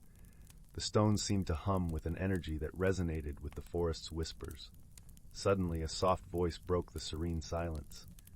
"Those are the stones of harmony," it said, gentle and melodic. Elara looked up to see a figure emerging from the shadows of the willow. It was a woman, tall and graceful, with hair like silver moonlight and eyes like deep, tranquil pools. "Who are you?" Elara asked, her voice tinged with awe. "I am Silva, guardian of the Whispering Woods," the woman replied, her smile warm and welcoming. "These stones are the heart of the forest's magic. They must be protected, for they maintain the balance and harmony of all things here." Elara listened intently, feeling a deep connection to the guardian in the woods. "Why have you shown them to me?" she asked. "Because," Silva said, "the forest has chosen you. It senses your love for nature and your kind spirit. With these stones, you can help us preserve the magic of the woods." Elara's heart filled with a sense of purpose. "I will do my best," she promised, her eyes shining with determination. Silva nodded, her expression serene. "Remember, Elara, the forest is alive, and it thrives when those who tread its paths do so with respect and care. The stones will guide you in times of need." With those words, Silva faded back into the shadows, leaving Elara alone with the stones and the gentle song of the forest. She carefully placed the stones back into the box, feeling their comforting warmth, and tucked it safely into her satchel. From that day forward, Elara became the forest's faithful steward. She spent her days tending to the plants and animals, ensuring the balance of the ecosystem. The villagers, seeing her devotion, came to understand the importance of protecting the Whispering Woods, and they too began to treat it with reverence and care. As the seasons passed, the forest flourished, its magic growing stronger and more vibrant. Elara learned to listen to its whispers, using the stones of harmony to heal and nurture the land. She discovered hidden groves and sparkling springs, each revealing new wonders and secrets. The woods became a sanctuary, a place where villagers could find solace and inspiration. And so the Whispering Woods remained a place of enchantment and mystery, its magic woven into the very fabric of the land. Elara's bond with the forest deepened with each passing year, her heart forever entwined with the ancient trees and their timeless wisdom. She knew that, as long as she listened to the whispers and tended to the stones, the harmony of the woods would endure, a testament to the enduring power of nature and the gentle beauty of a world filled with wonder. And in the quiet moments, when the wind sighed through the leaves and the sunlight dappled the forest floor, Elara would remember Silva's words and feel a deep sense of gratitude for the gift she had been given, an everlasting connection to the magical heart of the Whispering Woods. Story 67.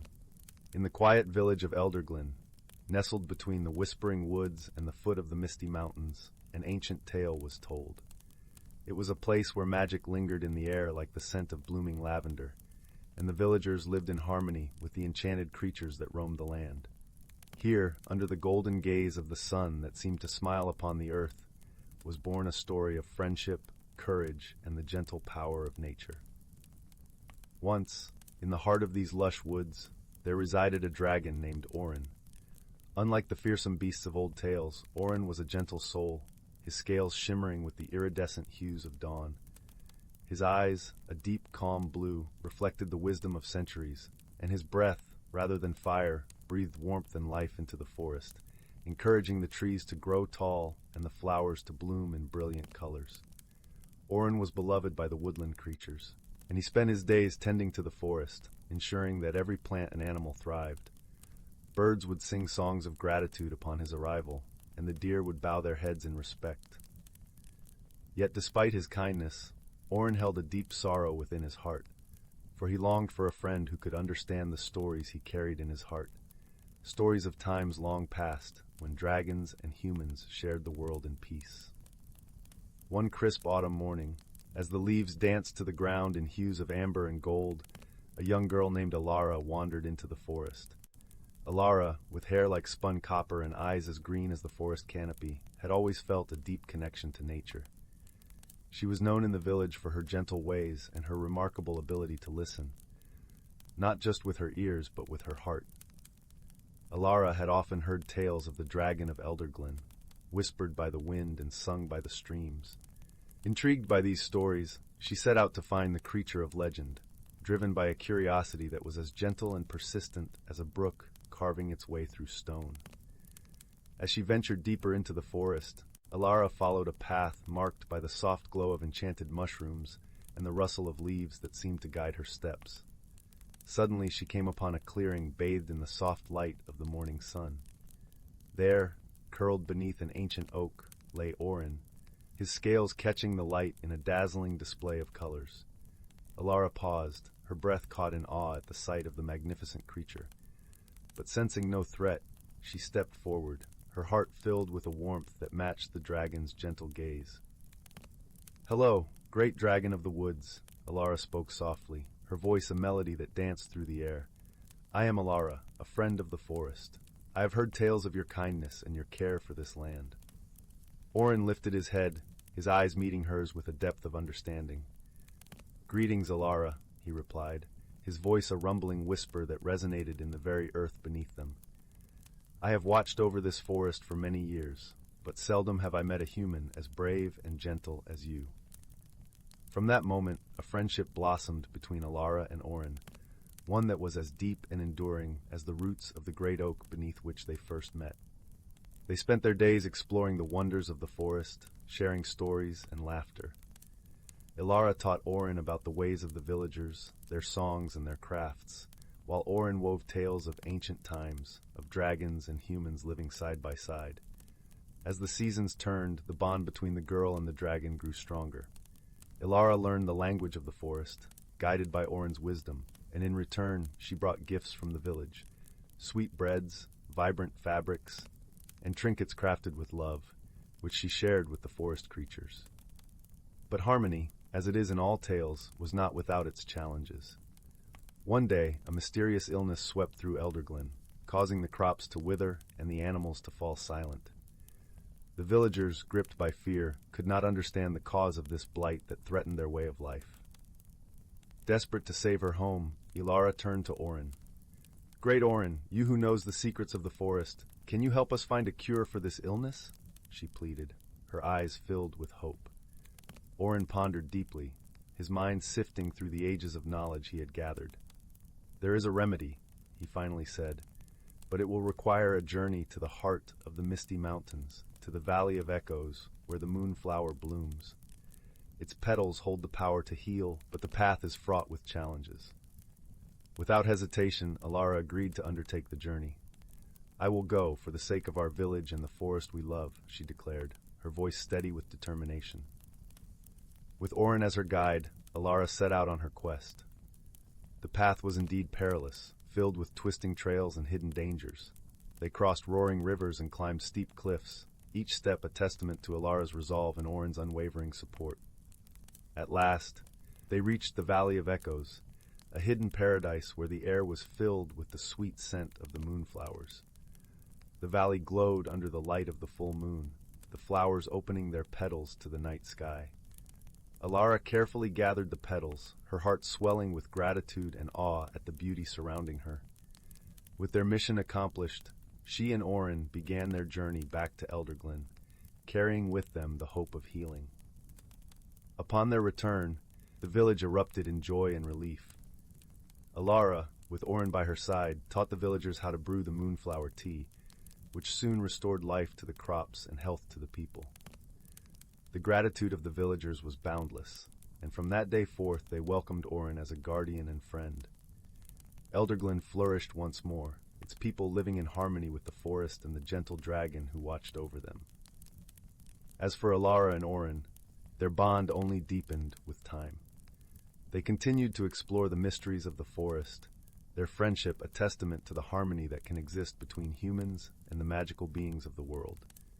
And so, in the village of Elderglen, under the watchful eyes of the misty mountains, the tale of Elara and Orin was told for generations, a story of friendship, courage, and the enduring magic of the natural world. Story 68.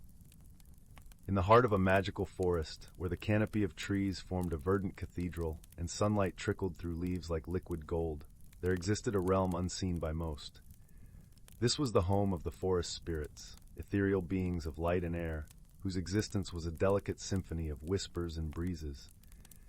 They flitted silently between the shadows and the sunbeams, their presence inferred only by the rustling of leaves or the sudden, inexplicable blossoming of a flower. These spirits were the caretakers of the forest, the unseen gardeners who cultivated life with a tender touch, ensuring that each creature, each plant, and each drop of dew played its part in the grand tapestry of nature.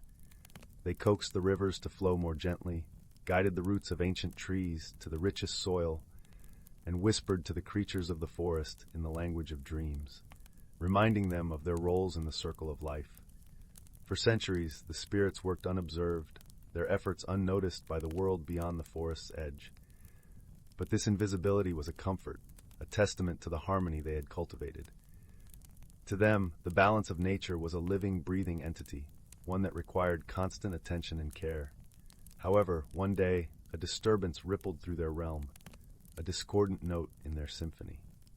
It began as a tremor in the earth, a shiver that ran through the roots of the oldest trees and sent a chill through the air.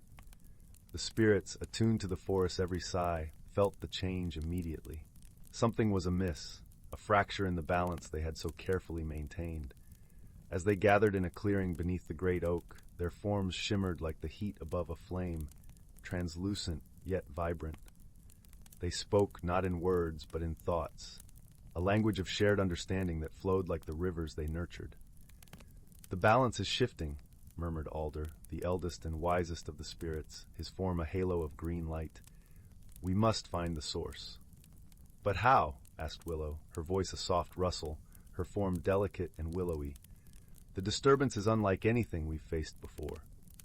Before they could ponder further, a rustling from the edge of the clearing drew their attention. A traveler emerged, a solitary figure clad in worn garments, their eyes wide with wonder as they beheld the gathering of spirits. It was unusual for a human to wander so deep into the forest, and rarer still for one to perceive the spirits. Yet there was something about this traveler, a spark of curiosity perhaps, or a glimmer of understanding, that caught the spirit's attention. Sensing potential in this unexpected visitor, Alder addressed them directly, his voice gentle yet resonant. "Traveler, you see us, a rare gift. We are in need of assistance. Will you help us restore the balance that has been disturbed?" The traveler, awed by the presence of the spirits, nodded slowly. "I will help," they replied, their voice steady despite the wonder in their eyes, "but I do not know how." "Fear not," Alder assured, his glow warm and inviting. "We will guide you. Together we can mend what has been broken." And so began their journey, a quest through enchanted landscapes, where the very air shimmered with magic and the ground hummed with life. The traveler and the spirits moved as one, their path a winding trail through groves of ancient trees and meadows that danced with wildflowers. Their first challenge lay in the heart of the forest, where a river had begun to swell beyond its banks, threatening to drown the woodland in its path. The traveler watched as the spirits flitted to the water's edge, their forms casting a gentle light upon the rushing current. "This river," said Willow, her voice laced with sorrow, "has lost its way. The balance of water and earth is disrupted." The traveler, inspired by the spirit's resolve, knelt by the river. "How can we help it find its way again?" they asked, the water cool against their fingers. "Listen to its song," Alder instructed. "Water speaks in whispers and roars, in trickles and torrents. Hear its tale, and you will understand." Closing their eyes, the traveler listened. At first, there was only the rush of water, a chaotic symphony of sound. But as they focused, the noise began to resolve into a melody, a story of longing and misdirection. The river's path had been altered by a landslide, its course blocked by fallen stones and debris. "We must clear the way," the traveler said, opening their eyes with newfound determination. "The river cannot find its own path until we remove the obstacles." The spirits nodded, their forms glowing with approval.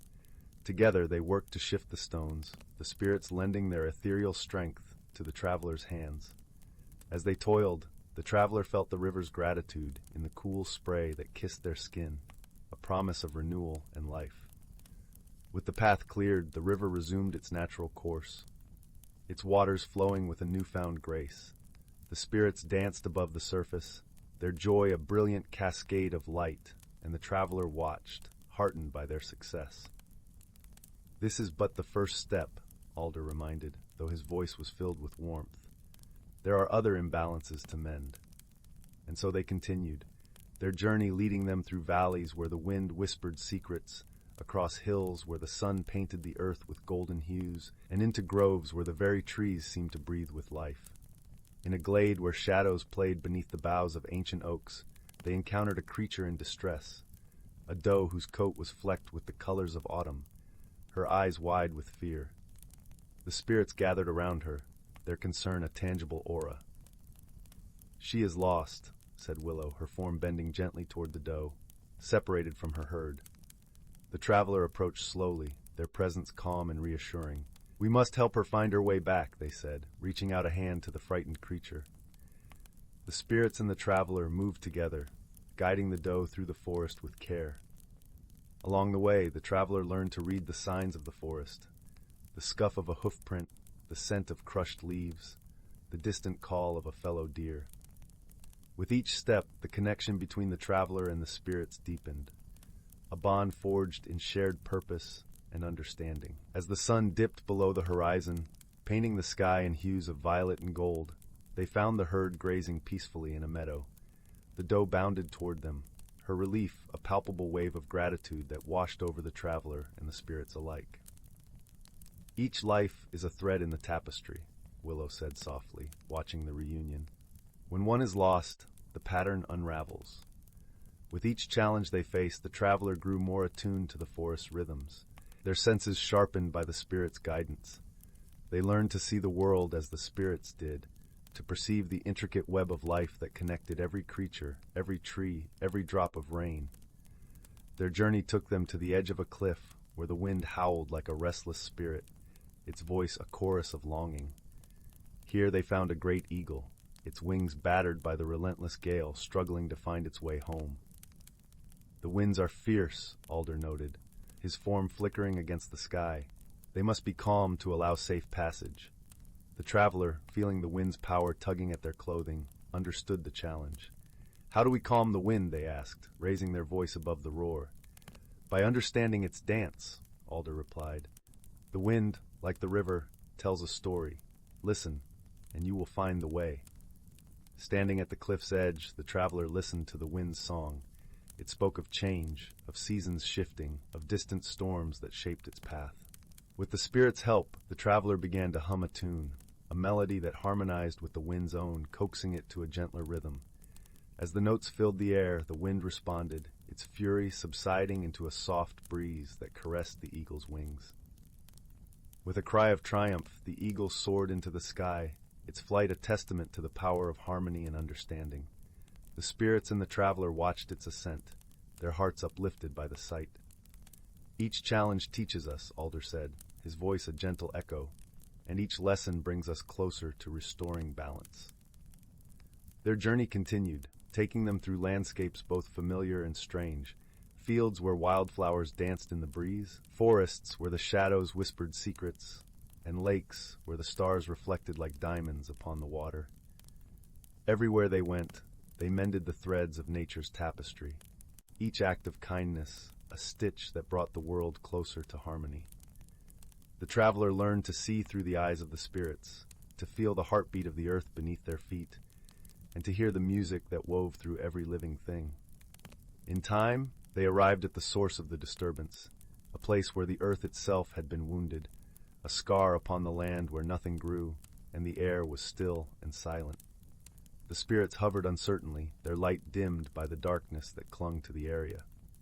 "This is where the balance was broken," Alder said, his voice tinged with sadness. "To heal it, we must understand the cause." The traveler knelt upon the barren ground, their hands pressing into the soil. They felt the absence of life, the silence where there should have been a symphony. Concentrating, they listened for the whispers of the earth, for the echoes of what had been. Slowly, a story unfolded, a tale of greed and neglect, of a time when the forest had been thoughtlessly exploited, its resources taken without regard for the consequences. The land had been left to wither, its heart wounded by the carelessness of those who had come before. "We must restore what was lost," the traveler said, their voice steady with resolve. "We must give back to the earth what it was denied." With the spirits by their side, the traveler began the work of healing. They planted seeds in the barren soil, each one a promise of renewal. The spirits tended to the earth, their light infusing the ground with life and hope. Together, they sang a song of growth, a melody that wove through the air and called to the slumbering spirits of the land. In time, the earth responded. Shoots of green pushed through the soil, leaves unfurling to catch the sun's warmth. Flowers bloomed in vibrant colors, their petals a testament to the power of healing and hope. The spirits danced upon the breeze, their joy a radiant light that filled the clearing. The traveler watched, their heart swelling with a sense of fulfillment and connection. They had helped to mend the broken balance, to restore the harmony that was the lifeblood of the forest. As the sun set on their final day of the journey, painting the sky in hues of amber and rose, the traveler stood with the spirits in the heart of the forest. They had come as a stranger, but they would leave as a friend, forever changed by the experiences they had shared. "You have done well," Alder said, his voice warm with gratitude. "The balance is restored, and the forest will thrive once more." The travelers smiled, their heart full of gratitude. "I have learned so much from you," they said, their voice reverent, about courage, about teamwork, and about the deep connection that binds all living things. Willow's form shimmered with approval, her light a gentle caress. "Remember these lessons, traveler. Carry them with you, and they will guide you wherever you go." With a final farewell, the traveler turned and began their journey home, their steps light and their spirit buoyed by the knowledge they had gained. Behind them, the spirits returned to their work, their presence once again a subtle whisper in the symphony of the forest. And so the magical forest continued to thrive, its balance maintained by the unseen hands of its caretakers, and the enduring legacy of a traveler who had walked among them, learning the secrets of nature and carrying them forth into the world beyond the trees. Story 69. In the heart of the whispering woods, where the trees sang lullabies to the moon and the rivers chuckled in hushed tones, there lived a dragon named Elderglen. Unlike the dragons of fearsome lore, Elderglen was a gentle soul, his heart as warm as the sun-dappled clearings where he often lay. His scales shimmered in hues of emerald and gold, and his wings, when unfurled, cast a comforting shadow over the forest dwellers, who knew him not as a beast of terror, but as a guardian and friend. Elderglen had lived in the Whispering Woods for centuries, watching generations of creatures grow and thrive. He delighted in the rustling conversations of the wind with the leaves, and often joined the symphony with a soft hum that resonated in the roots of the ancient oaks. Among his closest companions was Elara, a mischievous spirit of the woods, who could flit from flower to flower like a breeze, and loved nothing more than playing gentle pranks on those who wandered too far from the path. One cool autumn evening, as the sun painted the sky in shades of amber and rose, Elderglen lay curled around the great oak, the oldest tree in the forest. Its branches spread wide like a cathedral of wood and leaves, and its roots whispered tales of ancient times to those who would listen. Leora danced along the branches, her laughter like tinkling bells as she recounted her latest exploits to Elderglen. "Did you see the look on that fox's face when he found his tail knotted to a branch?" she giggled, her eyes twinkling with mischief. Elderglen chuckled, a deep rumbling sound that seemed to make the forest hum in harmony. "You've a knack for mischief, little one. But remember, kindness always leaves a sweeter echo." Leora nodded, her expression softening. She knew Elderglen was right. The forest thrived on harmony and balance, and she cherished the laughter of her friends more than any trick. Just then, a rustling sound caught her attention, and both she and Elderglen turned to see a young girl stepping cautiously into the clearing. Her name was Elara, and she was known in her village for her love of adventure and stories.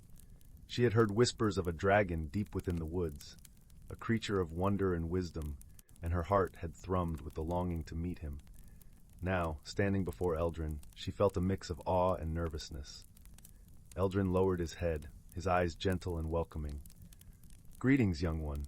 What brings you to the heart of the Whispering Woods?" Elara took a deep breath, her courage bolstered by the warmth in Elderglen's eyes.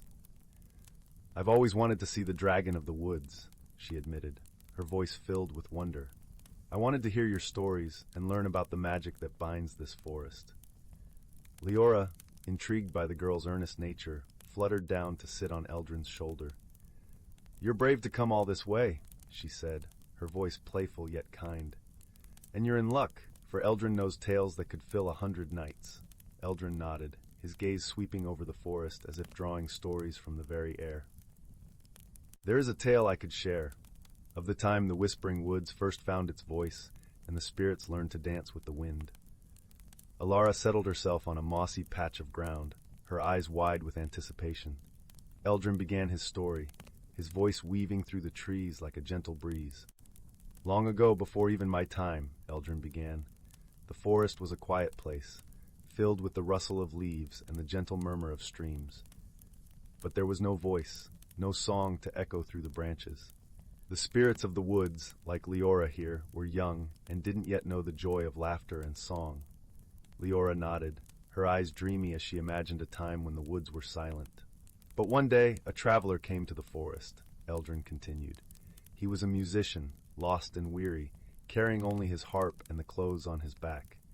As he walked, he strummed his harp and the notes mingled with the wind, creating a melody so sweet that the trees paused to listen." Elara leaned forward, captivated. "What happened then?" "The forest was enchanted by the music," Elderglen said, his voice soft with memory. "The spirits began to hum along, their voices timid at first, but growing stronger with each note. The wind, too, joined the melody, carrying it through the branches and down to the roots until the entire forest was alive with song. From that day on, the Whispering Woods found its voice, and the spirits discovered their love for dance and laughter." Elara smiled, her heart warmed by the tale. "It's beautiful," she said, her voice filled with wonder. "I wish I could have heard it." Leora grinned, her eyes sparkling. "Who says you can't? Music is still in the heart of the forest. You just have to listen." As if on cue, a gentle breeze stirred the leaves, creating a soft rustling melody. Leora leaped up, twirling through the air, her laughter mingling with the sound. Elara closed her eyes, letting the music wash over her, feeling the magic of the forest pulse around her. Elderglen watched them, his heart full, knowing that the magic of the Whispering Woods was not just in its stories, but in the connections between those who loved it. As the evening deepened into night, the forest sang its ancient song, a lullaby for creatures great and small, reminding them all of the harmony and wonder that dwelled in their midst. From that day on, Elara visited often, learning the songs of the woods and sharing her own stories with Elderglen and Leora. Together, they added new chapters to the timeless tales of the Whispering Woods, celebrating the magic of friendship and the gentle heroism found in the heart of the forest. Story 70, In a small village nestled between the whispering woods and the shimmering lake of Lyria, there existed a world where magic and reality wove together like threads in a tapestry. The villagers knew of these enchanted forces, but spoke of them in hushed tones, for they believed that acknowledging the magic might cause it to slip quietly away, like a deer in the morning mist. At the heart of this village lived a young girl named Elara, whose spirit was as gentle as the evening breeze that rustled through the willow trees. Her days were filled with the simple joys of life, tending to her grandmother's garden, weaving garlands of wildflowers, and listening to the stories of old that her grandmother would tell by the firelight. Elara's grandmother, known to all simply as Nana, was the village's storyteller. Her tales were woven with the threads of history and myth, speaking of times when dragons roamed the skies and spirits danced in the moonlit groves. Elara cherished these stories, for they painted her world with colors unseen and filled her nights with dreams of far-off places and magical beings. One evening, as the sun dipped below the horizon and painted the sky in shades of lavender and gold, Nana shared a tale that would change the course of Elara's life. It was the story of the Heartstone, a gem of purest light said to be hidden deep within the enchanted forest. The Heartstone, as the tale went, was the source of all magic in the land, a gift from the ancient dragons to the people. It was said to glow with the warmth of 1,000 suns, and its presence ensured that the balance between the magical and the mundane remained harmonious. But the Heartstone was fading, its light growing dimmer with each passing year. The balance it maintained was slipping, and if it were to extinguish completely, magic would vanish from the world, leaving it a dull echo of its former self. The tale concluded with a whisper of hope, a prophecy that one with a heart pure and true might rekindle the Heartstone's light and restore the magic to the land. As Elara listened, her heart fluttered with a sense of purpose she had never known. The idea of embarking on a quest to save the magic that she held so dear filled her with excitement and trepidation. That night, as the stars twinkled overhead like scattered diamonds, Elara made a silent promise to herself and to the world she loved. She would find the Heartstone and restore its light. With the first light of dawn, Elara set out on her journey, carrying with her a small satchel filled with essentials and the well-wishes of her grandmother. Her path led her through the familiar fields of wildflowers and past the edge of the village, where the trees of the enchanted forest stood, tall and proud, their branches whispering secrets to the wind. The forest was a realm of wonder and mystery, where every shadow seemed to hold a story, and every sound was a melody in the grand symphony of nature. Elara tread carefully, her senses alive to the magic that thrummed beneath her feet and in the air around her. As she journeyed deeper, the forest welcomed her with open arms. Birds sang songs of encouragement, and the breeze carried the scent of blooming jasmine, guiding her forward. It was not long before she encountered her first magical being, a tiny sprite with wings as delicate as gossamer, flitting about like a living spark of light. "Hello, little one," Elara greeted, her voice soft and kind. The sprite hovered before her, its eyes gleaming with curiosity and mischief. "Hello, seeker of the Heartstone," the sprite chimed, its voice a tinkling bell. "I am Lyra. What brings you to our enchanted realm?" "I wish to restore the Heartstone's light," Elara replied, her heart steady with determination. "Will you help me?" Lyra giggled, a sound like the laughter of a brook over smooth stones. "Perhaps I can, but first you must prove your heart is as pure as you claim." With a flick of her tiny hand, Lyra conjured an image of a grand willow tree, its roots tangled and bound by heavy chains. "This tree is the heart of the forest. Free it, and you shall earn my aid." Elara nodded, understanding the task at hand. She made her way to the willow, feeling the weight of the chains that bound it. Each link was a memory, a regret, or a sorrow that had taken physical form. She closed her eyes, focusing on the warmth and love she carried within her. Gently she began to sing a song her grandmother had taught her, a lullaby of hope and healing. Her voice wove through the air, a soothing balm to the tree's spirit. As she sang, the chains slowly dissolved, releasing the willow from its burden. With a sigh of relief, the tree stretched its branches towards the sky, its leaves shimmering with newfound vitality. Lyra appeared beside Elara, her eyes wide with admiration. "You have done well, Elara," the sprite said, her voice filled with respect. "The heart of the forest is free, and so shall I aid you in your quest." With Lyra as her guide, Elara continued her journey through the enchanted forest. The path was not always easy, for the forest was home to many challenges and trials. Yet, with each step, Elara's resolve grew stronger, her heart shining brightly against the shadows. The duo encountered many wondrous creatures, wise old owls with feathers of silver, playful foxes with eyes like amber jewels, and a bear whose roar could shake the mountains. Each offered wisdom and guidance, helping Elara to see the world through eyes unclouded by doubt or fear. As they traveled, Lyra shared stories of her own, tales of the forest's history and the beings who called it home. Through these stories, Elara learned of the interconnectedness of all things, how every creature, every plant, and every drop of water played a role in the grand tapestry of life. Days turned into weeks, and Elara found herself at the heart of the forest, where the air was thick with magic and the ground pulsed with life. Here stood the grandest tree of all, the elder oak, its branches stretching towards the heavens, its roots deep and wise. Beneath its boughs lay the heartstone, nestled in a cradle of moss and flowers. The stone was indeed dim, its light flickering like a candle in the wind. Elara approached it with reverence, feeling the weight of the world upon her shoulders. "Do you truly believe you can restore its light?" Lyra asked, her voice a whisper. Elara nodded, her heart filled with certainty. "I do. Magic is not just in the stone, but in every heart that beats with love and kindness. If we all believe, if we all care, the light will return." With a deep breath, Elara placed her hands upon the heartstone. She closed her eyes and let her heart speak, letting it sing of hope, of dreams, of the beauty she had seen, and the love she had felt.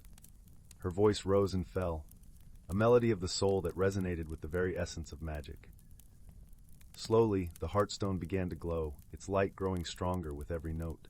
The warmth spread through the forest, touching every leaf, every creature, and every heart. The balance was restored, the magic renewed. Lyra watched in awe as the forest came alive with color and sound. "You have done it, Elara. You have saved us all." With tears of joy in her eyes, Elara smiled and whispered a thank you to the heartstone and to the world that had guided her. She knew that this was not the end of her journey, but the beginning of a life filled with wonder and magic. As she made her way back to the village, Elara carried with her a light that would never fade, a light born of love, kindness, and the heart of a true believer.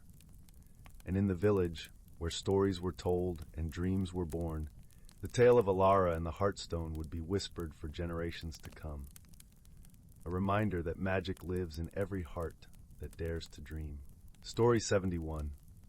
In the tranquil village of Willowbrook, where the air was always scented with the sweet fragrance of wildflowers and the soft hum of bees, there lived a kind-hearted blacksmith named Elara. Known for her gentle demeanor and skilled hands, Elara was loved by all who knew her. Her forge sat at the edge of the forest, where she often heard the whispers of the wind and the songs of birds, their melodies as ancient as the stars. Elara's father had been the blacksmith before her, teaching her the craft with a patient hand and a loving heart. He had told her stories of the magical creatures that dwelled in the nearby woods, tales that had sparked Elara's imagination and filled her dreams with wonder. Though she had never seen a dragon or a fairy, she believed in their existence, as surely as she believed in the sunrise each morning. One evening, as the sun dipped below the horizon and painted the sky in hues of pink and gold, Elara was finishing a delicate piece of work, a set of silver wind chimes that would sing sweetly in the spring breezes. As she polished the chimes to a gleaming shine, she heard a soft rustling from the forest behind her. Looking up, she saw a fox with fur as white as the winter snow, its eyes a striking shade of emerald green. The fox approached tentatively, its eyes locked with Elara's. There was something unusual about this creature, something that spoke of ancient magic and untold stories. Elara felt a warmth spread through her heart, as if the fox were an old friend she had long forgotten. "Hello there," Elara said softly, setting aside her work. "What brings you to my forge?" To her astonishment, the fox sat back on its haunches and tilted its head, as if considering her question. Then, with a grace that belied its small form, it trotted over to the wind chimes and gently nudged them with its nose. The chimes tinkled softly in the evening air, the sound like a gentle lullaby. Elara watched, entranced, as the fox seemed to smile. It turned and began to walk towards the forest, pausing to look back at her, an invitation clear in its gaze. Compelled by an inexplicable curiosity, Elara followed the fox into the trees. The forest was alive with the sounds of night, crickets chirping, leaves rustling, and the distant hoot of an owl. The path wound deeper into the woods, and Elara felt as though she were stepping into one of the very tales her father had once told her. After a short while, they reached a clearing bathed in moonlight. At its center stood a magnificent oak tree, its branches stretching towards the sky like arms reaching for the stars. Around its base were tiny mushrooms that glowed with a soft, ethereal light. The fox sat at the foot of the oak and looked up at Elara with an expression of expectation. Unsure but trusting her instincts, Elara approached the tree. As she touched its bark, she felt a gentle, pulsing warmth beneath her fingers, as if the tree itself had a heartbeat. Suddenly, the air shimmered, and Elara gasped as a figure emerged from the shadows, a tall, elegant being with hair like silver moonlight and eyes that twinkled with the wisdom of ages. It was a spirit of the forest, a guardian of the ancient woods. "Welcome, Elara," the spirit spoke, its voice a melodious whisper. "I am Silas, and I have awaited your arrival." Elara blinked in surprise, but felt no fear. "Awaited me? But why?" Silas smiled, a gentle glow emanating from his form. "The forest has watched over your family for generations, guiding and protecting them. In return, your father and his father before him have crafted wonders that honor the magic of this land. Now it is your turn to forge a bond that will preserve this harmony." Elara listened, her heart swelling with pride and humility. "What must I do?" "The silver chimes you crafted hold the key," Silas replied, gesturing towards the fox, who now sat by Elara's side. "These woods are home to many spirits who thrive on music and laughter. Your chimes will awaken the joy in their hearts and remind them of the beauty in both the mundane and the magical." Elara nodded, understanding the significance of her task. She hung the chimes from a low-hanging branch of the oak, where they caught the breeze and began to sing their gentle tune. The sound seemed to wrap around the clearing, mingling with the soft glow of the mushrooms, creating a serene symphony. As the chimes played, the forest seemed to come alive. Lights flickered between the trees, revealing glimpses of fairies and other mystical creatures, their laughter mingling with the melody. Elara watched in awe, feeling the magic of the world envelop her, a living tapestry of dreams and reality woven together. Silas placed a hand on her shoulder, his touch, "You have done well, Elara. The bond between your people and the forest will endure, strengthened by your kindness and creativity." Elara smiled, a warm glow of happiness spreading through her. "Thank you, Silas. I will continue to honor this land and its magic." With a nod, Silas faded back into the shadows, leaving Elara alone with the fox, who nuzzled her hand affectionately. As they began the walk back to the village, Elara felt a renewed sense of purpose. She knew that the world was full of wonders waiting to be discovered, and that her place within it was to craft and care for the beauty that existed between the human and the magical. Back at her forge, the silver chimes continued to sing in the breeze, a gentle reminder of the harmony that could exist between all beings, a melody of hope and unity that would echo through the ages. And so, in the quiet village of Willowbrook, where the air was sweet and the land was alive with magic, Elara the blacksmith found her heart's true calling, to be a steward of both craft and enchantment, bridging the worlds with her art and her spirit. Story 72. In the quaint village of Willowbrook, nestled between rolling hills and whispering woods, there was a secret known only to a select few. It was said that deep within the heart of the forest, where sunlight dappled the ground in a dance of golden patterns, stood the ancient tree of whispers. This tree, unlike any other, had the power to speak to those who truly listened, sharing wisdom and tales from times long past. Elara, a curious and imaginative young girl with a heart full of wonder, had heard stories of the Tree of Whispers from her grandmother, who had once stumbled upon it in her youth. Her grandmother's stories painted vivid pictures of the tree's gnarled branches and leaves that shimmered like emeralds under the moonlight. Elara was captivated and longed to find it herself. One crisp autumn morning, when the air was filled with the scent of fallen leaves and the promise of adventure, Elara decided it was time to seek out the legendary tree. She packed a small satchel with essentials, a notebook, a pencil, and an apple for a snack, and set off into the woods, her heart beating with excitement. The forest was alive with sounds, the rustling of leaves, the distant call of a cuckoo, and the gentle babble of a hidden brook. Elara walked along a winding path, her eyes wide with wonder as she took in the beauty around her. She paused occasionally to sketch a particularly interesting mushroom or to watch a squirrel darting up a tree. After what felt like hours, Elara reached a clearing bathed in sunlight. In the center stood the Tree of Whispers, just as her grandmother had described.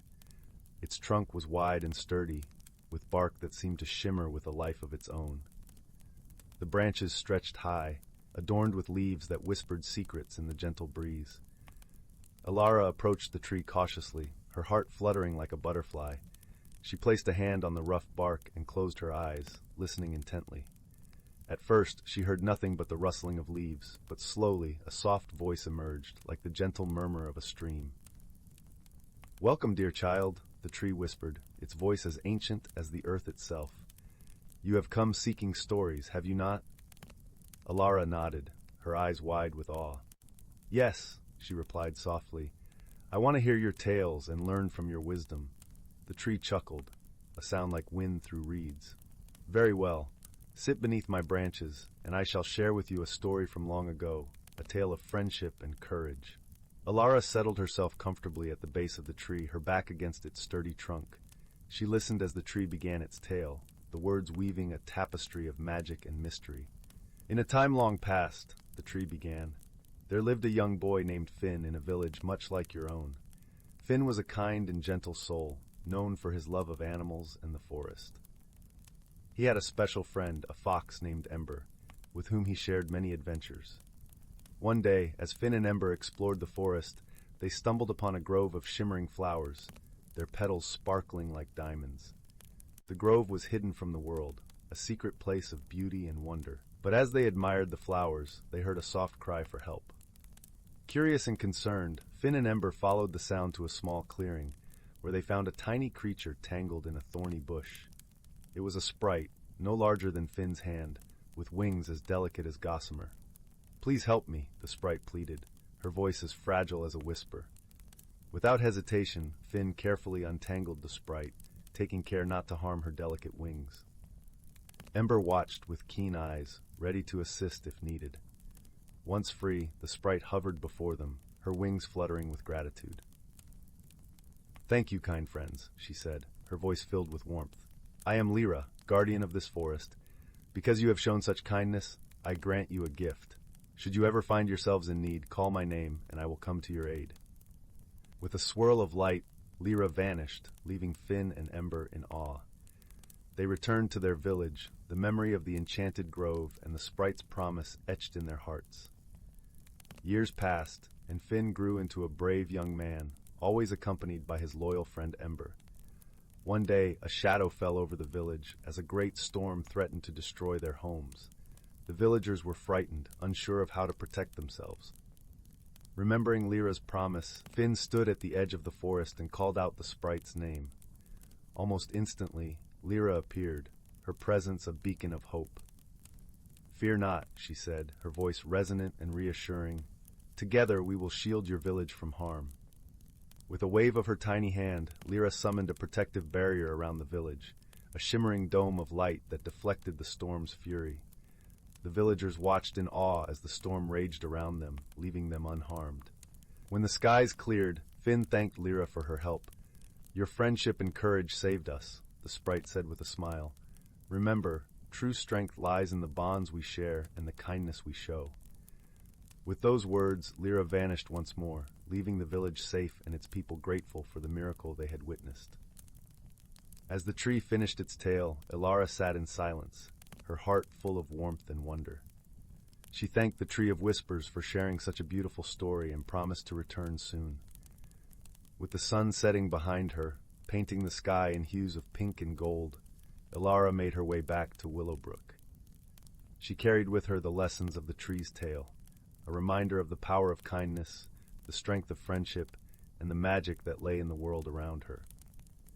And so, in the heart of Willowbrook, beneath the watchful branches of the Tree of Whispers, Elara's own story unfolded, a tale of discovery, connection, and the enduring magic of the forest. Story 73, The Whispering Woods and the Luminescent Dragon. Once upon a time, nestled in a valley where the mountains kissed the sky, lay the Whispering Woods. It was a place where the trees stood tall, their leaves brushing against the clouds, and where the streams sang as they danced over smooth stones. The woods were home to a myriad of creatures, some ordinary like the deer and the fox, and others extraordinary, like the fairies whose wings shimmered like rainbows in the sun, and the luminescent dragon whose very presence could light up the darkest night. The luminescent dragon, named Leora, was as old as the woods themselves. Her scales glimmered in shades of silver and gold, and her eyes held the wisdom of centuries. Leora had watched over the Whispering Woods for as long as anyone could remember, her heart beating in rhythm with the forest.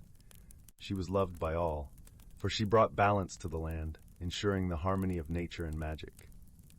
In the village of Hallowbrook, which lay just beyond the wood's edge, the villagers had long known of Leora's protective presence. They respected the boundaries of the forest, never taking more than they needed, and always leaving gifts of thanks, baskets of ripe berries, wreaths of wildflowers, and jugs of honey harvested from the hives on the outskirts. Among the villagers was a young girl named Elara. With eyes the color of the summer sky and hair as wild as the forest winds, she was a child of nature. Elara spent her days exploring the woods, listening to the stories whispered by the trees, and playing with the fairies who adored her kind spirit. One crisp autumn evening, as the sun dipped below the horizon and the stars began to twinkle in the sky, Elara sat by the edge of the village, her gaze fixed on the forest. She loved these moments, when the world seemed to hold its breath and magic hovered just out of reach. That night, as Elara prepared to return home, a soft glow caught her eye. It was Leora, weaving gracefully through the trees, her scales casting a gentle light. The dragon paused, sensing Elara's presence, and turned her gaze toward the girl, her eyes filled with warmth and ancient kindness. "Why do you linger at the forest's edge, young one?" Leora's voice was like a melody, wrapping around Elara like a comforting blanket. Elara smiled, her heart swelling with awe and affection. "I love the woods, Leora. They speak to me in ways I cannot explain, and I love watching you glide through them, lighting the way." Leora chuckled softly, the sound echoing like bells through the trees. "The woods speak to those who listen. You have a gentle heart, Elara. It is good for the forest to have such a friend." The dragon and the girl shared a moment of quiet understanding, the bond between them deepening under the star-studded sky. But just as Elara was about to bid Leora good night, a strange noise rumbled through the woods. It was a sound neither had heard before, a crackling, like the snapping of 1,000 twigs. Alarmed, Leora spread her wings, casting a protective light over Elara. "Stay close, little one. Something stirs in the forest." Together, they ventured deeper into the woods, following the sound that seemed to grow louder with each step. The trees, usually serene and whispering, stood silent and tense, their branches arching protectively as if to shield their visitors. Finally, they reached a clearing where the ground was littered with fallen leaves, shimmering with an unnatural glow. In the center of the clearing stood a figure, cloaked in shadows, its presence unsettling the very air around it. Leora stepped forward, her voice firm yet gentle. "Who disturbs the peace of the Whispering Woods?" The figure turned, revealing itself to be a spirit of the forest, one that had long been forgotten. Its form was ethereal, shifting like mist, with eyes that flickered like dying embers. "I am Cirrus, the spirit of change," the figure intoned, its voice both ancient and weary. "I come with a warning. The balance of the woods is threatened." Elara stepped closer, her curiosity piqued. "What do you mean, Cirrus?" Cirrus sighed, the sound like the wind through bare branches. "There is a darkness growing in the mountains, a shadow that seeks to disrupt the harmony of this land, It feeds on fear and discord, and it is spreading. Leora's eyes narrowed, her resolve hardening.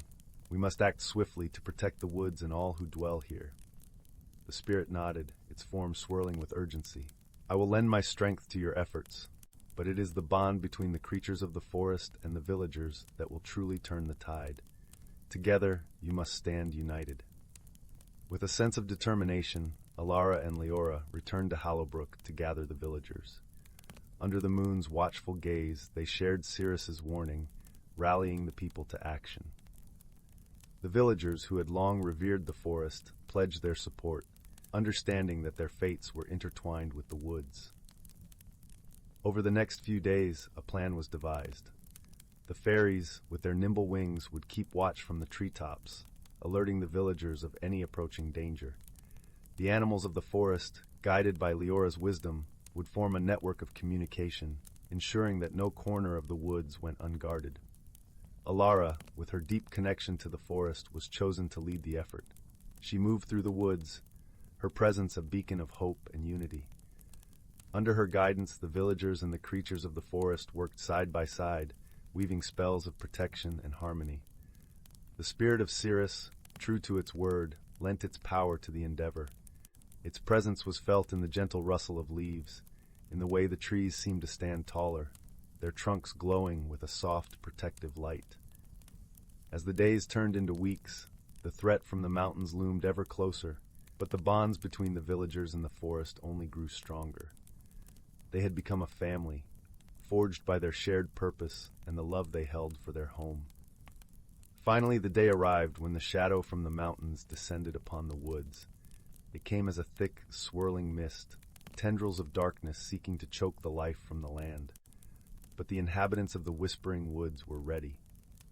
As the shadow approached, Leora soared into the sky, her luminescent scales casting a brilliant light that pierced the darkness. The fairies, their wings ablaze with color, danced through the air, weaving patterns of protection. The villagers, standing shoulder to shoulder with the creatures of the forest, raised their voices in a song of unity and strength. Elara stood at the heart of it all, her spirit blazing with determination. She called upon the magic of the woods, channeling the life and love that pulsed through the earth. Her voice, clear and unwavering, rang out over the sounds of battle. Together we stand. Together we protect our home. The shadow recoiled, its darkness unable to withstand the combined light and love of the forest and its people. Bit by bit, it retreated, driven back by the unity of the Whispering Woods. When the last tendril of darkness had vanished, a cheer rose up from the villagers and the creatures alike. They had faced the darkness and emerged victorious, their bonds stronger than ever.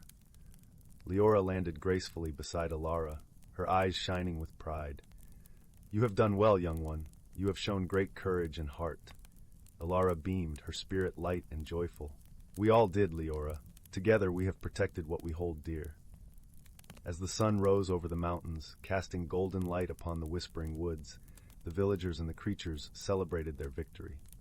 They sang songs of joy and danced in the clearing, their laughter echoing through the trees. From that day forward, the bond between Hollowbrook and the forest remained unbreakable. The villagers continued to honor the woods, always leaving gifts of thanks and respecting its boundaries. The creatures of the forest, in turn, watched over the village, ensuring its prosperity and peace. And Elara, with her kind heart and adventurous spirit, became a beloved figure in both the village and the forest. She continued to explore the woods, always listening to the stories whispered by the trees, always guided by Leora's wisdom. As for Leora, the luminescent dragon, she continued to soar through the Whispering Woods, her light a constant reminder of the magic and harmony that could be found when hearts were united in love and purpose. And so, the Whispering Woods thrived, a place where magic and nature danced together in perfect harmony, and where the spirit of unity and courage lived on in the hearts of all who called it home. Story 74. In the heart of an ancient and enchanted forest, where sunlight filtered softly through a canopy of emerald leaves, lived the spirits of the woodland. These ethereal beings, known only to the oldest oaks and the whispering breezes, were the keepers of balance and harmony.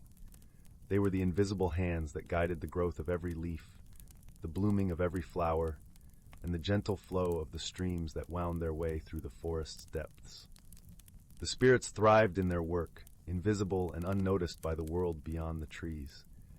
They whispered to the roots of trees, coaxing them to drink deeply from the earth's embrace. They danced upon the winds, spreading seeds far and wide, ensuring the cycle of life continued without interruption. Every rustle of leaves, every ripple in a pond, was a testament to their diligence and care. But one day, a tremor ran through the forest, a disturbance that set the spirits on edge. It was as if the very heart of the forest had skipped a beat. The leaves trembled, the streams faltered, and a chill ran through the roots of the ancient trees. The spirits gathered in haste, their forms shimmering like sunlight on water, to discern the cause of this sudden imbalance. At the edge of the forest, a traveler had wandered in. This was no ordinary wanderer, for they carried with them a heart full of curiosity and a spirit open to the wonders of the world. The traveler was drawn by tales of the forest's beauty, seeking solace and inspiration among its verdant halls. Unbeknownst to them, their presence had unknowingly disrupted the delicate equilibrium the spirits had maintained for millennia. Sensing potential in this unexpected visitor, the spirits decided to reveal themselves, a rare and significant decision. As the traveler paused by a glistening brook, they felt a peculiar sensation, as if the air itself shimmered with unseen life. Slowly the spirits materialized, their forms delicate and translucent like morning mist caught in the first rays of dawn. "Fear not, traveler," spoke the eldest spirit, whose voice was like the rustling of leaves in a gentle breeze. "We are the guardians of this forest, unseen but ever present. Your arrival has stirred a ripple in our domain, and we seek your help to restore balance." The traveler's eyes widened in awe and wonder, taking in the sight of these ethereal beings. Though initially taken aback, their heart resonated with the spirit's plea. "How can I help?" they asked, their voice echoing with sincerity and curiosity. "You possess a heart that sees beyond the mundane," another spirit chimed in, its form fluttering like a butterfly. "Your journey through our forest can aid in healing what has been disturbed. Will you walk with us and learn the ways of this enchanted realm?" With a deep breath and a nod of determination, the traveler agreed. Thus began a remarkable journey, one that would take them through the heart of the forest, revealing its secrets and teaching invaluable lessons along the way. The path they trod was unlike any other, winding through landscapes that seemed to shift and change with each step. The traveler and the spirits ventured into a grove where the trees were ancient sentinels, their bark etched with the wisdom of ages. Here, the traveler learned the importance of roots, both literal and metaphorical, discovering how the forest was connected beneath the surface, each tree supporting and nurturing its neighbors. As they continued, the spirits guided the traveler to a meadow where wildflowers danced in the wind, a riot of colors and scents.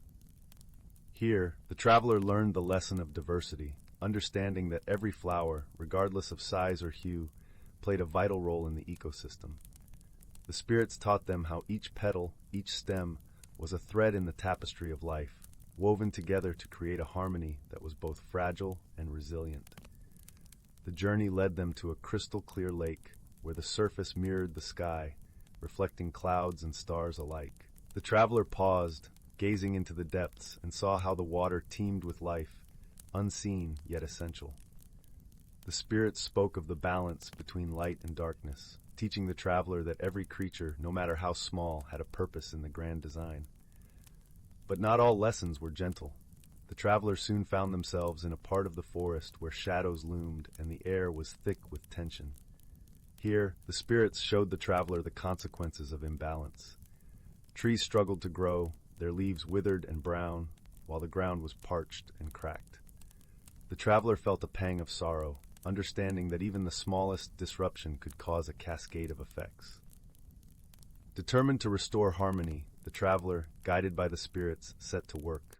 They learned to listen to the forest, to hear its needs, and respond with care. They moved stones to redirect a stream, allowing water to nourish thirsty roots. They planted seeds in barren soil, nurturing them with patience and hope. As they worked, the spirits lent their aid, their presence a comforting balm to the weary land. Throughout their journey, the traveler discovered a new strength within themselves, a courage born of understanding and empathy. They learned the value of teamwork, not only with the spirits, but with the forest itself. Each task required cooperation and trust, a harmonious dance between the traveler and the unseen forces that governed the natural world. Gradually, the forest began to heal. The leaves regained their vibrant green, the streams sang once more, and life flourished in abundance.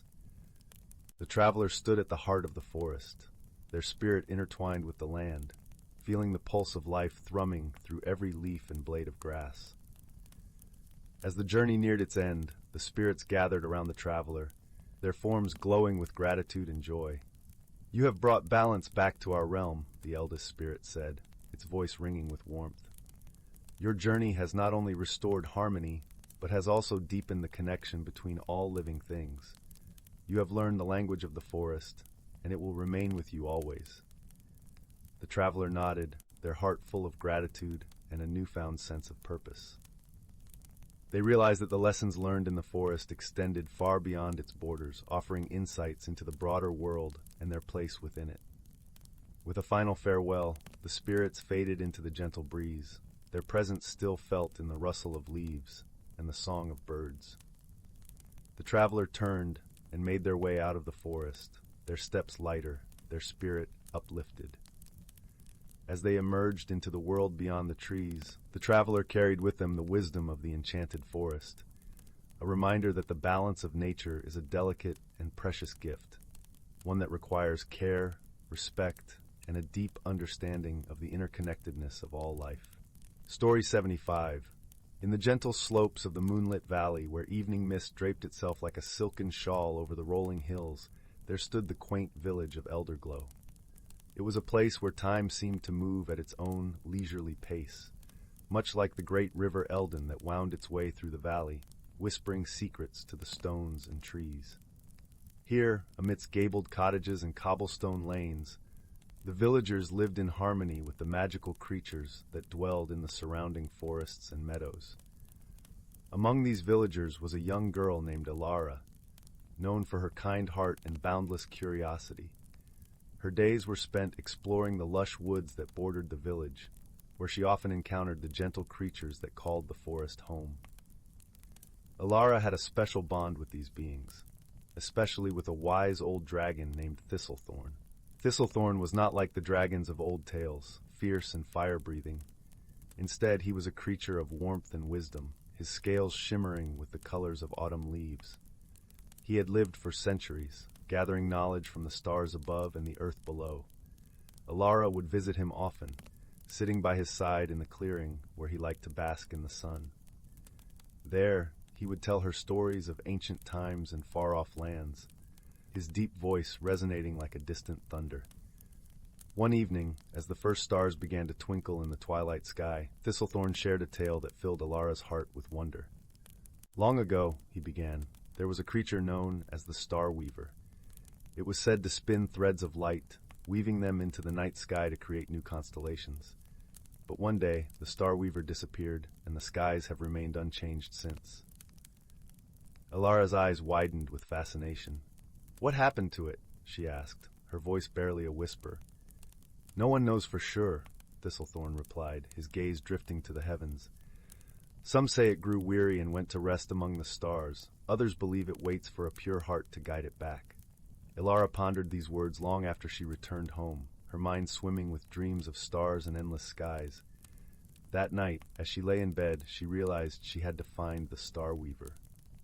The very thought filled her with a sense of purpose, and she resolved to embark on the journey at first light. As dawn broke over the valley, painting the sky in hues of rose and gold, Elara set off with her satchel and a heart full of hope. The path led her deep into the heart of the forest, where sunlight filtered through the leaves, casting dappled shadows on the ground. She felt the presence of the forest spirits, gentle and mischievous, guiding her way with whispers in the wind. Her journey took her to the edge of the Eldon River, where the waters flowed with a melody that seemed almost alive. Here, she encountered a mischievous water sprite named Ripple, who danced upon the surface of the river with laughter like the tinkling of bells. "Where are you going, little one?" Ripple asked, her eyes sparkling like sunlight on water. "I seek the Star Weaver," Elara replied, her voice steady with determination. "Do you know where I might find it?" Ripple paused, considering the question. "The Star Weaver, you say? It is a creature of mystery, but perhaps the moonlit glade holds the secret. Follow the river upstream, and you shall find it." With a grateful nod, Elara continued her journey, her feet moving in time with the river's song. The path grew steeper as she ascended the hills, the trees parting to reveal a hidden glade bathed in soft moonlight. It was a place of quiet beauty, where the air was filled with the scent of wildflowers and the gentle hum of magic. In the center of the glade stood an ancient oak, its branches stretching towards the sky as if in supplication. Elara approached the tree, feeling the pulse of life within its bark. She placed her hand upon it and whispered her wish, her breath mingling with the night air. As if in response, a shimmering light descended from the heavens, coalescing into a figure of ethereal grace. It was the Star Weaver, its form woven of stardust and moonbeams, eyes like twin galaxies. "You seek me, child of the earth?" the Star Weaver spoke, its voice a melody of distant winds and forgotten dreams. Elara nodded, her heart swelling with awe. "I wish to help you return to the sky, to weave new constellations and bring light to the night." The Star Weaver regarded her with a gentle smile. "Your heart is pure, and your wish is true. But to weave the stars anew, I need threads of light and a guide to help me find my way back." Without hesitation, Elara reached within her satchel and pulled out a small crystal vial, capturing the first rays of dawn that broke through the trees. The light danced within the vial, casting rainbows upon the ground. "This is the light I offer," she said, holding it aloft. "And I will guide you if you will let me." The Star Weaver accepted the vial, its touch transforming the light into a silken thread that shimmered in the moonlight. Together, they began to weave, their hands moving in harmony, creating patterns of light that danced across the sky. As they worked, the night blossomed with new constellations, each one a testament to hope and wonder. The villagers of Elderglen looked up in awe, their hearts lifted by the beauty above. For the first time in generations, the sky came alive with stories waiting to be told. When their task was complete, the Star Weaver turned to Elara, gratitude shining in its eyes. "You have given me a gift beyond measure, young one. In return, I offer you a place among the stars, should you ever wish to join me." Elara smiled, her heart full of joy. "I will always look to the stars and remember this night, but for now, my place is here, with the people I love." The Star Weaver nodded, understanding in its gaze. With a final, shimmering smile, it ascended to the heavens, its form fading into the tapestry of stars it had woven. Elara returned to her village, her spirit aglow with the magic of the night. She knew that the constellations above would forever hold the stories of her journey, a reminder that even the smallest heart could bring light to the darkest skies. And so, the tale of Elara and the Star Weaver became a cherished legend in Elderglen, a story told by the fireside on long winter nights, bringing warmth and wonder to all who heard it. In the heart of the moonlit valley, where magic and reality danced hand in hand, the stars twinkled with a newfound brilliance, a promise of endless possibilities and the quiet heroism of a kind heart. Story 76. In a quiet corner of the world, nestled between the whispering pines of the evergreen forest and the gentle flow of the crystal brook, lay the quaint village of Willow Hollow. This village was known for its lush gardens and cobblestone paths that wound like a forgotten melody through the landscape. It was a place where magic seeped into the soil, and the villagers lived in harmony with the enchanted creatures that called the forest home. Among these creatures were the Wisplings, tiny spirits of light and laughter, who danced through the air on moonlit nights, their giggles echoing like the tinkling of bells. There were the Breezlings, mischievous wind sprites that playfully tangled the hair of those who dared to walk the forest paths without offering a respectful greeting to the winds. And then there were the ancient whisperwood trees, whose deep voices resonated in the hearts of those who took the time to listen. But the most revered and mysterious of all was the dragon known as Leora. She was a creature of deep wisdom and gentle spirit, her scales shimmering with the colors of dawn. Leora had dwelled in the heart of the forest for centuries, her presence both a guardian and a guide to those in need. Her home was a secret grotto, hidden by veils of cascading ivy and the soft glow of luminescent fungi. The villagers of Willow Hollow often spoke of Leora in hushed tones, sharing stories of her kindness and the times she had intervened to help both humans and creatures alike. But it had been many years since anyone had seen her, and to some she became little more than a legend. One crisp autumn day, a young girl named Elara, with hair as red as the setting sun and eyes like pools of emerald, set out from the village with a heart full of curiosity and a basket filled with freshly baked honey cakes. Elara was known for her adventurous spirit and her deep love for the stories of old. She had always believed in the magic of Willow Hollow and hoped to one day see the wonders hidden within the forest. As she walked the winding path, she hummed a tune her grandmother had once sung to her, a lullaby of the forest and its secrets. The breezlings, intrigued by her melody, twirled around her in a playful dance, tugging gently at her scarf. Elara laughed, offering them a small cake as a token of friendship. The breezlings accepted with glee, scattering like leaves in a playful gust. Elara's heart was light, and she felt an inexplicable pull guiding her deeper into the forest, past the familiar glens and streams, to a part of the woods that whispered of old magic. The path became less distinct, but her steps were sure, as if the forest itself was leading her. Soon she found herself standing before the entrance to a hidden grotto, its opening veiled by cascading ivy and the soft glow of luminescent fungi, a sight that took her breath away. She had heard tales of such a place, but never dared to believe it truly existed. With a heart full of wonder, she stepped inside. The air within was cool and fragrant, filled with the scent of moss and the faintest hint of honey. In the center of the grotto lay a dragon, her scales glistening in the dim light. Leora opened her eyes slowly, her gaze meeting Elara's with a warmth that dispelled any fear the girl might have felt. "Welcome, young one." Leora's voice was a gentle rumble, like distant thunder softened by the wind.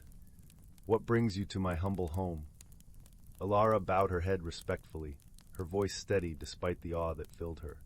"I wished to see if the stories were true, and perhaps share a little kindness in return for all the goodness you have brought to our village." Leora's eyes twinkled with amusement.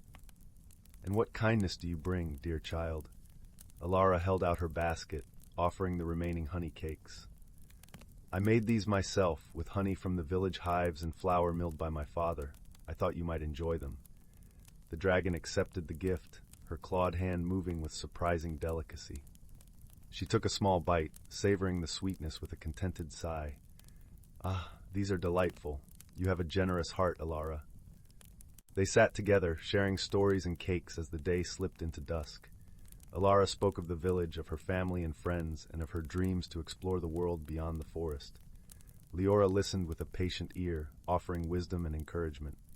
As the sky deepened into twilight, Elara knew it was time to return home. She rose, her heart full of gratitude and newfound friendship. "Will I see you again, Leora?" The dragon smiled, a gentle warmth in her eyes. "Whenever the forest calls you, dear Elara, I will be here. Remember, the magic of this world is woven with the threads of kindness and wonder. Never let go of that." With a farewell wave, Elara made her way back to Willow Hollow, her heart a tapestry of joy and wonder. The breezlings accompanied her part of the way, their laughter a comforting echo in the evening air. From that day on, Elara became a bridge between the village and the enchanted world of the forest. She shared her stories and the wisdom she learned from Leora, reminding everyone of the magic that lay just beyond their doorsteps. In time, Elara grew into a wise and beloved elder of Willow Hollow, her hair silvered with age, but her spirit as bright as ever. And though many years passed, she never forgot the dragon in the heart of the forest, nor the kindness and magic that had filled her life. And so, the stories continued, passed down from generation to generation, weaving through the lives of all who called Willow Hollow home. For in the heart of every story lies the power to connect us, to remind us of the magic within and around us, and to keep the spirit of wonder alive. Story 77. In the quiet village of Elderglen, Nestled between the whispering woods and the shimmering lake of Luminara, the villagers lived in peaceful harmony with the world around them. Elderglen was a place where the boundary between the ordinary and the magical blurred, where the rustling leaves often spoke in hushed tones and the moonlit nights were alive with secrets. The heart of Elderglen was the great oak, an ancient tree whose roots delved deep into the earth and branches stretched high towards the stars. It was said that the great oak was the guardian of the village, its spirit intertwined with every creature and every blade of grass. Beneath its boughs, the villagers gathered for stories and songs, led by the village elder, a gentle woman named Thalia. Thalia was known for her wisdom and kindness, her eyes twinkling with the knowledge of countless tales. One evening, as the golden hues of sunset painted the sky, she gathered the children of the village under the great oak. The air was cool and fragrant with the scent of wildflowers, and the children settled eagerly, eyes wide with anticipation. "Tonight," Thalia began, her voice as soft as the summer breeze, "I shall tell you the tale of Aiden and the dragon of Luminara." The children gasped in delight, for the story of Aiden was one of their favorites. Aiden was a humble boy, the son of a fisherman, known for his gentle heart and unassuming bravery. He lived with his father Elric by the edge of Luminara, their small cottage overlooking the vast expanse of the lake. Now Luminara was not just any lake.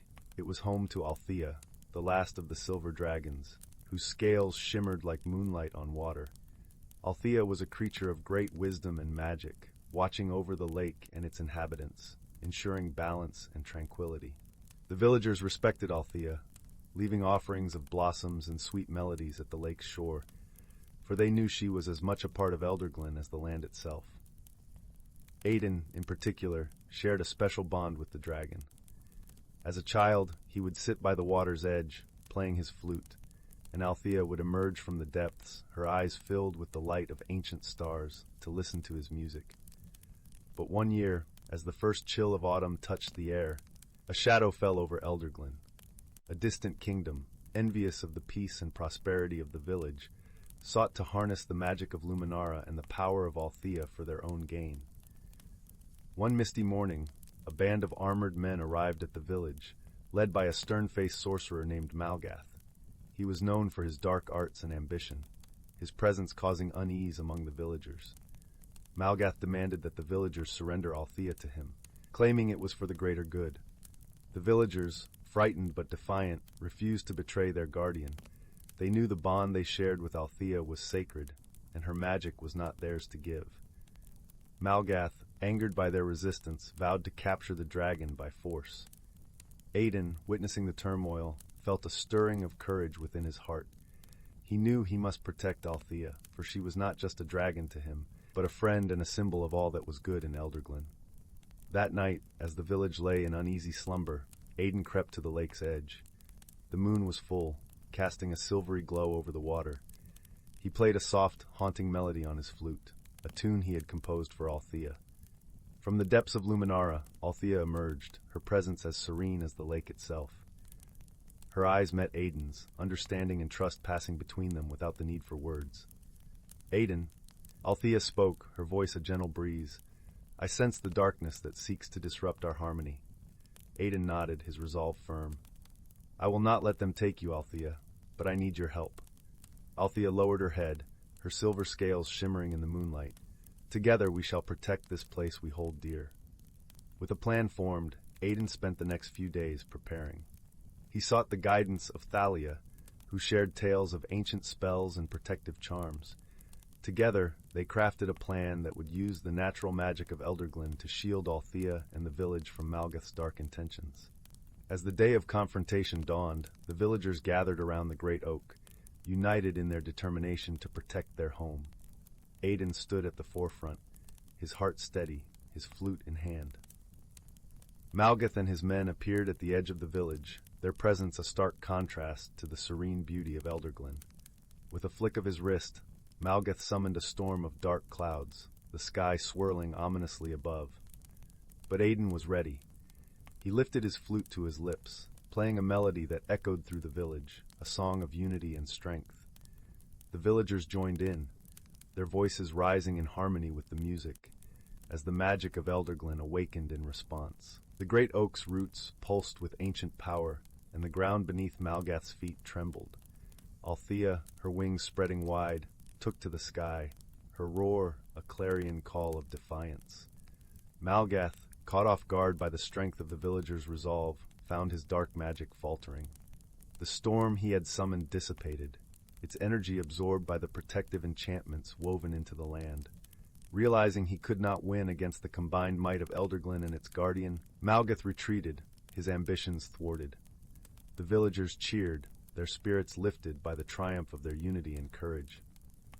As the sun set that evening, casting a warm glow over the village, the people of Elderglen gathered once more beneath the great oak.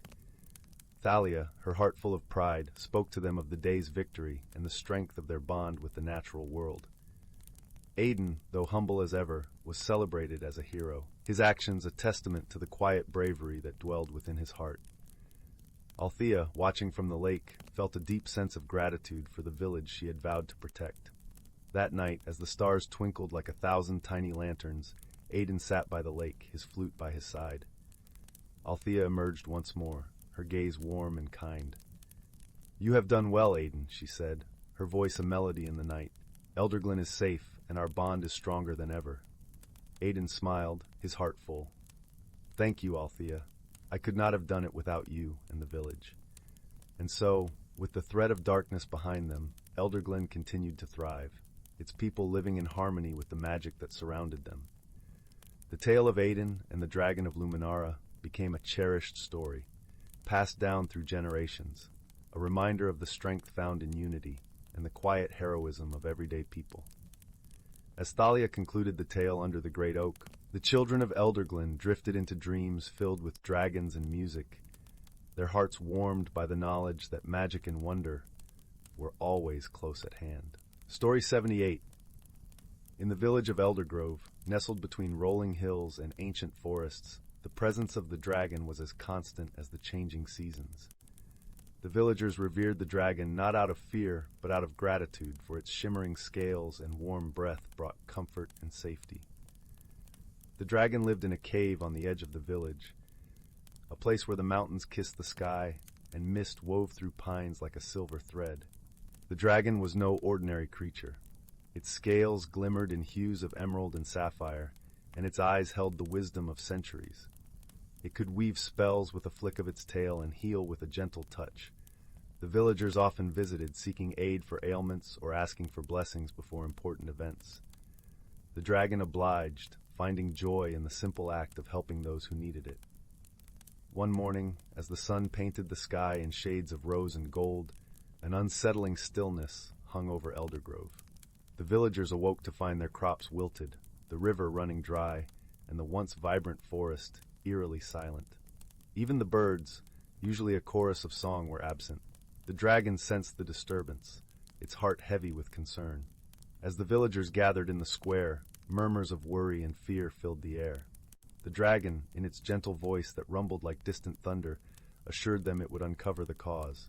Its words offered some comfort, though the uncertainty of what lay ahead lingered like a dark cloud. "Please, allow me to join you," came a voice from the crowd. It was Elara, a young herbalist known for her knowledge of the land and its secrets. Her eyes were bright, full of determination and curiosity. "I may not possess your powers, but I know the forest and its ways. Together, we can find what ails our home." The dragon nodded, recognizing the wisdom in having a companion who understood the subtleties of the natural world. Thus, Elara and the dragon set out, their path leading them through familiar fields and into the heart of the forest, where shadows danced and secrets whispered among the trees. As they journeyed, Elara shared her insights, pointing out signs of distress in the plants and soil. "It's as if something is drawing the life from the land," she observed, kneeling to examine a patch of withered ferns. The dragon, too, felt the unnatural energy, a distortion that twisted the balance of nature. They ventured deeper into the forest, where the trees stood like ancient sentinels, their branches reaching towards the heavens. It was here they encountered the first of many challenges, a barrier of thorny brambles, woven so tightly that even the dragon's flame could not scorch them away. "This is no ordinary growth," Elara noted. touching the thorns lightly. "There's magic here, but of a dark and twisted kind." The dragon extended its senses, feeling the pulse of magic within the thorns. With a deep breath, it summoned its own power, not to destroy, but to understand. As the dragon's energy mingled with the thorns, they began to unravel, revealing a path that led to a hidden glade. In the center of the glade stood a stone altar, covered in ancient runes that glowed faintly. Elara approached it cautiously, her fingers tracing the symbols. "These are marks of an old magic, one that binds and drains," she said, her voice tinged with awe and concern. The dragon, understanding the gravity of the situation, realized that this altar was the source of the village's troubles. The runes were siphoning the land's vitality, feeding an unseen force that threatened to spread its influence further. "We must break the enchantment," the dragon declared, its voice firm with resolve. Elara nodded, her mind racing as she recalled the teachings of her ancestors, rituals of protection and renewal that could counter such dark spells. Together, they worked to dismantle the magic. Elara gathered herbs and whispered incantations, while the dragon lent its strength and wisdom, weaving a barrier of light around the altar. As their efforts combined, the runes flickered and dimmed, their power waning under the onslaught of their combined will. Suddenly, the ground trembled, and the air grew heavy with a presence, an ancient spirit, awakened by their actions. It rose from the earth, its form shifting like smoke, eyes gleaming with the light of stars. "Why do you seek to undo what was done?" the spirit asked, its voice echoing with the weight of ages. Elara stepped forward, her heart steady despite the spirit's formidable aura. "Our land suffers because of this magic. We seek only to restore balance and peace." The spirit regarded them silently, its gaze piercing yet not unkind. "Long have I slumbered, unaware of the harm caused by my presence. I was bound here by those who wish to harness my power. Release me, and I shall return to the ether, leaving the land to heal." The dragon and Elara understood the spirit's plight, recognizing it as a prisoner rather than a foe. With great care, they completed the ritual, unraveling the last threads of the enchantment. As the final rune faded, the spirit sighed in relief, its form dissolving into the sky like mist at dawn. With the spirit gone, the land began to breathe anew. The river's waters flowed once more, the crops lifted their heads, and the forest resonated with the songs of birds. Eldergrove was returning to life, its heart beating in harmony with the natural world. The villagers rejoiced upon their return, grateful and relieved to see their home restored. They celebrated the dragon and Elara, whose courage and wisdom had saved them all. The dragon, ever humble, acknowledged their gratitude with a gentle nod, while Elara's smile spoke of newfound confidence and understanding. In the days that followed, Elara and the dragon continued to watch over Eldergrove, their bond strengthened by the trials they had faced together.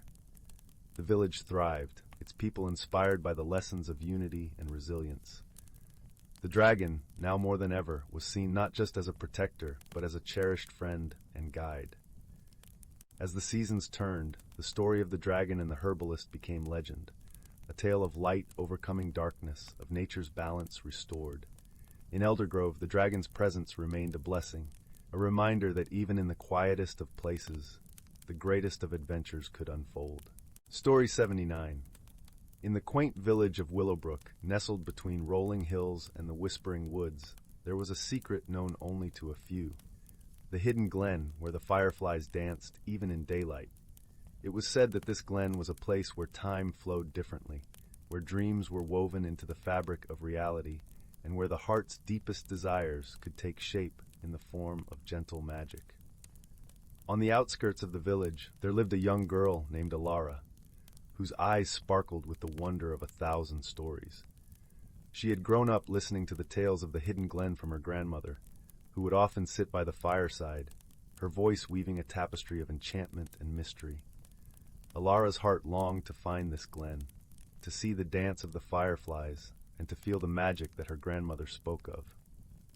Every morning, as the sun painted the sky in hues of gold and rose, Elara would wander into the woods, her faithful companion, a small, wise-eyed fox named Finn by her side.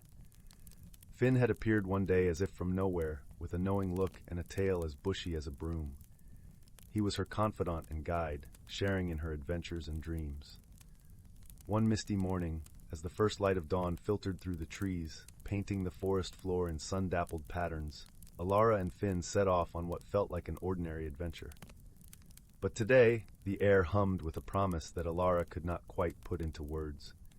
The forest seemed to beckon them deeper, the path unfurling like a ribbon of possibilities. They walked for hours, the laughter of the brook and the songs of the birds their only companions. The woods were alive with the scent of pine and earth, a symphony of whispers and rustling leaves. Just as Elara began to wonder if perhaps this day would be like all the others, Finn paused, his ears perked and his nose twitching in the breeze. Elara followed his gaze and gasped. Before them was a narrow, winding path that she had never noticed before, hidden beneath the embrace of the ancient trees. A gentle glow seemed to emanate from the path, as though it was lit by an unseen light. Her heart quickened with excitement and a touch of trepidation. "Is this it, Finn? Could this be the way to the glen?" she whispered, her voice barely louder than the rustling leaves. Finn gave a soft bark, his eyes bright with encouragement. With a deep breath, Elara took her first step onto the path, feeling a tingling sensation that spread from her toes to the tips of her fingers, as though she had stepped into a world just a shade different from her own. The path wound its way through the heart of the forest, leading them to a clearing that seemed untouched by time. The air shimmered with the glow of 1,000 fireflies, their light dancing like stars come to earth. Elara felt her breath catch in her throat as she stepped into the glen, her heart swelling with a joy so profound it was almost overwhelming.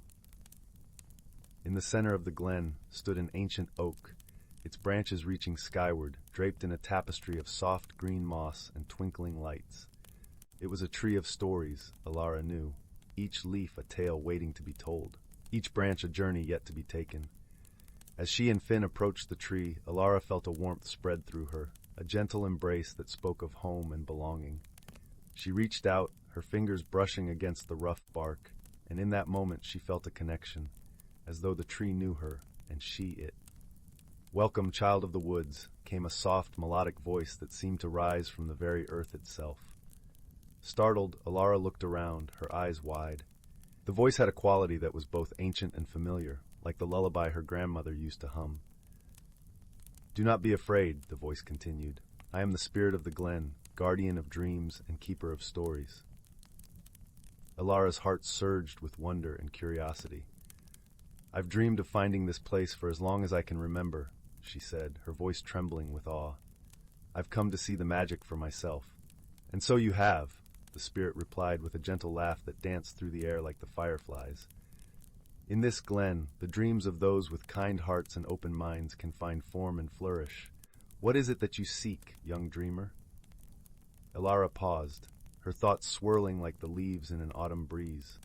She had so many dreams, so many hopes, but there was one that stood above all others, a wish for connection, for understanding and harmony among the people of Willowbrook. "I wish for my village to remember the magic in the world," Elara said softly, "for them to see the beauty in each other and in the nature that surrounds us." The spirit was silent for a moment, as though considering her words. Then it spoke, its voice rich with warmth and approval. "A noble wish, one that speaks of a heart filled with love and compassion." "Very well, Elara. Your wish shall be granted, but remember, true magic lies in the hearts of those who choose to see it." As the spirit's words faded, Elara felt a gentle breeze swirl around her, lifting her hair and filling the glen with the scent of wildflowers and honey. The fireflies danced in joyous spirals, their light weaving patterns of hope and wonder in the air. Elara closed her eyes, feeling the magic envelop her, and when she opened them again, she knew that something within her had changed. She felt a sense of peace and purpose, a connection to the world that was deeper and more profound than she had ever known. With Finn by her side, Elara stayed in the glen until the sun dipped below the horizon and the stars began to twinkle in the night sky. The fireflies' glow seemed to intensify, becoming a part of the constellations above. Eventually, it was time to return to the village. As Elara and Finn made their way back through the forest, the path seemed easier to follow, as though it had been waiting just for them. The village was quiet as they emerged from the woods, but Elara felt a new energy in the air, an undercurrent of possibility and unity. The next morning she awoke with the dawn, eager to see if the spirit's promise had taken root. To her delight, she found the villagers gathered in the square, their faces bright with smiles and their voices filled with laughter. There was a sense of camaraderie and joy that had been absent for far too long. Throughout the day, Elara watched as neighbors shared stories and offered help to one another, as children played together with newfound delight, and as the village seemed to come alive with an energy that was both old and new. Elara's heart soared with happiness, her wish truly fulfilled in the simplest and most beautiful of ways. She knew that the magic of the glen had touched not just her, but all those around her, reminding them of the wonder that lay within their reach, if only they chose to see it. And so the village of Willowbrook thrived, its people bound together by the unseen threads of friendship and love, their lives enriched by the magic of the hidden glen. As for Elara and Finn, their adventures continued, each day a new chapter in the story of their lives, woven with the same enchantment that had brought them to the glen in the first place. The hidden glen remained a secret known only to a few, a place where dreams could take flight, and where the fireflies danced not just in the light of day, but in the hearts of all those who believed in the magic of the world. And Elara, with her kind heart and open mind, knew that she would always carry a piece of that magic with her, wherever her journey might lead. Story 80, The Watchmaker's Garden. In the quaint village of Willowbrook, nestled between rolling hills and a winding river, there stood an old watchmaker's shop. It was a small, unassuming building with a thatched roof and ivy creeping up its stone walls. The sign above the door, once brightly painted, had faded to a gentle whisper of its former self. Tick and Tock, timekeepers extraordinaire. Inside, the shop was a wonderland of every imaginable timepiece. Clocks of all sizes ticked and tocked in harmonious disarray. Grandfather clocks stood solemnly in corners, their pendulums swinging with dignified grace.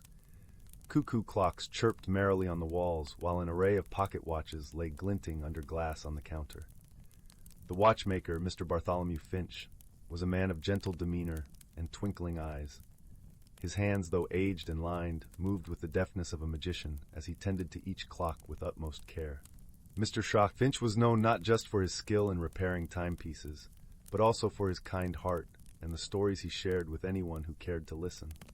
But there was one thing about the shop that was truly extraordinary: a garden, hidden behind the shop, known only to a few. This garden was unlike any other, a place where time seemed to stand still, and magic whispered between the leaves.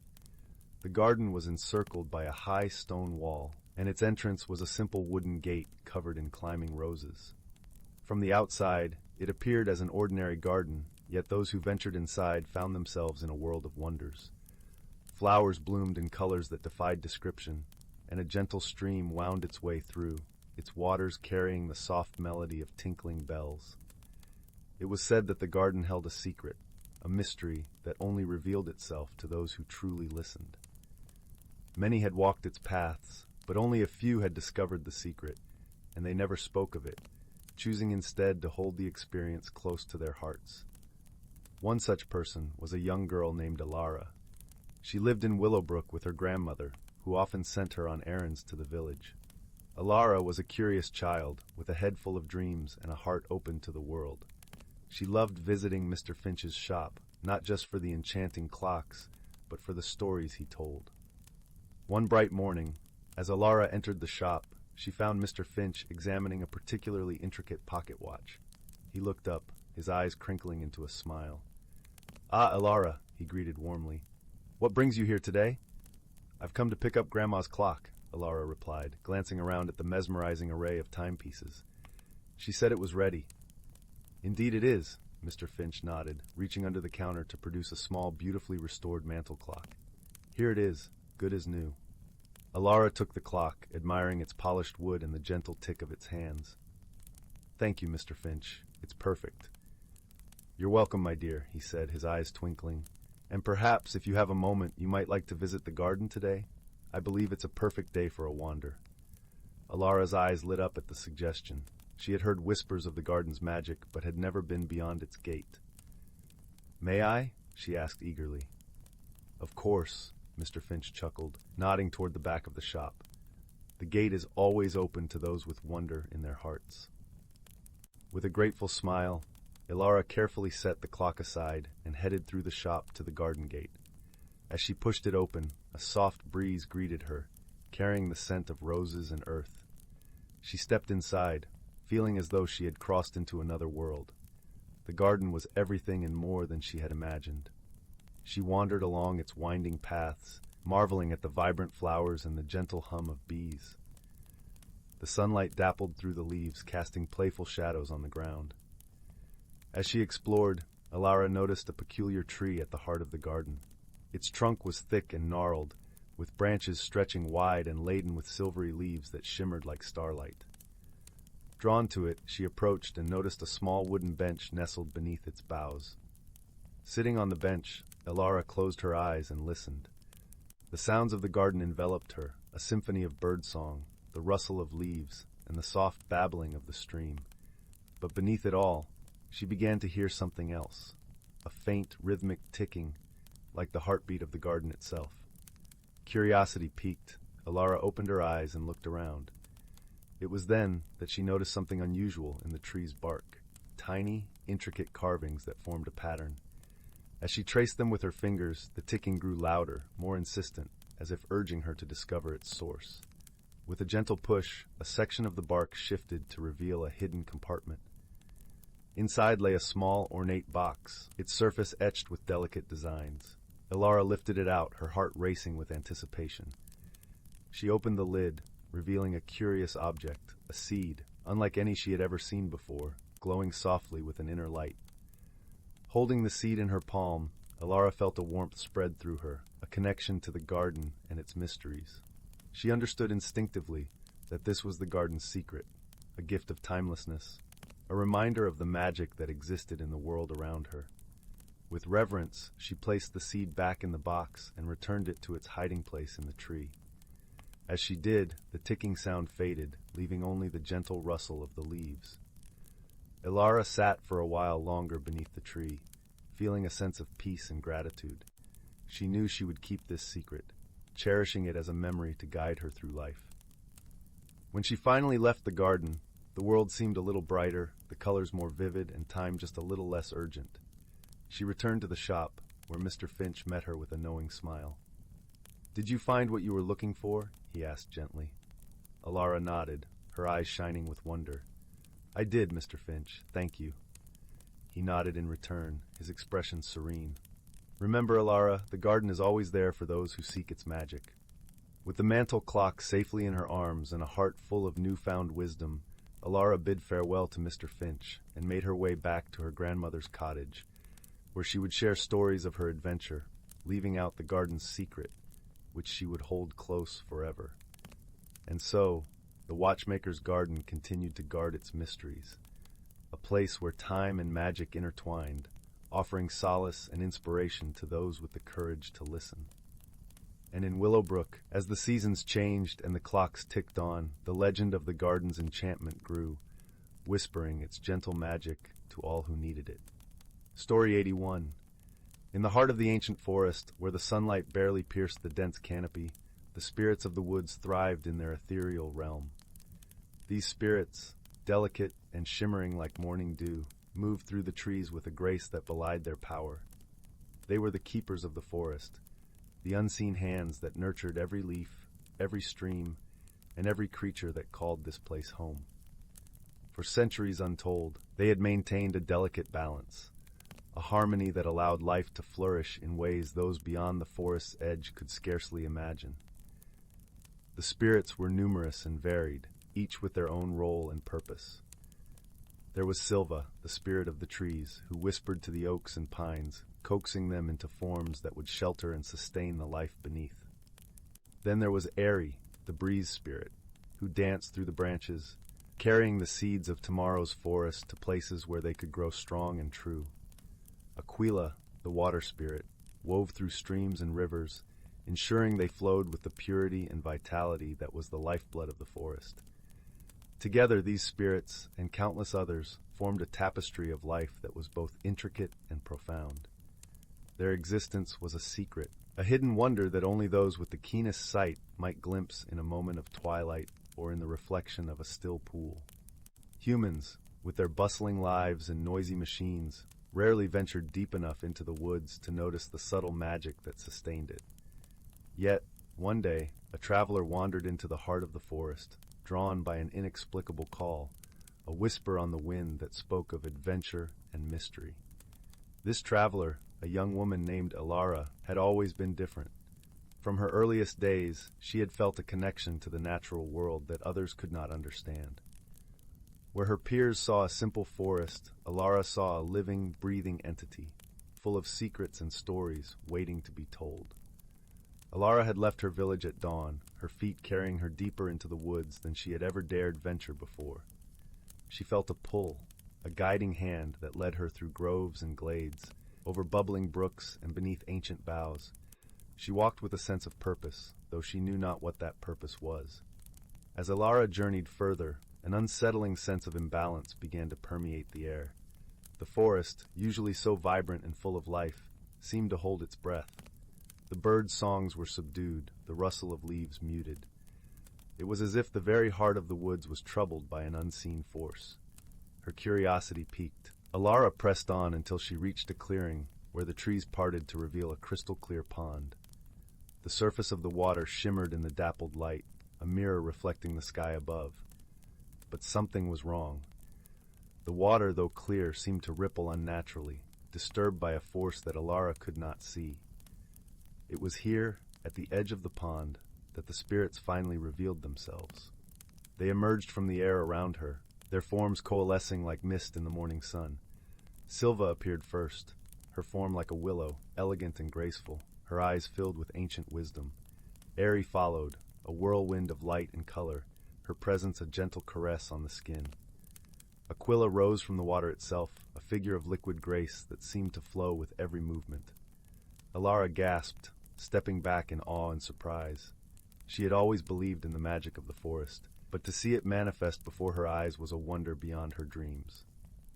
"Do not be afraid," Silva spoke, her voice like the rustle of leaves in a gentle breeze. "We mean you no harm." Elara nodded, finding her voice. I have always felt the magic of this place. But why do you show yourselves to me now?" "It is because we are in need of your help," Aquila responded, her voice like the bubbling of a stream. "The balance of our realm is threatened by a force we cannot understand alone." Eri flitted closer, her presence a comforting warmth. "You have a gift, Elara, a connection to the forest that few possess. We believe you can help us restore the harmony that has been disturbed." Elara looked around, sensing the urgency in their words. She had always felt a calling, a purpose beyond the mundane life of her village. Now, here it was, laid before her by the spirits of the forest themselves. "What must I do?" she asked, determination rising in her heart. The spirits led Elara through the forest, guiding her to places she had never known existed. Each step of their journey revealed new wonders and new challenges. They passed through groves where the trees sang with voices of their own, their melodies weaving tales of ancient times. They crossed fields of wildflowers so vibrant they seemed to glow with an inner light, a testament to the life that thrived in this magical place. As they traveled, the spirits taught Elara about the delicate balance of the forest. Silva showed her how every tree was a part of a greater whole, each leaf and branch a vital thread in the tapestry of life. Eri taught her the language of the winds, how the breezes carried not just seeds but stories, messages from one part of the world to another. Aquila revealed the secrets of the water, how every drop was a part of an endless cycle that nourished and sustained all living things. In return, Elara shared her own knowledge and observations, her unique perspective as a human who had always felt the pull of the natural world. She taught the spirits about the ways of her people, about their struggles and their triumphs, and how they too were a part of the forest story. Their journey was not without its trials. As they ventured deeper into the forest, they encountered areas where the disturbance was strongest. The ground was cracked and dry, the trees withering, and the air heavy with a sense of foreboding. It was as if a shadow had fallen over these parts of the forest, a a dark force that sought to unravel the harmony the spirits had so carefully maintained. Together, Elara and the spirits faced these challenges with courage and resolve. They worked in unison, drawing upon their combined strengths to restore the land to its former glory. Elara used her connection to the forest to reach out to the plants and animals, soothing their fears and encouraging them to thrive once more. The spirits used their powers to heal the land, nurturing the soil and water, breathing life back into the trees. Each success brought them closer to understanding the source of the disturbance. It was a force born of neglect and imbalance, a result of the world's growing disconnect from nature. Elara realized that it was not just the spirit's task to maintain the balance, but a responsibility shared by all who lived within the embrace of the natural world. Through their journey, Elara learned the true meaning of teamwork and the power of unity.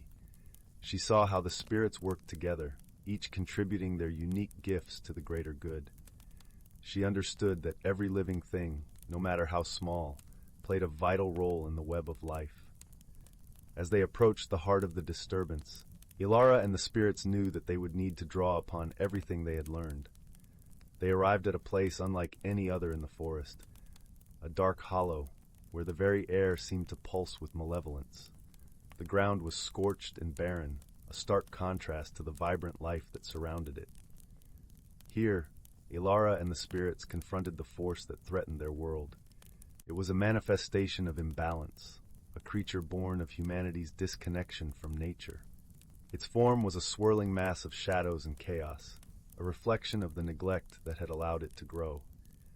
Elara stepped forward, her heart filled with the knowledge and strength she had gained on her journey. She reached out to the creature, her voice calm and steady. "You are not beyond redemption," she said, her words carrying the weight of the forest's wisdom. "We can restore what has been lost, but we must work together." The spirits joined her, their presence a beacon of hope and light. Together they reached out to the creature, offering it a chance to change, to become a part of the balance they sought to restore. Slowly, the shadows began to recede, the chaos calming as the creature responded to their call. It was a struggle, a battle of wills, but Elara and the spirits stood firm, united in their purpose. They showed the creature the beauty of the world it had sought to destroy, the harmony and balance that could be achieved when all worked together. In the end, the creature relented, its form dissolving into the air like morning mist.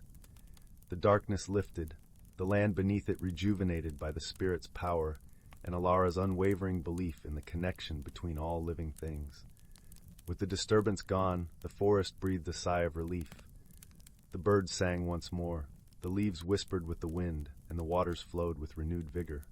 Elara stood with the spirits, her heart filled with a sense of fulfillment and purpose. "You have done more than we could have hoped," Silva said, her eyes shining with gratitude.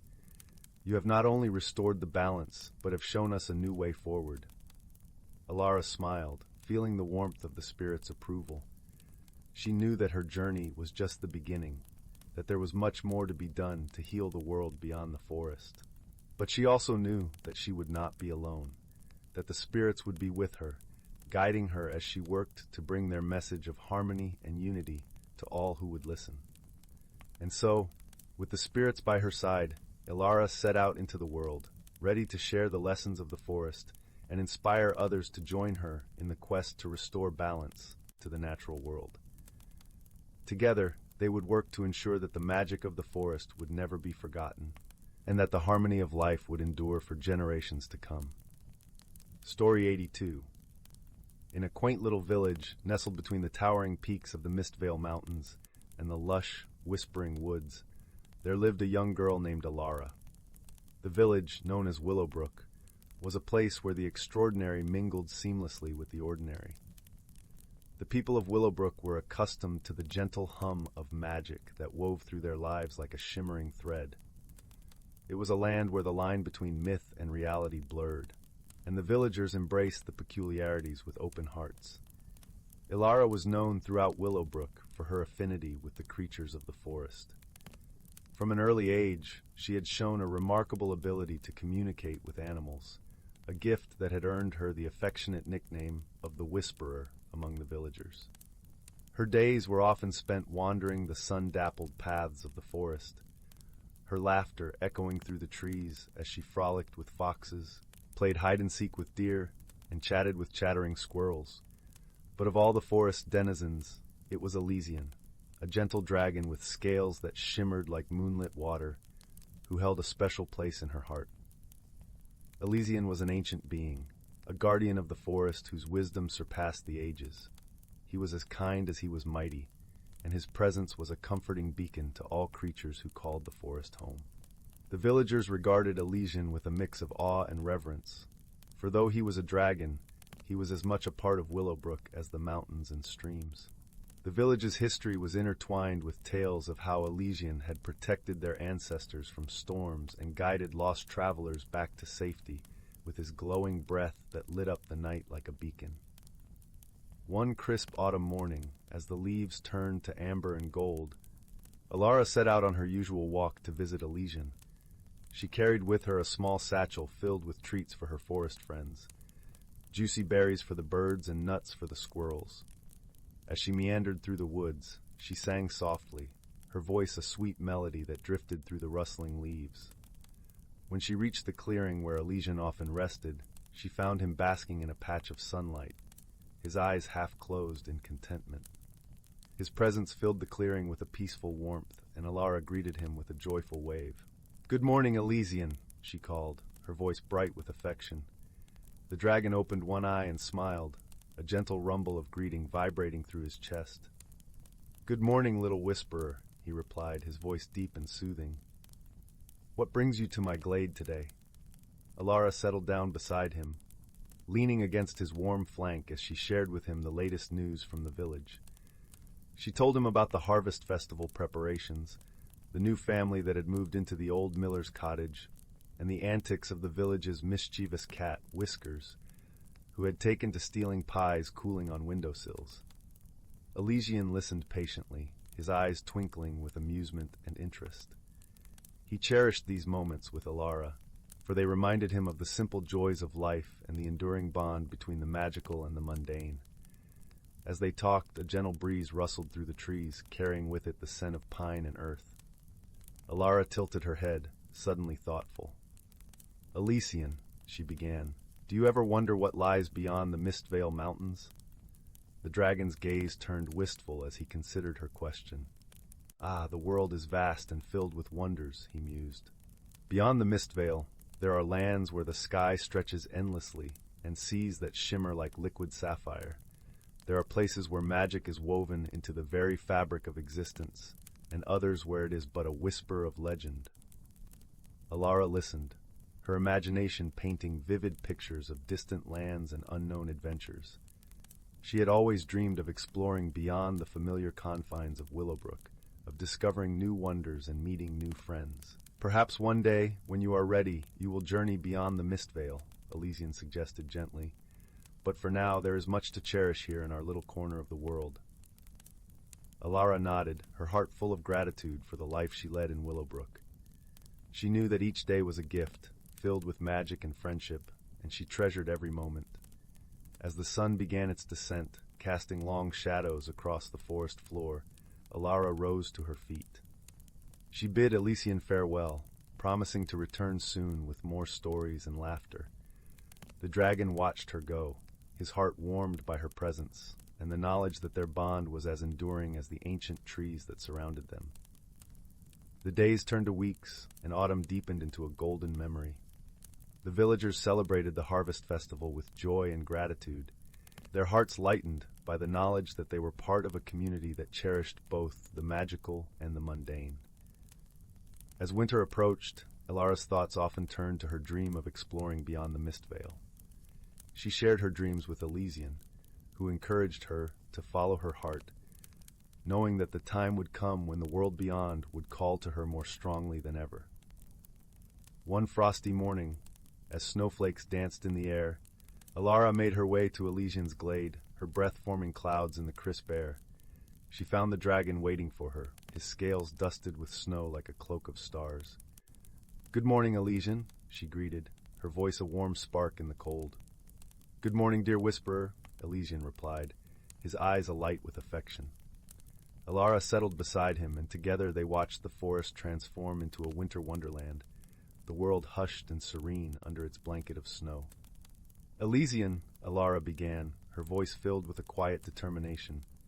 I've been thinking. I want to explore beyond the mist veil, to see the wonders of the world and learn the stories of other lands.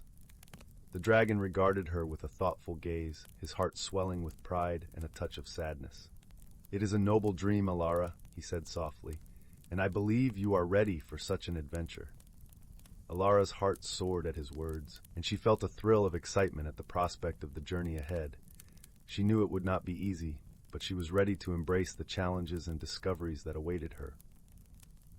Will you come with me, Elysian? She asked, her voice hopeful. Elysian smiled, a gentle warmth in his gaze. I will always be with you, little whisperer, whether in spirit or in flight. But this journey is yours to begin, and you must find your own path. Elara nodded, understanding the wisdom in his words.